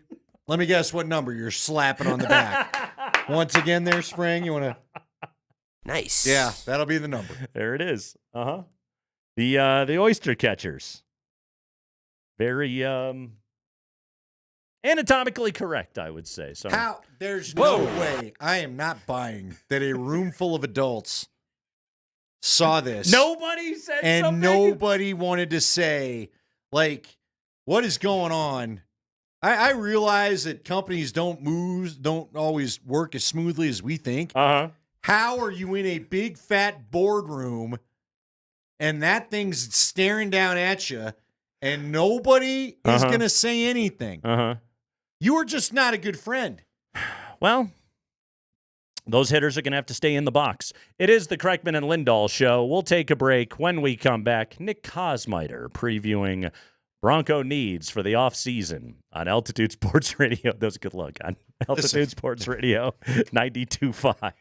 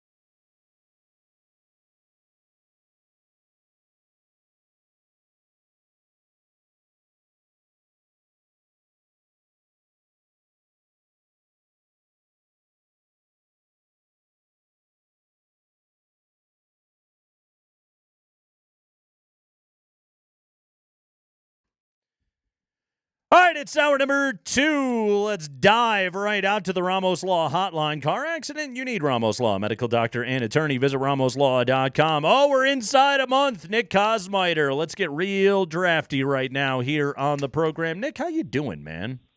I'm doing well. How are you guys doing? We are fantastic. So yesterday, and outstanding work by you, leaning into the Cook Index. We got an entire segment out of that stuff, man. Just some great stuff to break down here on the show. But revisiting it for a moment and just letting the listeners in on it, the Cook Index is just, how likely is a team to lean more into the throw than the run.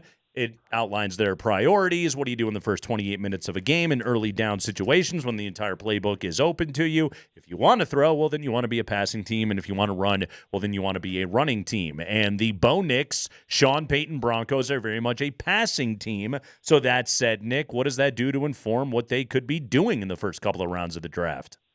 Well, it helps sort of frame Sean Payton's discussions about the running back position for so much of this offseason, which is like we need somebody in that role who is, adept at being able to fill a receiving position in multiple personnel groupings. And that's not to ignore the fact that they also need somebody who is just a more consistent, more efficient runner, also someone who they can trust to carry the ball, 10, 12 times a game, which they just didn't have last year. So that's all important. But it did, I kind of sat down to write that story kind of, just looking at, okay, well, hey, they got to run the ball more. They need somebody that's going to do that. But the reality is when you look at the stats, this is always how Sean Payton has called his offenses. He views the short passing game to running backs as an extension of the run game. It's always how it's worked. And, because of the fact that gives your quarterback, when you trust him, more options beyond what you're doing with the running back, that's where it comes in that he wants that player who has the versatility to be a big receiving weapon for them.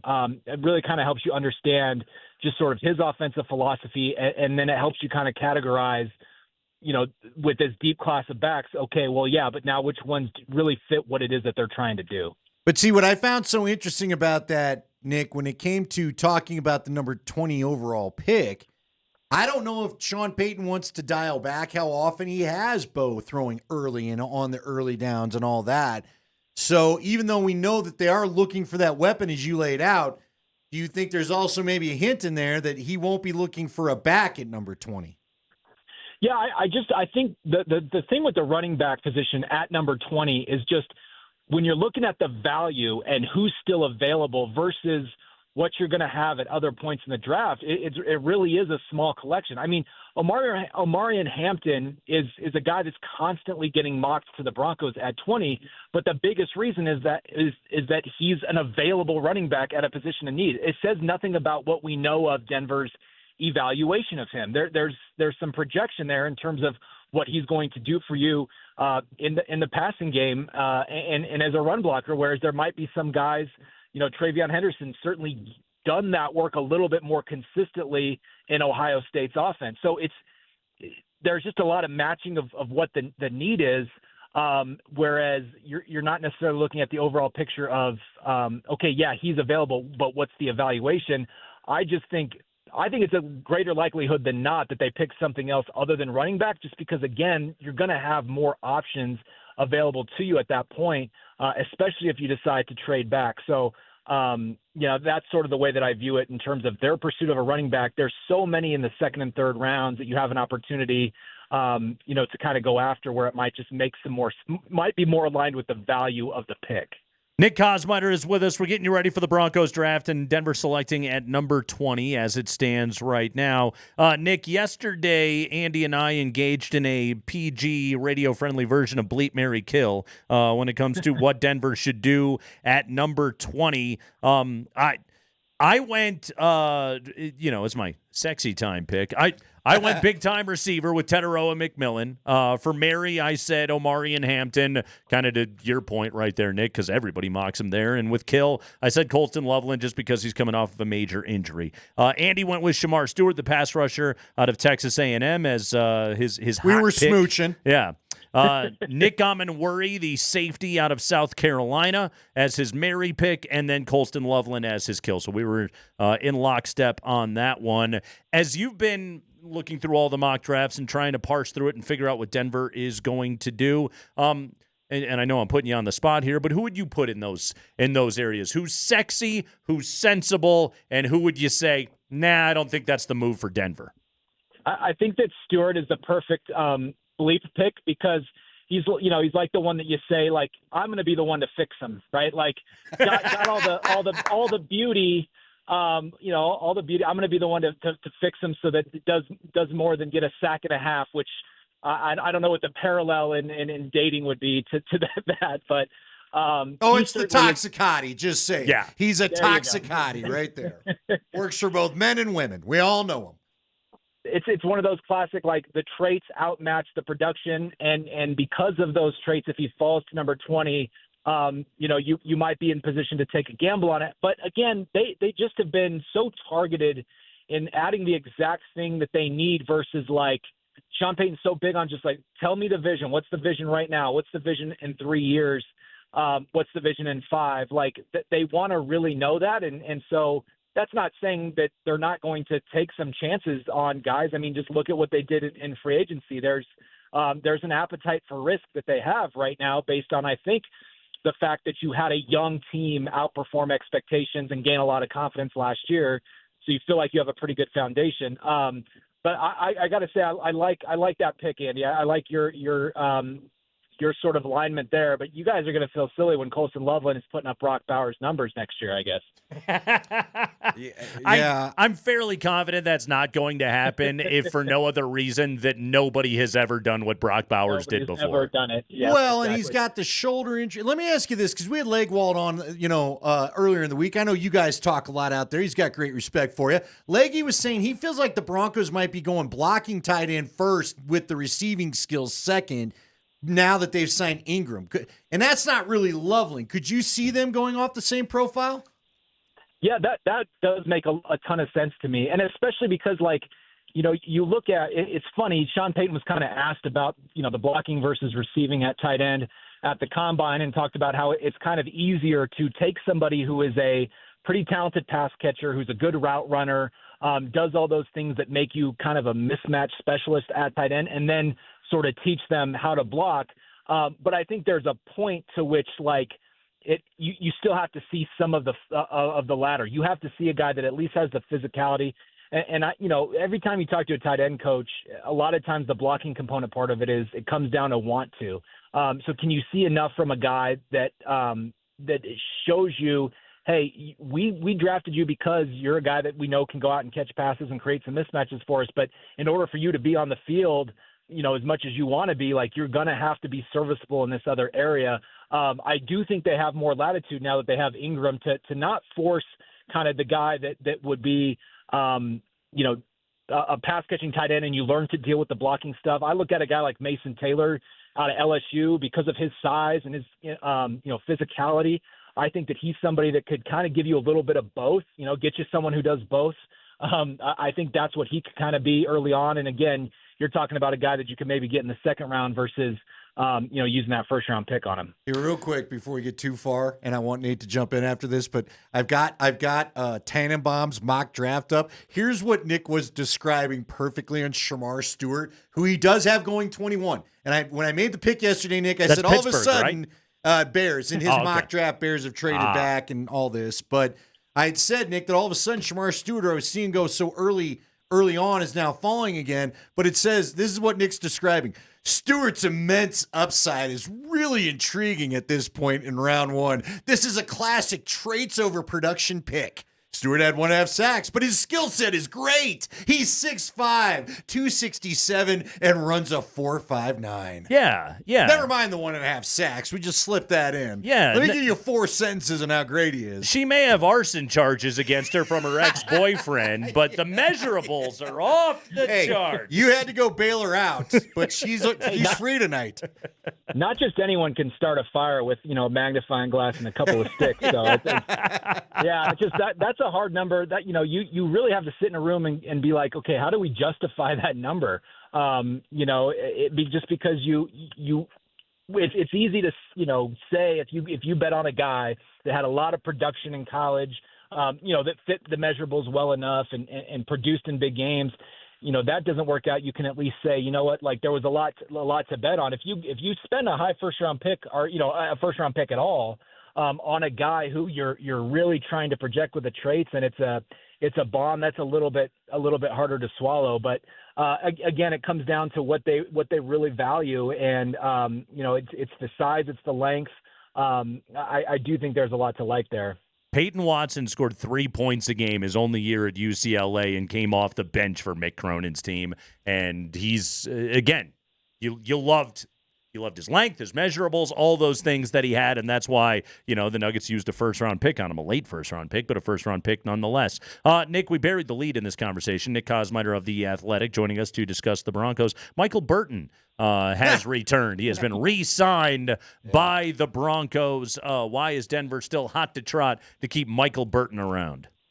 Yeah, it's funny. His special teams production has increased, each of the last few years in his NFL career, culminating last year with the most special team snaps he'd ever played. And he played for Darren Rizzi, as a core special teams guy in New Orleans. And so as Rizzi has come on and evaluated the roster, I think that was probably one where, he certainly wanted him to be a part of what they were doing. And then, Sean Payton, it might be just 2 plays that he has a game where he really wants what Michael Burton brings.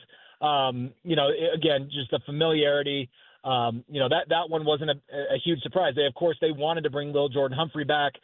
He chose what he believes will be a better opportunity in terms of, targets and all those sorts of things in New York. But these, this was never a surprise to me. And I can almost guarantee you come early September, Michael Burton won't be on the 53-man roster on day one.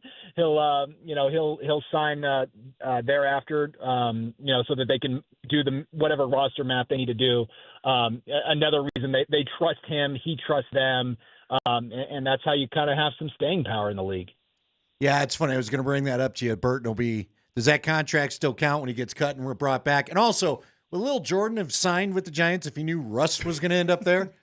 Because I'm sure he probably thought you're drafting a QB at 3, right? Yeah. Though, and the people who said they still might. I don't know, man. I don't think you're giving out $30 million, to 2 aging veterans, to then still go out and use your number 3 pick on a quarterback. I think it's pretty clearly says what they view of Shedeur Sanders and anything beyond that as well. But yeah, that was certainly an interesting one of okay, good to see you again, pal. That is Nick Kosmider, everybody. He covers the Broncos and the NFL for theathletic.com. He is also the host of the Not Another Bucking podcast. Subscribe to his podcast, subscribe to The Athletic, read his stuff every single day because it is outstanding. Nick, good work as always, man. We'll probably talk to you next week. All right, fellas. Take care. Thanks. All right. That's our buddy Nick Kosmider with us right there on the Kreckman and Lindahl show, where we are leading you up to 6 o'clock in the Blitz, and then it is pregame coverage of the Nuggets and the Milwaukee Bucks tonight. The Bucks, without Giannis, without Dame. Should that change the injury decision calculus for Michael Malone? We'll discuss next.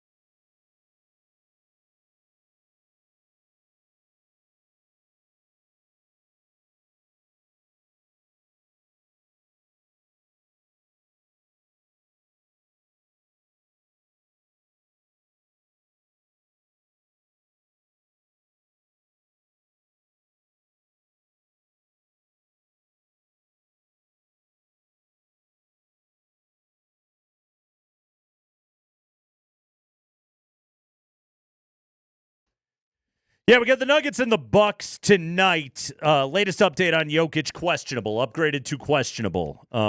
He has been out roughly 10 days now, which that's a really nice break for him to be able to get. And when the homestand started, it was pretty whispery after the Chicago game. All right, expect to see Jokic back.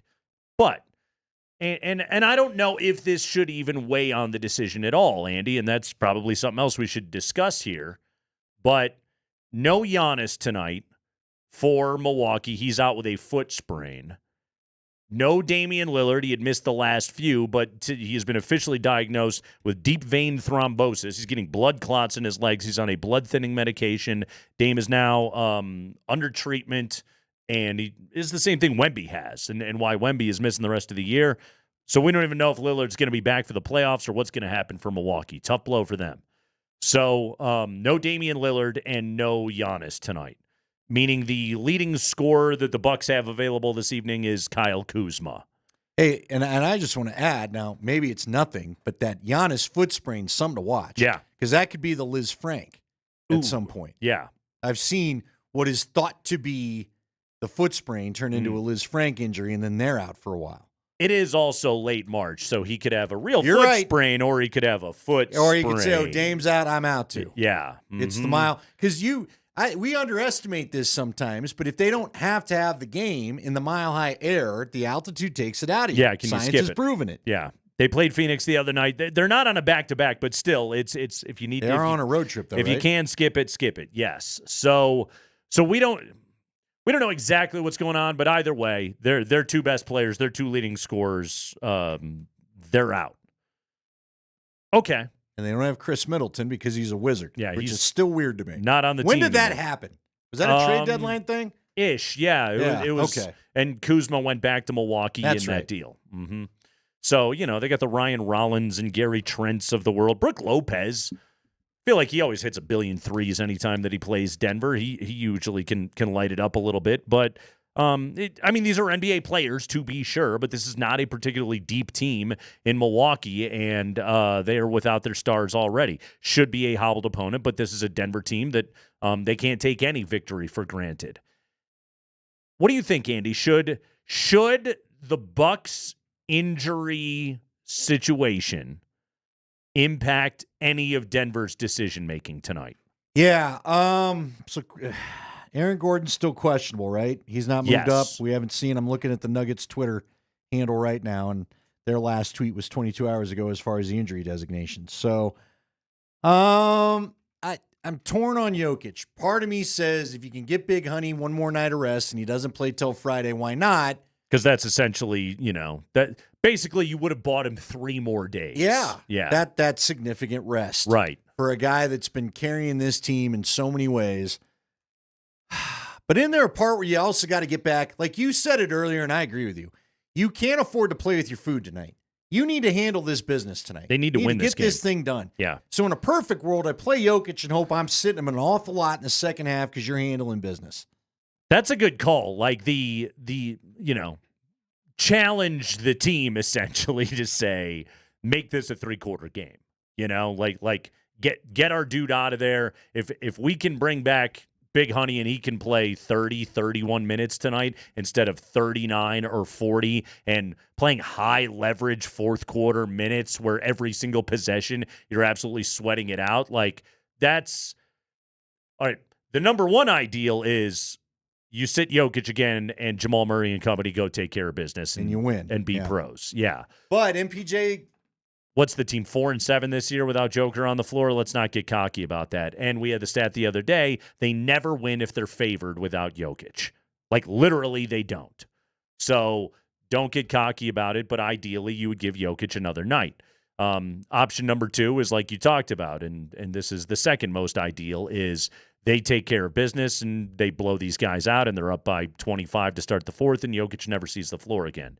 But again, that's... Who comes in Friday night? Remind me. That's Minnesota. Right? No. Minnesota's Tuesday. Oh, okay.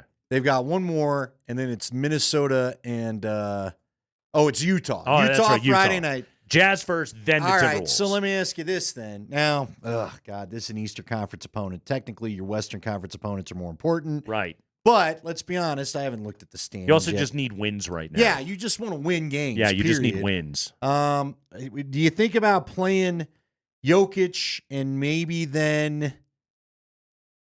you can take Friday night off as Utah comes to town? I don't know, man. It's tough. Okay, looking at the standings, you still trail the Rockets by 2 games. Now you're ahead of the Grizzlies, so that's good.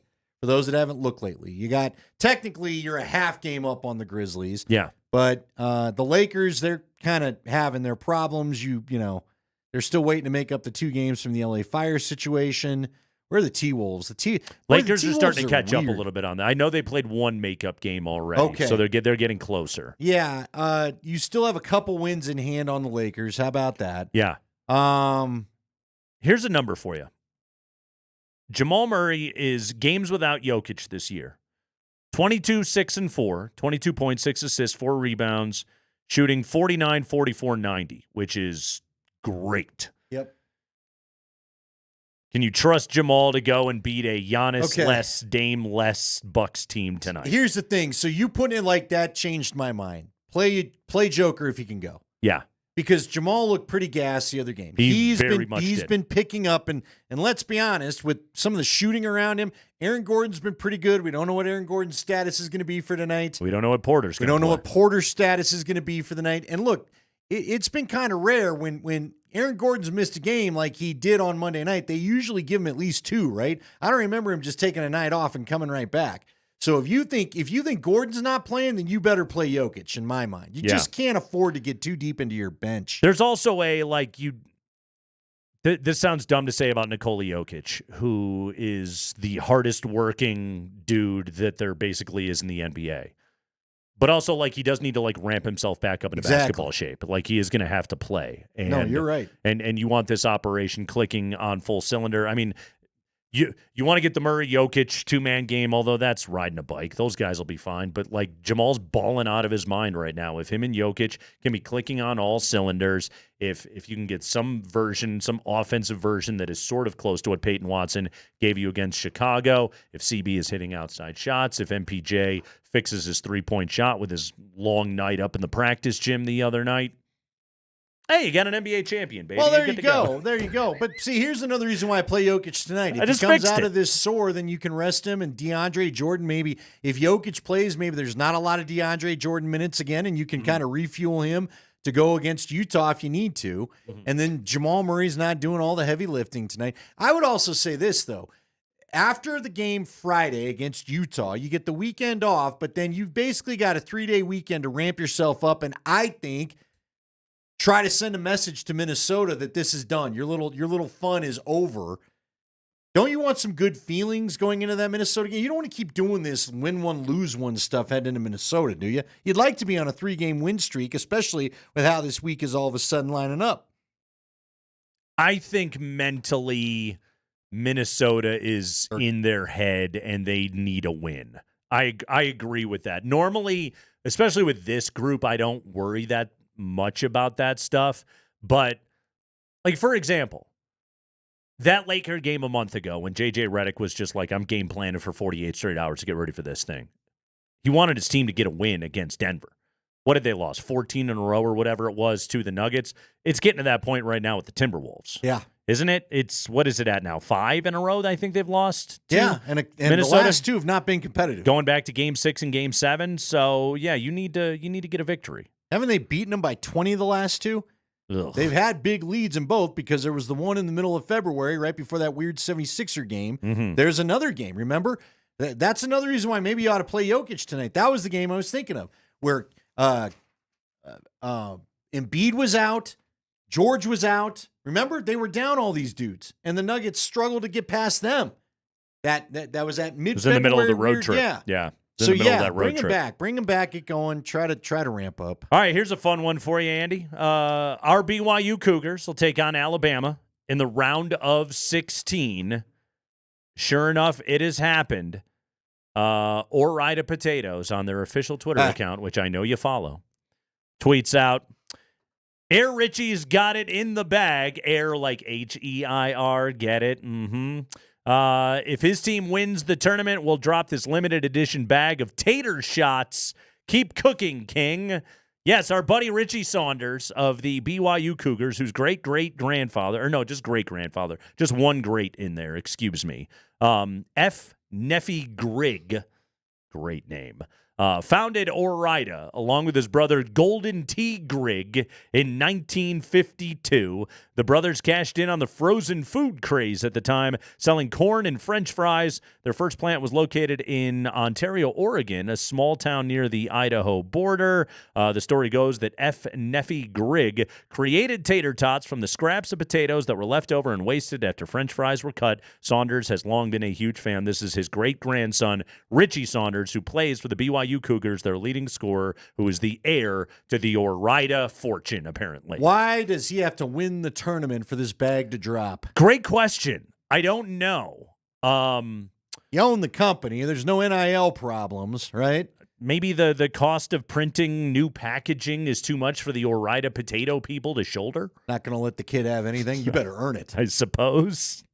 However, sure enough, the NIL deal is already in place. Richie Saunders said the Ore-Ida representatives were in Denver, where BYU played the first couple of rounds at Ball Arena last week, to capitalize on the attention the company was getting from his family tree and to hash out a name, image, and likeness deal with the junior guard. Saunders saying, quote, I think Ore-Ida has done a really good job because they jumped on the ship real quick. I think a lot of it is up to them if they want to try to cash in just like they feel like they have. Tater tots have been sold out in Utah County, home of BYU's Provo campus, this entire week. Oh, tater tots are hot right now in Provo. I like a tater tot. I though, love right? one. Yeah, who doesn't? The windfall of tater tots has been appreciated by his teammates as well, and apparently the team's nutritionist has even recently added tater tots to the training table. Well, you've heard the rumor. What's that? Alabama's trying to dig up the French fry air and combat all this. It's a good idea. I don't know who that would be. What would that guy be? Frankie Fry? That's my Nate attempted. I believe it's Francois Fry because he's Francois French. there. All right. Yeah. Hey, that's a good call by you. Thank you. Guy Lafry. Listen to this, though. Here's a good review. So Igor Demin, BYU's freshman point guard, who's Russian, who's going to go in the NBA draft. Has he never had a tot? He recently tried tots for the first time. Feels like a Yakov-Smirnoff joke. In Russia, we have no tater tots. Anyway, here was his quote. You're making vodka with it. It was good. It's potato, I guess. I found out that it's potato. I always thought it's something sweet. Close quote. Well, sweet potato fries and sweet potato tots. You could have a sweet potato tot. Across a sweet potato tot. But I guess in this situation, it's just a tater tot. So. It doesn't sound, that's not exactly a ringing endorsement. Wasn't really. He said, it's good, I guess. Yeah. I thought it was going to be sweet and it was savory. He would prefer tater tot vodka. Yeah, what are you doing? Yeah. What do you think the side dishes in Russia look like? What are they even having? Do we know? Great question. Now I got to know. All right. So what, yeah. Borscht? Borscht? I mean, what are they eating in Russia? Here we go. 14 traditional Russian side dishes. Let's click on it. Why not? Can't wait to see my Google ads after this. You're getting monitored. Let's see. Classic Russian salad. What's a Russian salad? It's just salad with dressing? It's a potato salad that includes carrots, peas, pickles, hard-boiled eggs, and smoked ham. Really? Sounds good.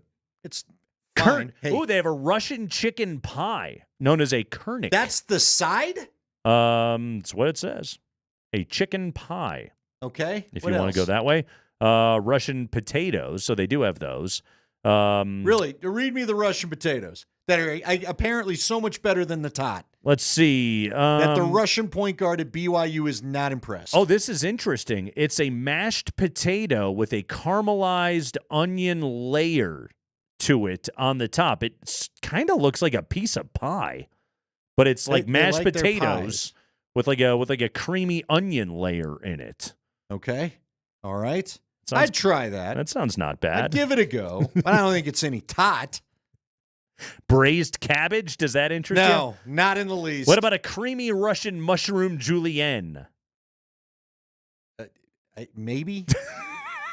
There's potatoes in that too, right? Or no? Is julienne the way you cut them? Zucchini fritters. No. Fritters? Yeah, fritters. They kind of look like potato pancakes, but made of zucchini. Everything's a pancake or a pie. Very much so. Yeah. But this guy, this Russian point guard at BYU, ain't impressed with tots. I think he thinks they're fine. By the way, Dan Hyatt texted in and said we ruined his Friday bit. Apparently, he wanted to inform us. Well, Dan, Russian guess side what, pal? dishes. Guess what, big brain? I think 48 hours is plenty of time to figure something else out. What about a Russian beet salad, Andy? No. Okay. I'll take a tater tot over any of them. Yeah, no. No, you had me interested in the caramelized onion potato pie. That does sound good. Yeah. Yeah, I'm I'm interested. not so sure about this Russian salad with just about everything thrown in there. You know? I think as long as it has Russian dressing in it, you can just call it Russian. So there you are. Do they eat and train like Drago? I hope so. What do you think Drago was eating, by the way? Because all we saw him was running and down in the roids. Anabolic via the steroids? Old, IV. What do you think? Was it a healthy beef horse diet? tranquilizer? Probably. Yeah. I must break you. Did they have cows? Was Rocky running amongst the cows? I remember him running in the snow, carrying a log. I don't recall seeing any livestock in Siberia, but that's not to say that it's not out there. What about Sasquatch? Maybe a musk Did ox. the Yeti chase him? Perhaps. Is that a new movie? Rocky v. Yeti? Go on back to Russia and find that thing? Did you know, by the way, Yeti makes me think of Chewbacca? Yeah, very similar. There's a similarity there. I don't know if he's supposed to be Chewbacca or maybe he's supposed to be Bigfoot. But it's Bigfoot on the saxophone. There's an artist that dresses in a Bigfoot outfit and plays the saxophone, and he's coming to Denver. Thanks to our Yanni discussion yesterday, my phone is listened, and these are the ads I'm getting fed to me on social media. What's the artist name? It's like Bigfoot Sax or something like that. That sounds great. You go back and look here. I'll search. Yeah. I'd go to Bigfoot Sax? Yeah, Bigfoot Sax. That sounds like a good ska show. I think I would enjoy that. It's the Kreckman and Lindahl show. Yes, tater tots, only semi-interesting in Russia, but they're bigger than ever in Provo, Utah. They sold out of tots. How about that? It's Altitude Sports Radio 92.5.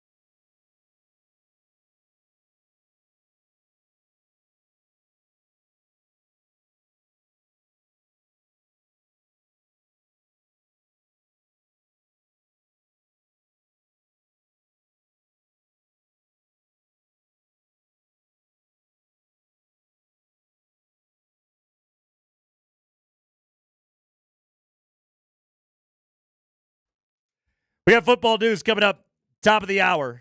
By the way, yes, Sax Squatch. Sax Squatch. And he's coming to Denver. I've tweeted it out. If you really want to go. It's a guy in a Sasquatch outfit that plays saxophone. Someone said he's really tall. You'd have to be to pull off the costume, right? Well, Although Gene Simmons had some pretty big boots. Is Sasquatch tall? As far as we know. Are you a Sasquatch guy? You don't believe in ghosts. You can't believe in Sasquatch. They could be out there. Who knows? So that you buy? I'm a man of many contradictions, Andy. I feel like we're about to just learn about everything. We learned about JFK. The alien files are coming. All these Bigfoot sightings everywhere. Let's just get to the bottom of it, okay? Let's get it out there. There's a meteor coming. We got a major development out of LSU's Pro Day. Yeah. You gonna tell everybody? Consensus All-American offensive tackle Will Campbell's arms measured at 33 inches, checking off a crucial box for NFL executives and talent evaluators. This has been the word on Will Campbell is like listed as a tackle, but concern over short arms that he would have to play guard at the NFL level. Small hands and short arms aren't for the NFL. T-Rex arms, apparently, for Will Campbell. You remember who was the opposite of that? Our guy Elvis Doomerville. He had extremely long longest arms. Yeah, wingspan. Yeah, man. Yeah.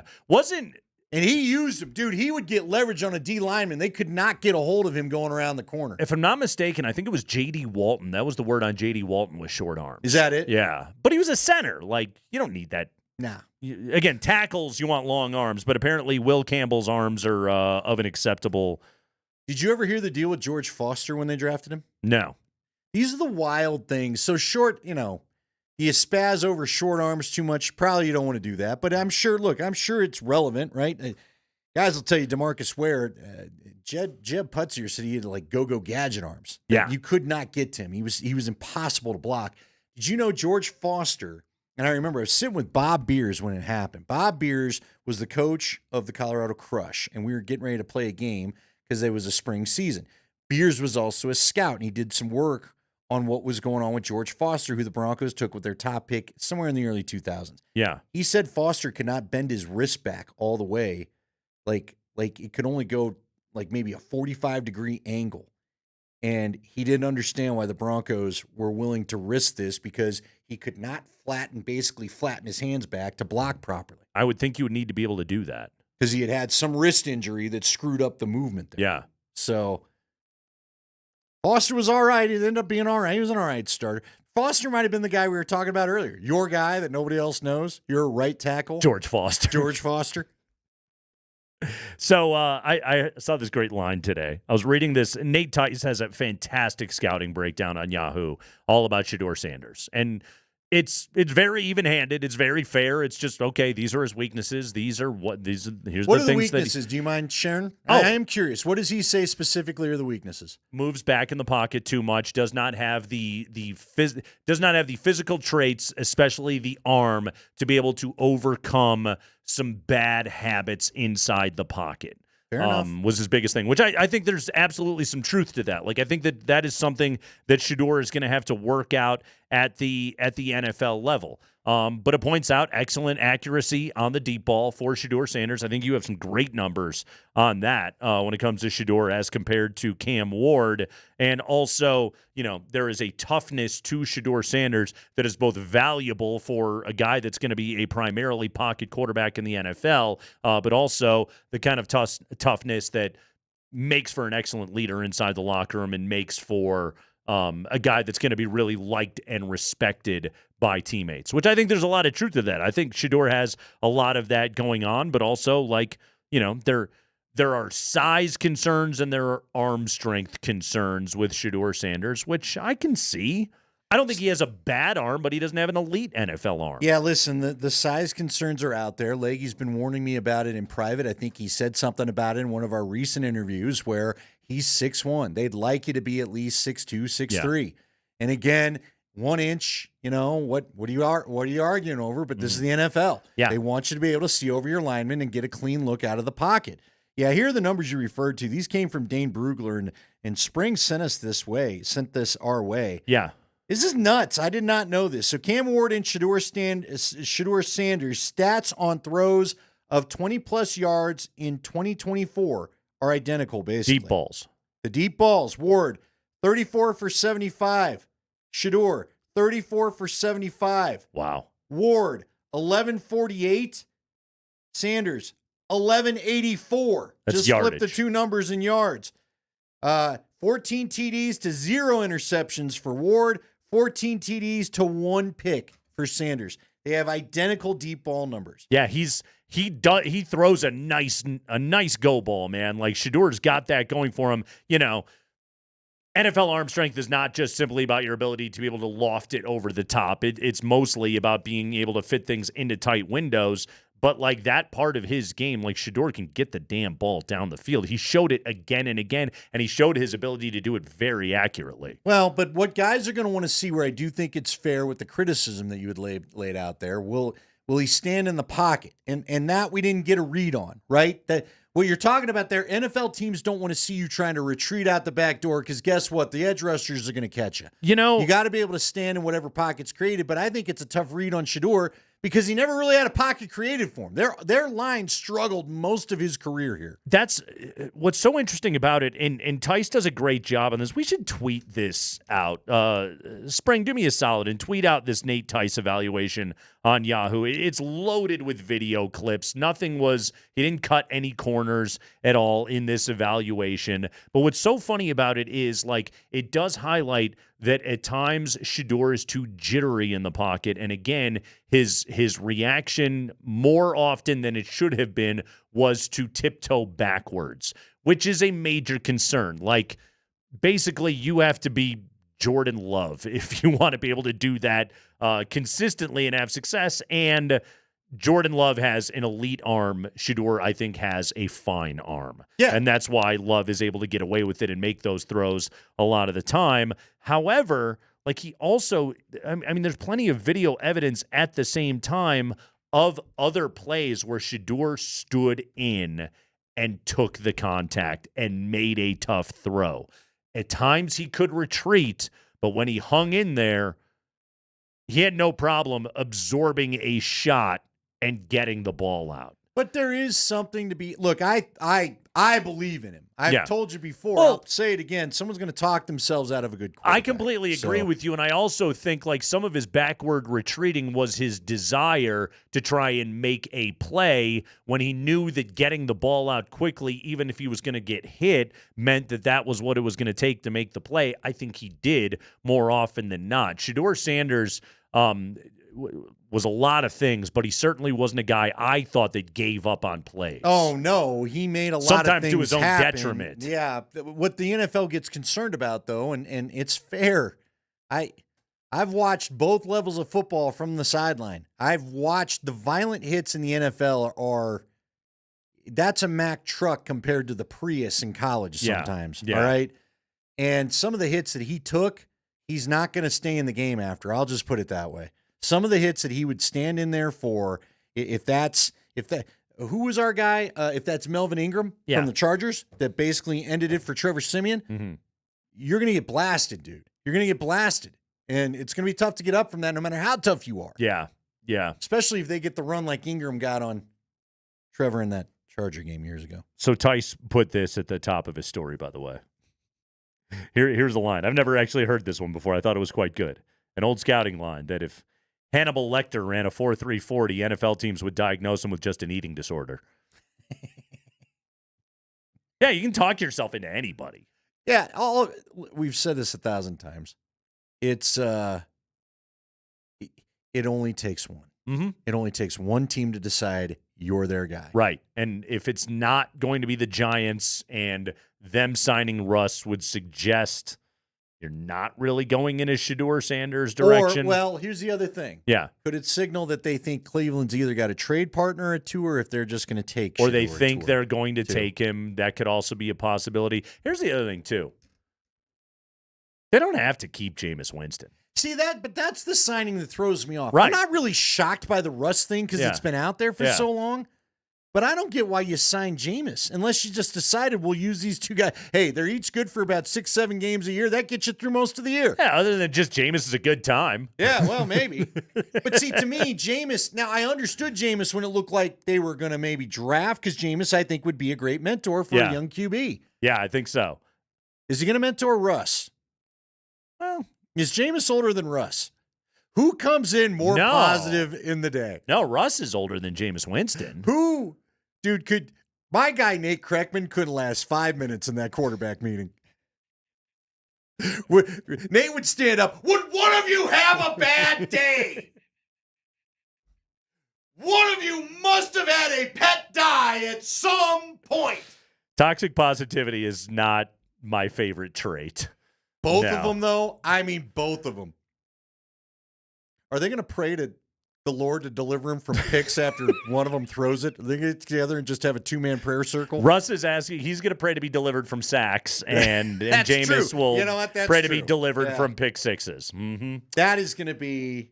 Kyle Brandt said it. I'm going to steal it from him. They ought to just do Quarterback, the Netflix series, just on that room alone. Because then you got Cutlets Tommy DeVito in there. We have got the 5 biggest stories of the day from around the NFL. A Broncos, I'm going to say it, Andy, fan favorite is back. Plus, Russell Wilson has a new quote on the internet that you must hear, that I must hear, that we all must hear together. Spicy. It's Altitude Sports Radio.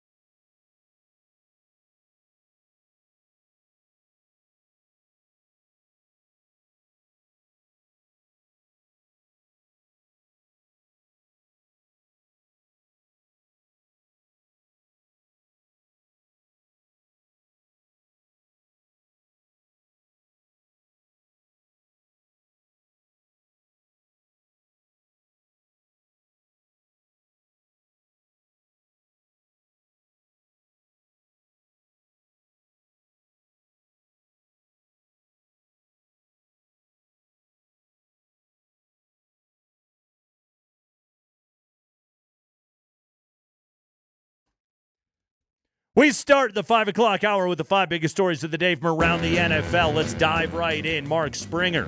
Hey, it's the High Five. It's brought to you by Bet365. Whatever the moment. It is never ordinary at Bet365. We start with Broncos news. The Broncos! As first reported, shout out to Luca Evans of the Denver Post. Hell yeah. He first reported that the Broncos have re-signed fullback Michael Burton. No terms of the deal have been disclosed. Also, according to Chris Thomason of the Gazette, he tweeted out that sources are telling him that Oregon tight end Terrence Ferguson, a Littleton native and graduate of Heritage High School, will be taking a pre-draft visit to the Broncos. He won't count against a top 30 visit due to being a local product. 6'5", 255 there for you, Andy. Terrence Ferguson, last season, 43 receptions for 3 tutties. 2023, which would have been his last year playing with Bonix, 42 catches, 414 yards, and 6 touchdowns, catching the rock from Bo Nix. Terrence Ferguson out of Littleton. Look, man, I'm in for whatever. Draft a couple tight ends. I really don't care. Towards the back half, whatever it is. You've got to get this solved. You need a couple options. I'm glad they got Evan Ingram. But you know what?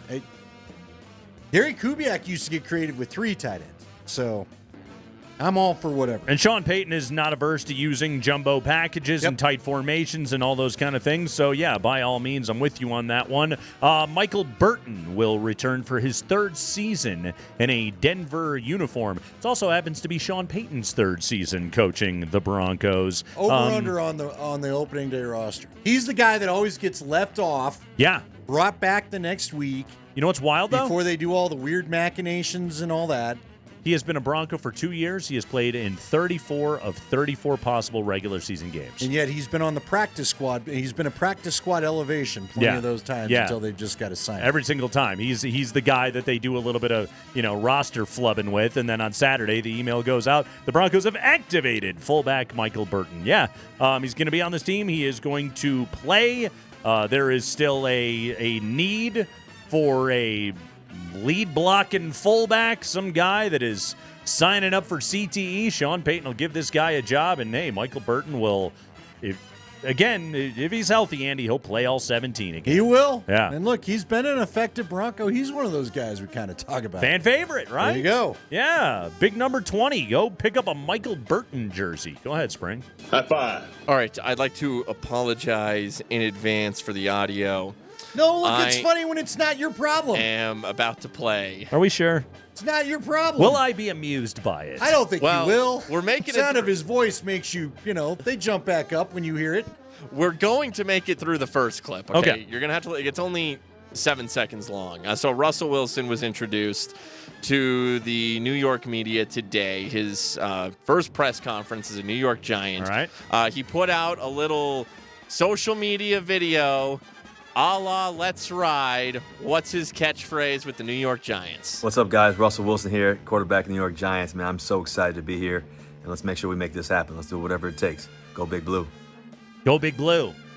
Let's make sure we make, make this happen, do whatever it takes. That's not exactly Let's Ride, but go Big Blue. We ain't doing nothing, pal. So that was 7 seconds of Russ. I tell you what, I can consume Russell Wilson in 7-second increments. That's fine for me. What else are you going to do to me now, Spring? All right, yeah. Here's Russ at the press conference itself. Okay. We won't make it. There's no chance in hell we'll make it through all 43 seconds. Does he start naming everybody on the Giants' offense? I don't think he knows them yet. He kind of goes They down don't that. know him yet. Yeah. So he was asked, does he expect to be named the Giants' starting quarterback, or does he expect to compete for it with Jameis Winston? Here's Russell Wilson. Yeah, I expect to be the starter and come in here and be ready to rock and roll every day. I think to be able to lead. I think this team's really looking for somebody to lead them in every way in terms of the process. In the off season, during the season, our habits and our thought process and how we create a great winning culture, and how do we continue to establish that and to really build on the things that we do well and the things that we continue to need to do. And so I think the big part for me is just try to. This might be my 14th year to be able to lead amazing group of men that really have, big hopes and goals and dreams and desires, and we all share the same goal. And so I think that's the best part about it is I get to be around a lot of, extremely talented guys. Made it all the way through. He's leading. Honestly, He's leading the leaders. I was going to tap out. I was going to give you that about halfway numerous through. hopes and dreams. You know what, Giants fans? You better watch out. Them through it. That's Bronco Russ. That wasn't Steeler Russ. Russ wasn't really doing that last year. He was deferring to Tomlin. Remember all that? Yeah. Now he's back. Now he's back. I'm coming in here to lead everything, and my wife Sierra is going to have run of the roost. He didn't. I'm disappointed though that he didn't start talking about like Wandale Robinson and Darius Slayton in the middle of all of that. I don't think he knows. How long before we get videos of him in San Diego on that Russ field throwing to those dudes? By the way, just on top of your head, how many other Giants can you name right now? Giants? Yeah. Tommy DeVito. He's still on the team. Tommy DeVito's there. Malik Neighbors. Malik Neighbors, obviously. Neighbors. Maurice Carthon. Mark Bavaro. Thibodeau's one. Kayvon Thibodeau's on that team. There, yeah. Spring's giving you actual answers. Dexter Lawrence is on that team. Sure, I'm glad Spring knows. Brian Daboll's the coach for now. He is. That's it. That's all I got. I don't know who the OC is. Is it Daboll? I'm looking at their depth chart Joe right Shane's now. Still there. Do you know who is actually? Wow. Holy crap. All right, I'm looking at their tight end depth chart right now. This is the New York Giants tight end depth chart. I'm about to tell you something that I'm sure you don't know. This is going to blow your mind. Okay? So their starting tight end as it stands today is somebody named Theo Johnson. After that, Daniel Bellinger. Their third string tight end, according to Ourlad's depth chart, Chris Manhertz. Manhertz is there? Wait. Isn't little Jordan Humphrey there too? Manhertz? Do you know who their fourth string tight end is? Well, it's got to have a Bronco tie. Your guy, Andy. Your My dude. I don't know. Greg Dulcich. Oh, Dulcich? Greg Dulcich. Did he get traded there? Who did the Broncos trade him to? No. Who did he get traded to? The Vikings? He got released, didn't he? Yeah, maybe he did. Was anybody going to give Denver anything for Greg Dulcich? You watch out. Russ and Dulcich back again. That's Did the any combo. of these guys get... Manhertz was here for Russ's... No, Manhertz... Yeah, Manhertz was here for Russ's second year. Yeah. With Peyton. And Lil Jordan, by the way, And is on Lil the Giants Jordan. as well. Mm-hmm. Did they all get together and tell the Giants to sign him? Yeah, like if you want to recreate the magic of an 8-win Denver team that lost to Zach Wilson and the Jets, we can do it right here. If you want to save your job, Brian Daboll, let me tell you about the first year of the Sean Payton era in Denver. That's what you need to recreate. Go ahead, Spring. High five. All right, today Vikings GM Kwesi Adolfo-Mensah talked to the media. We mentioned yesterday how J.J. McCarthy said he has not been told by the Vikings that he will be the starting quarterback come week 1, but Kwesi saying today that naming J.J., the Vikings starting quarterback, is the outcome they want and the outcome that they are headed towards. Okay, he was also asked about their potential pursuit of Aaron Rodgers. He said essentially that when that possibility became a thing, they had to at least explore it. And then he alluded to the fact that it's not going to happen. Then reporters wanted him to clarify that Aaron Rodgers is no longer an option for the Vikings. Here's Kwesi Adolfo-Mensah. Right now, given all our scenario planning, we're happy with our room. And, obviously we're going to talk a lot about J.J. McCarthy, but Brett Rippon, who's somebody we brought in last offseason, we thought, made a lot of great decisions, quick decision-making, processing, better athlete than people give him credit for, accurate passer. So we're excited about him, and we're always going to keep looking to see if we can upgrade that position, just like every other position. Ripien. Our guy Ripien and a little bit of PB&J. And we're not even talking the Uncrustables. He went, remember, he was all about the PB&Js. He gave you and I the breakdown of the PB&J 1 camp. So he wouldn't rule out Rodgers, but made it seem highly unlikely Rodgers, but wouldn't rule it out. But also highly unlikely. But also, we love JJ and we love Ripien. Ripien. You know what this sounds like to me? And I'm sure Aaron has said it. I think Aaron, matter of fact, I think we reported this yesterday where Aaron had said I'm not making a decision until after the draft, and I make sure you guys don't Kirk Cousins me. Sure. Where I pick a team, and then you go draft a young buck, and although with Minnesota, he already knows who it is. Yeah, it's J.J. McCarthy. In the case of Pittsburgh, it's like, could they get aggressive and trade up and draft Here's my Shedeur? thing. I wonder if Aaron just doesn't wait out all the spring shenanigans, so there's no pressure on him to go to some camp he doesn't want to go to. Yeah. And then he can go to Egypt. And then he go to Egypt and then hit Peru and anywhere else he wants to go. Sure. And he can show back up around the time of minicamp, get to know a few of the guys, throw a few of the passes, because they're gonna have to kowtow to what he wants to do anyway, right? As far as routes and stuff. And away he goes. He picks a team. Honestly, I wouldn't even be. I'm telling you, I would not rule out the 49ers or shenanigans going to play with Brock Purdy. Given this and where we stand right now, and look, the most likely scenario still is that Rodgers goes to Pittsburgh, right? That's what it seems like. People are saying they've got a deal. He just needs to come back and accept it. But Andy, like, think about what the last several years of Rodgers' football career have been like. And let's just talk specifically about the football part of it.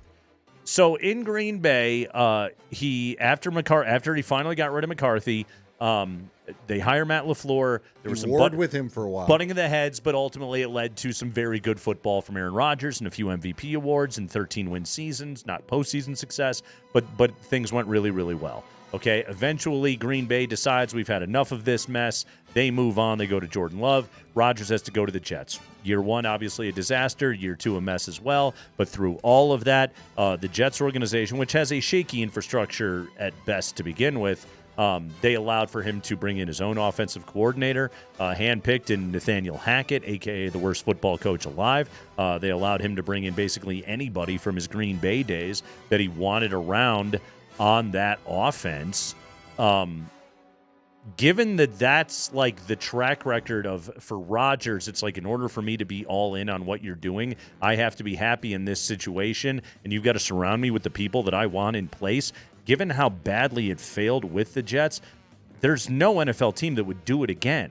So, like, for Rodgers, whatever decision you have to make, you don't get to do it on your own terms anymore, because when you did, it was a dumpster fire. Yeah, he just has one sucker team still out there, and I never thought this would be the sucker team. It's the Steelers. It's the Steelers. Because now you've lost Russ. You've lost Justin Fields. You've lost your guys. I wouldn't say they lost him. But there's nobody left. Who are they going to go to? You either sign Rodgers. I mean, Kenny Pickett isn't even there anymore. Yeah. You've got Mason Rudolph. Hell, Tim Boyle's off the market today because he signed with the damn Titans. Don't all the Steelers really like Mason Rudolph, though? Oh, yeah, they do. But I don't think they like him to the point where they want him leading them in the, being the starter. What's Pittsburgh sports talk radio like these days? Like, in all seriousness, like, I know, like, okay, your team wins, whatever, your 9-10 games. We know Tomlin never has a losing season. You always make the playoffs. But also, you're in this bizarre purgatory. You have not addressed your quarterback need. Since Ben Roethlisberger, you've been floating along with a bunch of garbage. Again, like, you've had non-losing seasons all through all of it. But, like, you haven't been anything close to contending for anything, for competing of anything of any kind of consequence at all. Like, you got to be looking at your own team and just being like, what are we doing here? Probably a lot like Denver sports talk the last 7 years.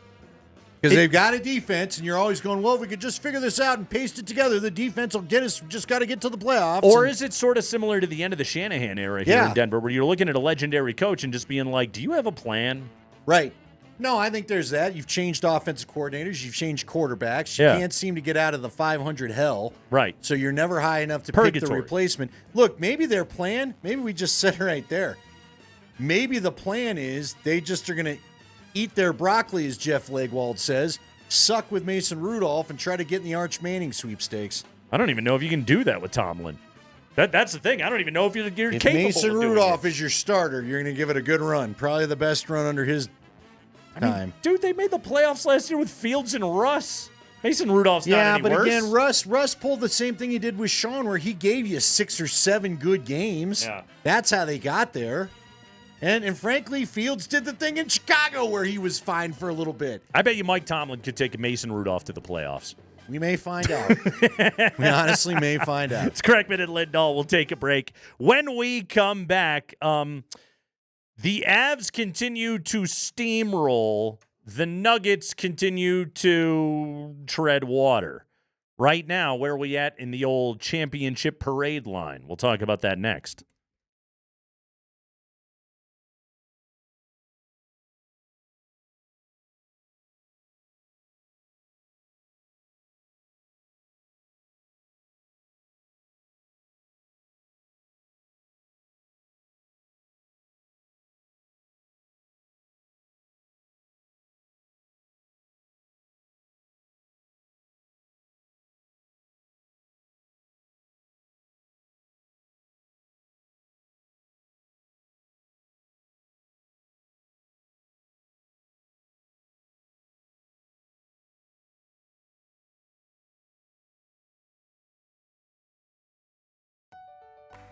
Did Vic Lombardi just call the billionaires that own major league teams a mom and pop situation? Anyway, it's Nate Kreckman for Apple Air. Yes, Apple Air. If you need a new heating and cooling system, but you may not necessarily have the funds to pay up front, well, Apple Air has you covered. For a limited time, you get a brand new heating and cooling system with no payments and no interest for 12 months. That means total comfort now, and you will not pay a thing for a full year. The expert team at Apple Air makes upgrading easy, affordable, and stress-free. Call 303-733-2813. That's 303-733-2813 today, or visit appleair.com to schedule your free estimate. Apple Air, they're going to keep you cool in the summer, warm in the winter, and they're going to save you money along the way. Again, no payments and no interest for 12 months. Go to appleair.com, that's air with an E, to find out how to finance a new heating and cooling system for your home.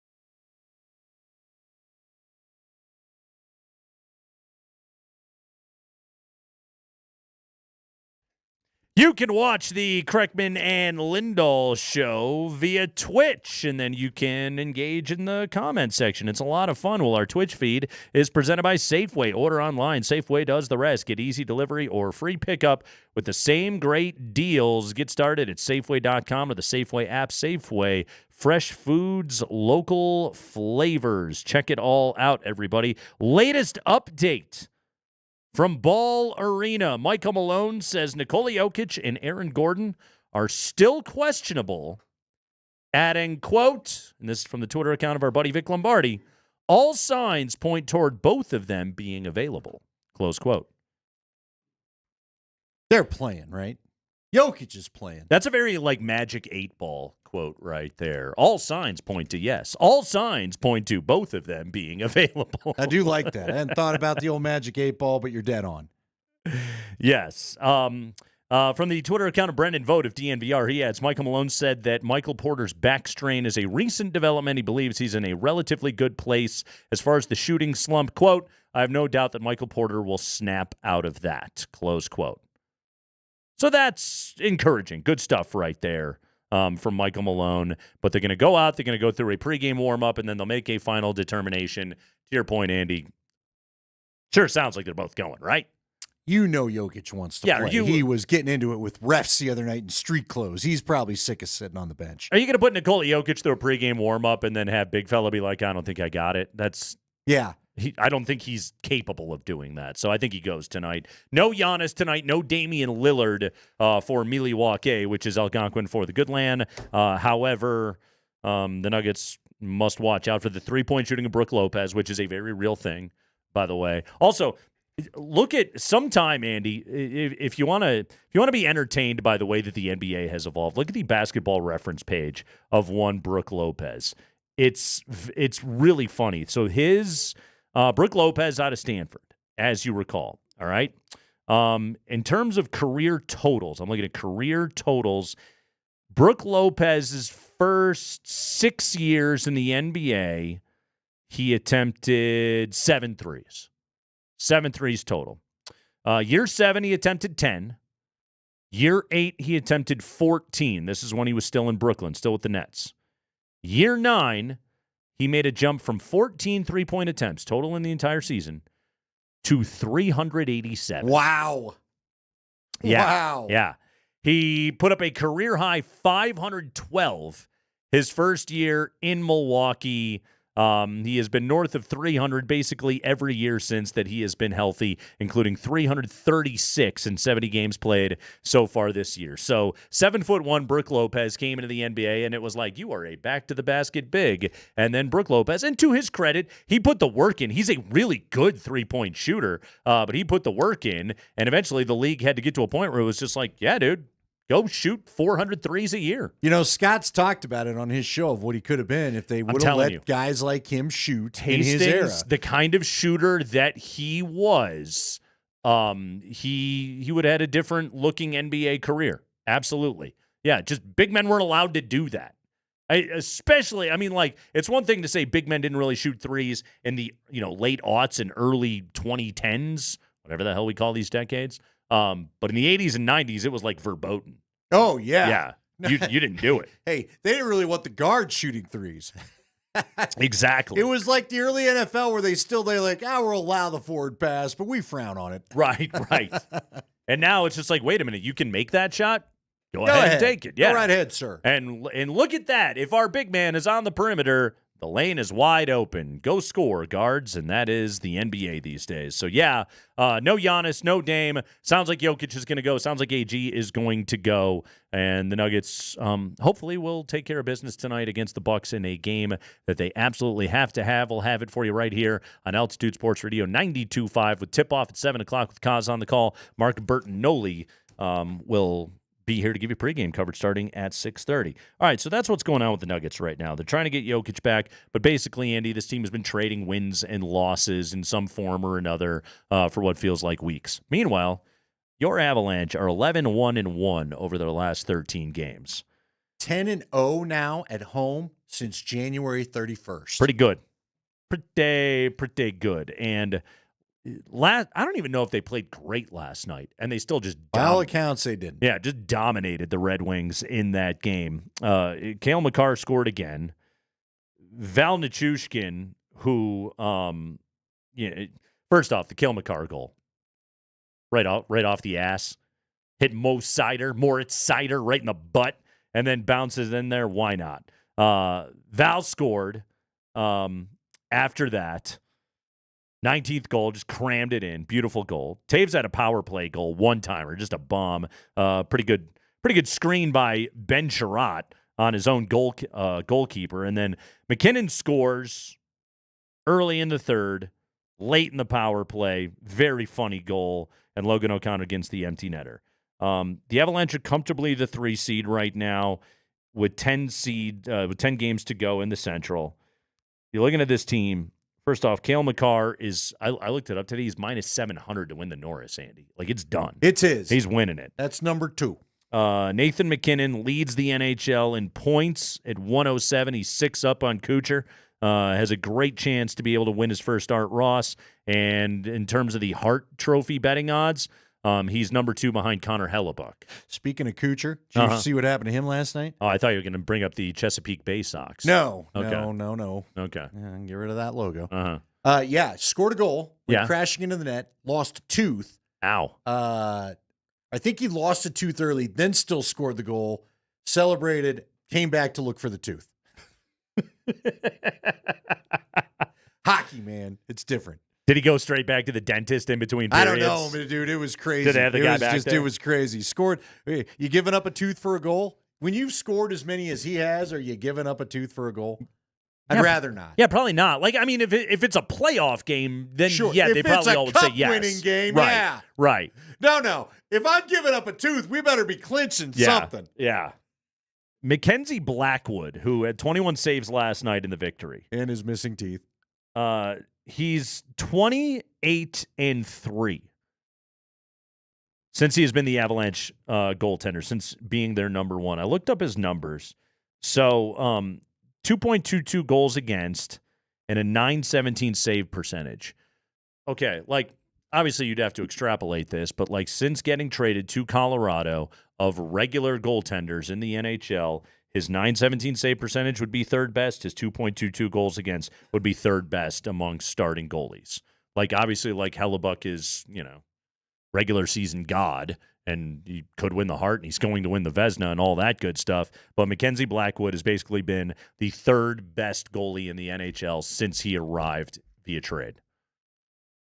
Yeah, you can win a Stanley Cup like that. Yeah, listen. You can do that. With what they are now, Scotty and I did our podcast. If you want to watch it, go to the YouTube channel. It's Hot Mic with me and Hastings. We do it every Tuesday at varying times. Last night a little early because of Between the Pipes. I thought Hot Mic was a podcast about Sanford and a Speedo. No. Okay. No, that's Okay. a different. We spell Mike different. I see. Okay. I'm not. You can't Speedo up and coach a football team. By the way, the two don't go together. I don't Sure think. you can. I don't think so. Maybe.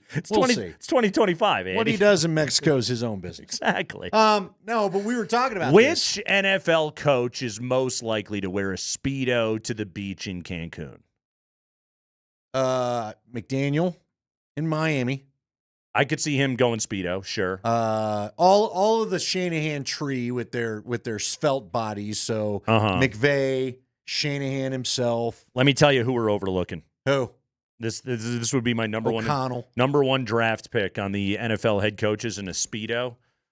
Reed. Old man style, Pete Carroll. All day long. Mm-hmm. No, you know what? Little. He'd have that like leathery old man look thing going on. Yeah. He's very svelte, very in shape, and very proud of it. He's at the nude beach. Yo. He's going to France. He's just strutting around. Just standing there. Mandelbaum. Yeah. Mm-hmm. Yes, that's him. Anyway, Pete Carroll in a Speedo. Well, and yeah. That's the image we just gave everybody. Let's talk about Avalanche what about goaltending. Kellen Moore? No, the bottom line is this. I don't know how Chris McFarland doesn't win GM of the year for this. If he doesn't, then you're just not paying attention. Yeah. This guy has remade this team. And you talked about the goaltending. Goaltending's been outstanding. They're also a deeper team with Charlie Coyle out there, with Brock Nelson.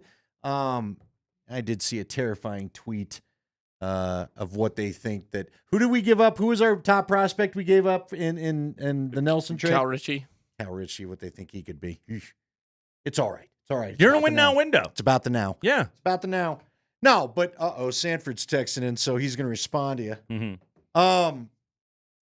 I don't know how you don't give McFarland GM of the year because he did all this with trades. None of this has been free agent signings. None of this has been, creative accounting or anything like that necessarily. Yeah. This is all straight trades. And it started with the decision to move Mikko Rantanen. And that's why I'm not going to be upset about anything that goes on with Rantanen after this, because what you are reaping the benefits of is payroll flexibility. Yeah. And it's why we keep asking, no matter how this Nuggets season ends, are they not going to have to look at the success of their roommates and decide we've got to do the same?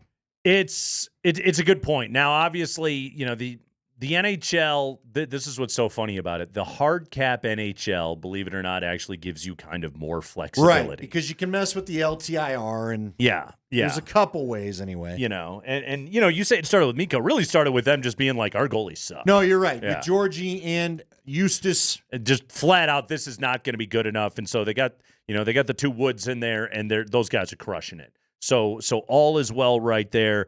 And then the Mikko thing, it was – I think to your point, the Mikko thing, I think a huge part of the cost-benefit analysis for the Avalanche was to say, hey, while nobody would like to have a hockey team that doesn't have Mikko Rantanen on it, also we get so much payroll flexibility out of this rather than having another huge contract, which is kind of what the Nuggets are up against right now with the 3 max deals and Aaron Gordon's contract, which is pretty darn close to it. And so, the Nuggets have the apron thing that they have to contend with.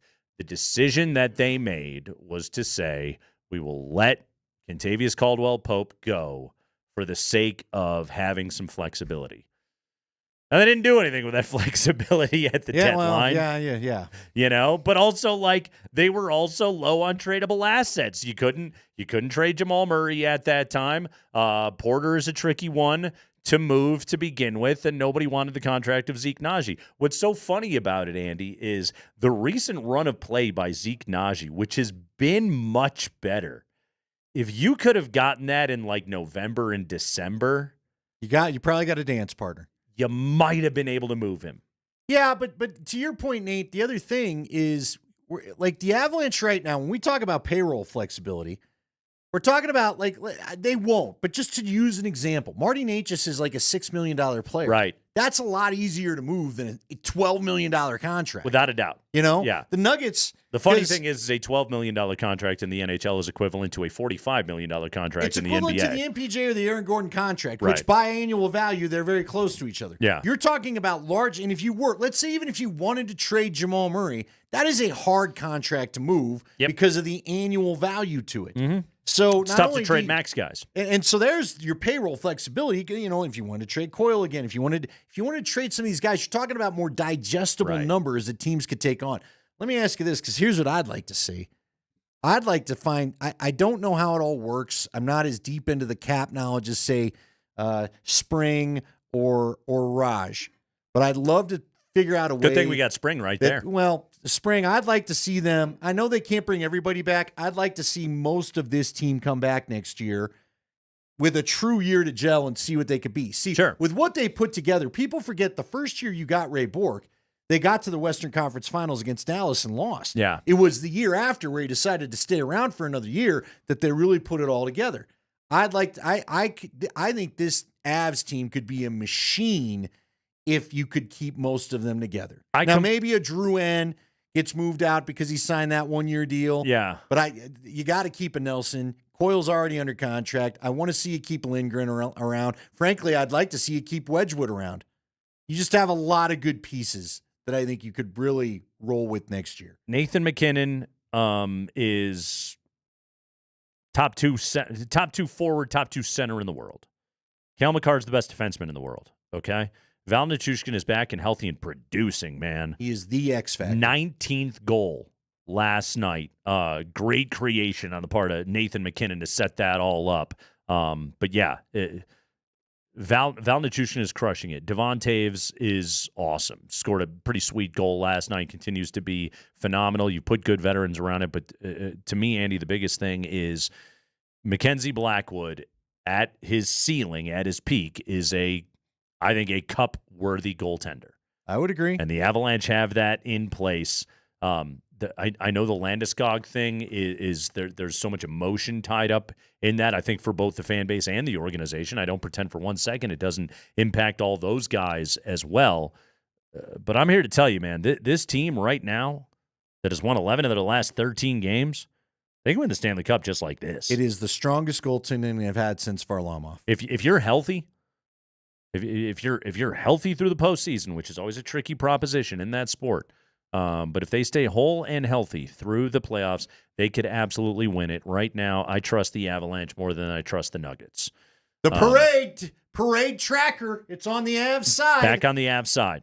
I think we switched it to the Nuggets during their little stretch prior to the All-Star break. We really did, yeah. January and February were really good to the Nuggets. March is kind of been better to the Avs. Yeah, very much so. So at the moment, the Avalanche move into the lead on the parade tracker. Berto has got the Blitz coming up at 6 o'clock, pregame at 6:30, and then tip-off at 7. Again, the latest is that Jokic and Aaron Gordon will warm up, and then we assume that they will play afterwards against the Giannis-less and Lillard-less Milwaukee Bucks. It's Kreckman and Lindahl.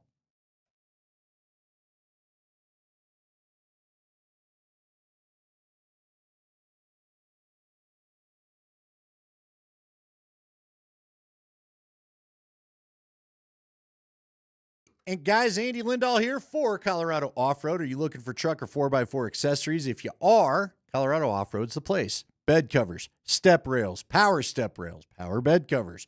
Maybe you need something to tow the fifth wheel up the mountain. They've got that. You want tie downs to keep the gear in. Maybe you want a camper top. Again, to help get you up to the mountains. They do it all at Colorado Off-Road. You need suspension. I've gotten suspension there. I've got floor mats put in there. They've got everything you could dream of for a truck or 4x4. And if you need a suggestion, maybe you got a new truck. Maybe you're looking at a new truck. Do what I did. I got my truck in 2019. I got the payment that I could afford, and then I've added the accessories of Colorado Off-Road, and it's been great. The truck is so much better than it was when I got it now, and they've always taken great care of me. They've taken great care of people that I've sent in there.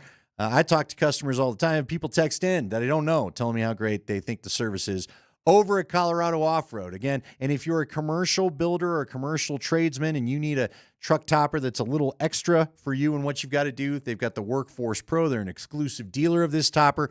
Call Jerry, find out about it. 303-761-1264. Jerry Jones owns the business. That's who you'll talk to if you're not talking to Wendy Jones' wife. Again, it's Colorado Off-Road, 20-year business in Colorado. They know their stuff. They know Colorado well. Find them on the web at cooffroad.com. Showroom is 3 blocks south downtown Littleton on Prince Street. Colorado owned, Colorado grown. It's Colorado Off-Road.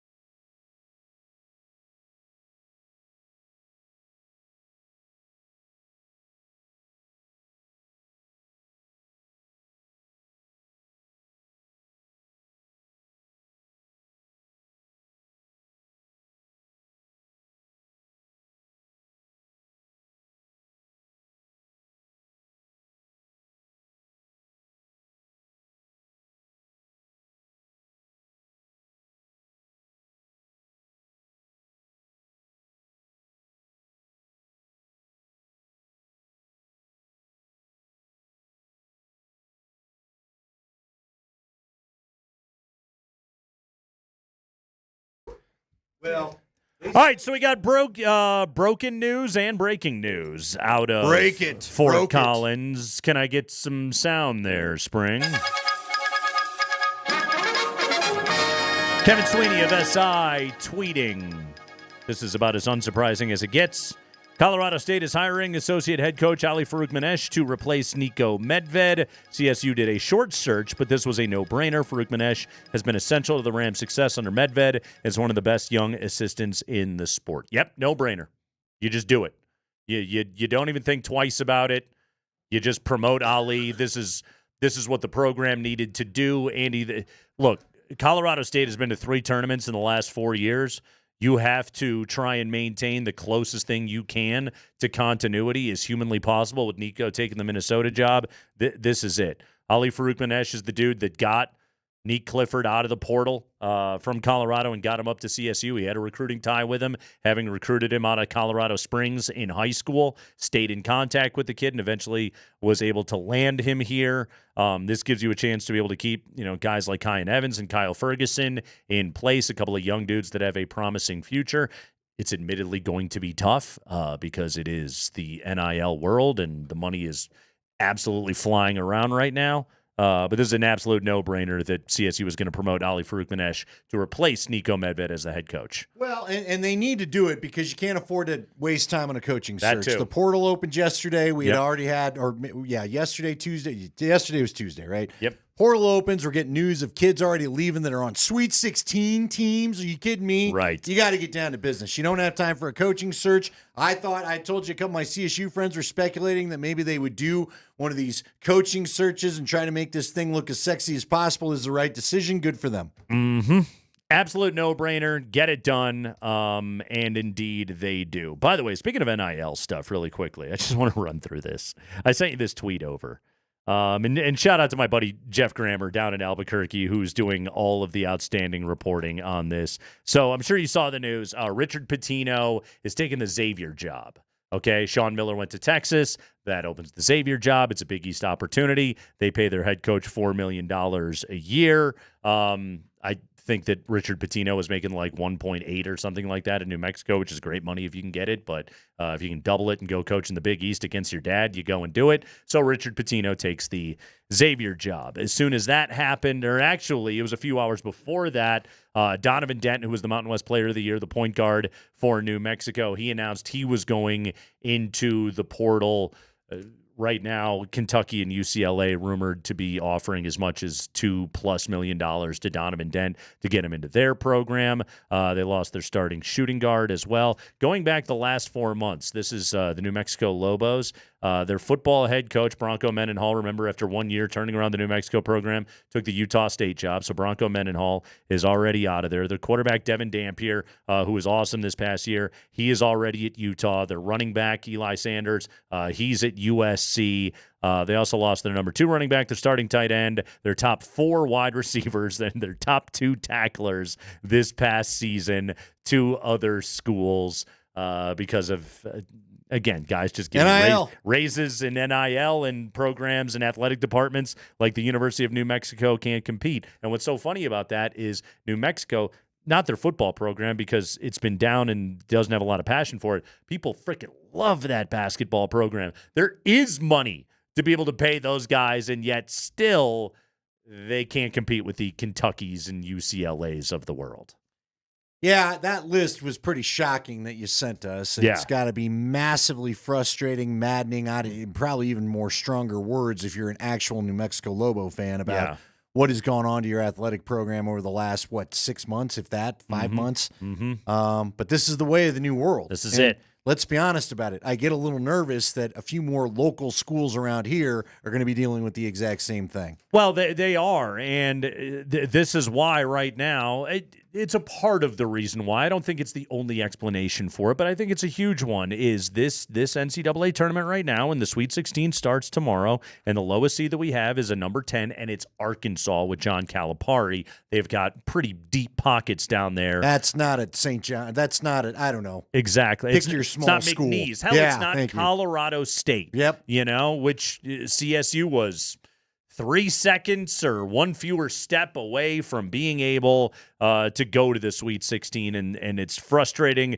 that they're not playing this weekend. It absolutely sucks. By the way, I think that Maryland-Florida game has the potential to be an instant classic. I can't wait to watch it, but I absolutely wish that CSU was still in this thing. But it's a part of it. Again, like, you look around right now, I saw this. 3 of the starting 5 on Florida Atlantic's Final Four team from 2 years ago are still in this tournament playing for other teams, including Vlad Golden, the big man from Michigan. Like, these guys, they're peppered all over college basketball right now. You look around the Mountain West, Andy, and like Donovan Dent's not the only guy that left. Nick Davidson at Nevada has already entered the transfer portal. Obi Agbim at Wyoming. Magoon Gwath at San Diego State. Like, these guys are star players, and they're all just leaving their schools. DJ Thomas at UNLV, and they're going to get fat checks to go and play for Kentucky. Hell, Kentucky's still in this thing. They got Lamont Butler at point guard. That's the dude that hit the buzzer beater to beat Florida Atlantic for San Diego State in the Final Four 2 years ago, and he's now the starting point guard for the Kentucky Wildcats, and they'll play Tennessee. Oh, ESPN had a list of all these guys that beat teams or lost teams 2 years ago, and now they're playing for them or whatever. Yeah. It's unreal. It's the new college sports, but here's the thing. It's college sports. The only thing I'd caution for them to be careful, the money does still come from fan interest and TV money, okay? The TV money helps. Now, I mean, again, the money, I don't mean directly, the money comes from donors, but you gotta be, you're going to tear some of this down. Some of this just going for the school and, Andy, it already a majority sucks. a majority of these schools' fan bases are going to feel like they're left out. And they're already, like you said, a lot of them are already there. We talked about this last week. When we're talking, or whenever it was, 2 weeks ago. You tweeted this when the Minnesota job came open. Yeah. You had told us via Twitter that you thought 2 weeks ago, before it was even a rumor, this is bad for CSU. Yeah. Yeah. We knew that this was going to go down. And, again, like we live in a world where you're watching conference tournament games played between Oregon and Wisconsin. In different, USC and Michigan State. Like, what are we doing here? Why are we doing it this way? It is so unbelievably frustrating. Here's the other flip side to it, Andy. And this is, in all seriousness, I'm not trying to glasses half full it on this. I also look at all of these matchups that are coming here in the Sweet 16. I hold my bracket in my hand right now. All these games rule. These are all really good games. I can't wait to watch. Like, I'm going to be glued to my television watching college buckets for the next 4 days because I don't think there's a bad matchup in here. I'm not saying all these games are going to turn out awesome, but there's nothing but good coaches and good players left in this thing. There's no 13 seed that's about to go out and lose by 30. Yeah, but it loses something. But I'll admit that. Look, everybody's in it for the brackets. It's like their fantasy team. Not a guy like you. You're a hardcore college football or college basketball fan. Mm-hmm. You'd be watching this either way, whether you had money on it or not. Oh, without a doubt.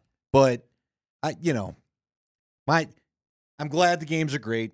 Hopefully we will get some better because this is what college football was complaining about. They don't want, to let in softer teams that just get smoked. Which happened. But it can't all be. But when it's just the Big Ten and the SEC, people get tired of that, Bottom line is, it's just another little example of the day. You listed all that stuff. This is just another example of a lot of people feeling left out of the college football or athletics, I should say, experience that they felt like they had a little piece of before. In the meantime, and I don't want this to get lost in the conversation, good job by CSU. Don't overthink it. Don't have an athletic director and a university president that think they need to rewrite the history of what the Nico Medved era was. Absolutely. Just promote Ali Farouk-Manesh and be the head coach. Again, reports are that Farouk-Manesh is going to be the next head coach of Colorado State as well. He should be. So good job by them. No brainer. Well done. That's going to do it for the Kreckman and Lindahl show here this afternoon. Nuggets, Bucks tonight. Andy, are we going to have a fun show tomorrow? Are we going to be in a good mood? Yeah, I think so. Good. Because it sounds like Gordon and Jokic and Murray are all playing. Good. Well, let's do it tomorrow. Thanks again to Nick Kosminer. He was with us today, and he was great. Thank you to Sack Squatch. We discussed him today on the show. Thank you to the Chesapeake Bay Sox and their interesting use of logos. And Speedo swinging Mike Sanford. That's right. Hot Mike. He's in for it. He's down. He said the game's a little off, but it sounds like he's willing to work to get back to the place where he feels he belongs. We're going to need him too, okay? If Hot Mike gets back to being Hot Mike, will you do an entire change the name of the podcast? Will you do an entire episode of Hot Mike about Hot with Mike? Hot Mike? With Sure. Hot Mike. Why not? He's welcome. He's got to be in the Speedo the whole time. Nah, I don't know. in your That's basement. a lot. That's a lot. Hastings was putting his naked foot on the thing last night. We don't need that. So we'll see. You know what, Andy? It's Hot Mike, but it could be hotter. It's the internet, baby. That's going to do it for us. We're back tomorrow at 3 o'clock. Berto and the Blitz.